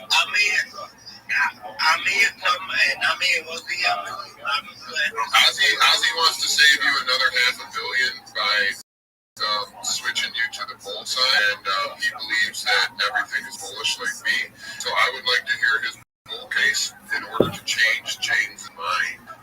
Let's see. Alright, so as I've been saying in previous spaces, I'll keep on saying it. Right, for the past 2 weeks, James has been bearish, and I've been telling him that there was reason to be bearish. Why? Because it was just a simple. I mean, if you check the chart, if you check my page, also you see the chart properly drawn out. We have been having this deviation below the range, right? Deviation is a false breakout, right? A deviation is something to trick the market, to trick participants in the market into thinking that the structure is going to change, whereas nothing is changing. Okay, so this is practically the third deviation we're having in the range. The first deviation happened at 107k, the second deviation comes down to 108k. That's what drove price back to 126k some weeks back, about a month ago, and price came back down below the range. And we are having our third deviation currently. So when price was still, underneath the range some weeks back, I told you that there's something called weak feeling strategy, right? When a long week is created in the market, price always goes back to feel that week. And that's what happened. That's what we saw with Bitcoin. So all we had to do was place our long orders, buy orders, when Bitcoin was going back to feel the week, right? And that was around 104, 105k. Okay, and that would have been a beautiful entry. That would have been a beautiful entry. If tomorrow goes well, if tomorrow's FOMC goes well, I highly doubt we're going back to 104k, 105k. That may be the bottom, right? That may be the complete formation of the deviation below the range. If that is the case, we're going back to upper the range again.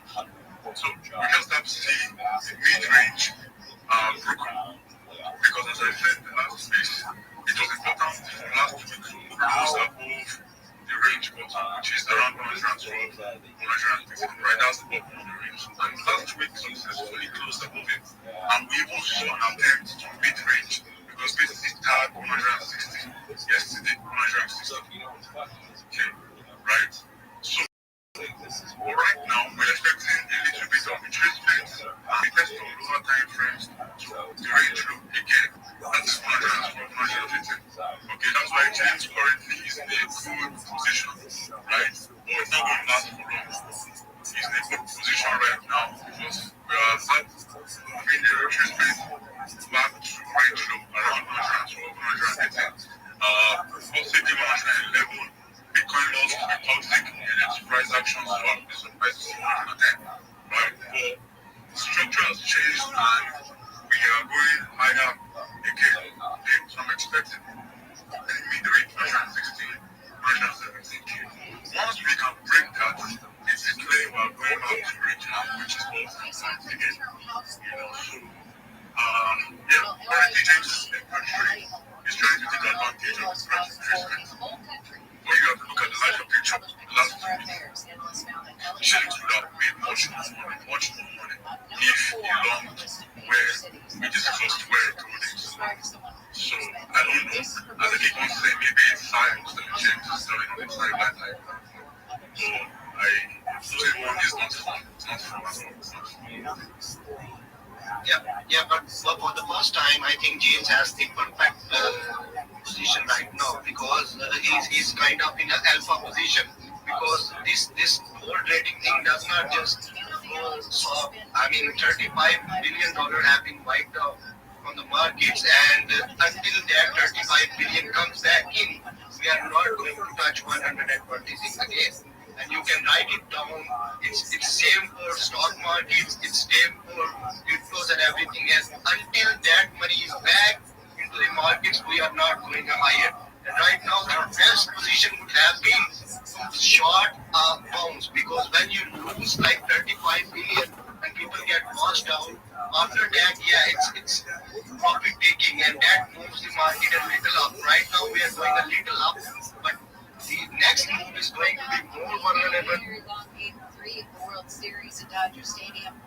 They were behind the Toronto Blue Jays for a while, but then tied it up in the 7th, and then went 11 innings scoreless before $175,000 per household per year. I think that we just give a tax holiday and make it up with tariff money.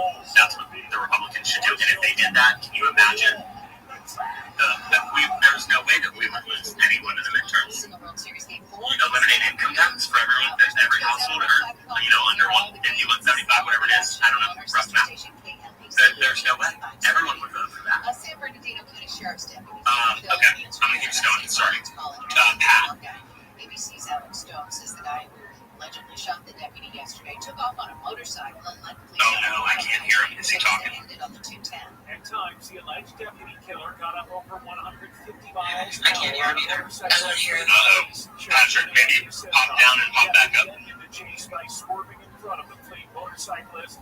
The guy was catapulted. Yo, I'm tripping. One phone's got him with the blazer on, the other one doesn't. To face more charges. Hold on, I'm gonna remove from speaker. Then we're gonna do in Santa Monica for people with severe mental illness. The plan been put on hold when people on the upscale area complained about it. You take care of horses every day. Morgan said yesterday the project Every day. Me too, my ex-wife. Cleaning out the stall, giving them hay, giving them new feed, brushing. I may have rode a horse a time or two in my life. Oh yeah, I've gotten on that style. The judge in Utah in the case And in the back, Tyler Robinson is presumed innocent, and the potential jurors seeing him in prison garb could be prejudicial. Will be in court next January. Prosecutors are going for the death penalty in this case. President Trump has met with Japan's new prime minister as part of his trip to Asia. He says the U.S. Put a smile on my face that my son's got a report, a little plaque for saying the Pledge of Allegiance at the school. I'm a speaker for all the kids.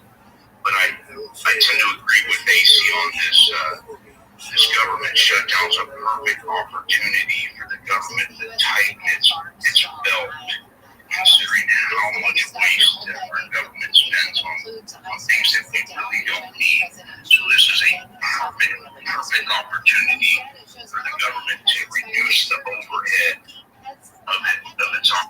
The world's leading pet sitting platform called Trusted House Sitters has analyzed almost 100,000 names of dogs and cats registered on its Horse, you don't want a wild horse. I I like the wild. like the wild ones too. It makes it so much better. My aunt used to fuck horses, like, so she would train them herself and like get them ride ready and like all that shit. She did barrel racing and all kinds of shit. I'm not quite being not certified, but I know a thing or two about a horse. You know how to ring that up? Nah, listen, I was always very like, I don't trust these animals, but once they get to know you, they are very like, they're very, if your attitude is different around them, they're gonna sense that and they can change their behavior pretty quickly. My aunt got kicked by her own horse just because she was drunk around the horse and he didn't like what she was doing and he kicked the fuck out of her. I was like, yo, that was her own horse. I don't want to get kicked by the horse. What happens? That's what you better do.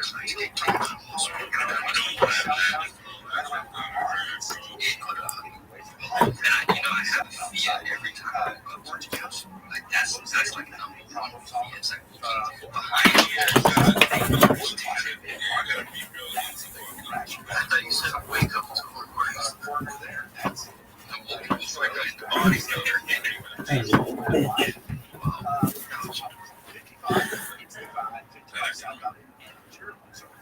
Damn, we got to put the still up top. 29 minutes ago. It's a pizza party, bro. Yo, somebody got up into the new site. What was it? You know, it's a rap. Oh, it was rap. Oh, man. He's opening up a pizza spot. Let's see what happens, man. Let's see some Dojo. So good. Going to everybody's house. Super rare. It's going to go post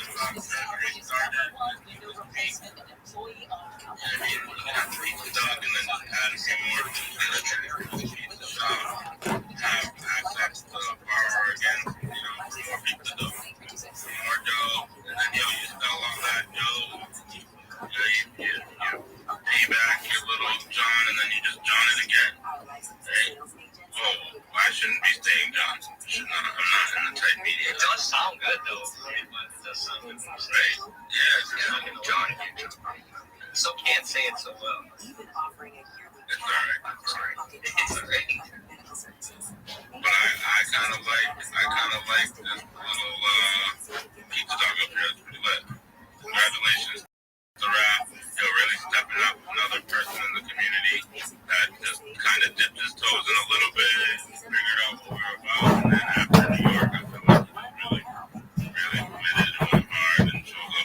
spaces, talked to everyone. He was a great guy in real life too, really dope person, cigar guy, passes them out like that. Going out of style, I may or may not have smoked a cigar or two with him. Yo, shout out to Rap. Really good guy. Met a lot of really great people in Vegas. For real.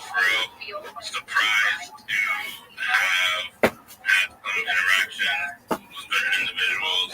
Not so surprised with others because I've met them before. But really just an amazing time. So looking forward to more times like that together as a community. I think those were great opportunities for us to work, connect, and build different relationships as well. And I think we're gonna see a little bit more of that coming down the pipeline as we continue to work together as a community. And that's the great part about being a community is we can work together, have great ideas, and bring it to the table. Try and see what we can do with those ideas together as a community. We don't have to be so dependent on outside resources to collaborate and bring things to life. So it's very important part of what we're doing is building partners. Does anybody know anything about hedging?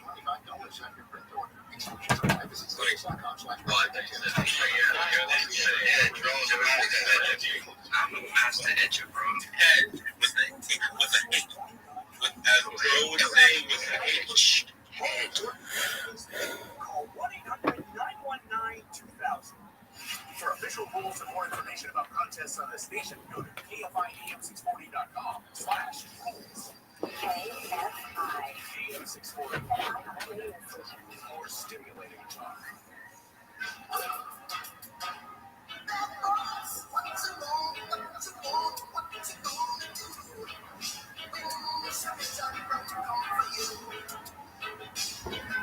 KFI. AM640. Big win for the Dodgers last night. Big, long win for the Dodgers last night. Game went on till midnight. So let's turn on bit so it doesn't get caught up in the weeds or in the zippers, you know, sometimes. So you gotta hedge that. Did you say zippers? Clippers. Okay. I got it. Soda. Apparently, put on TikTok, posted on TikTok, a $45,000 bounty on. So the post Bondi was reported to the FBI by a TikTok in Detroit. Got a photo of her in the sniper scope, dot on her forehead as well as text. Pam Bondi, born 45,000, currently dead. And this guy, I guess, has a criminal path that includes felony stalking and misdemeanor domestic assault conviction. Is it true that he was on the way to this meeting? He's a genius. He's a genius with a capital J. Yeah. I have even a better idea, Neil, than social media. What, Amy? What fun is that? Yeah, Amy, you're taking away all of our fun. Yeah, you have to send that to the point. How about not wanting to kill people? Oh, wet blanket. Yeah, All green. okay, on. Not everybody's listening to what Donald Trump wants. There are 2 states in the Midwest who are thwarting to redraw congressional districts. Republicans? Yes, Republicans in Indiana and Kansas, they just don't have enough votes to pass new, more Republican-friendly maps. The lawmakers could still be persuaded with the White House push, which is included in the Oval Office meeting for lawmakers in Indiana, 2 trips to Indianapolis by Vice President. Yeah, well, that is 7 o'clock, and that, of course, is all connected with Prop 50 and what's going on with that. This is an interesting question that I have for you, Bill, about you've got 22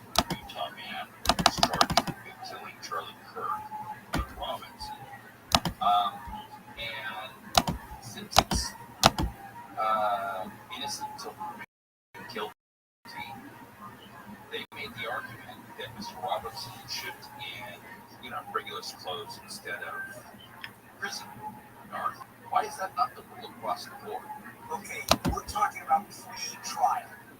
When a defendant goes to trial, it's always pre-case. They will never let a defendant be in court in front of a jury in prison garb. It is way too prejudicial. So we're talking about it. And think about this. Whenever we see prisoners, for example, pleading guilty or not pleading, or going in front of their first court appearance, they're in prison garb and shackles. Because judges, it's not prejudicial to judges. Judges are not going to be swayed by that. Now, here's the argument, which is so unusual. It's one step removed. This is 6 steps of reparation. This is Kevin making. The argument is a good one. Is because the press, because the coverage would be so enormous, the public seeing him in a prison outfit, it will taint the jury potential. Yeah, because virtually every juror probably will see this. But he's still going to be in shackles. Pardon? He's still going to be in shackles. But it's going to be somewhat subdued and somewhat it's not going to put diamonds on him. Yeah, you can do the shackles underneath. You can do shackles underneath the court. Oh, yeah, they're supposed to go for it. Sure. How do you do it? Yes. Thank you. Look who on your Kourtney Kardashian. I know. Kourtney Kardashian is going below the belt for her latest lollipop rollout because she's selling a sucker that supports vaginal. She just dropped it. We just found out that she dropped a new supplement for her Lemmy brand. It's a lollipop with probiotics. No, well, really, you wouldn't use it, but it's got probiotics and vitamin C to keep your privates healthy and protect against STIs and infections. I can do 45 minutes of that right now. Starting with, it can't be that comfortable. Then ending with, never mind. Okay, you're going to like this too, Bill. They're sold in 5-packs for $6.99 and flavored with pineapple extract. And that was at Target. Oh boy, how many? What are you endorsing this product, man? No, but you guys are so weird. You're acting all timid. It's going to be a Target. One. Oh, you can't. Come on, wait. You can't buy condoms at Target. It's going to be hilarious. There's all kinds of things. Doesn't Target also sell like condoms? I don't think so. Bathing suits for boys want to tuck their. They did for what? Anyway, lollipops. Oh, that's good.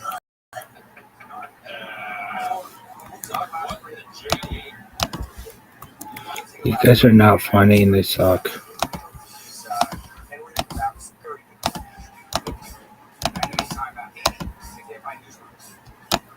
Here's the latest major sin and wind events blowing into Southern California, increasing temperatures and the threat of wildfires through tomorrow evening. Fireworks have been seized from a home in East LA. High school said to be evacuated as the search through the area timed. President Trump has met with Japan's first female prime minister to talk trade, security, and rare earth minerals. Those stories and more coming up at the top of the hour from the Odoo.com Weather Center. Odoo, the only business software you need. Sunny, very warm, windy highs in the 80s and 90s. This report brought to you by the California Secretary of State. From the Southern California Toyota Traffic Center, it's the crash in Irvine on 405. Yeah, this crash is being investigated because someone has died in this crash. Motorcyclists on the roadway there, 405 southbound Bacon Parkway, right before the 5 freeway. Looks like all the lanes go to the southbound side of 405. So if you're not quite there yet, this is a warning for you. Southbound side, you can get off of University over to the 73, perhaps, or Jamboree, get over to the 73 and head south that way. That gets you down to the 5. That entire issue. It's on the 5, some issues there as well. This is going to be in the, looks like there's some commerce there on sci-fi and Garfield. This goes into planes that are unmovable, which is causing huge delays out of Norwalk on northbound southbound 5. Then also we've got issues on the southbound 5 in East LA, right around 4th Street. This crash is a relatively serious crash. I almost said favorite, but we don't know the condition of the motorcycle rider involved in this one. He or she was trapped in a big rig for some time. Traffic Village all the way back to 1954 with Southern California's most accurate traffic reports. I'm Rick Foles Running.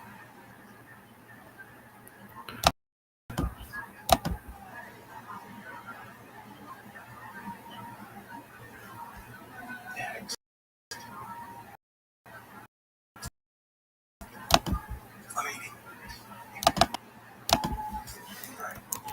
Or say, just competing. No, I'm shooting. You can do your spot. I'm recording. I'm recording the spot right now. What a dumb fuck.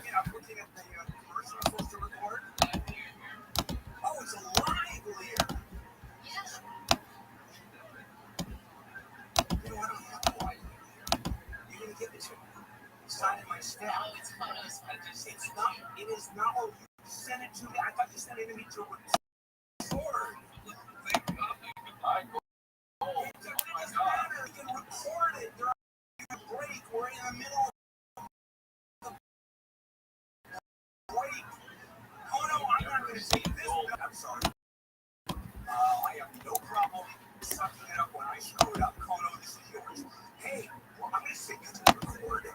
And then incidentally, it's live coming. Hey, Kono, watch out for the bus. It's a big deal. Yeah, of course I can do it. Awesome.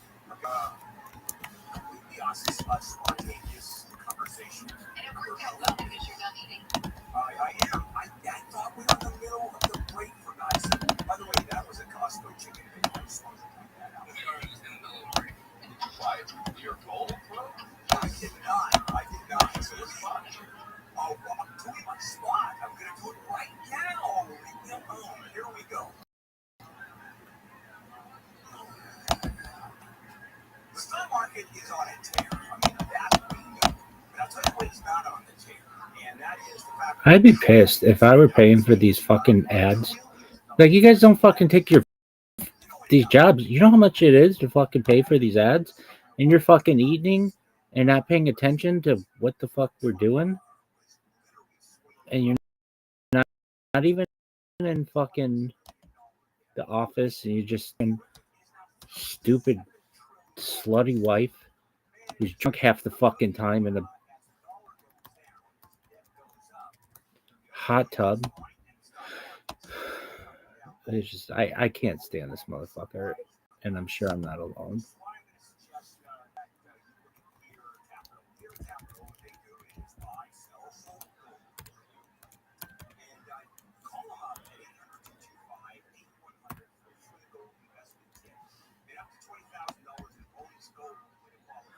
Dog, but you listen to him every fucking day. I know, but if I had the choice, it would be fucking to other people. He sucks.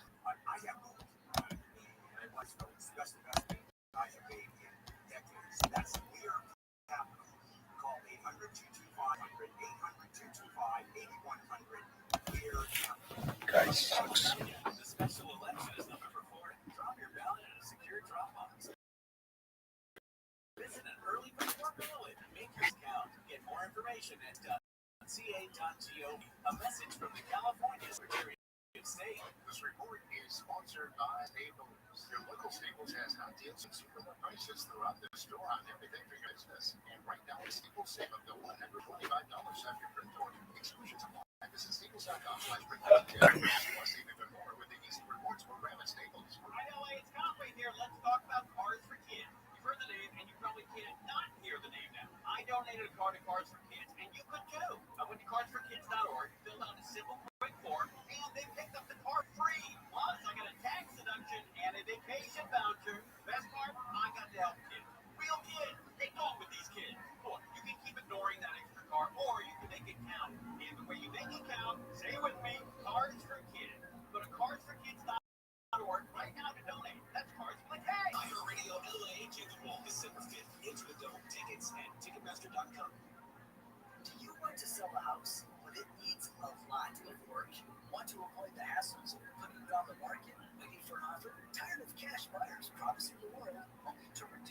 price along the way? Wedgwood Homes is firm on their offer and actively buying homes for nearly 30 years. Wedgwood Homes has no fees, no agent commissions, no listing contracts, and can close the listing in 3 days. Whether you are selling as is, don't run properties, inherited a home, just financially stressed right now, or want to skip a traditional listing, make your next move with Wedgwood Homes. Become a Wedgwood Homes offer. We help turn your home or property into cash. It's easy. No repairs, no cleans, no showings, and unlike other cashier after you sign, our offer is firm. Call now for a no option all cash offer from Wedgwood Homes. 800-307-2010. Southern California's trusted home buyer. 800-307-2010.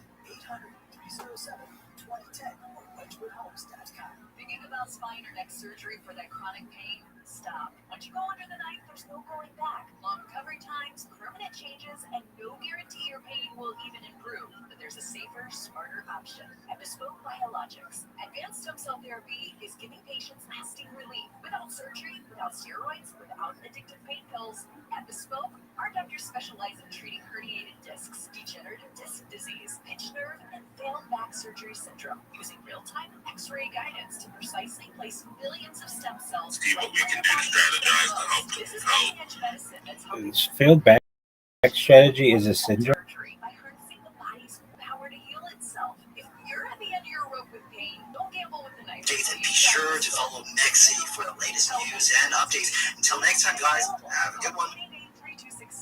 Thank you for having me. Thank you. Bye-bye. 326-STEP. Feel that chill in the air? Now's the perfect time to layer up. The outerwear shop is now open in Pawtucket with sharp new jackets and vests made for this season and beyond. You'll find all the right layers to keep you warm and looking sharp, including cozy sweaters, sweatshirts, and more. But hurry, fall weather won't wait, and neither should you. Back. Oh my God. 1-0. And maybe a little 1-1. 1-2. 1-3. 2-3. 4-3. 3-3. 4-3. 5-3. 6-3. 6-4. 6-5. 6-6. 7-6. 7-7. 7-8. 8-8. 8-9. 9-9. 9-10. 10-10. 11-10. 11-11. 11-12. 11-13. 11-14. 11-16. 12-15.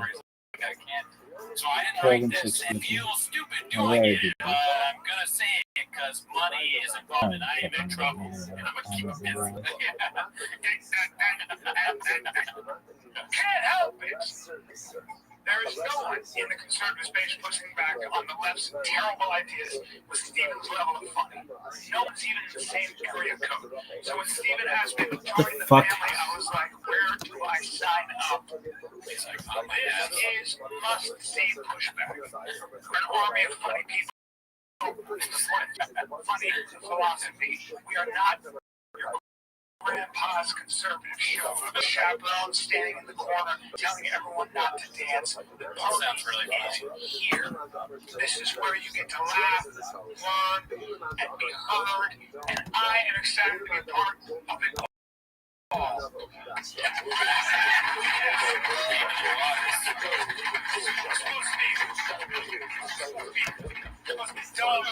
They're supposed to be dubs. We're the dubs. Oh,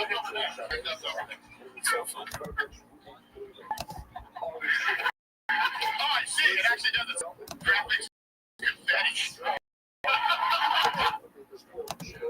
It wasn't live. Get the promo code is confetti. Oh, there we go. We couldn't do that. That's not a fucking chance, dude. Oh, man, dude. When we get a third member of T-Bo's, we'll make him do a speech. Yeah, we gotta do a speech like that. No politics.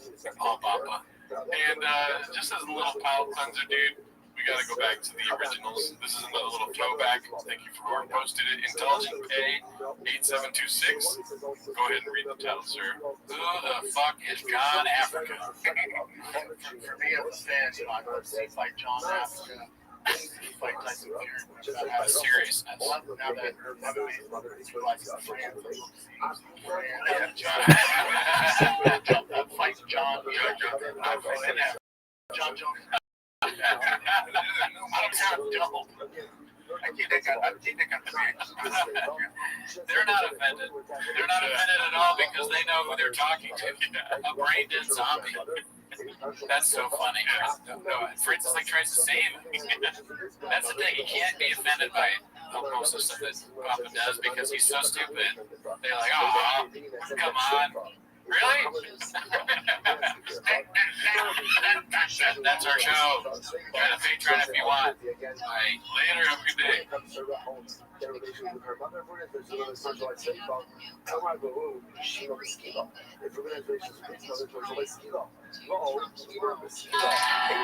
never know how many lizards I've killed. You'll never know how many pets I've had. Annie, do you want to take the truck walk? Mr. Gibbs at Taco Bell. Gina, Esther, can you whisper in my ear? Say the words I love to hear. I go both ways. We'll take.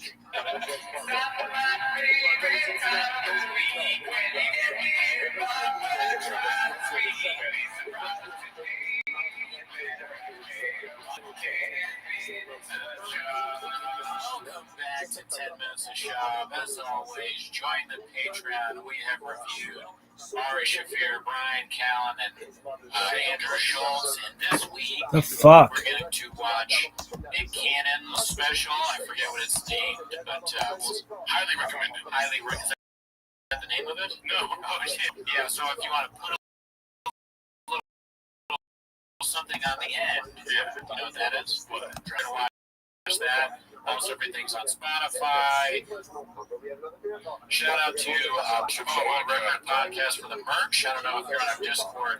I posted a picture of all the merch that Burnett bought us: shirts, hats, basketball jerseys. Yeah. If we get up to 3,000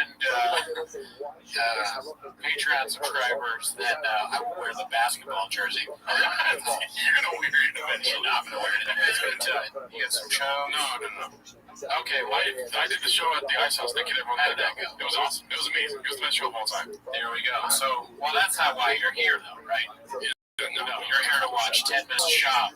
So play the chin clip, start the timer now. Alrighty, so this first clip is posted by Jimmy D787. It's called Dude Every Knee. And I think I know what that's in reference to. Let's see here. Dude, every knee, bean cheese, I'm sorry, Dag, that I didn't even know that's what I thought it was going to be every fucking joke. Oh my god, I love the resurgence of bean cheese. I've been saying it way too many times. People, yeah, that's like your favorite. Bean cheese. Look at him, dude. That is now like the more you watch the funnier it is. Dude, bean cheese. Yeah. I think the stepmom does that. Like, is that how you make bean cheese? No, it's a great act out. Yeah. Honestly, that's, you know what I mean? It should just be like, it should be the Mexican cookie bit, beans, cheese, and the special. What flavor did he pick? Was it highly rated? Let me see the flavor. Oh, yeah, 1.7 gram. Anyways, that was a nice little, we have a couple of Gringo Poppy clips to start this episode with. I'm trying to like segment the clips again because there's so many this week. This one is, we already watched this one because I couldn't believe it. It says, Hot Mike reveals the real reason for Mitch McConnell's episode, posted by Toto Ricky. However you say it. Amazing. Dude, this is a clip where you want the chef to come to the table. Thank him. Kiss him on the cheek or something. This week, been about art for corporations. Straight up.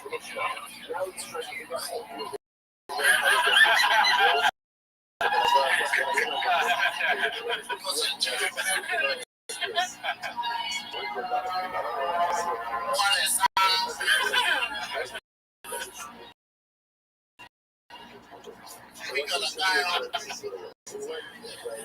favorite chili.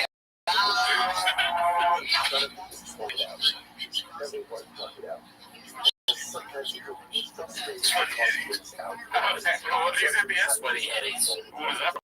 I think that's Schultz. I don't know. I'm not redacted enough to get that. That was amazing. Yes.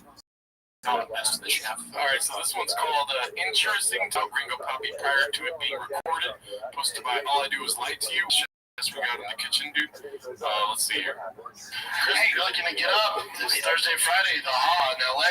With my 30-minute before I shoot my special next 11th to 13th in Dallas. Yeah, welcome down here, man. Eric in Dallas. Dallas? So you're shooting it in Dallas where? Addison. Wait, is that where? Dallas?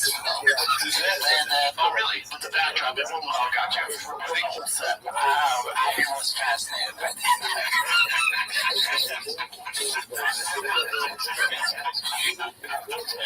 I even know where the construction paper came from.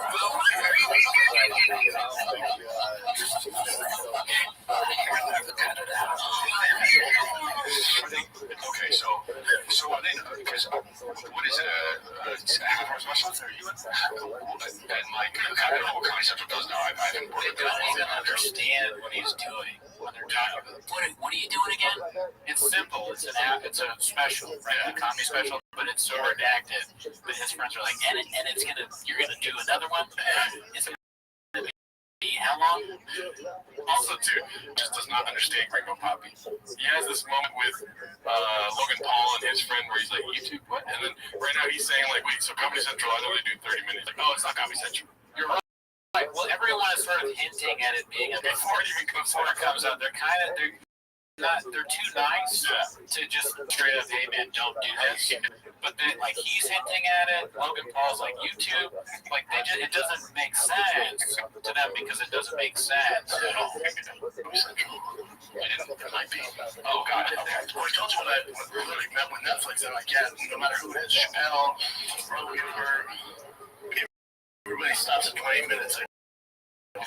It's so weird. Why would I give you an hour? Yeah, if we know. People don't see him, so you know what I'm saying? He's gonna do 7.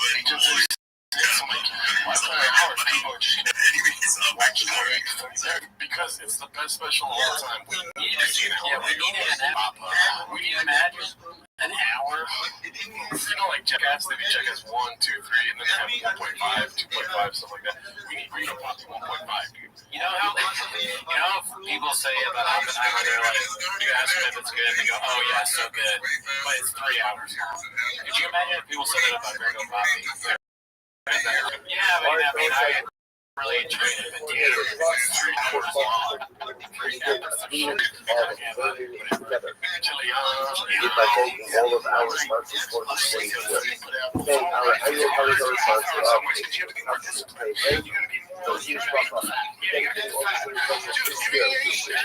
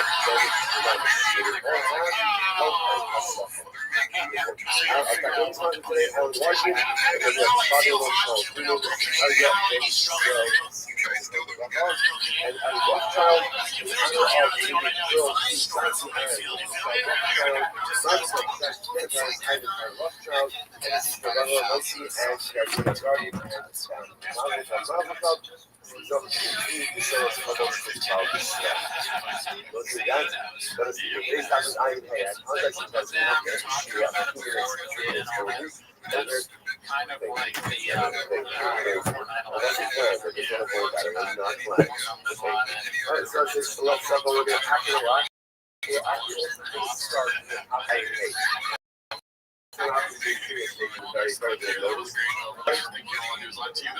the really good job. I feel you're showing off a little bit at the end with the pace. You have to get them like, I am feeling on the stage with a little iron hay of an hour. So showing up the whole thing.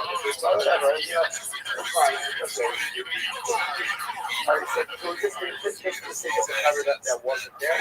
Just going to start with the top $5 million. 75 days. I'm going to do one more out. I know, we're talking about a bigger problem. I've seen this clip. I'm going to do one more out. I see the other half of it. They're not going to be shot. I think it's funny that It was one like that. He set his eyes upon a woman. The head of it. What happened? His heart is filled with incredible desire. You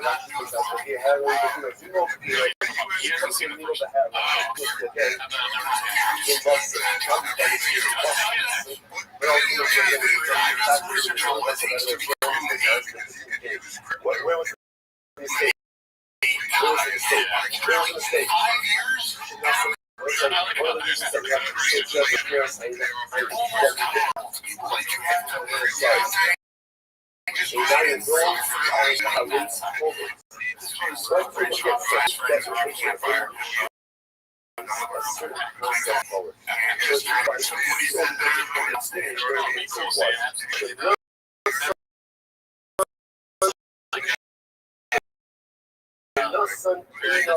Fury analysis that is amazing.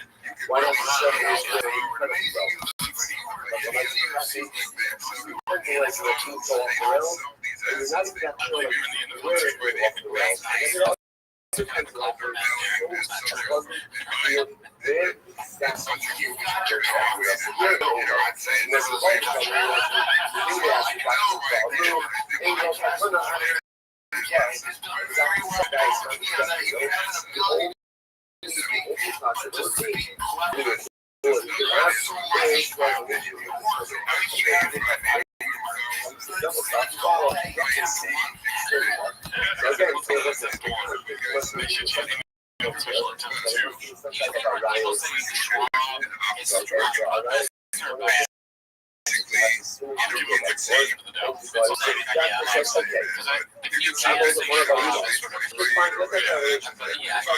Because you see how Brennan reacts in the moment when somebody misspelling his name. It's a frequent occurrence. Does he realize? I don't know. I guess with Rampage he realized, because Rampage is Schwal. Did he ever correct Rampage? I think so. It's funny because he gets names wrong so much. It's sort of like his punishment. Oh, your name is going to be one of those names that we mess up. Yeah. Alright, so this one's posted by the cool guy that Billy Gravy walk on Sword on Bird. Nice. It's called Start as the CEO Chant. Let's see here. I love you as well. I love you too. Thank you. Much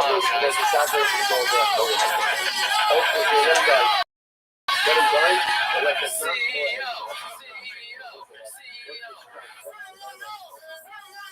When they come at the king, they best not. People know, don't get it twisted. 10-7.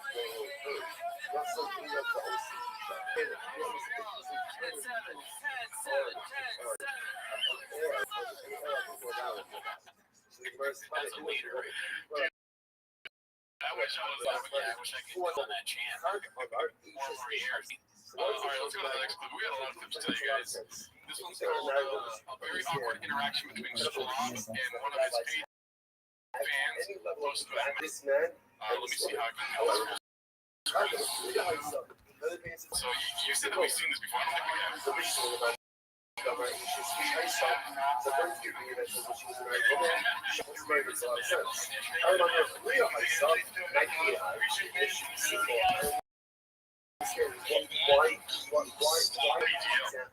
That's unfolding. It's an EGL, right? I love the shirt that has donuts. We now see some of the shirts because we have merch from college, but that one, I got the texture thing, I got the dicey. That one has donuts all over the yeah, and that's you also forgot to mention, I got the big hat. Yeah. Look at that, it's like a NASCAR. I almost started crying. You saw me when I got the hat. I was like, fucking way I got a thick boy hat, dude. Yeah, dude, we're balls deep in thick boy merch now, thanks to Walsh. Yeah, I wore the Gringo Poppy shirt on stage at Ice House. That's highly redacted. I wouldn't want to be any other way. All right, so this one's posted by Scientist Mystical. It's the flare is called Papa's Baddies, and it's Papa punching the air right now.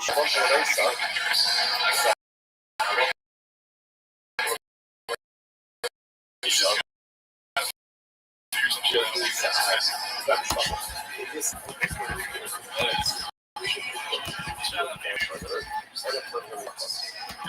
out here, dude. Yeah, he's doing very well. Oh, yeah. Everywhere, podcast, #1, all that. And then Shab is doing Shab. Shab is doing well, too, though. It's not in our hearts. Yeah. It's not a sad thing. You're right. All right, so this next one is posted by Minnesota Jerzer. That's Tanner? Yeah. It's called Theo Given Good Intel Early 2019, but wasn't ready to receive it. Have you seen it? I have. Yeah. It's highly redacted. So you got a new show with Shao. So flying solo here. I've listened to 2 episodes. They're really fun. Thanks, man. 90% of the reason it's really good is you. Right. And I feel like when you're hitting punchlines, but it's about what it represents. He pops up a little purposely. Yeah. This guy becoming lustful. I know, because when someone's rolling and then he says shit, and I'm like, he right to the when someone's rolling, obviously as a listener, you can feel it. And I know when you're setting up that joke about that boy back home, and then boom, like his word will just cut it off, and it'll take away your ability to drop the hammer and, you know, and do that introduction. You know what I'm saying? Yeah, that right there is competition. So you're a smart guy. You're probably aware, but that dude, you guys, he's got a good following. You got a good following. That dude wants to outshine you every show, straight every show.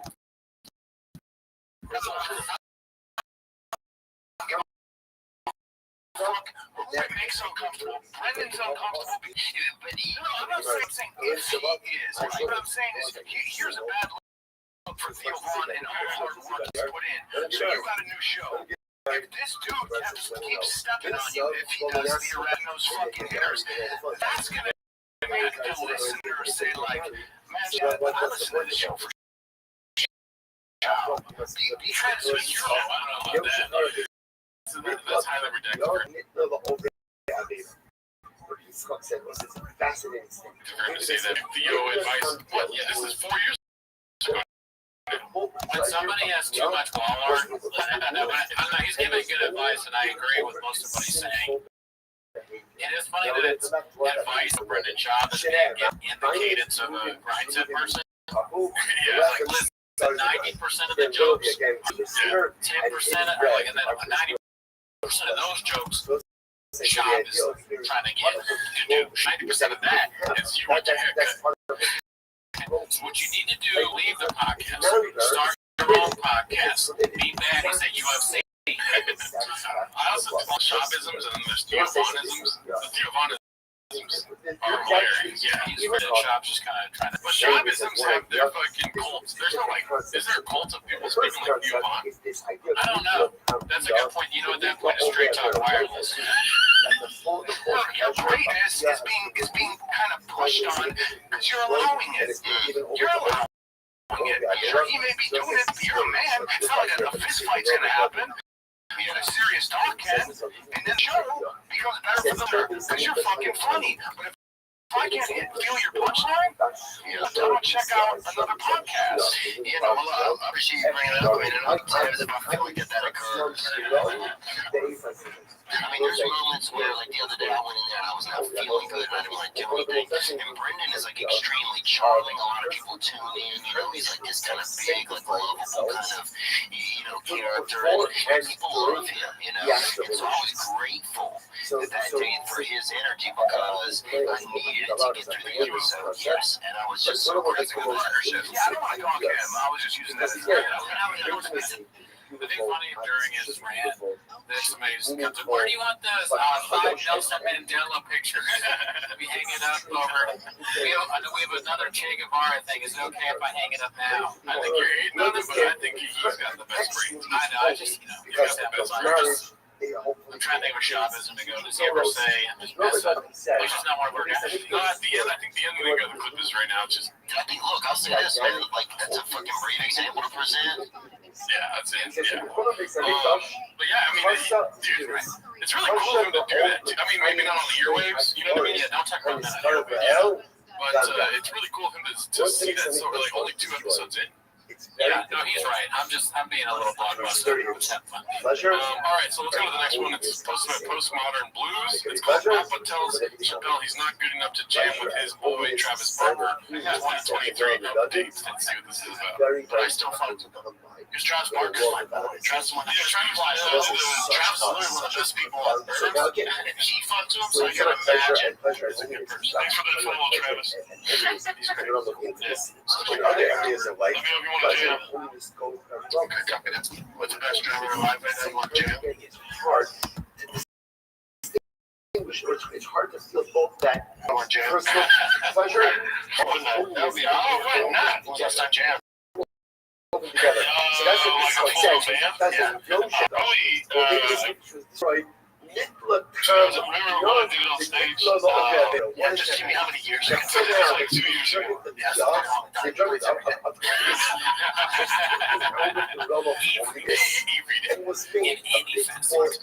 I like Shab has this history of like asking questions, but not looking for the answer, knowing he's right. Yeah, no, it's kind of like, that's true. The way he asks questions, I think, is sort of, it's like a redacted way of following something at 48 miles an hour. Here, how to win friends, influence people. And then I like it when he does this like Logan Roy character, where he's just sitting there, he's like, oh, really, you want to do that? Is that what you think, son? You think you can take over for me? You can't. But he's so down. Chappelle's just like, what? Yeah, why wouldn't I? I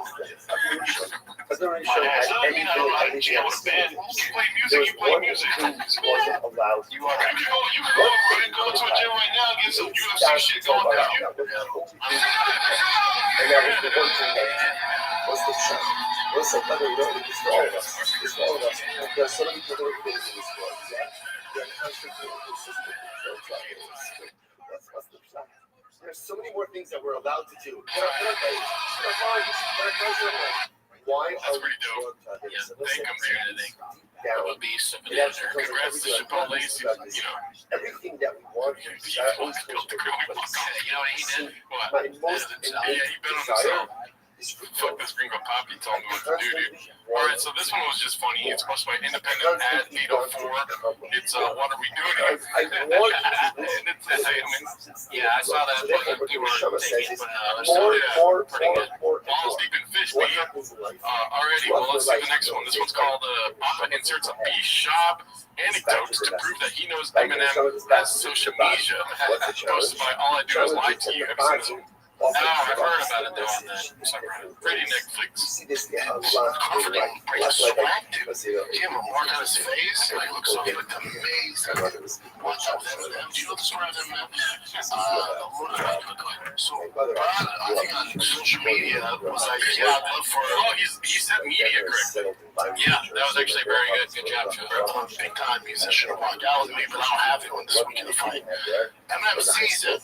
You know, and Eminem's on Instagram. He used to work on saying Eminem. Yeah, that's a new one for him, so give him time. He says Eminem without the E in the middle. That's crazy. I didn't see with Eminem, right? So I know he's on social media. And she was thinking about the name is I don't be tripping. I don't be cornbread meat. I don't eat none of it. When I get my plate. Plastic out, you know, so I did it. It's fucked up and insane. That's what I created. Because I'm such an Eminem fan. But so, Bike Off and I was like, for big musician walking around, I don't know anybody, you know? He's telling a story about how Eminem walked out for church coffee. starts on the And strike. he has to throw in there that he has got a TM by infinite. Yeah, well, he's got to name drop a little bit. Tell him, show everybody how big in every facet. He knows on the celebs and stuff. Also, probably not important, but there's no Diet Coke on the arm there. As you can see, it's vintage cola. He's drinking something else. Oh, he's trying to be healthier. Something pop. I don't know if they want maybe they pay him to. Oh, you're right. Yeah. I didn't think about that. Never once have I seen him drink a rain. Yeah, no one ever drinks rain. He doesn't need it. He's all locked up. He drinks rain. He's gonna be in trouble. Yes, we do. I didn't know that they're the Funko Pops. Oh yeah. Did they always have that? Yeah, he's called these. He's lost. Yeah, he's lost. He's Funko Pops. It's easy because I'm down. You're my favorite boxer. I'm paying him nothing. It's interesting, right? Especially if it was with the 10, yeah, just flat. Cash out. No, back on that. No, you got it.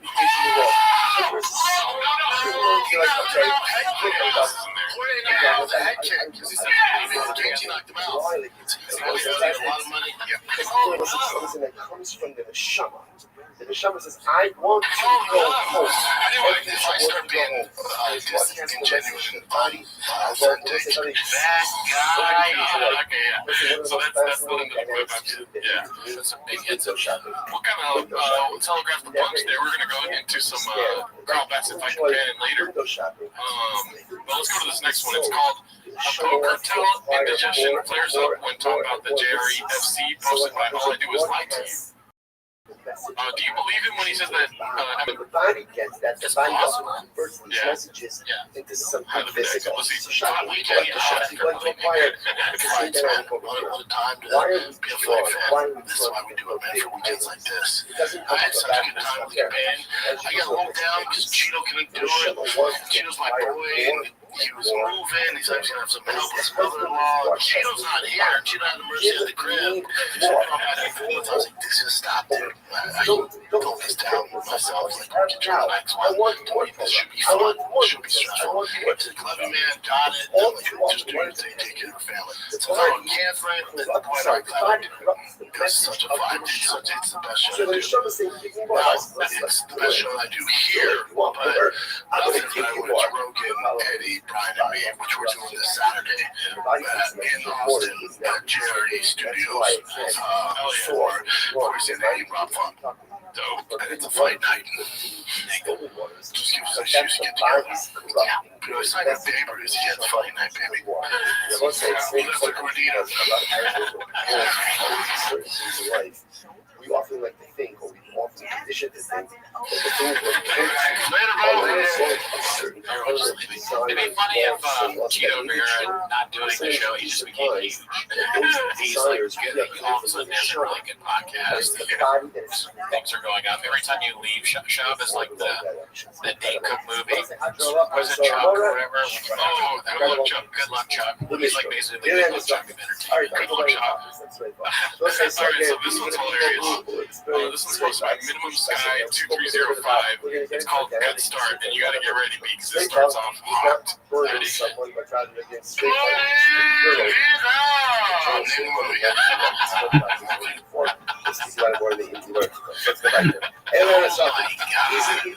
I have not seen that. That was.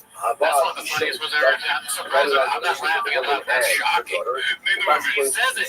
He's Michael Scott. Whoever pulls Michael Scott is nailing it. He's Michael Scott in real life.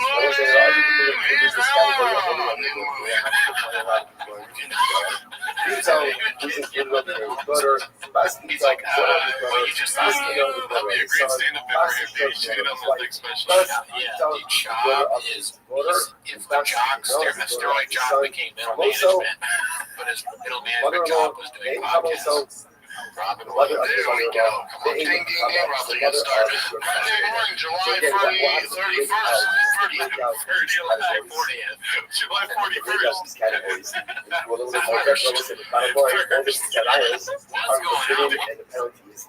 Let's analyze. How about sounds great. Let's get okay. Look at us trying to see.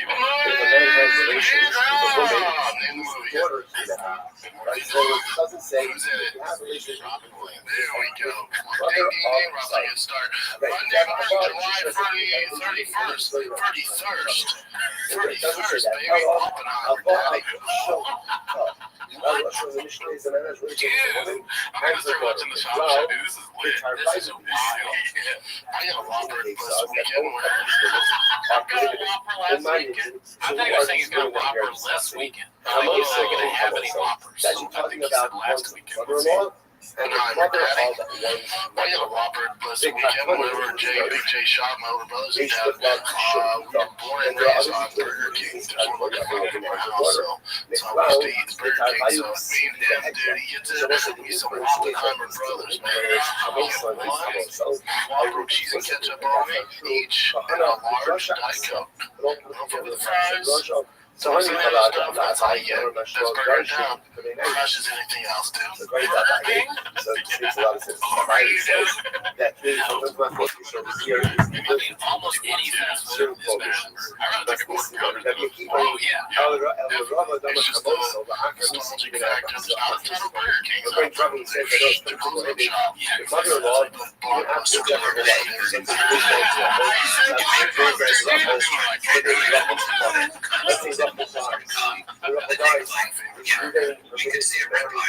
former mother-in-law. Apparently that's a place of convention. Of your father.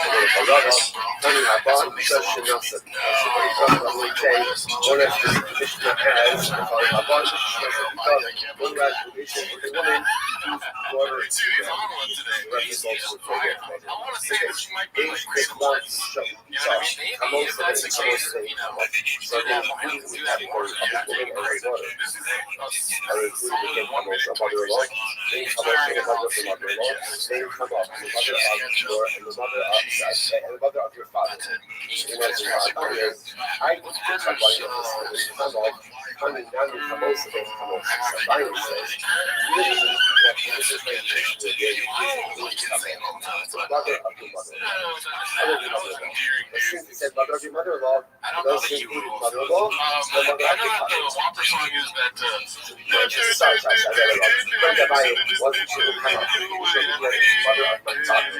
That's the tradition. But since it's said that, mother-in-law and mother of the and I know that because my mother, girlfriend's kids sing it all I the time. think that why you think Alrighty, yes, let's go to the next one. You might be just as redacted as shop, but you know what I'm here for. This one's posted by all I do is lie to you. Tell another pal, tell my papa, tell papa. I haven't seen this one yet. Let's see what this is about. You know we're going to find the kid right. We're gonna have this guy does pretty much. We're talking. The food might be a check. I might be a process. Remember again, says here the process is quite explicit. Isha Sharita is Isha Basima. Sima he. It's one of the most traumatic moments in the history of us doing podcasts together. A man will marry a woman and her mother.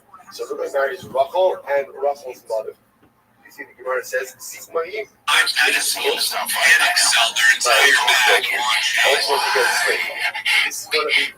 If there's a number on the check, you know, like the fucking the colonel or the double speak, yeah, that's a piece of shit. But all this Mighty Mouse, I even know that the part of the game, woman and her mother. Basi shows the Basi. I don't know about college. What about so it's great. It's okay. Bro, I would too. Dude, I can't bet on the UFC, but I'll bet on that. Brandon, sorry, Brandon. Wait, so Brandon's gonna fight Derek Lewis? Then I Ruffles mother. Okay. No. Is that what they're saying? How do I know that he also can't marry? Like, how do I know that he also can't? Everything that he should do. Basi shows Ruffles' daughter. Basi does the daughter of Ruffles' daughter. Basi, the daughter of Ruffles' son. Well, there's a difference because they're friends, so you're again, probably like, Joe being this like, hey, you know? How do I know about the they're like, down below that? I don't know. Yeah. Who knows? Alright, so this one's posted by Homie Haphazard. It's called You're the Only Person Whose Head Looks Weird with Hair. It says again, it was like they were on. This is it looks good like that. Shaving it. You just those stick out. That's you're the only person go ahead and marry both a woman and her daughter. whose head looks weird with hair. And it says Sima by Basi, the daughter of his wife. You look attractive right there. Just like the very first daughter of her daughter, and the daughter of her daughter, the Basi daughter of his son. We are three daughters, like the daughter, Basi, the daughter of her daughter. What's up, man? Yeah, even all that stuff, like with the little hands, with the bomber suit. Check him out with the, you know, 1984 Joanna's hair like that. Joanna's hair like Joanna's hair like that. What does that mean? I don't know. What do you think? He looks handsome shaved or with hair? No. Like I said, we don't know what that means. We don't know what that means. Paying attention to what he says than how he wears or what he wears. How do I know? Yeah. I think the more colors, baseball jerseys, once again, no basketball jerseys, ridiculous shoes. That's about what I want. Yeah, more Diet Coke, more shoes. Yeah. All right, we got another one from Haphazard here. It's called Nothing a Day. Double leg can't figure out. So now we're getting into the TFAK clips of the week. So let's see what this one's all about. This with Jorge Masvidal. This is oh yeah, great Papa stuff right here. Colorful shoes. Diet starts Monday with what is it? Like they have like this square pattern on the pants. Yeah, I don't know what that is called. I don't know what it's called. You're conscious. Sometimes you get so hung up on the questions that you become I can't move forward. Here I wait. You know what you do. You're by yourself, but you don't do anything. What you do. You would hate that so much. I can just see you be like, I gotta fight Bear. You know, this money. It's money. Yeah. You know what? Listen to me. This is a real thing. Forward one way or another. So one thing is I'll be in your corner. I'll be there for you. With my fucking silver tongue in your ear, and you're like, I can't do it. I'm like, you got this, bro. You got this. You can't distract my opponent. The free agents, I'm just like I'm playing Purdue with JD.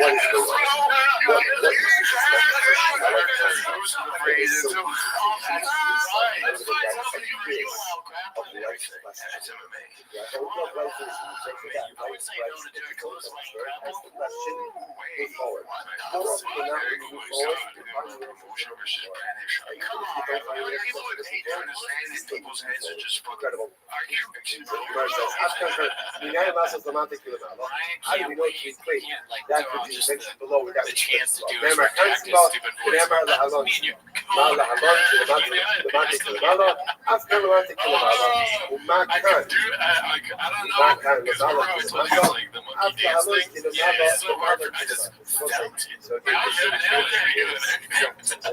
John goes the corner, he's deep to a ball by near the list. You gotta watch it for the so it explicitly speaks about two relationships. Double leg can't stop, okay? I said, Number one is Isha Sheikat, it's Isha Best. Right? And then the other is Erebas Isha. Alright, check out the picture to see the rest of that solo review. This one's called some more involuntary of extrapolation. Posted by All I Do Is Lie to You. Let's see this here. Another one from TFAK. Yeah. Right, sorry. Austin. Yeah, like I said, extrapolation. Right. Yes, we are. I will see you Friday. So the answer is as follows. Extrapolation sounds so much more like anyone could extrapolate. Yeah. Okay, anyway. So the answer is as follows. What's that? Six lines after the bottom. You know, that's also not the key of Japanese, like he literally understands what his monkey is saying. I understand you, monkey. No, what time? I think my show's probably 7:30. I think the main cards are at 8. Yes, 8 o'clock. 7 and 10. That's going to be our stage show of Mala Hamon, the Mata Kilamama, I've come to Mata Kilamama, it's my kind of Mala Kilamata, I've a lot of Mala Kilamata. We'll see chapter with this. All right, so we'll say now let's get out this place. The first advice he said was, you have to make supportive like make men like with it. And says, what is that? Come on, the answer is from the cables. My scrum from cables. What in the world is that? Healing of that's big on Yeah, they should just agree with each other on camera, and then after be like, listen, let's never do that again, but let's, like now we have time to like get a timestamp. When you vacation, I can't remember the name of the app, but there's an app that will plan your entire vacation if you just put in some information. It goes day by day, and it goes like dinner and time zone stuff. So we should suggest that to them so they don't have to do this on camera. Yeah, I don't know. That sounds ridiculous too, but honestly, just don't talk about this on a podcast. Flight ride to the early pre-release from why you guys got the command come watch me? I get you to see So you're my something, and it's good, but I'll give us I don't like your 10 o'clock show. I like it. Like, See, we can tell we can pay attention.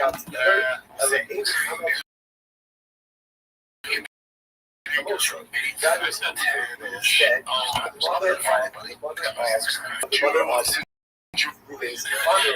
why we only got to do this on podcast. This is almost like I was angling for sponsorship. I can't remember the name of it. If you ever, the app, if you know what I'm talking about, you ever see this? I'll say the name of your app and I'll go, never.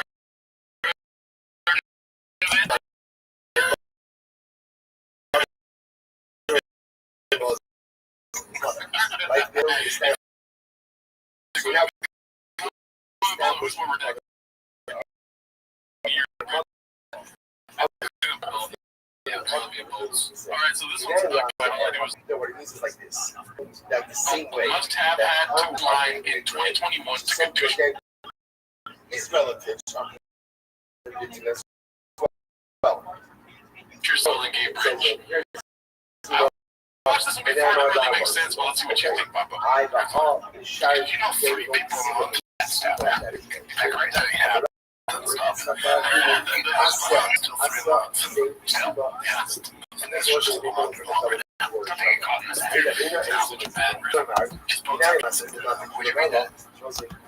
Said, how you know? I'm always checking the staff. I don't want to make fun of him so much just because I love when he does topics. He doesn't have the tag. That's almost my favorite thing when Job starts with something like, what happened with the Holocaust. I'm like, talk about security at the bridge. Like going in and out. 18,000 people. So think about that too. 1,800. I'm sorry.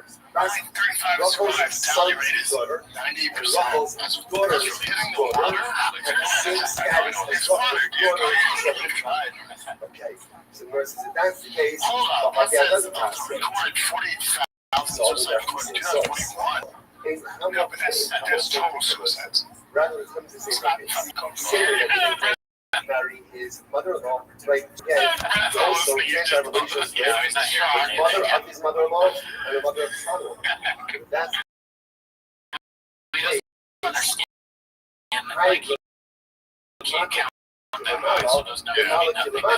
then you'll say, sounds like that bridge is not meant for that tourist, tourist destination. It's not meant to condition yourself. You don't do that. What do you think Brendan walks away from that conversation? And then there's just like a line of people that jump off the kids.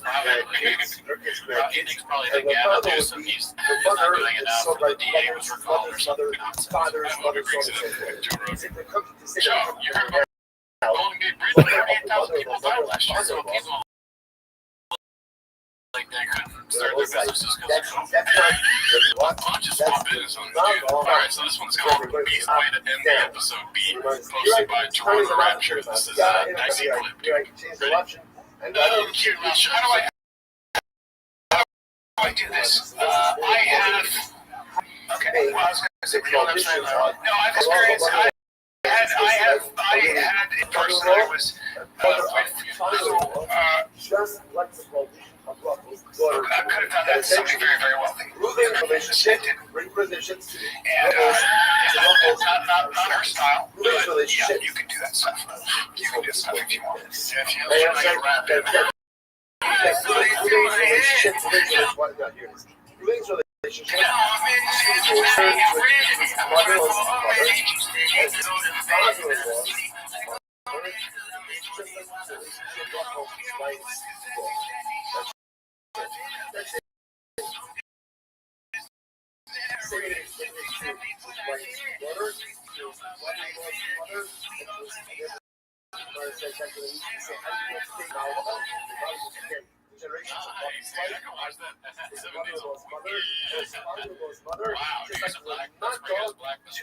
Black belt and singing too, dude. Or lip syncing rather.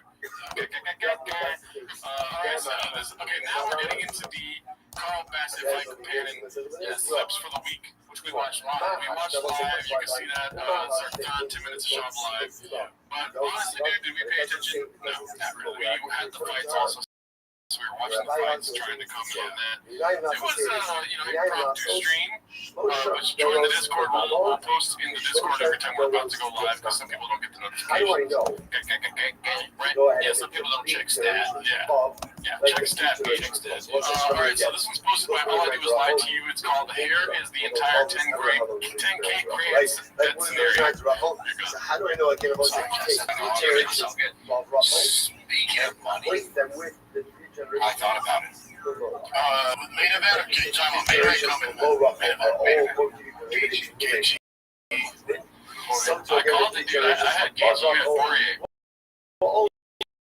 Yeah, you owe me $10,000. I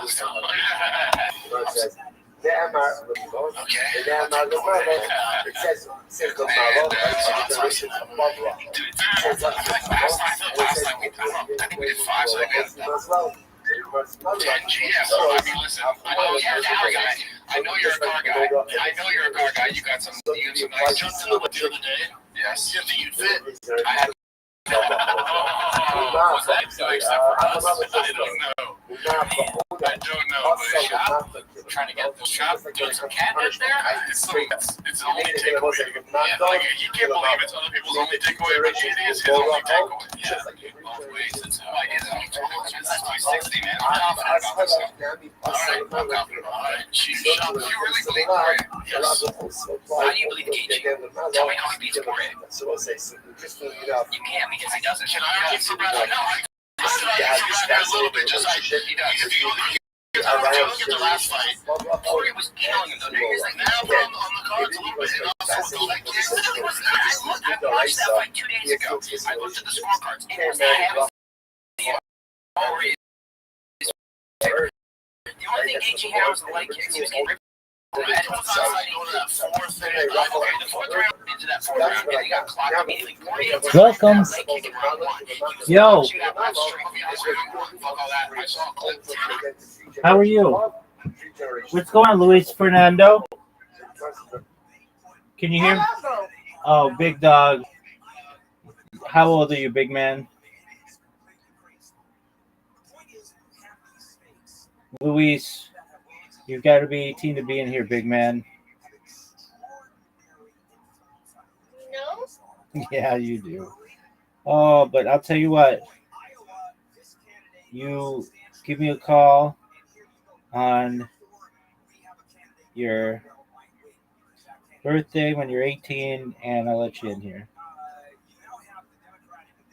Peace out, Luis Fernando. You sound like a lot of fun.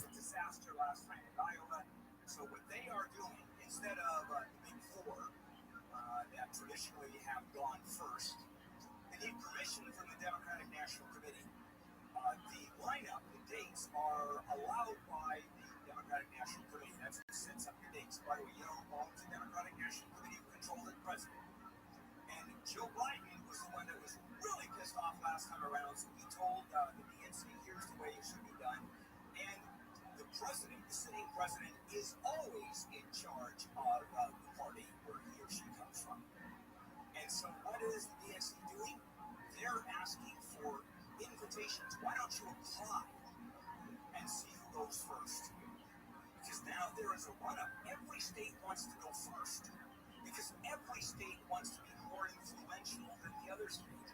So you have a little tiny state, a relatively little state, let's say Iowa, or let's say New Hampshire is ridiculous, it has 6 people in the entire state. Or you have North Carolina. I mean, there's a fair number of people, but certainly not California. Why do they want to go first? Because quite often, if there's a front runner in those early states, the momentum now starts swinging. And by the time we get to California, it's sort of all done. And frankly, we're a powerful state. We should have a lot more say what happens than we do. And New Hampshire should have a lot less say in what they do. They put all of New Hampshire in South Coast. Corey was talking about like beat bigger guys is easy, and that just kind of pissed me off personally. That's fair. That's a 260 mindset. That's a 260 mindset. I'm 260 by the way, so He's also changed his fighting style according to him and Trevor Whitman since last time. He's fighting smarter, which I think it's his strength of schedule allows him to fight smart and get wins. I don't know. I mean, Gaethje's a murderer, dude. He's just a murderer. Well, yeah, no, that leg kick was crazy. First clip though that we watched with Bradley Martin. What do you think? What are your thoughts? Bradley Martin, I think he's Netflix. He just goes, me. He just goes. Just right now, just going. I think more than Blockbuster, he's Netflix. I think Bradley Martin's such a good companion to Brendan Schaub. Yeah, I think they work well together. Because no part of him is judging Brendan Schaub. He's just like, haha, you're Brendan Schaub, dude, you know? Yeah, he's doing the companion the right way. Yeah. He's having fun with it, I think.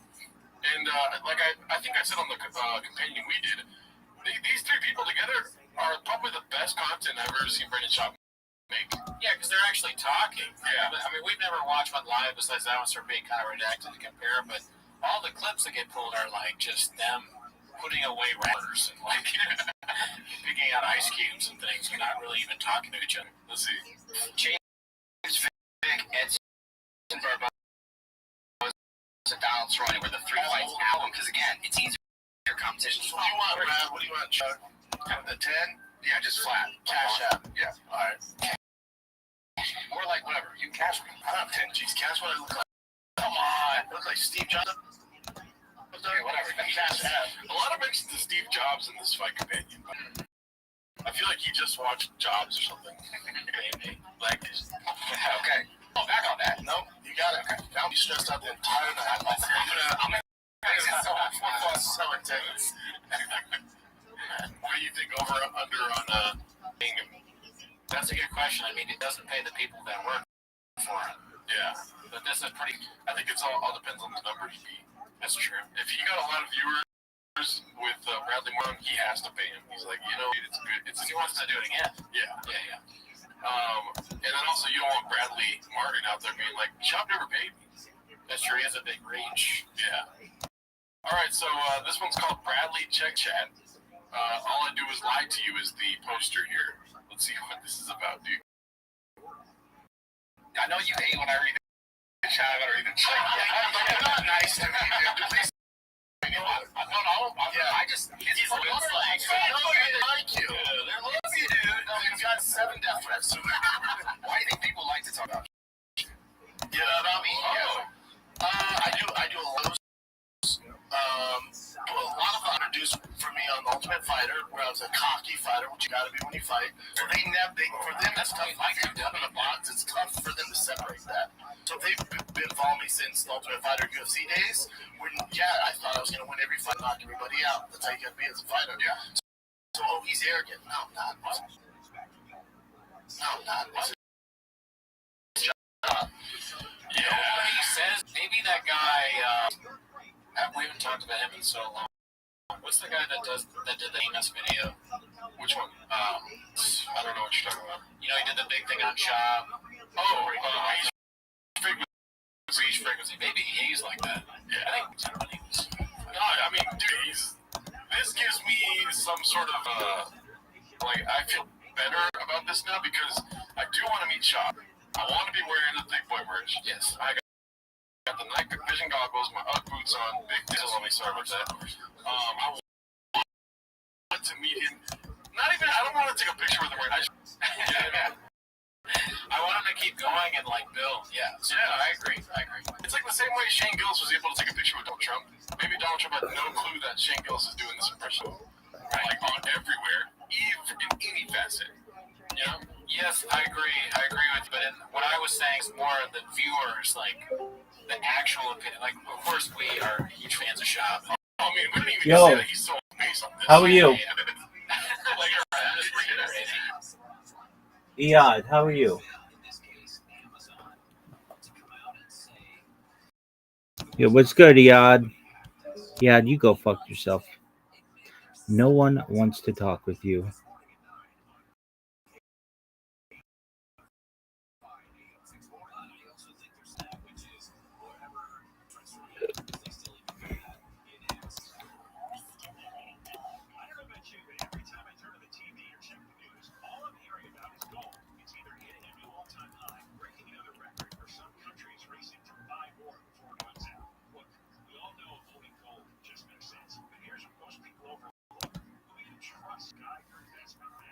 That's why more Americans are turning to Noble Gold Investments. Noble Gold's number one priority is you, helping you reach your financial goals with honesty, education, and a plan that serves your interests, not anyone else's. For years, Noble Gold has guided thousands of families in protecting their wealth.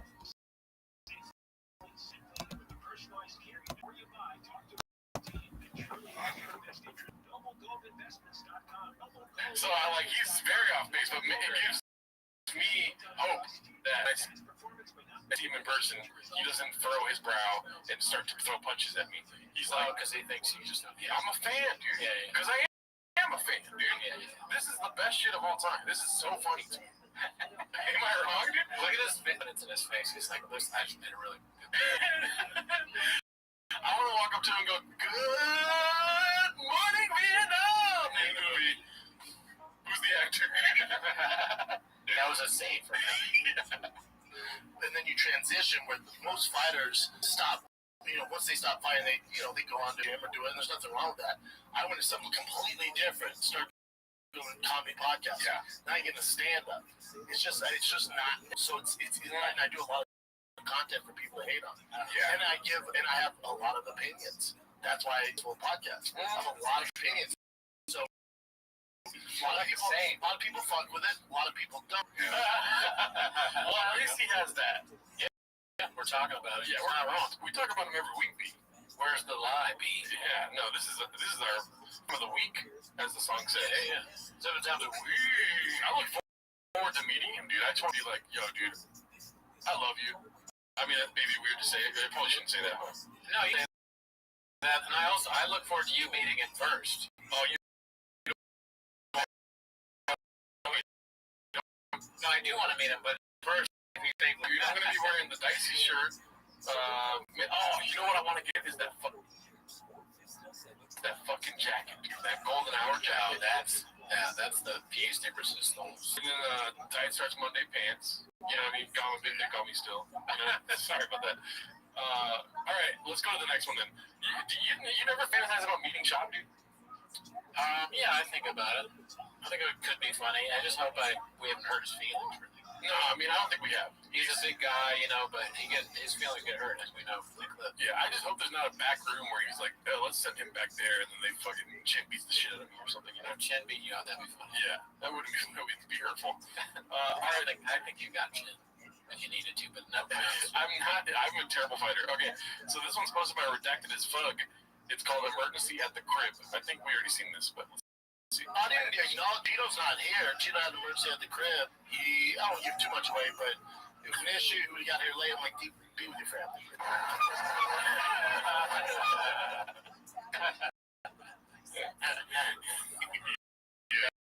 See his life. They see me rolling, redacted, steady on the back of my bike. So stupid. I tried. It was good. Okay, let's go to the next one. Do you think he was, what do you think the emergency was? I think, I don't need the conspiracies be. I think he probably did have the emergency. Yeah. No, he's a good guy. I'm not saying he didn't. I'm not saying what it was. Yeah. I don't know. That's his bit. Don't talk about men on your way. Don't talk about men on your way. I like how all of these flares are stacked. It reminds you, it reinforces the need. All I do is lie to you. It's called Getting Pizza, and Papa is talking about Bud Light as the 10K grand bet fight is on. No shock, the Schwab curse continues. Let's see. Yeah, coming in with the Modelas. Yeah, I think Bud Light owns Modelo. Their stock's through the roof. Everyone's like, yeah, take that Bud Light. And Budweiser's like, we own them too, dumbass. We'll do 6-pack. We got Bud Lights too if you want one of those. Oh, yeah, you drink Bud Light? I like Bud Light. Here's the thing. Beer's beer. Beer's beer at the end of the day. I like the people start sucking cock. What does he mean? Oh, because Bud Light. Because of the thing. But then people on Twitter were saying that Ben Evans is actually gay. Allegedly. So it's even weirder. Yeah. Oh, is it just allegedly? I don't just say allegedly, dude. That's right. How do you know? Yeah, that's right. They could just be making up. You never know. Yeah. You never know. I saw online that he's a she. Allegedly. See how that works? Highly redacted. highly redacted. But yeah, so it's kind of weird for him saying homophobic jokes. Around him, it's even more ridiculous. People like to attribute political meanings to shit. Beer is beer at the end of the day. Yeah, I agree. Like, come on, real motherfuckers, they drink. Beer is light, I hear you. BLs. Give me a couple BLs, a little BL action. I'll drink you put a glass can. Put a little cup before you put Glass can. We actually saw this live. That's right. I forgot about the glass can. I'll drink it if you put it in a glass can. That's just not a thing. That makes sense. How did it even get there? Isn't it weird how it became a thing? Like, I went to Padres game, right? Down there with my brother and Got saved by the fight they're supposed to be watching. But I wanted to. Oh, no! He knocked him out, head kick. 49,000 head kick. Yes! I mean, Gaethje knocked him out. Yes! Let's go! Roll me my fucking money! I missed that shit trying to get pizza. I'm so mad right now. And you don't really like pizza. Bro. I didn't even see it. We're talking about Bud Lights, man. We're talking about BLs. Like, that was Poirier died. This is gonna sting. I need 10 grand.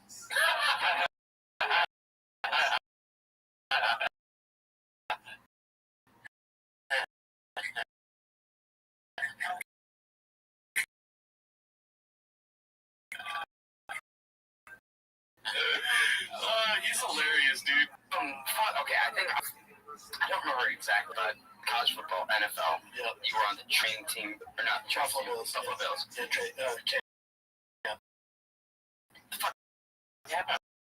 training camp? Yeah. Hamstring or cut. I realized, I'm just gonna be like, hi. Like, okay. Like, I might